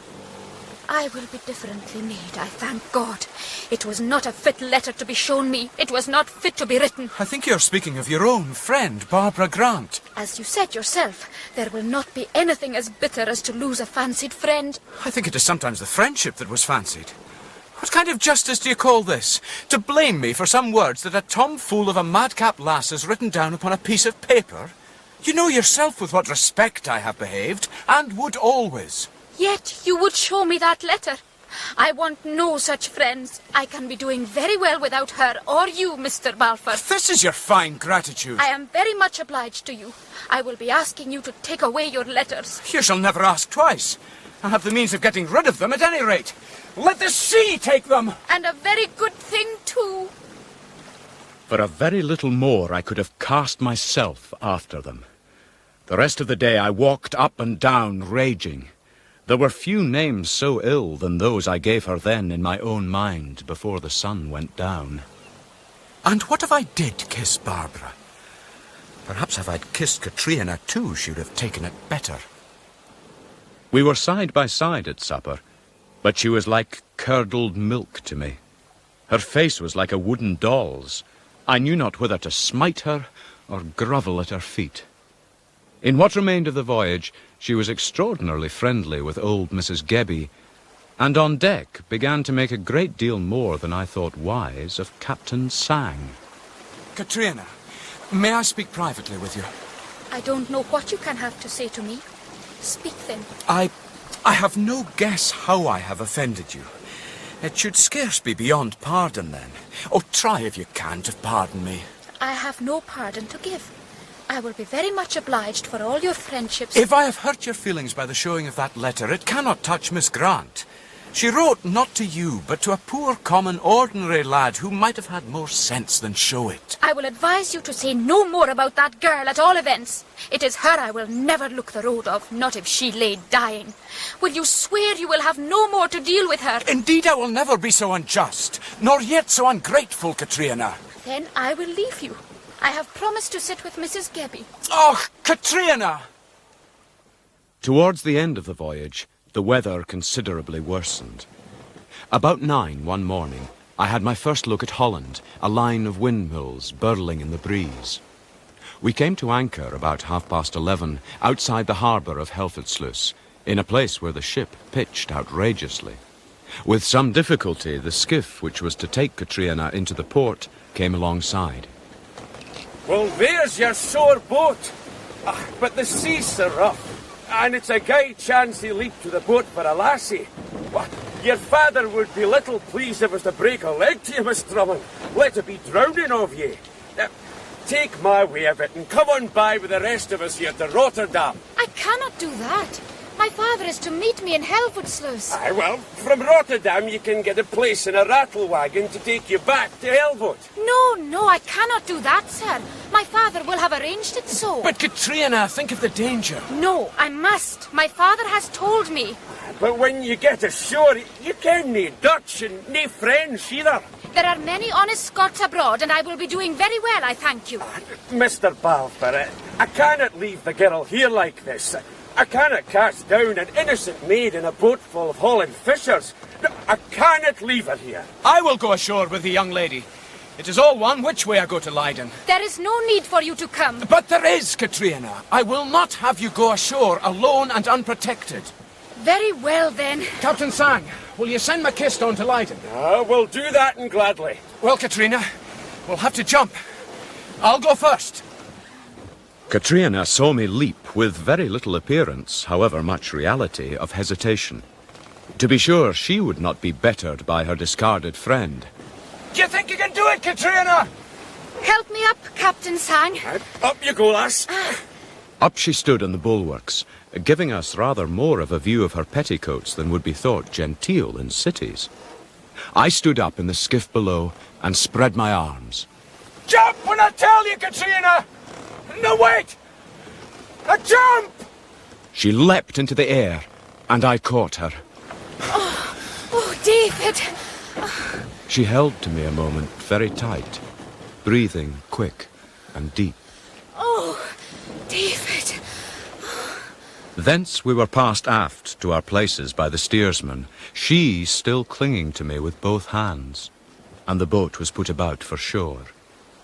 As soon as she came a little to herself, she unhanded me suddenly, but said no word. No more did I. The Rose had got her anchor and was off again before we had approached the harbour mouth. Your fares? Money. 2 guilders it is. But that is not right. I asked the captain. I did, Davy. He said the fare was but an English shilling. Do you think I will have come on board and not ask first, sir? Damn you, it is 2 guilders. How dare you speak thus to the lady? Here is 6 shillings. And the shilling from the lady. That will do. Here, then. Where is your father to meet you, Katrina?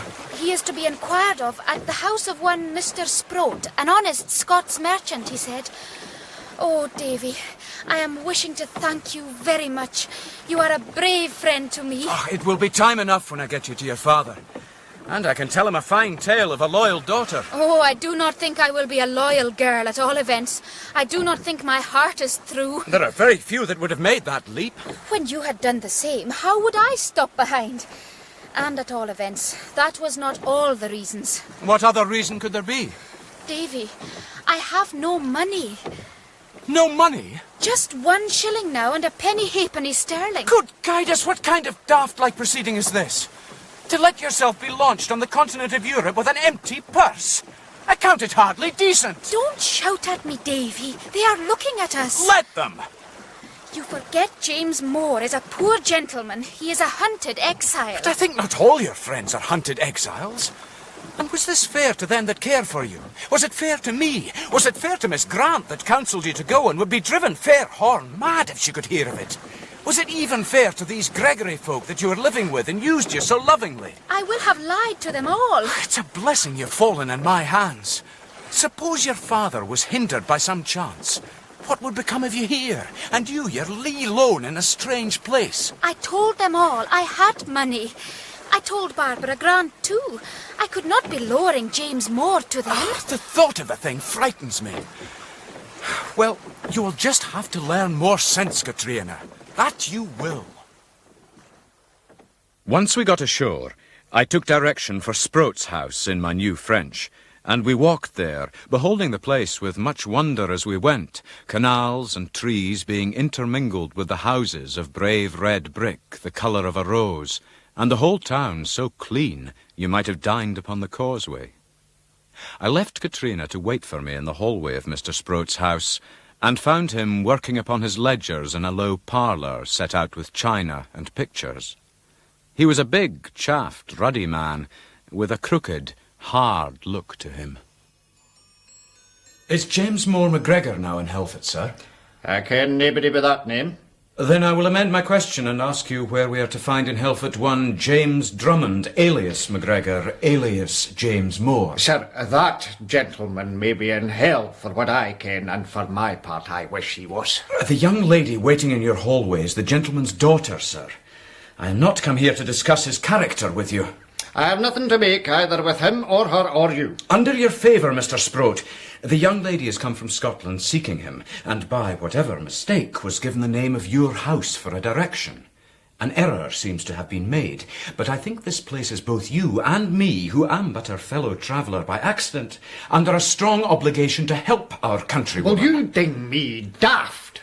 I tell you, I ken nothing and care less either for him or his breed. The man owes me money. That may very well be, sir. At least I owe you nothing. The young lady is under my protection, and I am neither at all used with these manners, nor in the least content with them. Aye. For the Lord's sake, dinna be hasty, sir. I'm truly wishful no to be offensive. But ye ken, sir, I'm like a ween good-natured canty old fellas. My bark is worse than my bite. And you could never imagine the fike and fash this man has been to me. I think I could, sir. But I will make that much freedom with your kindness as to trouble you for your last news of Mr. Drummond. You're welcome, sir. As for the young lady, you'll just have clean forgotten her. Forgotten his own daughter? Aye, just that. I ken the man, you see. And so do I. And I've lost siller by him here now. He thinks of nobody but just himself. Clan, king or daughter, if he can get his own wameful, he would give them all the go-by. I ken nothing of where he is. He might come here the morn, he might not come for a 12-month. The young lady can't stop here, that's ye thing certain sure. You see, I have nae wife, I'm a lone man. If I was to take her in, it's highly possible her father would try and gar me marry her when he turned up. Very well. I will take the young lady among better friends. Give me pen and paper, and I will leave here for James Moore the address of my correspondent in Leiden. He can inquire from me there where he is to seek his daughter. Now, Katrina, let us find an inn where they can speak the French. We'll have a piece of dinner and inquire for conveyance to Rotterdam. I will never be easy till I have you safe again in the hands of your friends on the boat. I will remind you once again that I have but 1 shilling and 3 bawbees. Then it was a blessing that I came along with you. What else would I be thinking all this time? It is you that are the good friend to me.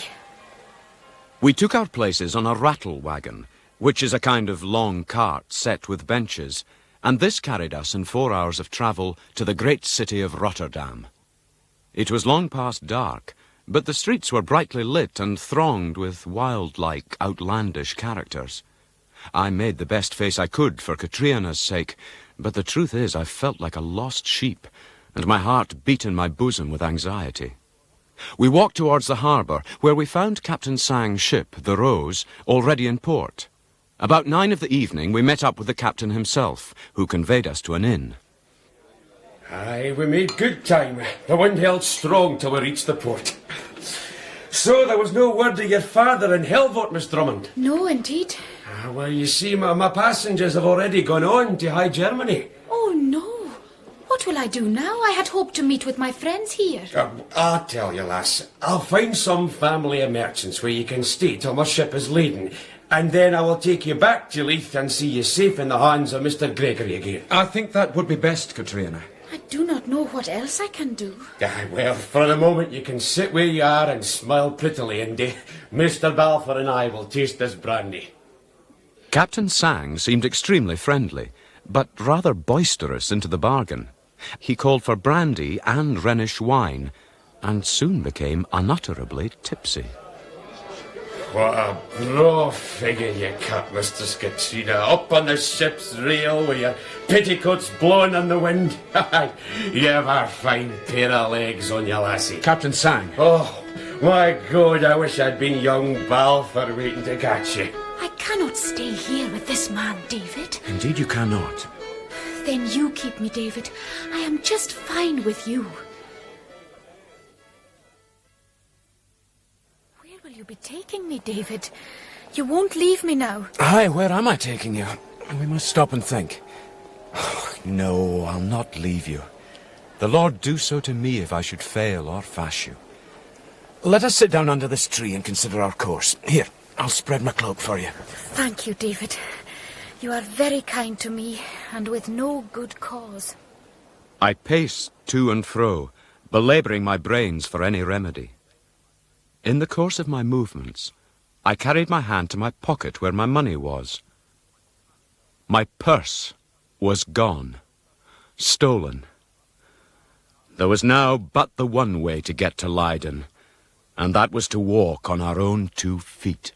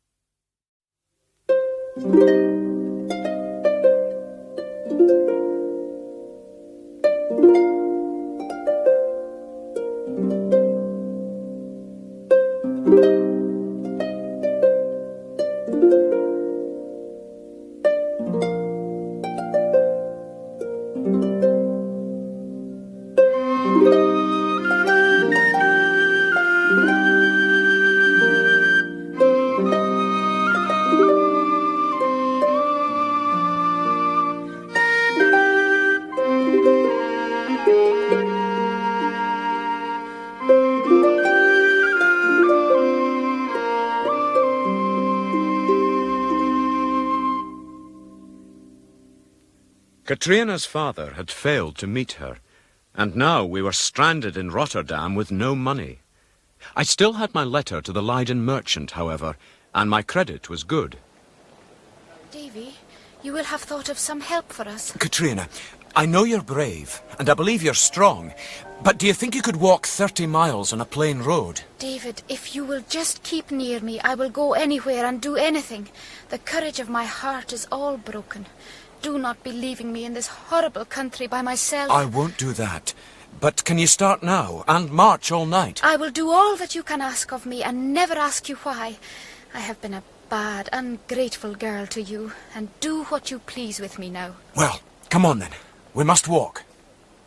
We had to get clear of the city and onto the Leiden road, and it was 2 at night before we reached it. The walking was made difficult by a hard black frost that fell suddenly in the small hours and turned the highway into one long slide.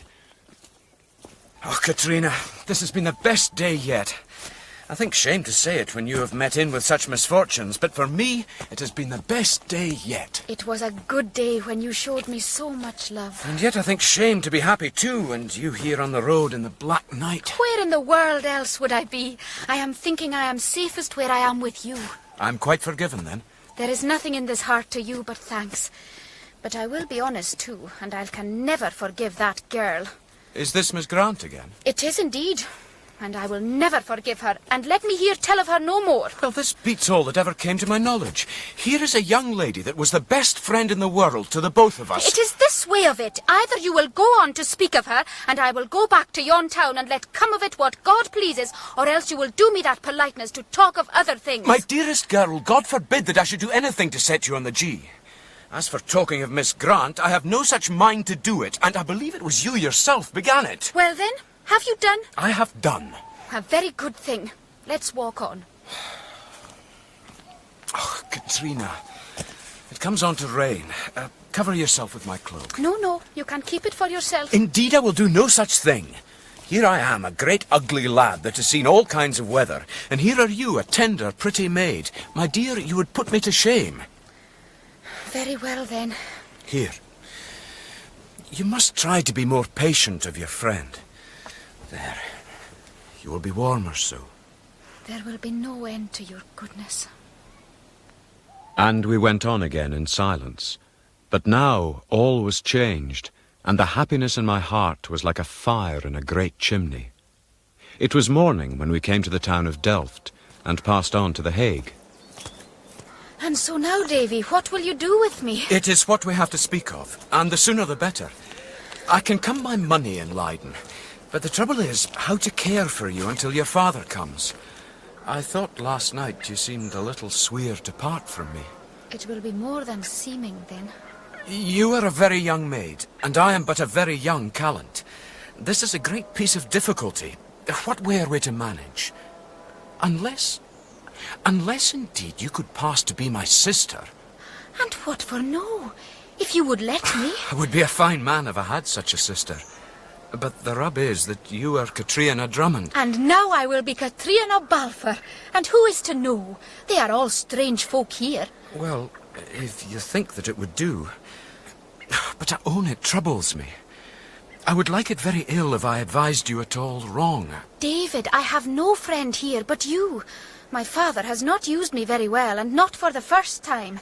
I am cast upon your hands like a sack of barley meal. Katrina, I'm just trying to do my duty by you. Here I am, going alone to this strange city to be a solitary student there. And here is this chance arisen that you might dwell with me a bit and be like my sister.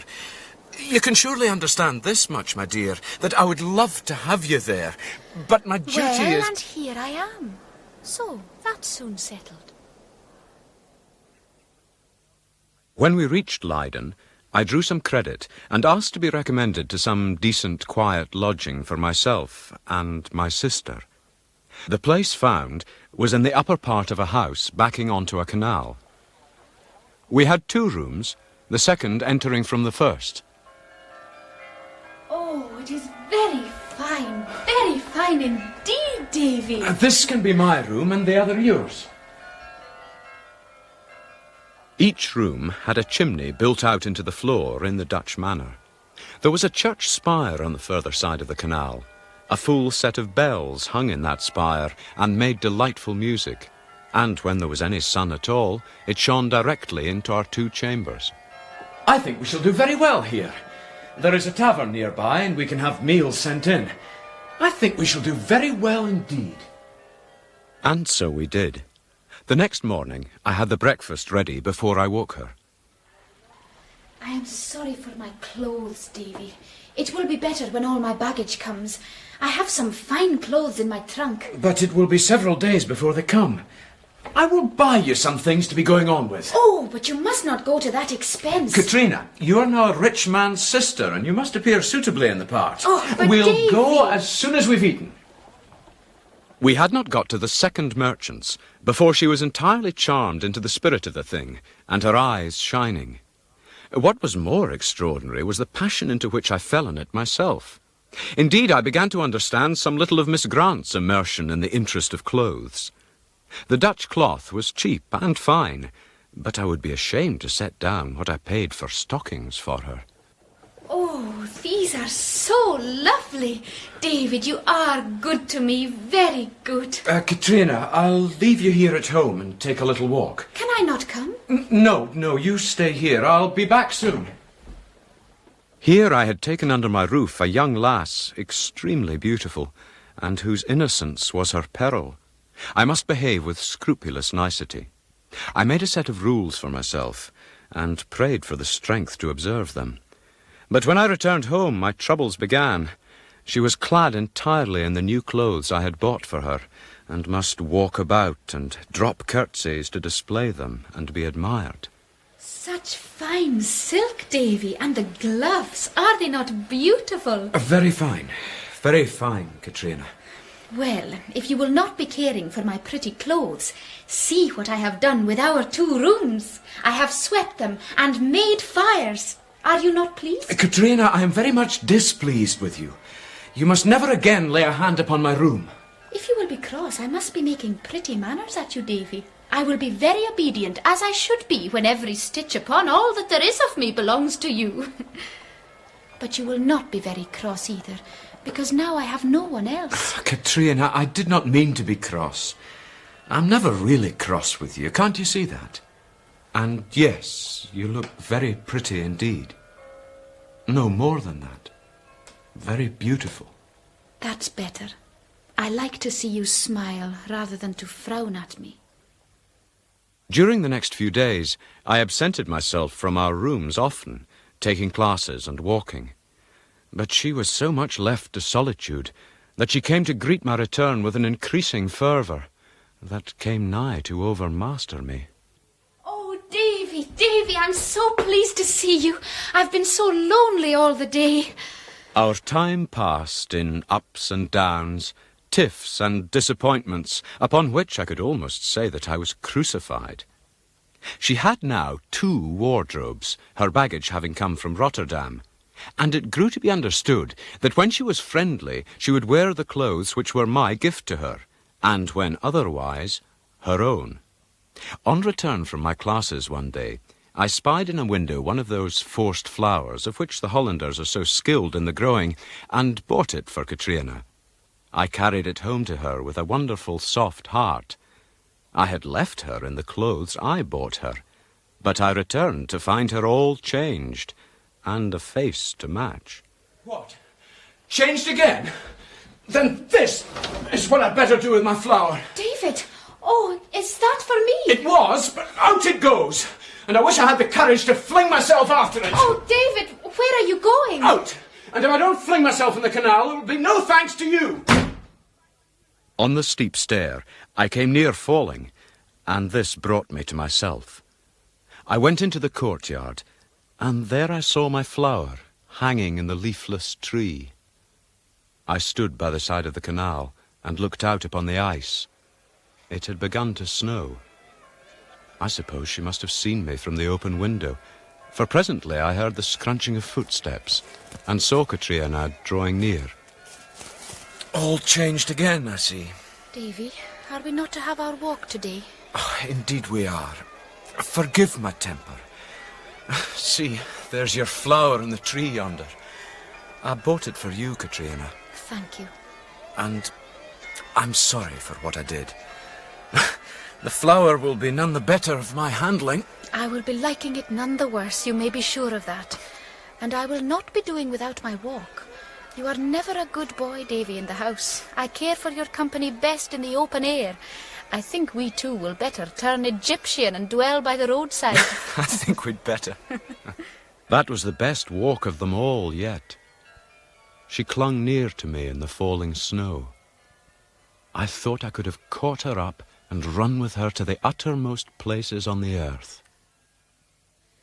That was a lovely walk, Davy. Thank you kindly for these same good hours. And now I have work to do. Leave me in peace now. Oh, but Davy... I cannot always be walking and talking with you, Katrina. Oh, do you say so? Is this the way of it? Oh, Katrina, please don't cry. You do not love your friend. What must I do to prove it? Shall I burn my book? There! Into the fire with it. I should be so happy too if you would let me. Oh, what will I have done that you should hate me so? Hate you? You blind lass, can you not see a little into my wretched heart? Do you not think, when I sit here reading in that fool book that I've just burned and be damned to it, do you not think I take ever the least thought of anything but just yourself? Night after night I could have wept to see you sitting here in your lone. And what was I to do? You are here under my honour. Would you punish me for that? Is it for that that you would spurn a loving servant? Oh, Davy, are you truly? Am I? Oh. Am I, Katrina? Oh, truly, I am your loving servant. And did you kiss her? Miss Grant, I mean. Miss Grant? Yes, I asked her to kiss me goodbye, which she did. Ah, well, now you have kissed me too, at all events. Katrina, this will never do. Oh, Catherine, Catherine. Go away to your bed. Go away to your bed and leave me be. Very well. Good night then, Davy. Oh, good night, my love. My little love. Oh, come here.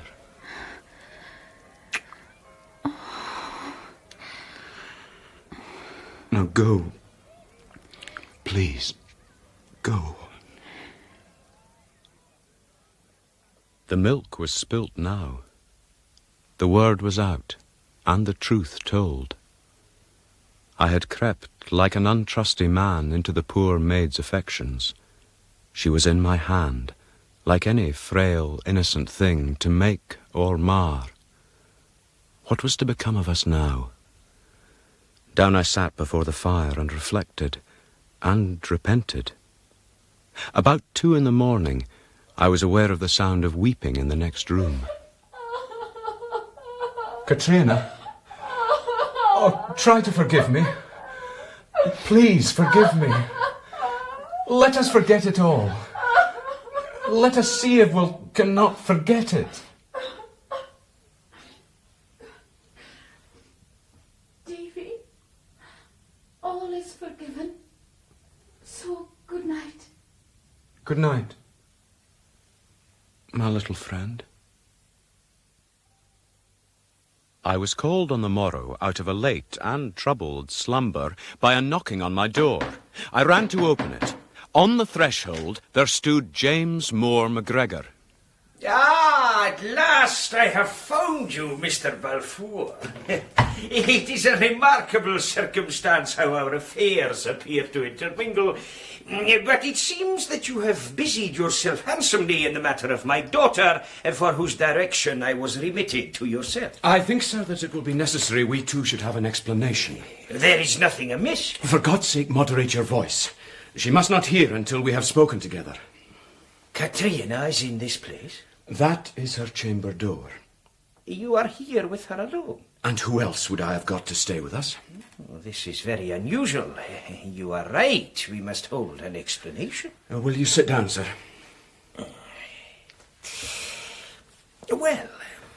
Well, you tell me she is here. She is in this house, and I know the circumstances would be called unusual. But here is a young lady landed on the coast of Europe with 2 shillings and a penny halfpenny, while Sprout, your agent, could do nothing but damn and swear at the mention of your name. But my daughter was placed in the charge of some responsible persons whose names I have forgot. Gebby was the name, and they should have gone ashore with her at Helfet, but they did not. I was there to offer in their place. I shall have a word to say to Mr. Gebby before long. As for yourself, I think it might have occurred to you that you were something young for the post. But the choice was not between me and somebody else. It was between me and nobody. I must say, I think you show a very small degree of gratitude to me. I shall wait until I understand my obligation a little more. Indeed, and I think it stares you in the face. Your child was deserted in the midst of Europe with scarce 2 shillings. A bonny business. I brought her to this place. I gave her the name and the tenderness due to a sister. All this has not gone without expense, but I scarce need to hint at that. They were services due to the young lady's character. You are a very young man, or you would have understood the significance of such a step. What else was I to do? It is a fact I might have hired some poor decent woman to be a third to us, and I declare I never thought of it until this moment. But where was I to find her, that I'm a foreigner myself? And that would have cost me money. I have had to pay through the nose for your neglect, Mr. Drummond. You that were so unloving and so careless as to have lost your daughter. He that lives in a glass house should not be casting stone. And we will finish inquiring into the behaviour of Miss Drummond. The character of Miss Drummond is far above inquiry. So is mine. There are but the 2 ways of it open. The one is to express your thanks to me as a gentleman and to say no more. The other is to pay me what you owe me and be done. You go too fast, Mr. Balfour. I believe you forget that I have yet to see my daughter. I was thinking it would be more fit that I should go forth and leave you to encounter her alone. Oh, that is what I would have looked for at your hand. Then, if you will excuse me, I will get on my coat. If you have a mind to stay some while in Leiden, this room is at your disposal, and I can easily find another for myself. Well, indeed, I think no shame of a poverty I have come by in the service of my king. I make no secret that my affairs are quite involved, and for the moment it would even be impossible for me to undertake a journey. Then perhaps it might be convenient for you if you were to regard yourself as my guest. Give me your hand, Mr. David. I am an old soldier, and you need not fear I shall prove burdensome. I should be telling you that our breakfasts are sent in about this time. I propose I should go now to the tavern and bid them add a cover for yourself and delay the meal the matter of an hour, which will give you an interval to meet your daughter. An hour is perhaps too much. Let us say half of that time, Mr. Balfour. I will go now. Miss Drummond, here is your father come at last. With that, I went forth on my errand, having by the 2 words, Miss Drummond, extraordinarily damaged my affairs. To be awakened with such formality under the name of Miss Drummond, and henceforth treated with a great deal of distance and respect, led Katrina, entirely in error, to imagine me changed in my affections and trying to draw off. I did not so much as dream that Katrina would in truth turn against me, for I believed we were like folk pledged. The next day I returned home to find her alone, her father having taken himself off to some tavern or other. Well, Katrina. Yes? Are we not to have our walk today, then? I am thanking you. I will not be caring much to walk now that my father has come home. But I think he has gone out and left you here alone. And do you think that was very kindly said? It was not unkindly meant. Oh, what ails you, Katrina? What have I done to you that you should turn from me like this? I do not turn from you at all. I will be ever grateful to my friend that was good to me. But now that my father is come again, it seems there is a difference to be made. It was true what you said to me, that I was too young to be advised, and I am hoping you will remember I was just a child. I would not like to lose your friendship at all events. Miss Drummond, I wish you could see into my heart. You would read that my respect is undiminished. Of how we lived here, I promise you, it shall never pass my lips, though it's a memory that will always be dear to me. And as for a friend, you have one that would die for you. I am thanking you. Well, we shall be friends always. But this is a kind of farewell, too. I shall always ken Miss Drummond. This is a farewell to my Katrina. Oh, Katrina. No.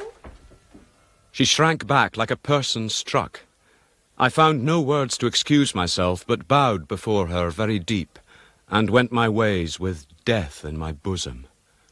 Here were all my dreams come to a sad tumble, and my love lost, and myself alone again in the world, as at the beginning. For about 5 days after, I scarce saw Katrina but at meals, and then in the company of James Moore. After the 5th day, I received 2 letters. The first was from Mr. Rankeeler, the lawyer, telling me my uncle was dead, and the house of Shaws was mine, wholly and completely. The second was from Alan, offering to visit me in Leiden. This letter tells me that Alan is to come to Leiden. Is that not Alan Breck that was suspected of the Appin murder? Aye, the same. Oh, and he'll be in France, will he? Aye, but I know very little of his manner of life. All we forfeited folk hang together a little. And besides, I know the gentleman. He has no true right to use the name of Stewart, but he was very much admired in the days of Dramosi. As for the other letter, well, Katrina, I am come into my kingdom fairly. I am the Laird of Shaws, indeed. My uncle is dead. Oh, Davy, I am happy for you. My daughter, is this how my cousin learned you to behave? Mr. David has lost a near friend, and we should first condole with him on his bereavement. Truth, sir, I can make no such great faces. His death is as blithe news as ever I got. Well, if the gentleman was so far from your favour, why, very well. We may at least congratulate you on your accession to your estate. Nor can I say that either. It is a good estate, but what matters that to a lone man who has enough already? Oh, come, you are more affected than you let on. Here are 2 letters. That means 2 that wish you well, and I could name 2 more here in this very chamber. Katrina, when we are alone, is never done singing your praises. Oh, Father. Katrina, I gave you an errand earlier, did I not? You may go and do it now. Must I? And the sooner the better. Off you go, miss. Very well.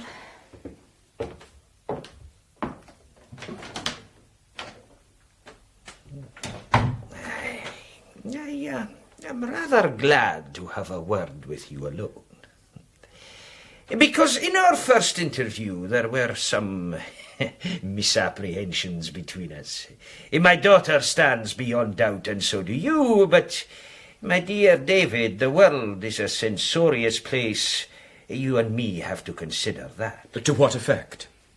Well, the point is, my daughter, though I have no thought in my mind of blaming you. I thank you for that. I have, besides, studied your character, and am very happy to announce to you that I have decided on the latter of the two ways open. What ways are these?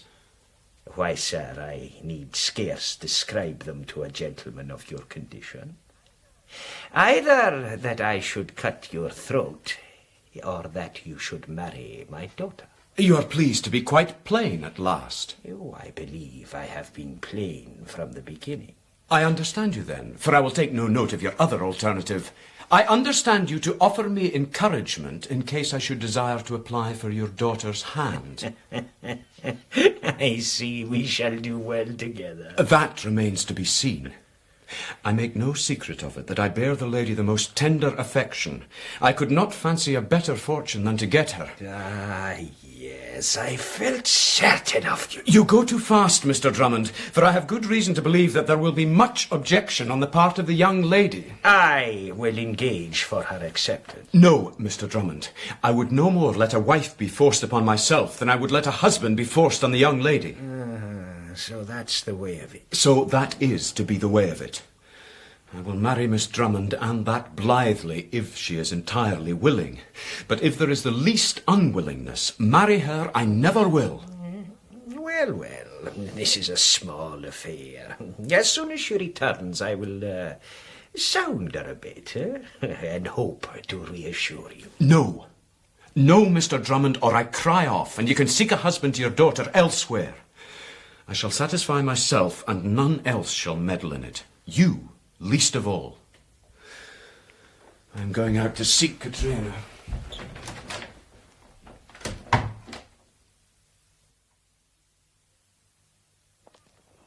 Katrina, walk with me a while. I must speak with you. If you wish it. I would be a good deal obliged to you if you would promise to let me speak through, first of all, and not to interrupt me till I've done. I promise. This that I've got to say is very difficult, and I know very well I have no right to be saying it. Until this morning, there was nothing further from my thoughts than to have troubled you.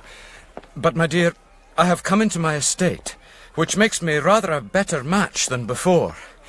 Besides which, it's supposed that our lives are so much ravelled up together that it would be better to let them be the way they are.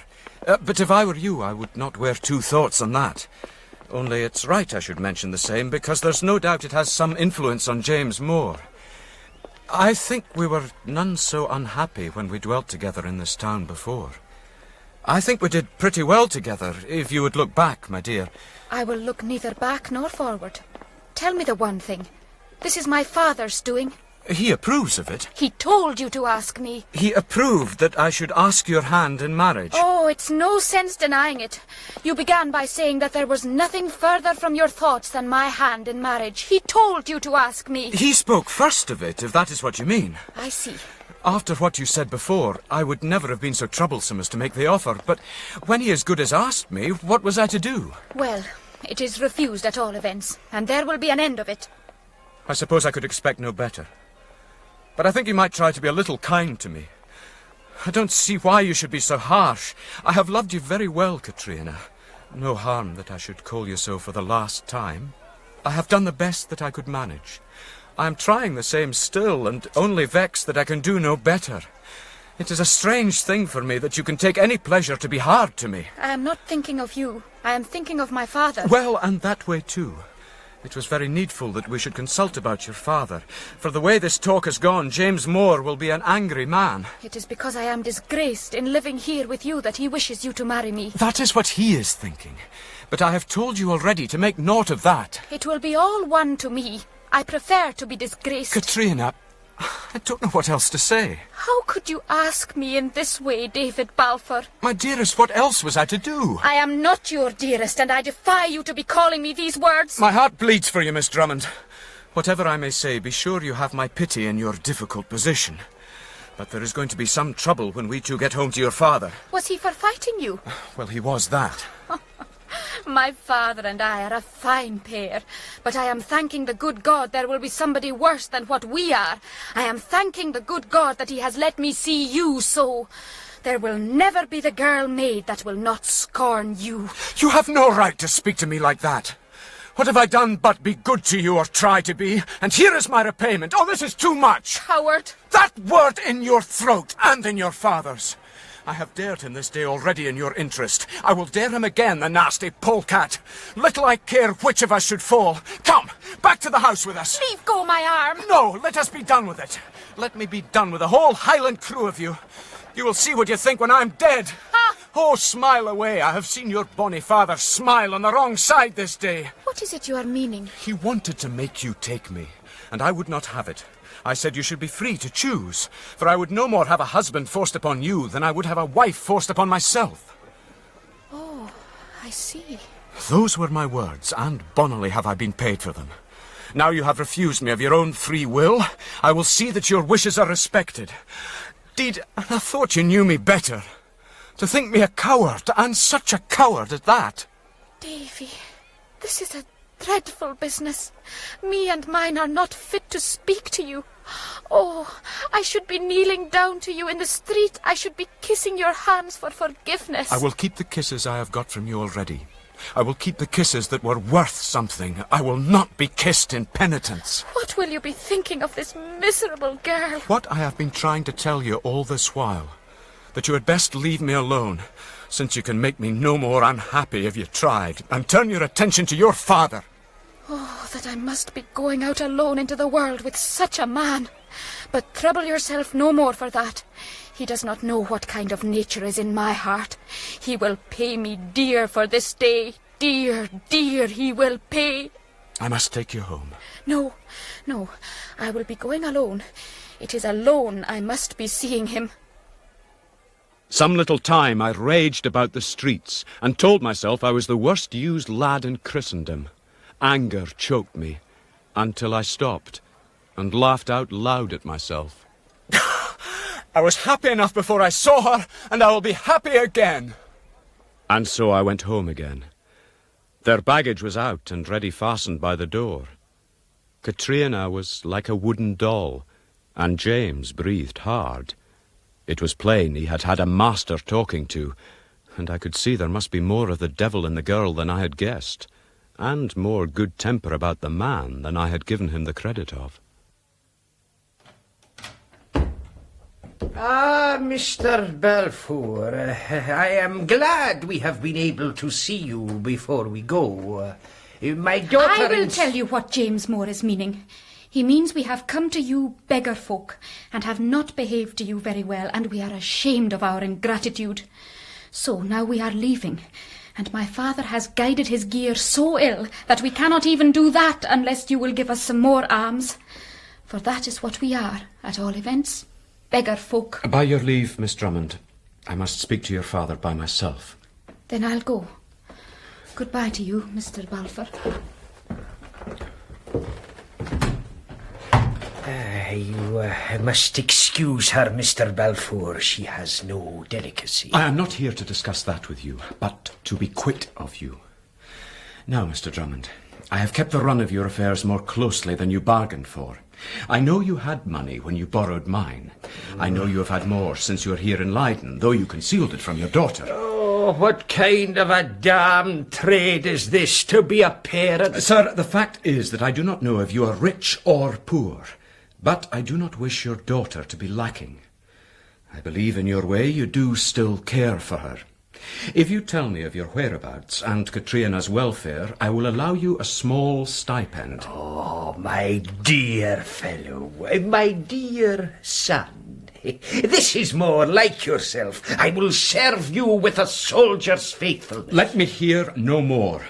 Our traffic is settled. I am now going forth, and will return in 1 hour, when I expect to find my chambers purged of you. I gave them good measure of time.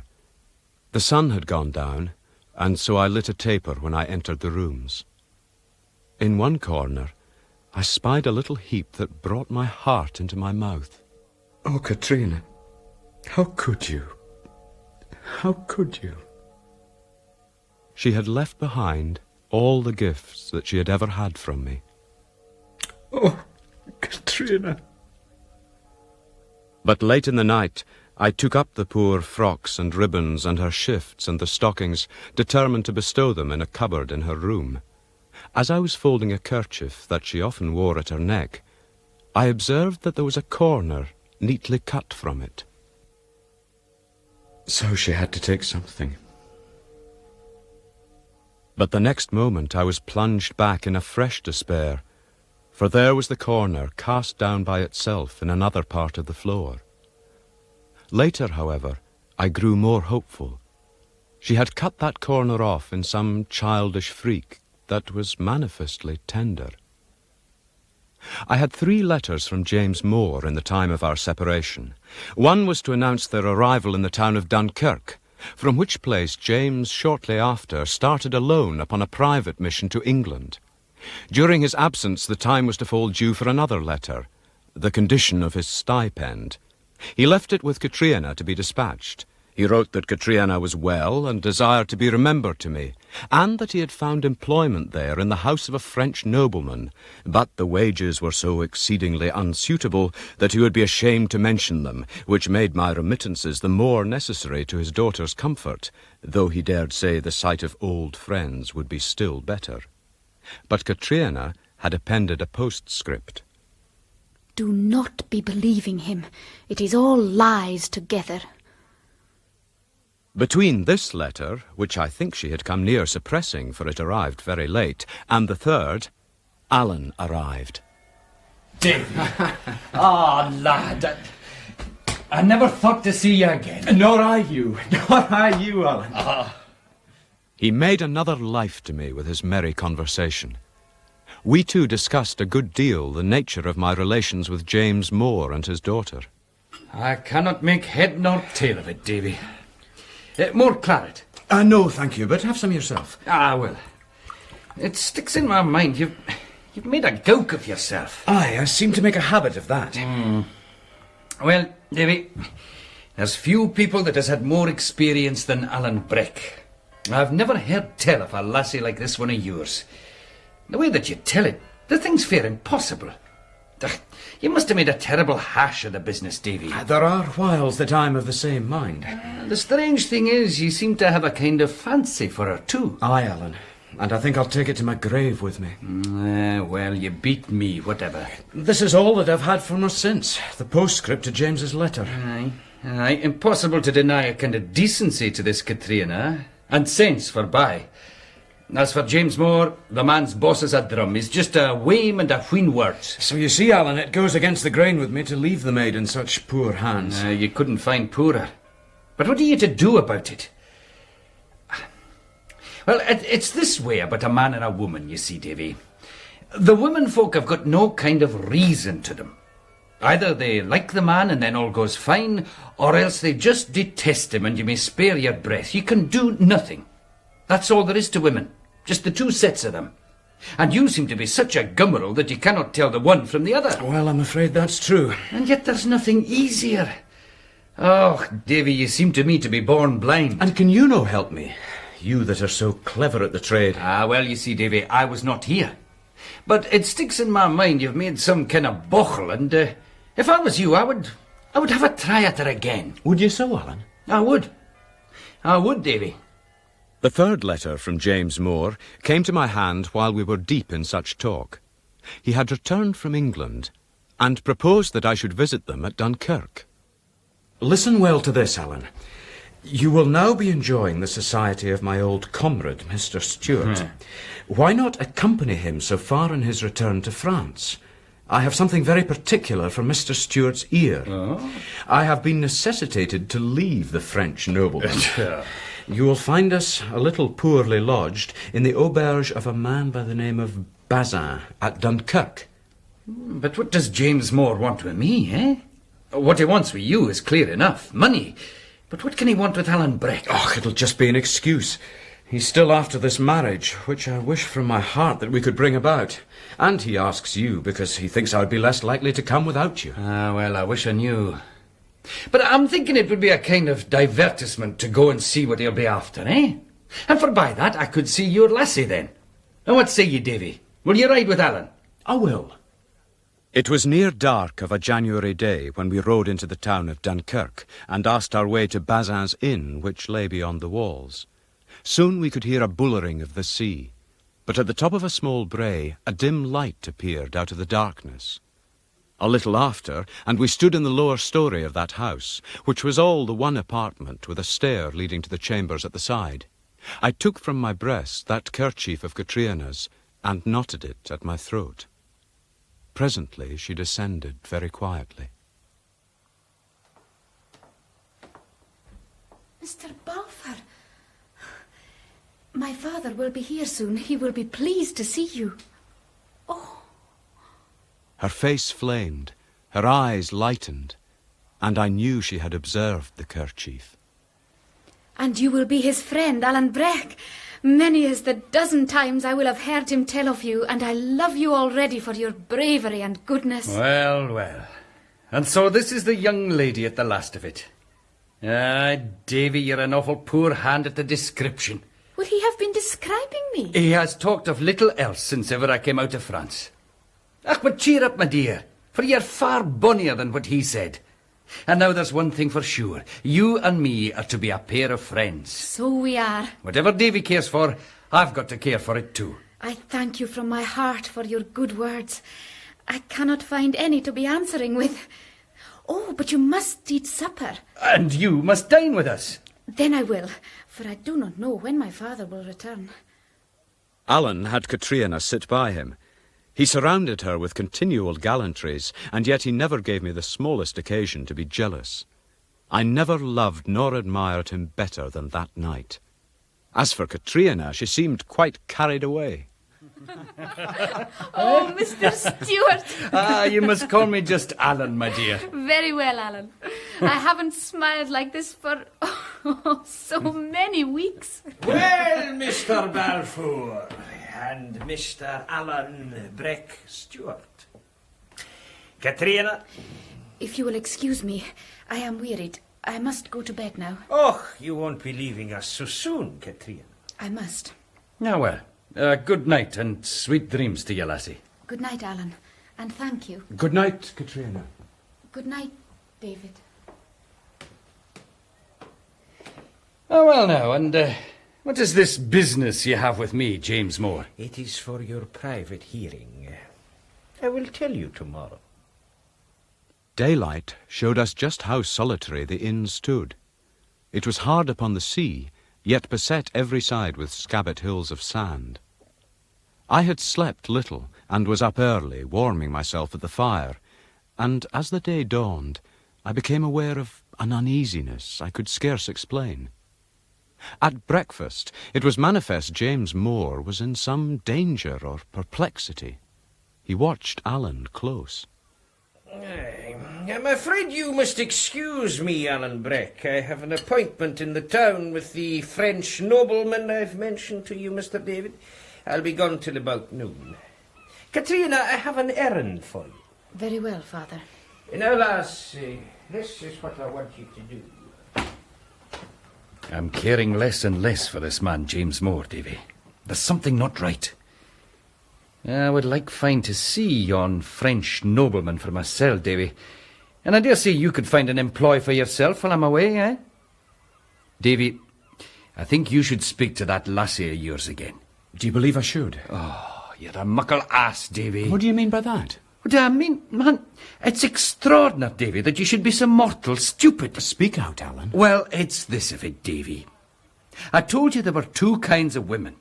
Them that would sell their shifts for you and the others. And? Well, just try for yourself, my bonny man. But what should I say? Oh, just tell it to her plain like, that you were a muckle ass at the offset. But I must go, so I can see which way James took. Davy, mind what I told you. And so I bent my mind to entrap Katrina to an interview before the men returned. I thought that if I was out of view among the sandhills, the fine morning might draw her forth. No sooner was I under the bield of a hillock before she appeared at the inn door, and set out by a path that led directly seaward. I followed her. Only a little further on was the sea, and 2-3 ships upon it. One of these was extremely close to shore for so great a vessel. The Seahorse. Captain Palliser's ship that I saw from the Bass. I would know it anywhere. But what is he doing here, so close to France? And why, I wondered, had Alan been brought into her neighbourhood, and that too in a place so far from any hope of rescue? I came forth behind Katrina on the beach. The man-of-war's boat was drawn up, and an officer paced the sands. I stayed where the rough grass covered me. Katrina went straight to the boat, where the officer greeted her. Good day to you, sir. You have a letter for my father, I believe. A billet was placed in Katrina's hands, and she turned and came back across the sand. The boat shoved off, but I observed the officer to remain behind and disappear among the dunes. I liked the business less and less. Oh, David, what are you doing here? Will you forgive me for having followed you? I know you are always meaning kindly, but why will you be sending money to James Moore? I never sent it for him, as you well know. You have no right to be sending it to either one of us. David, it is not right. No, it is not. It is all wrong. And I pray God he will help this dull fella to make it better. Katrina, this is no kind of life for you, and I ask your pardon, but yon man is not fit father to take care of you. Do not be speaking of him. It is not of him that I am thinking. I think of the one thing only. And what is that? Katrina, do you see this kerchief at my throat? Yes, I saw it yesterday. You cut a corner from it once, then cast it from you. These are your colours now, and I wear them in my heart. My dear, I cannot be without you. Oh, try and bear with me a little. What is it you are meaning? Katrina, is it a mistake again? Am I quite lost? Do you want me truly, Davy? Oh, I do. Oh, you must know it. I do want you. Then I have nothing left to give or keep back. I was all yours from the first day if you would have had a gift of me. Oh, Katrina. Davy. Oh, my love. My Katrina. Oh, Davy. Is this what you think of me? Is it so you are caring for me? Oh, Davy. My little friend. Now you are James Moore's no longer. Davy, you must take me away from him. He is not true. I have a dreadful terror here in my heart. What will he be wanting with that king's ship? Here's the letter. It must be some ill to Alan. Open it, Davy. Open it and see. I cannot open another man's letter. Not to save a friend? Then give it here and I will open it myself. No, you least of all. It concerns your father and his honour. Oh, this place is dangerous. Yon officer will not be alone. I dare say we are spied upon this minute. But see, there is Alan among the sandhills. He is the man that has the best right to open it. Alan!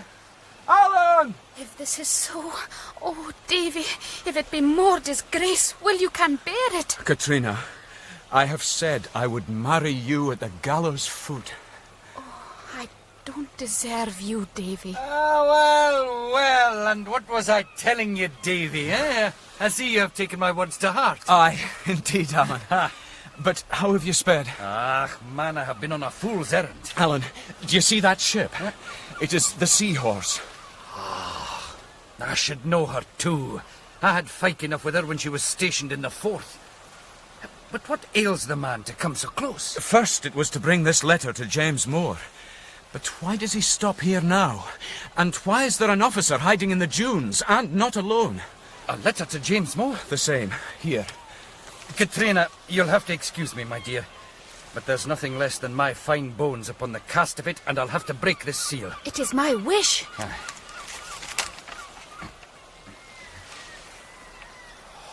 James Moore MacGregor. The stinking Brock. Come on. We must go. This place is fair death to me. He has sold you. He has, my dear. But thanks to you and Davy, I can jink him yet. Katrina must come with us. She can have no more traffic with that man. She and I are to be married. Ah, Davy, the best day's work that ever either of you did yet. You'll make a real bonny couple. But it's high time we were clear of here. Come, we must get back to the inn. As we entered by the one door of the inn, we came face to face with James Moore at the other. Katrina, quickly. Upstairs with you and pack your bags. Hi, Davy. This is no fit place for you. Well, Mr. Stewart. A braw good day to you again, Mr. Drummond. Now, what'll yon business of yours be about? Aye, well, now, the thing being private and rather of a long story, I think it will keep very well till we have taken supper. Well, I'm none so sure of that. It sticks in my mind it's now or never. For the fact is, me and Mr. Balfour here are thinking of the road. Well, I have but the one word to cure you of that, and that is the name of my business. Say it, then. It is a matter that would make us both rich men. Do you tell me that? I do, sir. It is Clooney Macpherson's treasure. No. Have you got word of it? I know the place, Mr. Stewart, and can take you there. This crowns all. Well, well. I'm glad I came to Dunkirk. And so this was your business, was it? That is the business, sir. Well, well. And it has nothing to do with the seahorse, then? With what? Man, have done with your lies. I have Palliser's letter here in my pouch. You're by with it, James Moore. You can never show your face again with decent folk. Do you talk to me, you bastard? You gleed swine. On guard, then. No, you must not kill him, for Katrina's sake. Keep back, Davy! Are you daft? Damn you! Keep back, man! I beat their blades down twice. Twice I was knocked back against the wall. They took no heed of me, but in the midst of this, I heard a great cry from the stair. No, you shall not! Katrina sprang before her father. In the same moment, the point of my sword encountered something yielding. I saw the blood flow on the girl's kerchief, and stood sick. Katrina! Will you be killing him before my eyes and be his daughter after all? My dear, I have done with him. Begone, James Moore. Take your shame out of my sight. Leave me with clean folk. Very well. If this brawl is over, I will get my portmanteau. There goes no portmanteau out of this place except with me. Be damned, sir, but my money's there. But now you see, it's mine. Be you advised, James Moore. Leave this house. Then farewell to you all. Goodbye, Katrina. But Katrina, you're hurt. And with my sword. I am loving you for the pain of it. Davy, it was done defending my own father. See, you have made a man of me now. I will carry the wound like an old soldier. Thank God you're so little hurt. And I to be out of the kissing, eh? Me that never lost a chance. My dear, if ever I was to get married, it's the like of you I would be seeking for a mother to my sons. But Alan Breck will be a wee thing nearer to the gallows than he's caring for, and I think this is a grand place to be leaving. The words recalled us to some wisdom. We gathered our bags and ran forth into the open.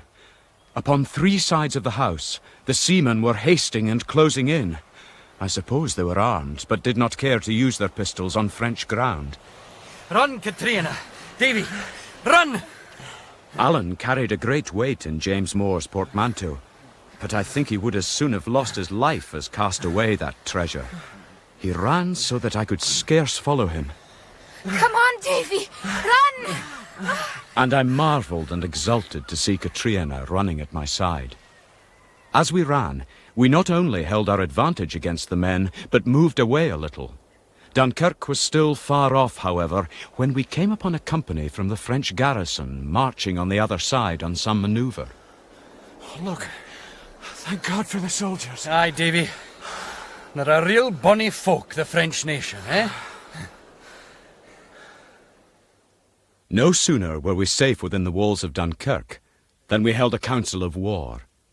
It seemed most prudent to take Catriona to Paris, to the hands of her own chieftain, MacGregor of Bohady. He greeted Catriona as one of his own house, and took the question of our marriage in his own hands. He himself gave Catriona away, with very pretty manners and agreeable compliments in French. I now considered it best to resign all thought of Leyden. Scotland would be the place for us now, and thither we sailed, bidding farewell to Alan Breck Stewart on the shores of France. It is true that Mr. David Balfour of Shaws and Catriona MacGregor were no so wise as we might have been, and made a great deal of sorrow out of nothing. They talk of angels weeping, but I think they must more often be holding their sides as they look on. Ah, well, there was one thing I determined to do when I began this long story, and that was to tell out everything as it befell. And so here is an end to it. And a happy one, I think.